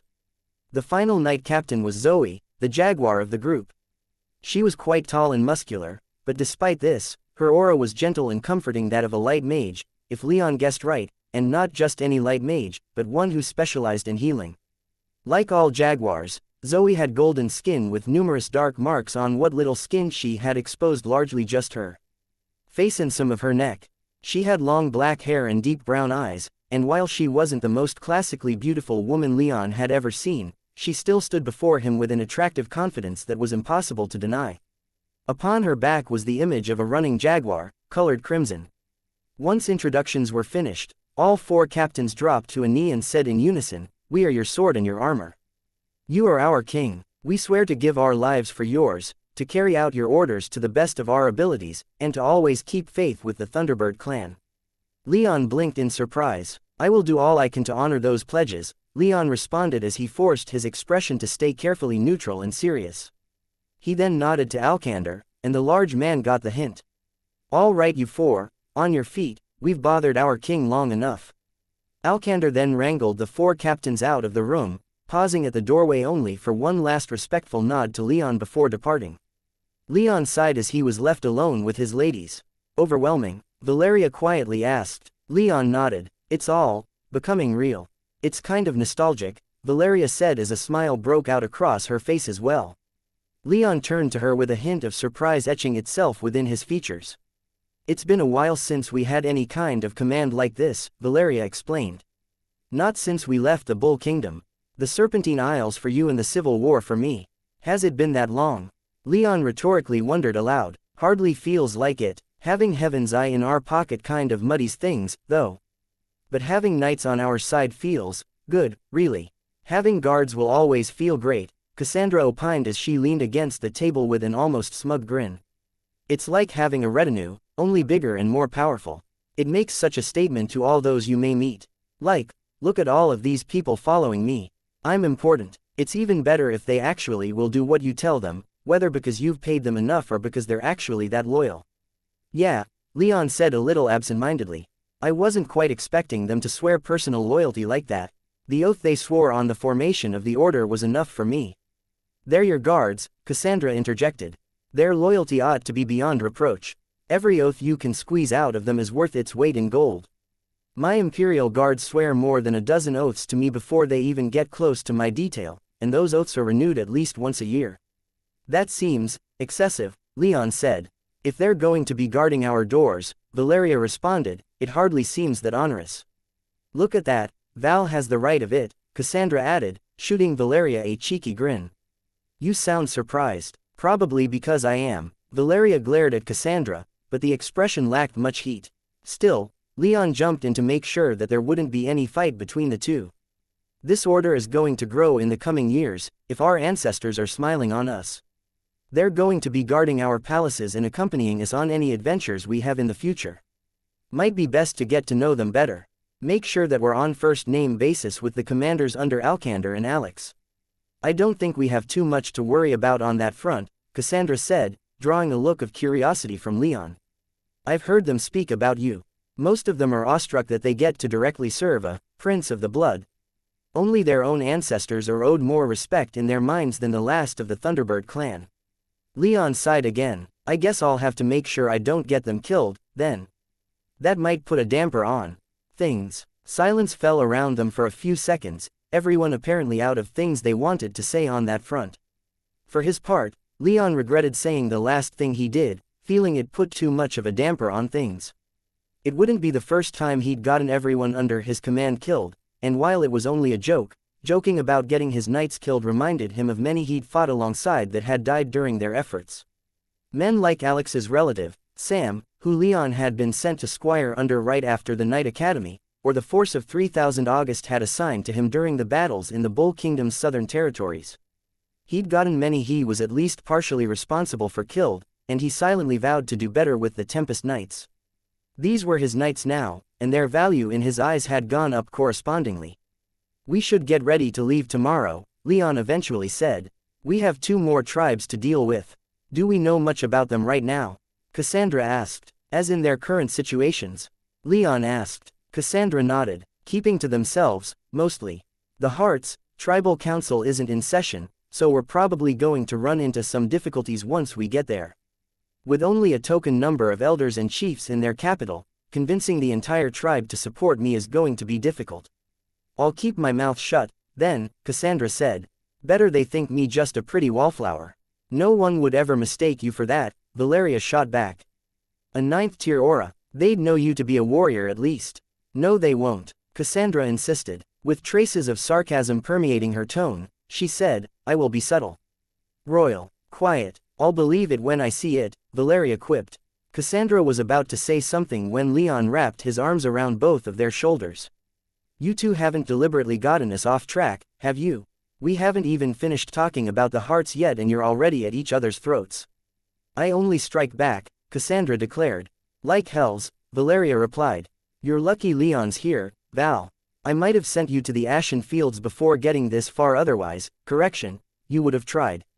Cassandra glared at Valeria for a moment before both ladies were forced to hold in a bout of giggles. Cassandra then turned to Leon and said, we don't really need to plan, we have a fairly good idea of what's going to happen. Oh, you've added the power of prophecy to your list of skills. I didn't even think soothsaying was possible, it's only extrapolating the most likely outcomes based on what I know, Cassandra said with a shrug. They worship your ancestor. The only thing I think that could possibly sway them against you is me, to be honest. If they find out where I'm from, it'll be no small disruption, then they won't know, Leon replied. How hard would it be to simply not talk about it? I doubt it'll be that easy but we can try, I guess. Hey, Leon grinned self-deprecatingly. With a more serious tone, he asked, what are the chances that the Hearts and Ravens don't already know? I wouldn't bet against it, Valeria whispered. Huh, why? Cassandra asked. I wasn't exactly subtle about announcing who you are. I'm sure the Thunderer was listening through his inquisitors. If he has this information and doesn't use it, he'd be the kind of idiot that I don't think he is. So let's prepare for the possibility that the Hearts and Ravens already know. Another moment of silence followed, only broken when Cassandra quietly swore under her breath. Shit. Heart territory was immense, a sprawling forest covering most of the northern half of Katagita's interior, flanked by mountains in the north, east, and west, and the island's central plains to the south. There were a couple long rivers running through the region, along which most of the ancestral Hearts lived, but for the most part, the forest was uninhabited. The Heart tribe was even smaller than the Heart-stabbing Hawks, but they controlled a territory several times the size of that of the Hawks. As a result, as Leon and his people flew over it, it was practically an unbroken sea of green canopies beneath them. They had left Reikos only a couple of days prior, stopping only once in Reicheti. They traveled fairly heavily, with an entourage following Leon of more than 500. 100 of those were his new Tempest Knights, while the remaining 400 were elders and chiefs of the 4 tribes already sworn to him. The Jaguar, Ipatameni, Xanthippe, and Singer in Caves all led their respective tribal fellows. Leon led the flight in his natural Thunderbird form, his silver feathers glittering in daylight and gleaming like a second moon at night. Most of the hawks and eagles in his entourage followed his suit in taking feathered form. The rest of the men and women of Katagita, however, largely traveled in human form, as even those who had taken the time to learn how to transform chose not to unless they grew wings in their altered bodies. Still, Leon thought they made for quite the sight. A sight that seemed to go ignored as they passed into and then pushed deeper into heart territory. To some extent, this was expected. The hearts were generally reclusive and rarely received visitors. On the other hand, Leon thought they might have had someone keeping an eye out for his and potentially the Thunderer's arrival, but if someone was keeping an eye out for them, they didn't send word to have them interdicted. Instead, Leon's group flew completely unimpeded over the dense forest below them. They were such an intense collection of power that even the rare powerful beasts that he saw with his magic senses beat feet as they sensed his group's arrival in their vicinity. Despite not being received, they didn't stop at any of the cities or villages they encountered along their flight. There were quite a few, since despite the Hearts being the smallest tribe, they still numbered in the tens of millions, and more than 100,000 of their members possessed awakened blood. Instead of stopping, they pushed onto the Hearts' capital, Raythelion. Raythelion was a fairly large city, but as Leon had been informed, it was only partially occupied. It had more in common with Raycos than most other tribal capitals, as it was only lightly inhabited full-time, with most estates only becoming occupied when the tribal council met. Despite the war with the empires still on, the Hearts' tribal council was not in session as far as Leon knew, and as the city came into view 2,500 miles away, he could tell that it hadn't changed during their journey. The city itself was fairly spread out. It was located at a junction in a river system that flowed all the way down to Raychati and Lake Ontari further south. Most of the city was built up south of the junction, but the tribe's gathering hall was located just north of it with few buildings around. It seemed almost lonely there, but Leon quietly thought the great timber building had a certain charm and dignity to its isolation that other gathering halls that were more centrally located lacked. It was quiet and reserved, it seemed to have no pretensions or self-aggrandizements that demanded attention. The building itself wasn't architecturally interesting, consisting largely of a single rectangular section with a small dome in the center, and the square with the tribal totem on the building's south side. The city itself was built in a similarly simple style, with even the largest estates having simple, blocky buildings that rarely reached more than 4 stories into the air. In contrast, the city layout was mind-bendingly intricate. Less of the forest appeared to have been cleared than might have been expected, with the streets not following a grid plan but were winding and more natural. Any one place in the city likely couldn't see very far thanks to all the trees and other greenery. Leon would have smiled in appreciation had he had a mouth instead of a beak, but even with his weak sense of smell in Thunderbird form, he could smell the fresh forest air and instantly felt at home. As was his wont, he flew 10 times around the tribal totem before landing, his followers joining him in this flight. Given their numbers, it took a while for them to finish, and by then, Leon and most of those in beast form had returned to their human forms. There they stayed for a moment as everyone got their bearings and formed up in the square. This didn't take too long, but it was more than enough time for someone to come out to greet them, which was why Leon was so surprised that no one had done so. Their lack of challenger greeting on their arrival he had expected, but to have 500 powerful mages landing right in front of the gathering hall was something he thought should have been acknowledged at least. He glanced at the leaders of his sworn tribes, but they didn't seem like they knew what was going on, either. The jaguar shrugged at him. Ipadameni was staring at the gathering hall's main doors as if trying to will someone to come out with nothing but his mind. Xanthippe was glaring at the city at their backs, and Singer in Caves was busy directing her people but occasionally cast her gaze about as if looking for something. Gaius was the first one to speak to Leon. "Should we knock?" he asked. "We should kick their door down," Red growled as she joined them, having just shifted back into human form. "That would make a terrible first impression," Marcus chided from behind her. "Those who ignore us ought to be punished," Red responded. Leon flexed his aura a bit to quiet them down before their disagreement could get heated and stated, "We're not knocking down their door yet. I'll settle for just knocking." Leon nodded to Gaius and his retainer hurried forward as the rest of Leon's family and retinue formed up beside and behind him, his Tempest Knights behind them, and the rest of the tribes flanking them. Gaius loudly knocked on the door but froze for a moment in surprise when his rapping knuckles pushed one of the double doors open a bit. He looked back and called out, "It's open." Leon frowned for a moment, then strode forward to see what was up. He led his people in a procession into the gathering hall, the doors indeed being unlocked. However, he didn't find anyone inside. The hall was one long room with little in the way of furniture, the only seating in the entire place being simple tiered benches arranged in a circle around a mural on the floor directly beneath the small central dome. The mural, depicting a prancing stag, was the only piece of art in the entire hall. The naves to the north and south were completely unadorned and lacked even the barest of seating accommodations. Notably, what little available seating would have been only enough to account for the few elders and chiefs that the hearts had and made no accommodations for potential visitors. Alcander, Leon growled, and his newly minted knight commander stepped forward. Search the area. If you find anyone, let me know. Don't force them to do anything, just come and get me. On it, Your Majesty, Alcander stated, a wry smile on his face as he used Leon's style. Leon had to force himself not to immediately correct his friends since they were in public and on official business, even though he wanted to. While waiting for his knights to scour the area, Leon had the rest of his people move outside into the square rather than occupy the gathering hall, just in case anyone took offense to their presence there without any hearts accompanying them. Once back in the square, he was joined by the 4 9th-tier tribal leaders. Is this usual? Leon asked them. Singer in Caves was the first to respond. The hearts are known for being less than welcoming, she said in what Leon took to be a rather charitable view of the tribe in question. That's one way to put it, Xanthippe growled, seeming to agree with Leon's unstated sentiment.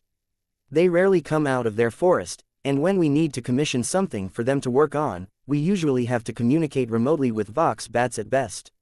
Leon frowned. I was not given the impression such means were needed. I apologize, Your Majesty, Ipadamene said. My tribe is on fairly good terms with the hearts and I should have made sure they knew we were coming. Leon sighed as he contained his annoyance.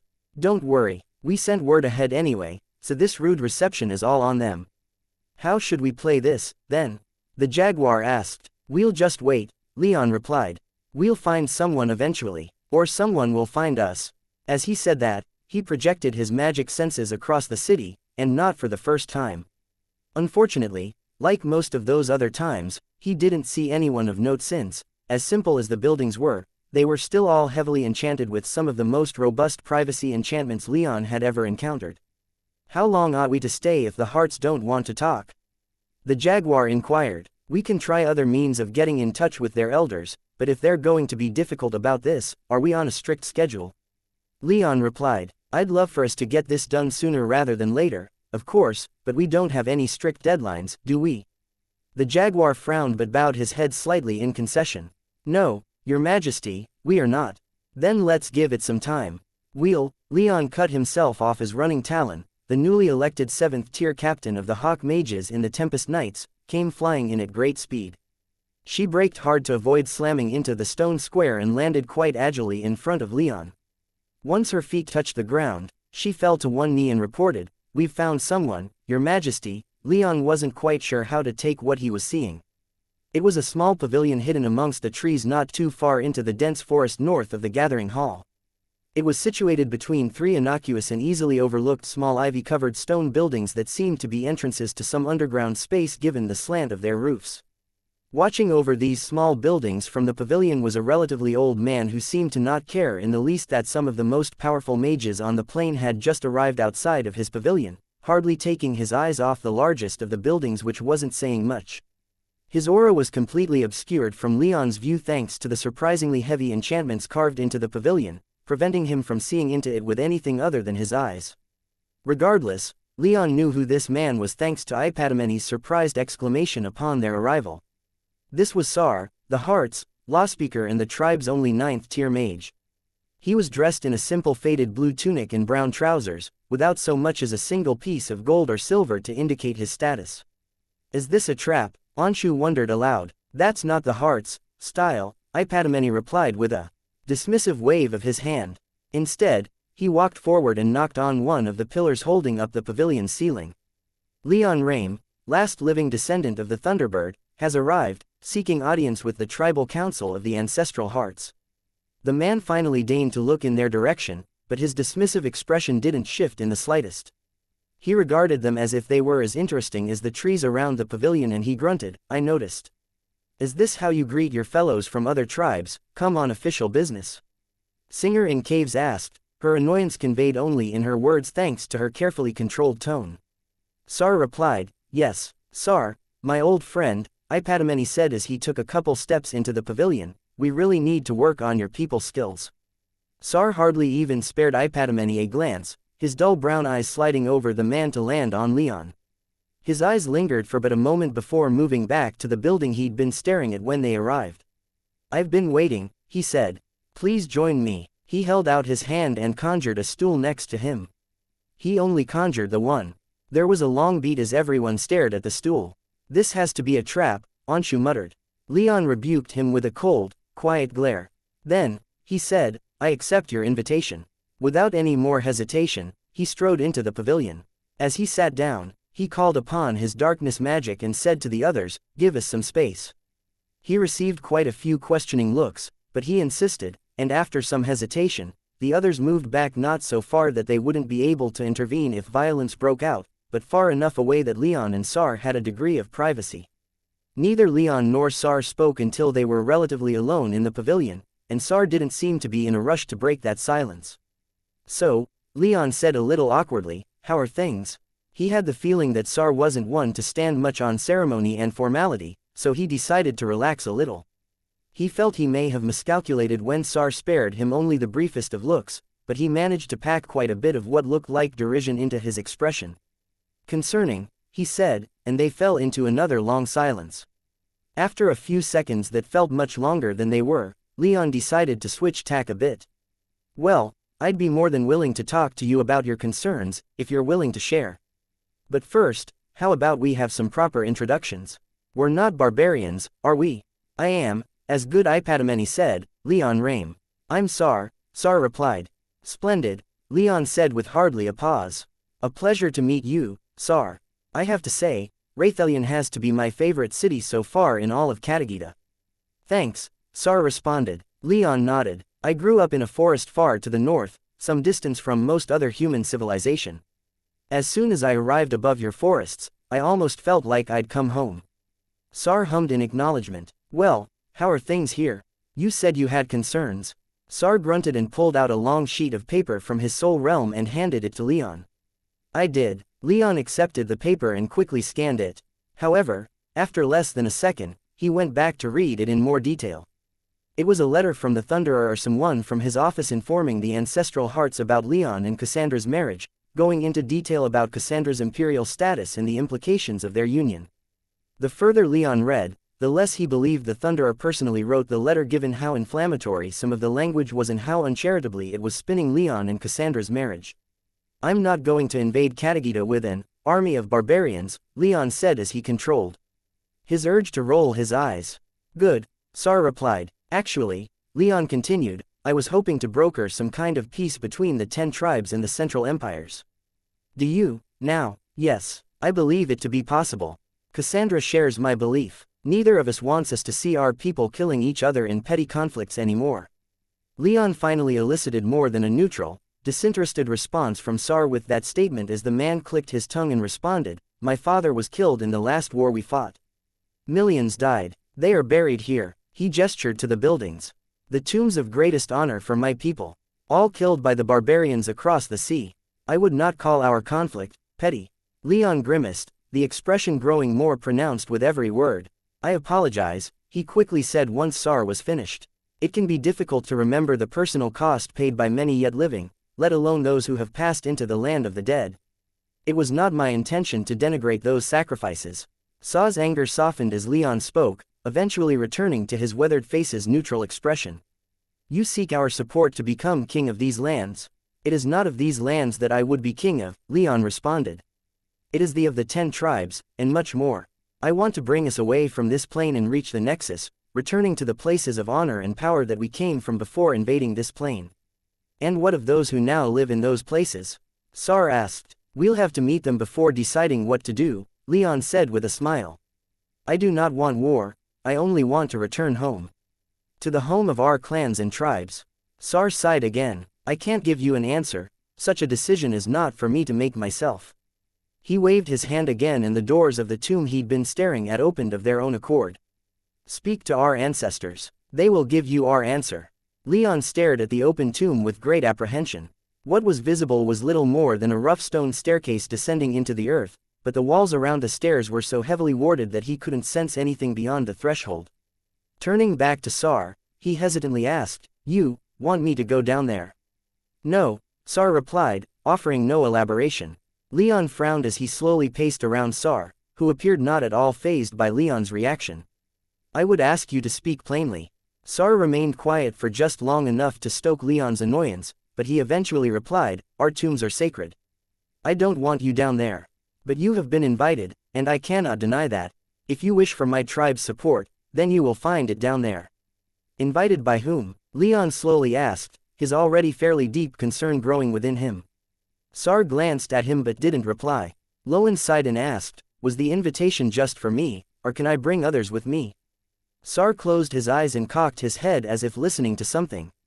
After a moment, he said, "Two are permitted to accompany you." Leon hadn't been able to sense any hints of magic at all being used, raising his curiosity to match his concern.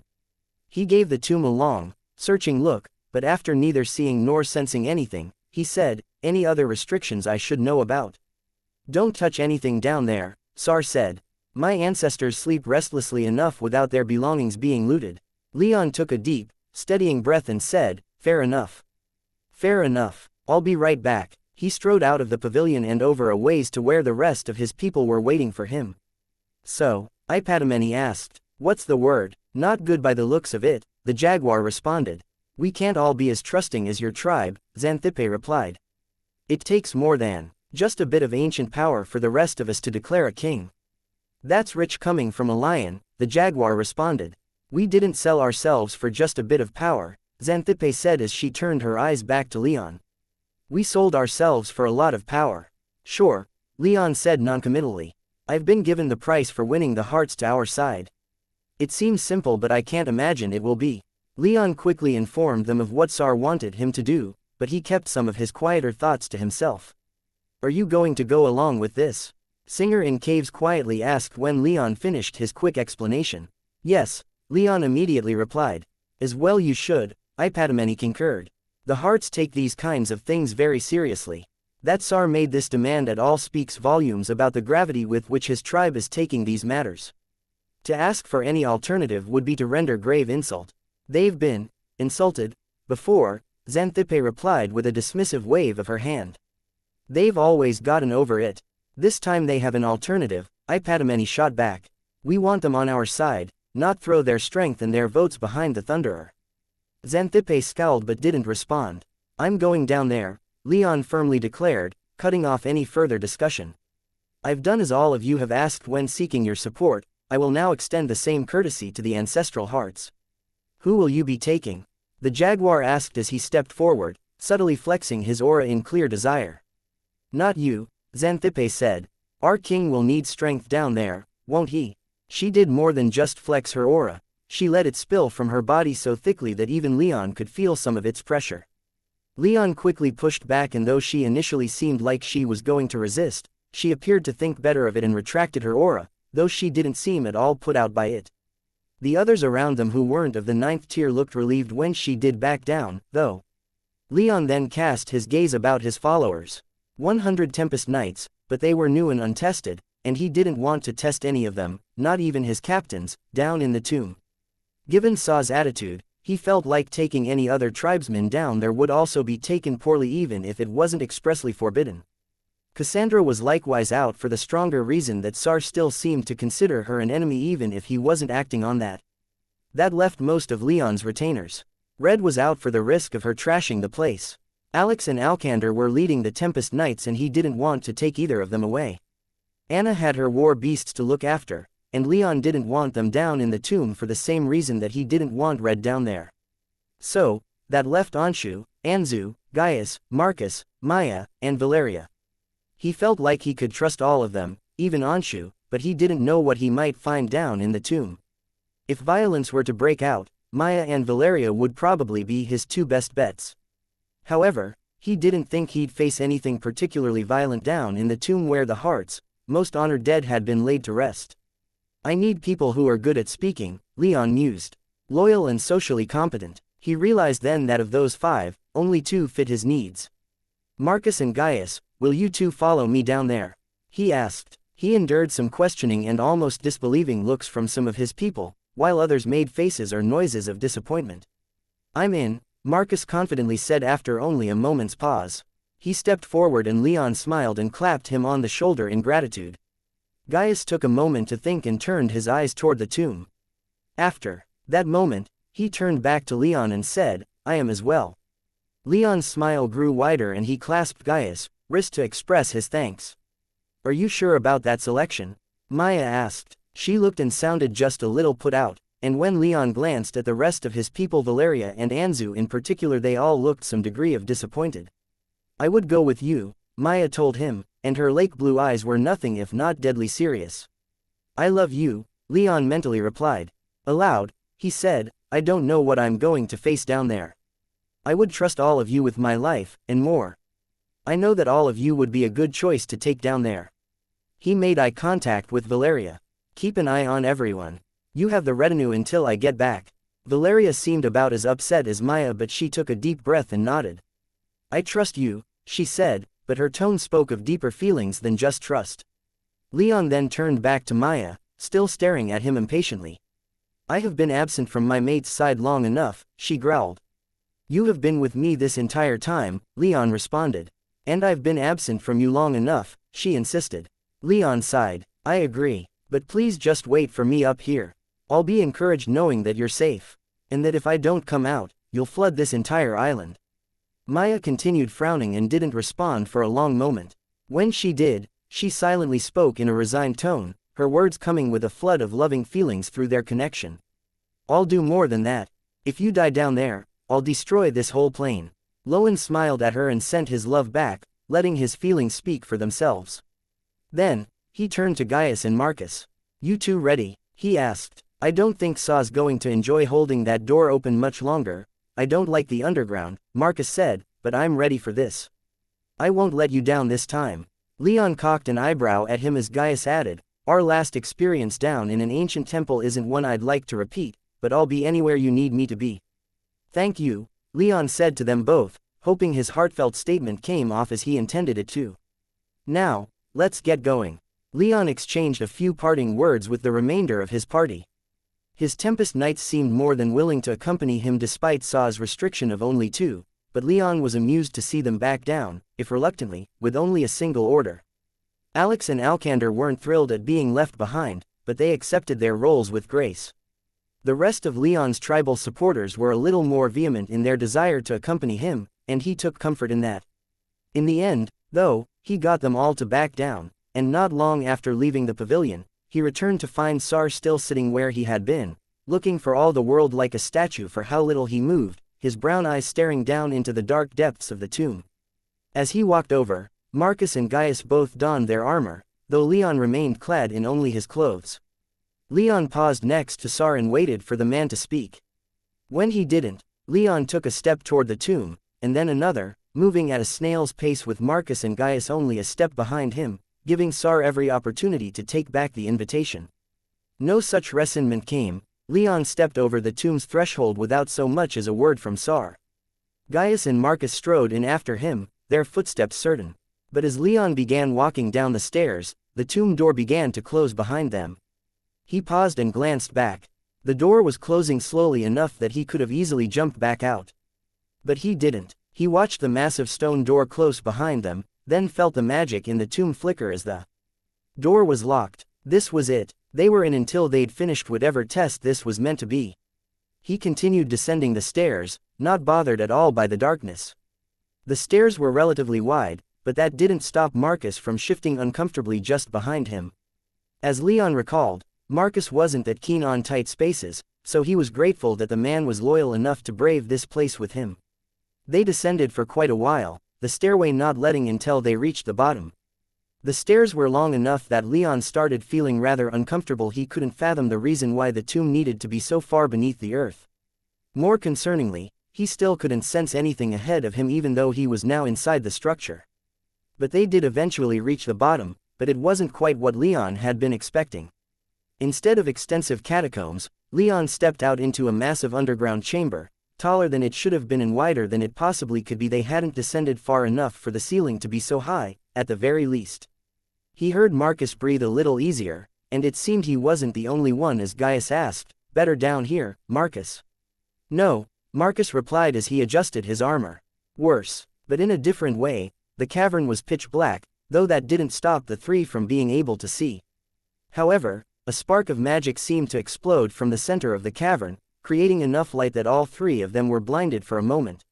Leon felt this explosion of magic wash over them, every element contained within it. He didn't sense it doing anything, but he was proven wrong when the light receded and he opened his eyes. Where before the cavern had been immense, but empty, now it was filled with tombstones. More notable, however, was the fact that the cavern seemed to have grown far more than seemed possible, even by the greatest of magics. Leon now found himself standing in the center of a graveyard of terrible size, extending outward for miles upon miles, packed with the headstones of countless hearts of times long past. Marcus swore under his breath as he conjured his thunderwood bow. Gaius didn't verbalize his surprise, but he, too, pulled his sword out of his soul realm. "Stairs are gone," Marcus said. Leon glanced back and saw that their exit had disappeared. "So be it," he growled. "I wasn't going to leave until we finished what we came here for, anyway." There was a silent pause before Gaius replied, "Figured as much." "I'm with you until the end." Marcus sighed. "Same here. Any idea of where to go?" Gaius asked. "Is there anywhere to go?" Marcus responded. Leon wasn't sure there was, as he couldn't see or sense anything within the cavern other than the sheer terrifying number of graves. Billions must be buried here, he noted, wondering just how that was possible. 80,000 years was a long time, to be sure, but to have so many down in this tomb was hard enough to believe even if Sar hadn't said it was only for their most honored dead. "Oh, by the ancestors!" a voice cried out. Old and wheezy though it was, Leon and his retainers spun to face its source, Gaius and Marcus both brandishing their weapons. What greeted them was what seemed to be a grave tender, an old man in roughly spun robes caked in dirt leaning on a sturdy-looking walking stick, only a few wispy silver hairs sprouting from his scalp, his face hollowed and wrinkled by age. He seemed like he would have been a swarthy man, but he must have spent a considerable amount of time beneath the earth, for his skin was practically stone gray. What caught Leon's attention, however, was the fact that his aura seemed mortal. Immediately he knew something was wrong, for to reach the first tier of magic, all a person had to do was breathe in magic power, and he could sense a fair amount down here even beyond the obvious. One's lungs, after breathing in enough magic power, would adapt to it, absorbing it into a mage's blood. That adaptation was what made a first-tier mage. Mages would perform breathing exercises to ensure adaptation when young, but everyone, if they lived long enough, would reach the first tier if they were lucky enough to reach old age even without training. An old man apparently without a shred of magic within him raised many of Leon's alarm bells. "Who are you?" Leon asked in as pleasant a tone as he could muster. "I could ask you the same, young'un," the man rasped. "This air is my yard, it's you who be trespassing without an invite." "That's redundant," Marcus said as he relaxed. "Trespassing is, by definition, done without an invitation." The grammar keeper then, are ye?" The man spat as he pushed himself off his walking stick and used it to wrap Marcus's helmet. "Ye should respect elders. Young bucks these days ain't got the slightest respect. I tells ye, we were invited down into this tomb," Leon said, hoping to cut through whatever this was turning into and get them back on track. "Sar, lawspeaker for the Hard Tribe opened the door for us." The man croaked. "Well, if that's the case, then see to business and be off with ye. I got graves to keep." The man was about to turn around when Leon responded, "If it's not too much to ask, elder, I was given the impression that this is where the ancestors of the Hard Tribe have been interred after performing heroic deeds. Might you show us around?" "This ain't a place for tourists, kid," the man dismissively responded. "Look around yourself. If you come with us," Gaius said, "wouldn't it be easier to make sure we don't break anything?" He gave the grave tender a wide, toothless smile, and the man glared back at him. "Ye be treadin' in this place, sonny. We're not intending on doing anything, we only want to pay our respects to the honored dead." Leon, thinking he knew what Gaius was getting at, said, "Indeed. But I can't imagine how you might be able to trust us running around such a sacred place. If you could accompany us, perhaps even show us where the best places to pay our respects might be, then you can be assured that we'll finish up and be on our way as quickly as possible." The man looked from Leon to Gaius, to Marcus, and then back to Leon. "Ye trespassers beggin' for a tour, never woulda thought I'd a seen it." The man glared at them for a long moment before sighing and saying, "Fine.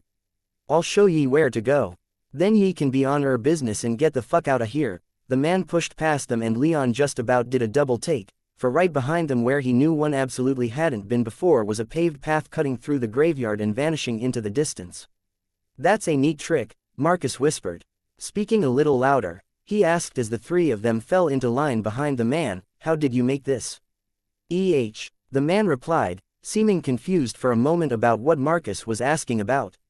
"Ah, the path, they're all over this place, ye just gotta know how to see 'em." "Interesting," Leon responded, "but we only just got here, so the road had to make itself known only when you decided to lead us to wherever it leads. Ye like thinkin' 'bout things, do ye?" The man grumbled, "Lots o' things running round head, Too much, maybe, or not enough," Leon cheekily replied. "Where are we going, by the by?" "Where ye said ye wanted to go," the man said in an almost disbelieving tone, as if wondering why Leon was even asking. "Ye wanted to pay your respects to the most honored ancestors of the Hearts, didn't cha?" "Aye, that we did," Leon said with a light frown. "Well then, do so," the man said as he came to a halt. To their right appeared an empty field that certainly hadn't been there a moment ago, in which no graves had been made. "Go on in, then. Go on, git." He used his walking stick to slap their backs and try to force them off the path. All three of them gave him dirty looks, but nothing stronger than that. "Thanks," Leon said without much certainty as he led his people off the path and into the field. "Is there anything else we need?" he began, but when he glanced back at the man, he found that he and the path had vanished, leaving nothing but more graves behind where they had once stood. "That's downright unsettling," Marcus whispered. "Is there something about our resting place that unsettles you, child?" A smooth baritone voice asked. Spinning around again, Leon found him and his retainers staring at another man, this one appearing only a little younger than the grave tender, but much fuller in body. He wasn't quite rippling with muscle, but he was close, and his bronze skin looked much healthier than the tender's had. "Hard not to be unsettled when surrounded by so much death," Marcus replied. The man smiled and chuckled softly. "I suppose that's true. I thought much the same when I first came down here to commune with the spirits of my ancestors. But now I've joined them, and I've found that down here, I'm never alone." For just a moment, as the man finished speaking, Leon thought he saw an unfathomably large crowd around them, all staring directly at him, but he blinked and they were gone. "Now," the newcomer said, "what brings you down here, to the land of the dead?" "Now," the newcomer said, "what brings you down here, to the land of the dead?" Leon, still unsettled from seeing the vision or whatever it was, wasn't quick to answer.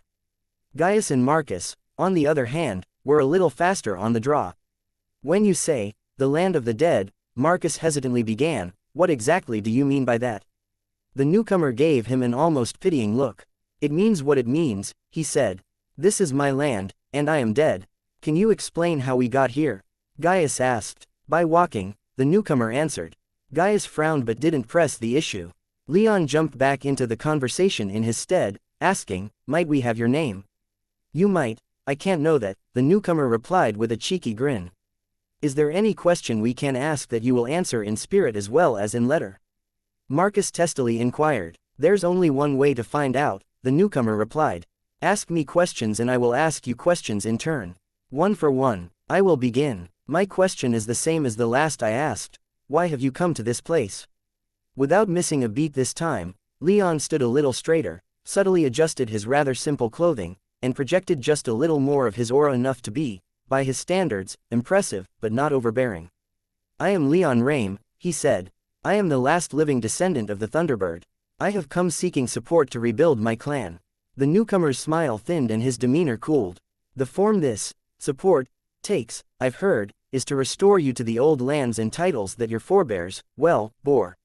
"Is this accurate?" "It is," Leon admitted. "But that's not all. The ancestral hearts have been stuck on Eterna for just as long as my family has. I would have us all depart this plane to reclaim what we once had." The newcomer scowled slightly. "Why, is what we have here not enough? Revanchism, in my experience, leads only to more death and suffering. As opposed to now, when the 10 tribes are locked in perpetual war with the empires? How many have died over the past 80,000 years due to those conflicts? 20,637,919,206, the newcomer immediately said, taking Leon by surprise. Just from war in the past 80,000 years. Would you like to know how many died following your clan in more remote wars? Many more than that, I take it? Leon asked. The newcomer smiled, though there was no warmth in the expression. Many more, and you would return us to that state. Following the Thunderbird clan, we have never known peace, and the tombs of our greatest mages have always overflowed. Leon went quiet for a moment as he contemplated the newcomer's words as well as the newcomer himself. There was something off about him, and not just his self-proclaimed status as a dead man and his complete lack of aura. Leon wanted to know what that was. As Leon paused, Marcus picked up the slack. So what? War is a fact of life, and prosecuting it with honor and duty brings glory to oneself and one's kin. Is it not the greatest glory in the world to die fighting for a cause one believes in? For some, the newcomer said, a note of bitterness in his deep, baritone voice. For others, it is to live, to grow, and to create. It is in the things one passes on that brings the most joy and fulfillment. How many of them are down here? Marcus wondered. And how do their numbers compare to those who gave all they had to give to ensure the prosperity of their people? More than you could ever count, the newcomer spat. You seem to have an accurate idea, though, Marcus responded. He seemed like he wanted to continue, but Leon held up his hand, silently ordering him to stop. He made no excuses for Marcus, but he did smile and say, we do not wish to disrespect anyone's calling, nor their burial here. I have come here to ask for the ancestral hearts to make good on their old oaths of loyalty to my clan and to join me in restoration. If the ancestral hearts do not wish to take part, if they are content to simply stay here and restrict themselves to a single plane, not even as that plane's masters, then that is their decision. But I will ask for their support all the same. You would only lead them to death, the newcomer stated. Leon was silent for a long moment, so Marcus jumped in. Leon has not led us to death, he said. He doesn't value war, he treats us honorably, and I believe he will do the same for your people. He will work to maintain peace for all those who join him. Leon gave Marcus a grateful look, but it was quickly erased by the newcomer. And yet you intend on reclaiming what your clan has lost. That will not come without death, and that death will be borne by those beneath him. I have seen this all before, young man, I have heard these promises many times. Were those promises not kept? Gaius asked. Was the Thunderbird clan cruel to your people? Did they act dishonorably? Did they make unreasonable demands of you? Treat you like slaves? Force you to be party to grave crimes? Look around you, boy, the newcomer demanded, his anger clearly growing. My people died in numbers beyond counting in the name of the Thunderbird and her descendants. In their wars, over their whims, for their amusement. The Thunderbird clan brought us great pain. A reasonable complaint, Gaius conceded with shrug. But I would join my voice to Marcus's. Leon treats us honorably. He does not demand we die for his amusement, and he is not needlessly cruel. As far as lords go, he is the best I've ever served. Leon had to work hard to keep the grin off his face. He would have to find a way to express his gratitude for his retainers later. I apologize for any crimes committed against your people by mine. If what I've been told of those old days are true, then I can understand not wanting to return to them. What is it you want, then? To live peacefully, the newcomer responded. No one can live peacefully, Leon quietly protested. Sooner or later, that peace will be ruined. Someone will want something that you have, or some old grudge from before your time will be invoked, for none of us spring from nothing, our lineage free of carnage. That someone will then come to your home and slaughter your kin, no matter how peaceful you have been living, no matter how far away from civilization you are, no matter how much of a threat you pose. Leon took a deep breath to steady himself, and the newcomer didn't take the opportunity to press him again. I want to live peacefully, too, Leon continued. But by virtue of my blood, that's impossible. I need help, I need to band together with like-minded peoples, join their strength to my own. If I could just go off into the woods and live peacefully, I would. But that isn't an option. I can't live peacefully. I have to go the Nexus and rebuild the Thunderbird clan. Leon paused for a long moment, giving the newcomer a chance to ask his own questions. The newcomer seemed to be pondering his words, though, and had nothing yet to ask. So, Leon said after the silence stretched long enough to turn awkward. Let me ask you something if you're not going to ask me anything. Do you consider my clan to be your enemy? The newcomer frowned for a long moment and stared holes into Leon, though his gaze wasn't as baleful as Leon might have expected. When he finally spoke, he simply said, no. Leon cast his gaze around the graveyard, then gave the newcomer a meaningful look. I don't want to fight the Thunderbird clan, the newcomer said. However, a moment later, a dark look crossed his face, and he took a few threatening steps toward Leon. However, if harm befalls my people, as the newcomer advanced, Marcus and Gaius took a few steps forward to meet him, each drawing their weapons. Leon, however, reached out and stopped them, though neither looked any less willing to throw down if it came to that. Your men are loyal to you, the newcomer stated, no emotion in his voice. I trust them with my life, Leon responded.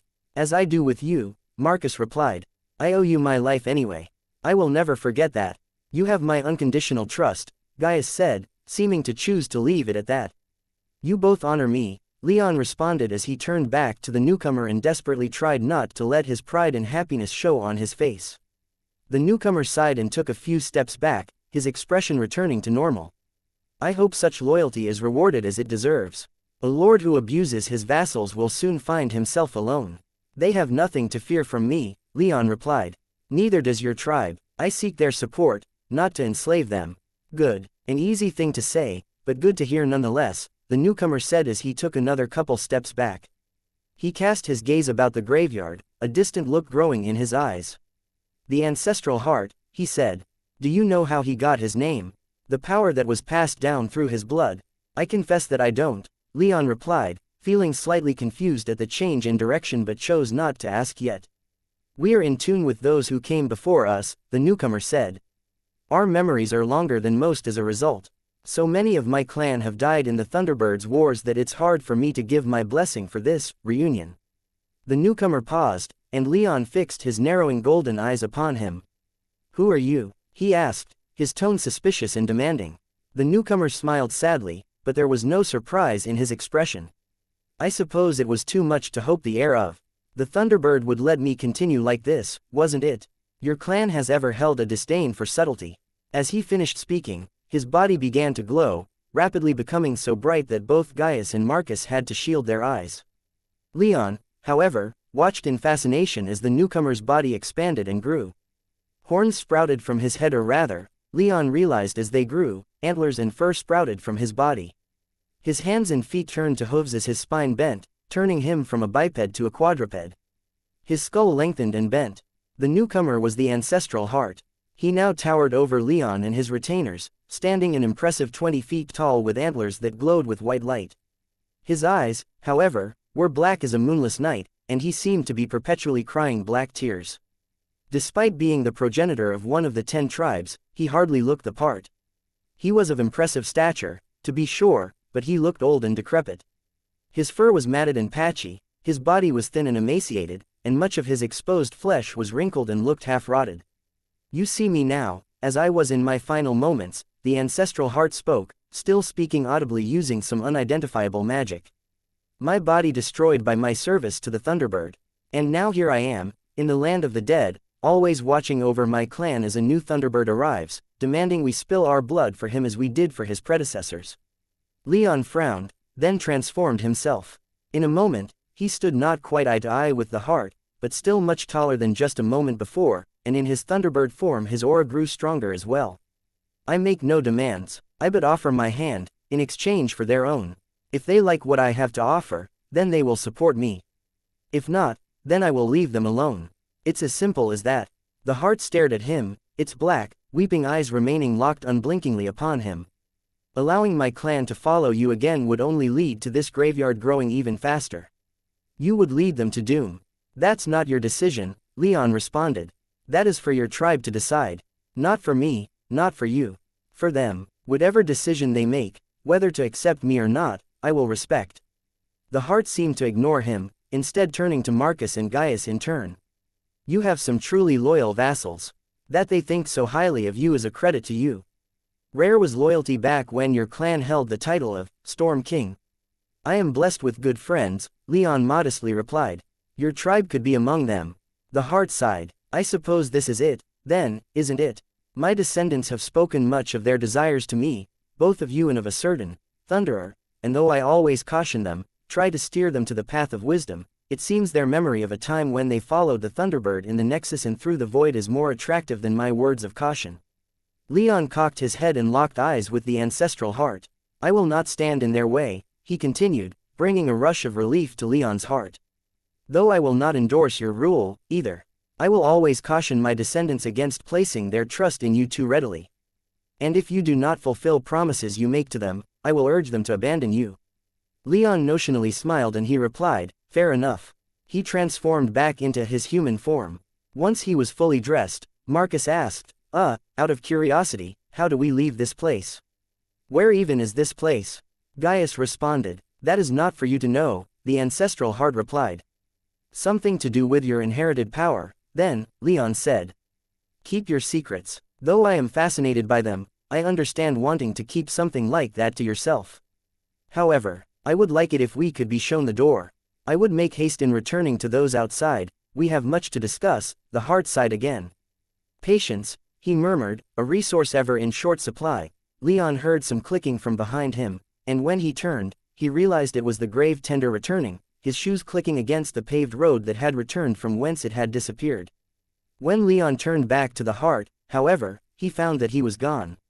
In his place, however, were countless more men and women, all staring at him. Unlike the brief glimpse he'd received just a few minutes ago, however, they lingered on as the grave tender approached. Both Marcus and Gaius raised their weapons again but were quick to lower them again when Leon raised his arms to block them. One of them, a man dressed in relatively extravagant clothes and who stood in front of the rest, said, our ancestor is wise, but cautious, and his mind is clouded by the violence of the Thunderbird's conquest. We hold different memories of our time as honored vassals of your ancestors. Though our ancestor will not support you, heir of the Thunderbird, we will. Leon breathed a sigh of relief as he walked out of the tomb, though he kept himself from being too overt about it. Marcus, however, nearly collapsed as soon as they stepped out into the light, and even Gaius, relief was evident from the massive smile plastered on his face. It hadn't taken them long to return to the surface with the grave tender only leading them a few hundred feet before the stairs back to the entrance were revealed. He didn't speak much to Leon's group, so without much further ado, Leon led his retainers back to the land of the living, without much idea of what in the hells they had just experienced, magically speaking. Upon exiting the tomb, he felt Maya's relief surround him like a hot bath, while similar feelings were expressed in Valeria and Cassandra's expressions. He cast his gaze about, noting that most of his people, while relieved, seemed more apprehensive than anything else. Sar was the person his eyes landed upon. The man sprang to his feet when Leon exited the tomb and, after cocking his head as if listening to something again, strode forward. Leon Rame, he intoned, I have heard of the power you hold that allows us with inherited bloodlines to become closer to our ancestors. Is this true? If you're speaking of transformation, then yes, Leon said as he transformed right then and there. Sar nearly fell over himself as he scrambled back to make room and to better take in what he was seeing.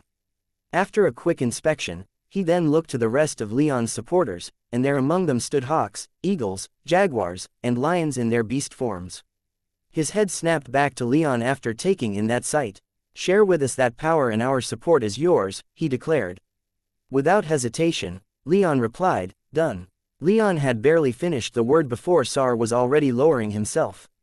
He didn't simply take a knee, however, but dropped to the ground in a full kowtow. The wisdom of the hearts is yours, my king, Sar said.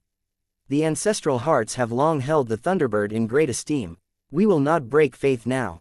And like that, the ancestral hearts are Sar, at least were sworn to Leon. Rathelion wasn't as deserted of leadership as it had appeared on Leon's arrival. As soon as Sar finished his declaration of support, he sent out word for the elders and chiefs in the city to assemble in the gathering hall.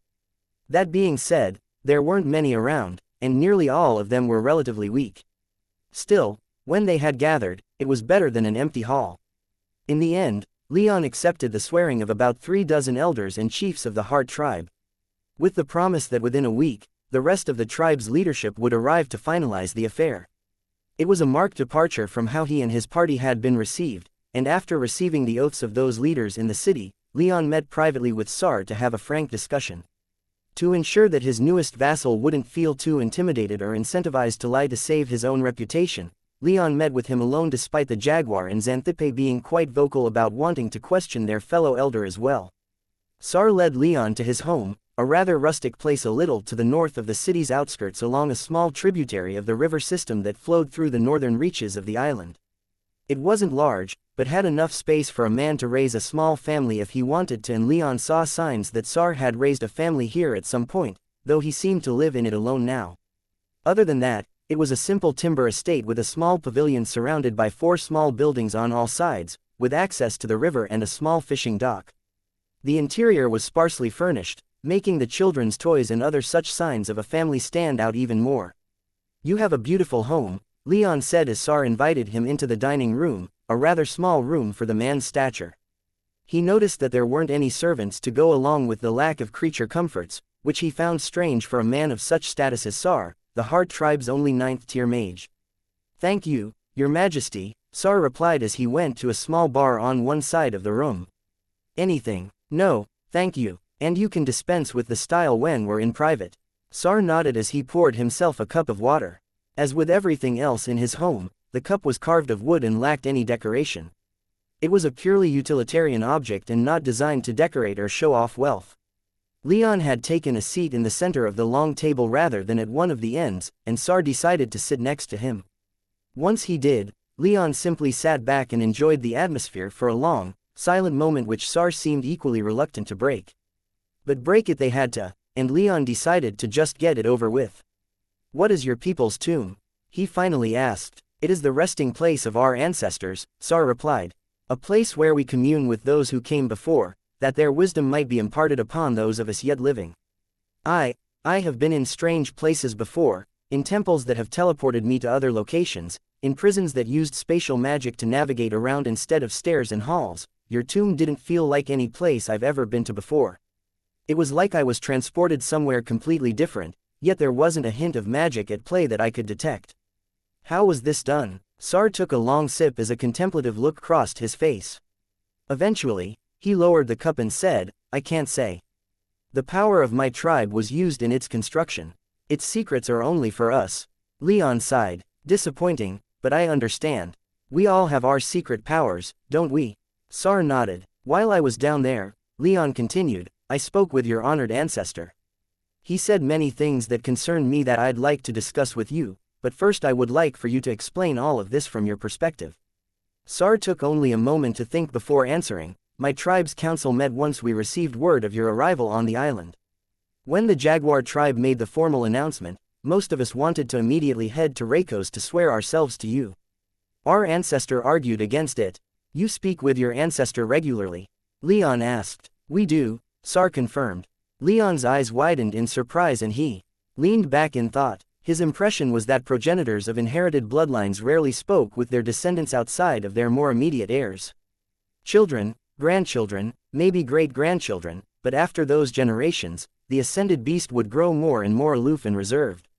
The Thunderbird herself hadn't spoken to anyone of her bloodline for millennia before Leon, and she only began interacting with him in earnest once he was the last bearer of her power. "That's incredible," Leon whispered. "Your ancestor is the first I've heard of to be so willing to offer counsel to his descendants," Sar sagely nodded. "It was because of your ancestors' will that you did not seek me out?" Leon asked. Again, Sar nodded, though this time with more reluctance and regret. "What was the reasoning he gave you, if I might ask?" "Death," Sar explained. "He wished us to remain free of the Thunderbird's wars." "Did he get any more specific than that?" "I went down to the tomb myself to speak with him," Sar explained. "I wished for our tribe to recognize its natural king. My ancestors showed me how many had died in the Thunderbird service. I was not convinced, but none in my tribe can disregard the words of our ancestor." Leon nodded. "Why were you not convinced?" "I mean, don't get me wrong, I am grateful for your tribe's loyalty even after all this time, but I found your ancestors' reasons for avoiding me compelling enough. In supporting me, you are taking my enemies as your enemies. And I have enemies, believe me." "We have enemies, too," Sar said. "Only one bloodline can unite the 10 tribes, yours. United, we can ensure our survival and prosperity. We can return to better times. To restore our king is to restore ourselves." None of the tribes can survive or thrive on their own. Sar paused a moment, but Leon didn't say anything, sensing that the elder still had more to say. My tribe, the elder eventually said, prides itself on staying true to our ancestors. The truth is that while our honored ancestor chafed under the Thunderbird's service, our bloodline did not. We could walk through plains with ease, and were made masters of a plane of our own. We suffered some in the service of your clan, but no more or less than anyone else, and we received all due rewards for our loyal service. By the words of other ancestors, your bloodline was always true to mine. We remember, and we shall be true to you. Leon couldn't stop himself from grinning, though his expression was tempered by a certain degree of melancholy at just how much had been lost that his ancestors had built, along with more than just a certain degree of recrimination in himself for rejecting what remained of his clan on this plane for so long. Pride and anger after his experiences in Nestor's lab had gotten in his way, and he couldn't let that happen again. You'll have to tell me of those times sometime, Leon quietly said. I'm afraid I don't know much of my clan's history. Even much of House Raim's history over these past 80,000 years has been lost to time. To not know one's ancestors is to be alone in the world, Sar sadly stated. With our blood, no heart is alone. I wish more ascended beasts felt that way, Leon whispered. Then none of us would be alone. Sar nodded again and the two fell silent for a long time. Thank you, Leon eventually repeated, signaling the end of their conversation. There were other things for them to discuss, but he decided that they could wait until the other tribal leaders were present. With a fifth tribe to account for, there would have to be a lot of work done to ensure that they were all on the same page and that their forces could work together if the need for them arose. However, just because Leon was finished didn't mean Sar was. Leon, if I may call you that, Sar said hesitantly. Leon waved for him to continue. Sar frowned, then said, the matter of your wife, Leon grimaced. It does not sit well with me to see her on Katagita. She is here as a sign of goodwill, a sign of commitment to peace that her empire has made, Leon stated as neutrally as he could. I bring many enemies with me that you'll have to share now that you've sworn yourself to me. But I also want to ensure that the list of your current enemies decreases first. Much blood has been shed over the years, and for what gain? The 10 tribes were, until very recently, still stuck on Katagita. The empires lacked the ability to invade in meaningful numbers. The sword has been retaken, yes, but will it hold for long? Can it be held for decades? Centuries? Will you invade the mainland and attempt to destroy the empires? Do the 10 tribes have the capacity to do that? Can they occupy that territory? Ensure that any victory lasts? The empires outnumber the 10 tribes greatly, and the single greatest reason they haven't managed to conquer Katagita is because of the sea between you and them. Even if all of that is possible, how much death must be sown to accomplish it? I'm rambling a bit, but I hope you get my point. Do you think that continuing to fight this war is for the best when a path to peace is open to you? No, Sar bluntly replied. The ancestral hearts desire peace above all else. It is the empires that I don't trust. It is the empires that have constantly harassed us for the past 80 millennia. I do not believe that they'll keep this peace. They don't have to, not for long, anyway, Leon said. I hope to take us all back to the Nexus as soon as possible. We will leave this plane and the empires can do their own thing. Although, I will say that I only have such guarantees of peace from the Sacred Golden Empire and the Ilian Empire. The Sunlit Empire and the Sentinels will be problematic, and I can't speak for what they'll do once all of this finally shakes out. If they prove violent, then we will respond in appropriate manner, Leon said as he flexed his aura and laced it with killing intent. Sar didn't smile, but he did nod in agreement. The hearts desire peace. By your leave, I will speak with Cassandra and judge for myself how committed to this plan she is. You have my leave, I'll tell her to expect you. Gratitude. On that note, Leon and Sar spent a few more minutes just enjoying the vibe of his home before bringing their meeting to an end. They had finished their private business, now it was time to deal with the more public concerns. Being a king was a highly public position. Leon knew that intuitively, but he hadn't paid much attention to it even after this long on Katagita.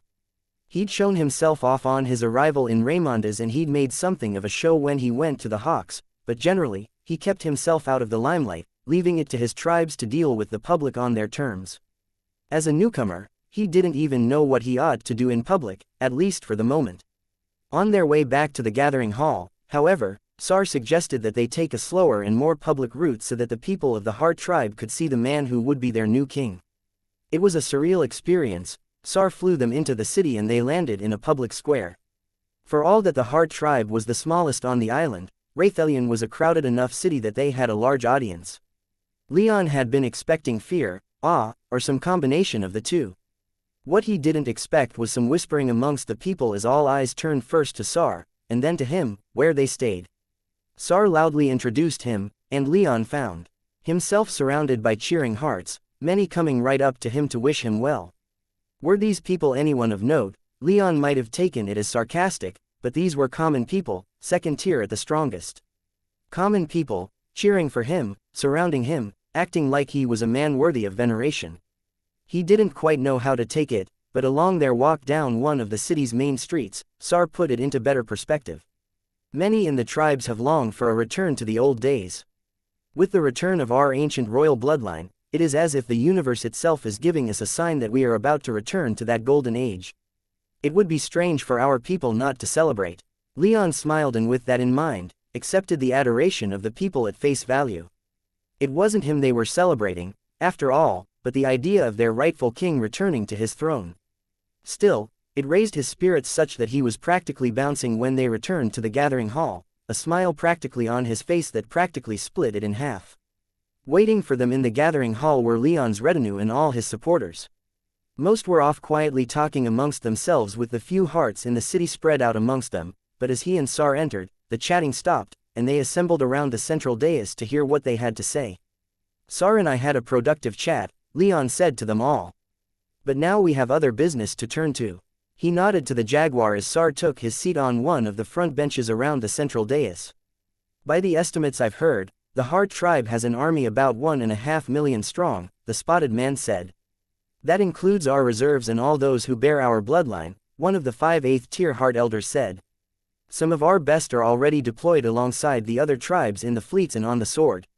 If we had to, we could deploy 250,000. Any more than that would require solving long logistical hurdles. The jaguar seemed to deflate with every word. 250,000 was a vast number. Leon understood that, but it was tiny compared to those the jaguars could muster. Even the bears, apparently in deep demographic decline if Menander could be believed, had an army measured in the millions. The Hearts wouldn't be contributing that greatly to his military potential, but he knew that when he arrived, their more valuable contribution was elsewhere. Let's set aside military matters for the moment, Leon said. We can have a more in-depth discussion later when more Heart elders are here. For now, I'm more concerned about the Elder Council. We're planning on calling it after visiting the Ravens of Hale Hall. Once it's assembled, the matter of my kingship is to be voted upon. The Thunderer will likely make his case then, too, Ipadameni said. If ever he will make a play for the throne, it'll be then, the jaguar growled. He'll set himself up as a rival claimant, in opposition to all our traditions. No king can rule the 10 tribes other than one of Thunderbird blood. Many elders stomped their feet in agreement, but Leon didn't share their sentiments. If he fails, the jaguar continued, he may order the army he's built to attack us to seize the power he could not cajole away from us. The Thunderer has always struck me as an honorable man, he protested. While we disagree, I can't see him ordering violence upon anyone if he doesn't get his way. Hells, I can't even see him laying claim to a crown. I'd be quite shocked if he tried for anything other than simply maintaining the status quo. You've gotten a wrong read on him, Your Majesty, the jaguar said. He is planning violence, that much is in no doubt. The booming brown bears wouldn't be amassing their army on our border without his go-ahead. If his power is threatened, he'll start a civil war. We must be ready. Everything must be in place before your accession to ensure that he is smoothly and peacefully removed from power. Leon smiled. He still disagreed, but planning for the worst wasn't a bad idea. Still, as I said, we'll discuss those matters when more hearts are present to add to the discussion, he sternly replied, and the jaguar bowed his head and went silent. For now, I want to know what the Elder Council will look like. There is an office in Stormhollow, Singer in Caves explained. A ceremonial post named the Axe Bringer. The Axe Bringer's only job is to deliver news that a tribe has called a meeting of the council. When we decide it's time, we will inform him that it's time to send out the news, and in at most a month, all of the elders and most of the chiefs of the 10 tribes will assemble in Stormhollow to debate and vote on these matters. Leon nodded along. And the voting, does every tribe get only one vote? Votes are apportioned by the number of elders present, Singer explained. Thus it's paramount that we assemble as many elders as possible beforehand. That'll be a problem, Leon said as he gave her a concerned look, which he shared with Xanthippe. My lions have already been informed such a vote may be called, Xanthippe quickly stated. They are ready to return to Katagita whenever needed to participate before returning to the sword. The same with my tribe, Singer said. With so many elders leaving the sword, is there no threat of imperial attack? Leon wondered. Of course there is, but our ships and arcs will be patrolling and our chiefs who command the clans present on the sword will hold the line, the Jaguar explained. Protocols are in place for times like these. Our forces aren't dependent only on our elders being present. Leon nodded. Good, but it also means that the Thunderer's people are more incentivized to call the council early, aren't they, if many of our elders aren't present on the island? Neither are many of theirs, Singer pointed out. The bison remain on the sword as well, and with the ravens undecided, calling the council too early could backfire. They won't call the elders unless they were supremely confident in their position, and I don't see any reason for them to be. Leon nodded again, his concerns mollified for the moment. Good, good. All that's left, then, is to focus on the ravens. I haven't heard anything from them in my time on Katagita. I can't imagine that they haven't heard I'm here, so the only explanation remaining is that they don't care that I'm here. That doesn't bode well. The ravens' memories are almost as long as ours, Sar said. They will join us. Their elders probably got too into some project of theirs and lost track of everything else around them, Ipadameni responded. Leon sighed. He was ready to meet the enchantment masters of Katagita, very excited, as it was, and he could only hope that their meeting would be as straightforward as everyone was predicting. But after so much success getting 5 tribes into his corner, he was just waiting for the rug to be pulled out from under him. The Thunderer couldn't just be sitting around waiting on him to talk to the tribes, could he? Leon wasn't sure, but as excited as he was with the hearts now on his side and the ravens next on his plate, he couldn't crush the kernel of unease that settled in his stomach and kept him from feeling too secure in what he'd accomplished so far. It was almost over. One more tribe left, and then whatever happened at the Elder Council would happen. He would be king, and maybe his first act would be to fight a civil war. Just one more tribe left. All videos have ads disabled. YouTube doesn't pay me enough to cover electricity costs. If you are well off, please consider donating via PayPal or becoming a member of this YouTube channel. Thank you.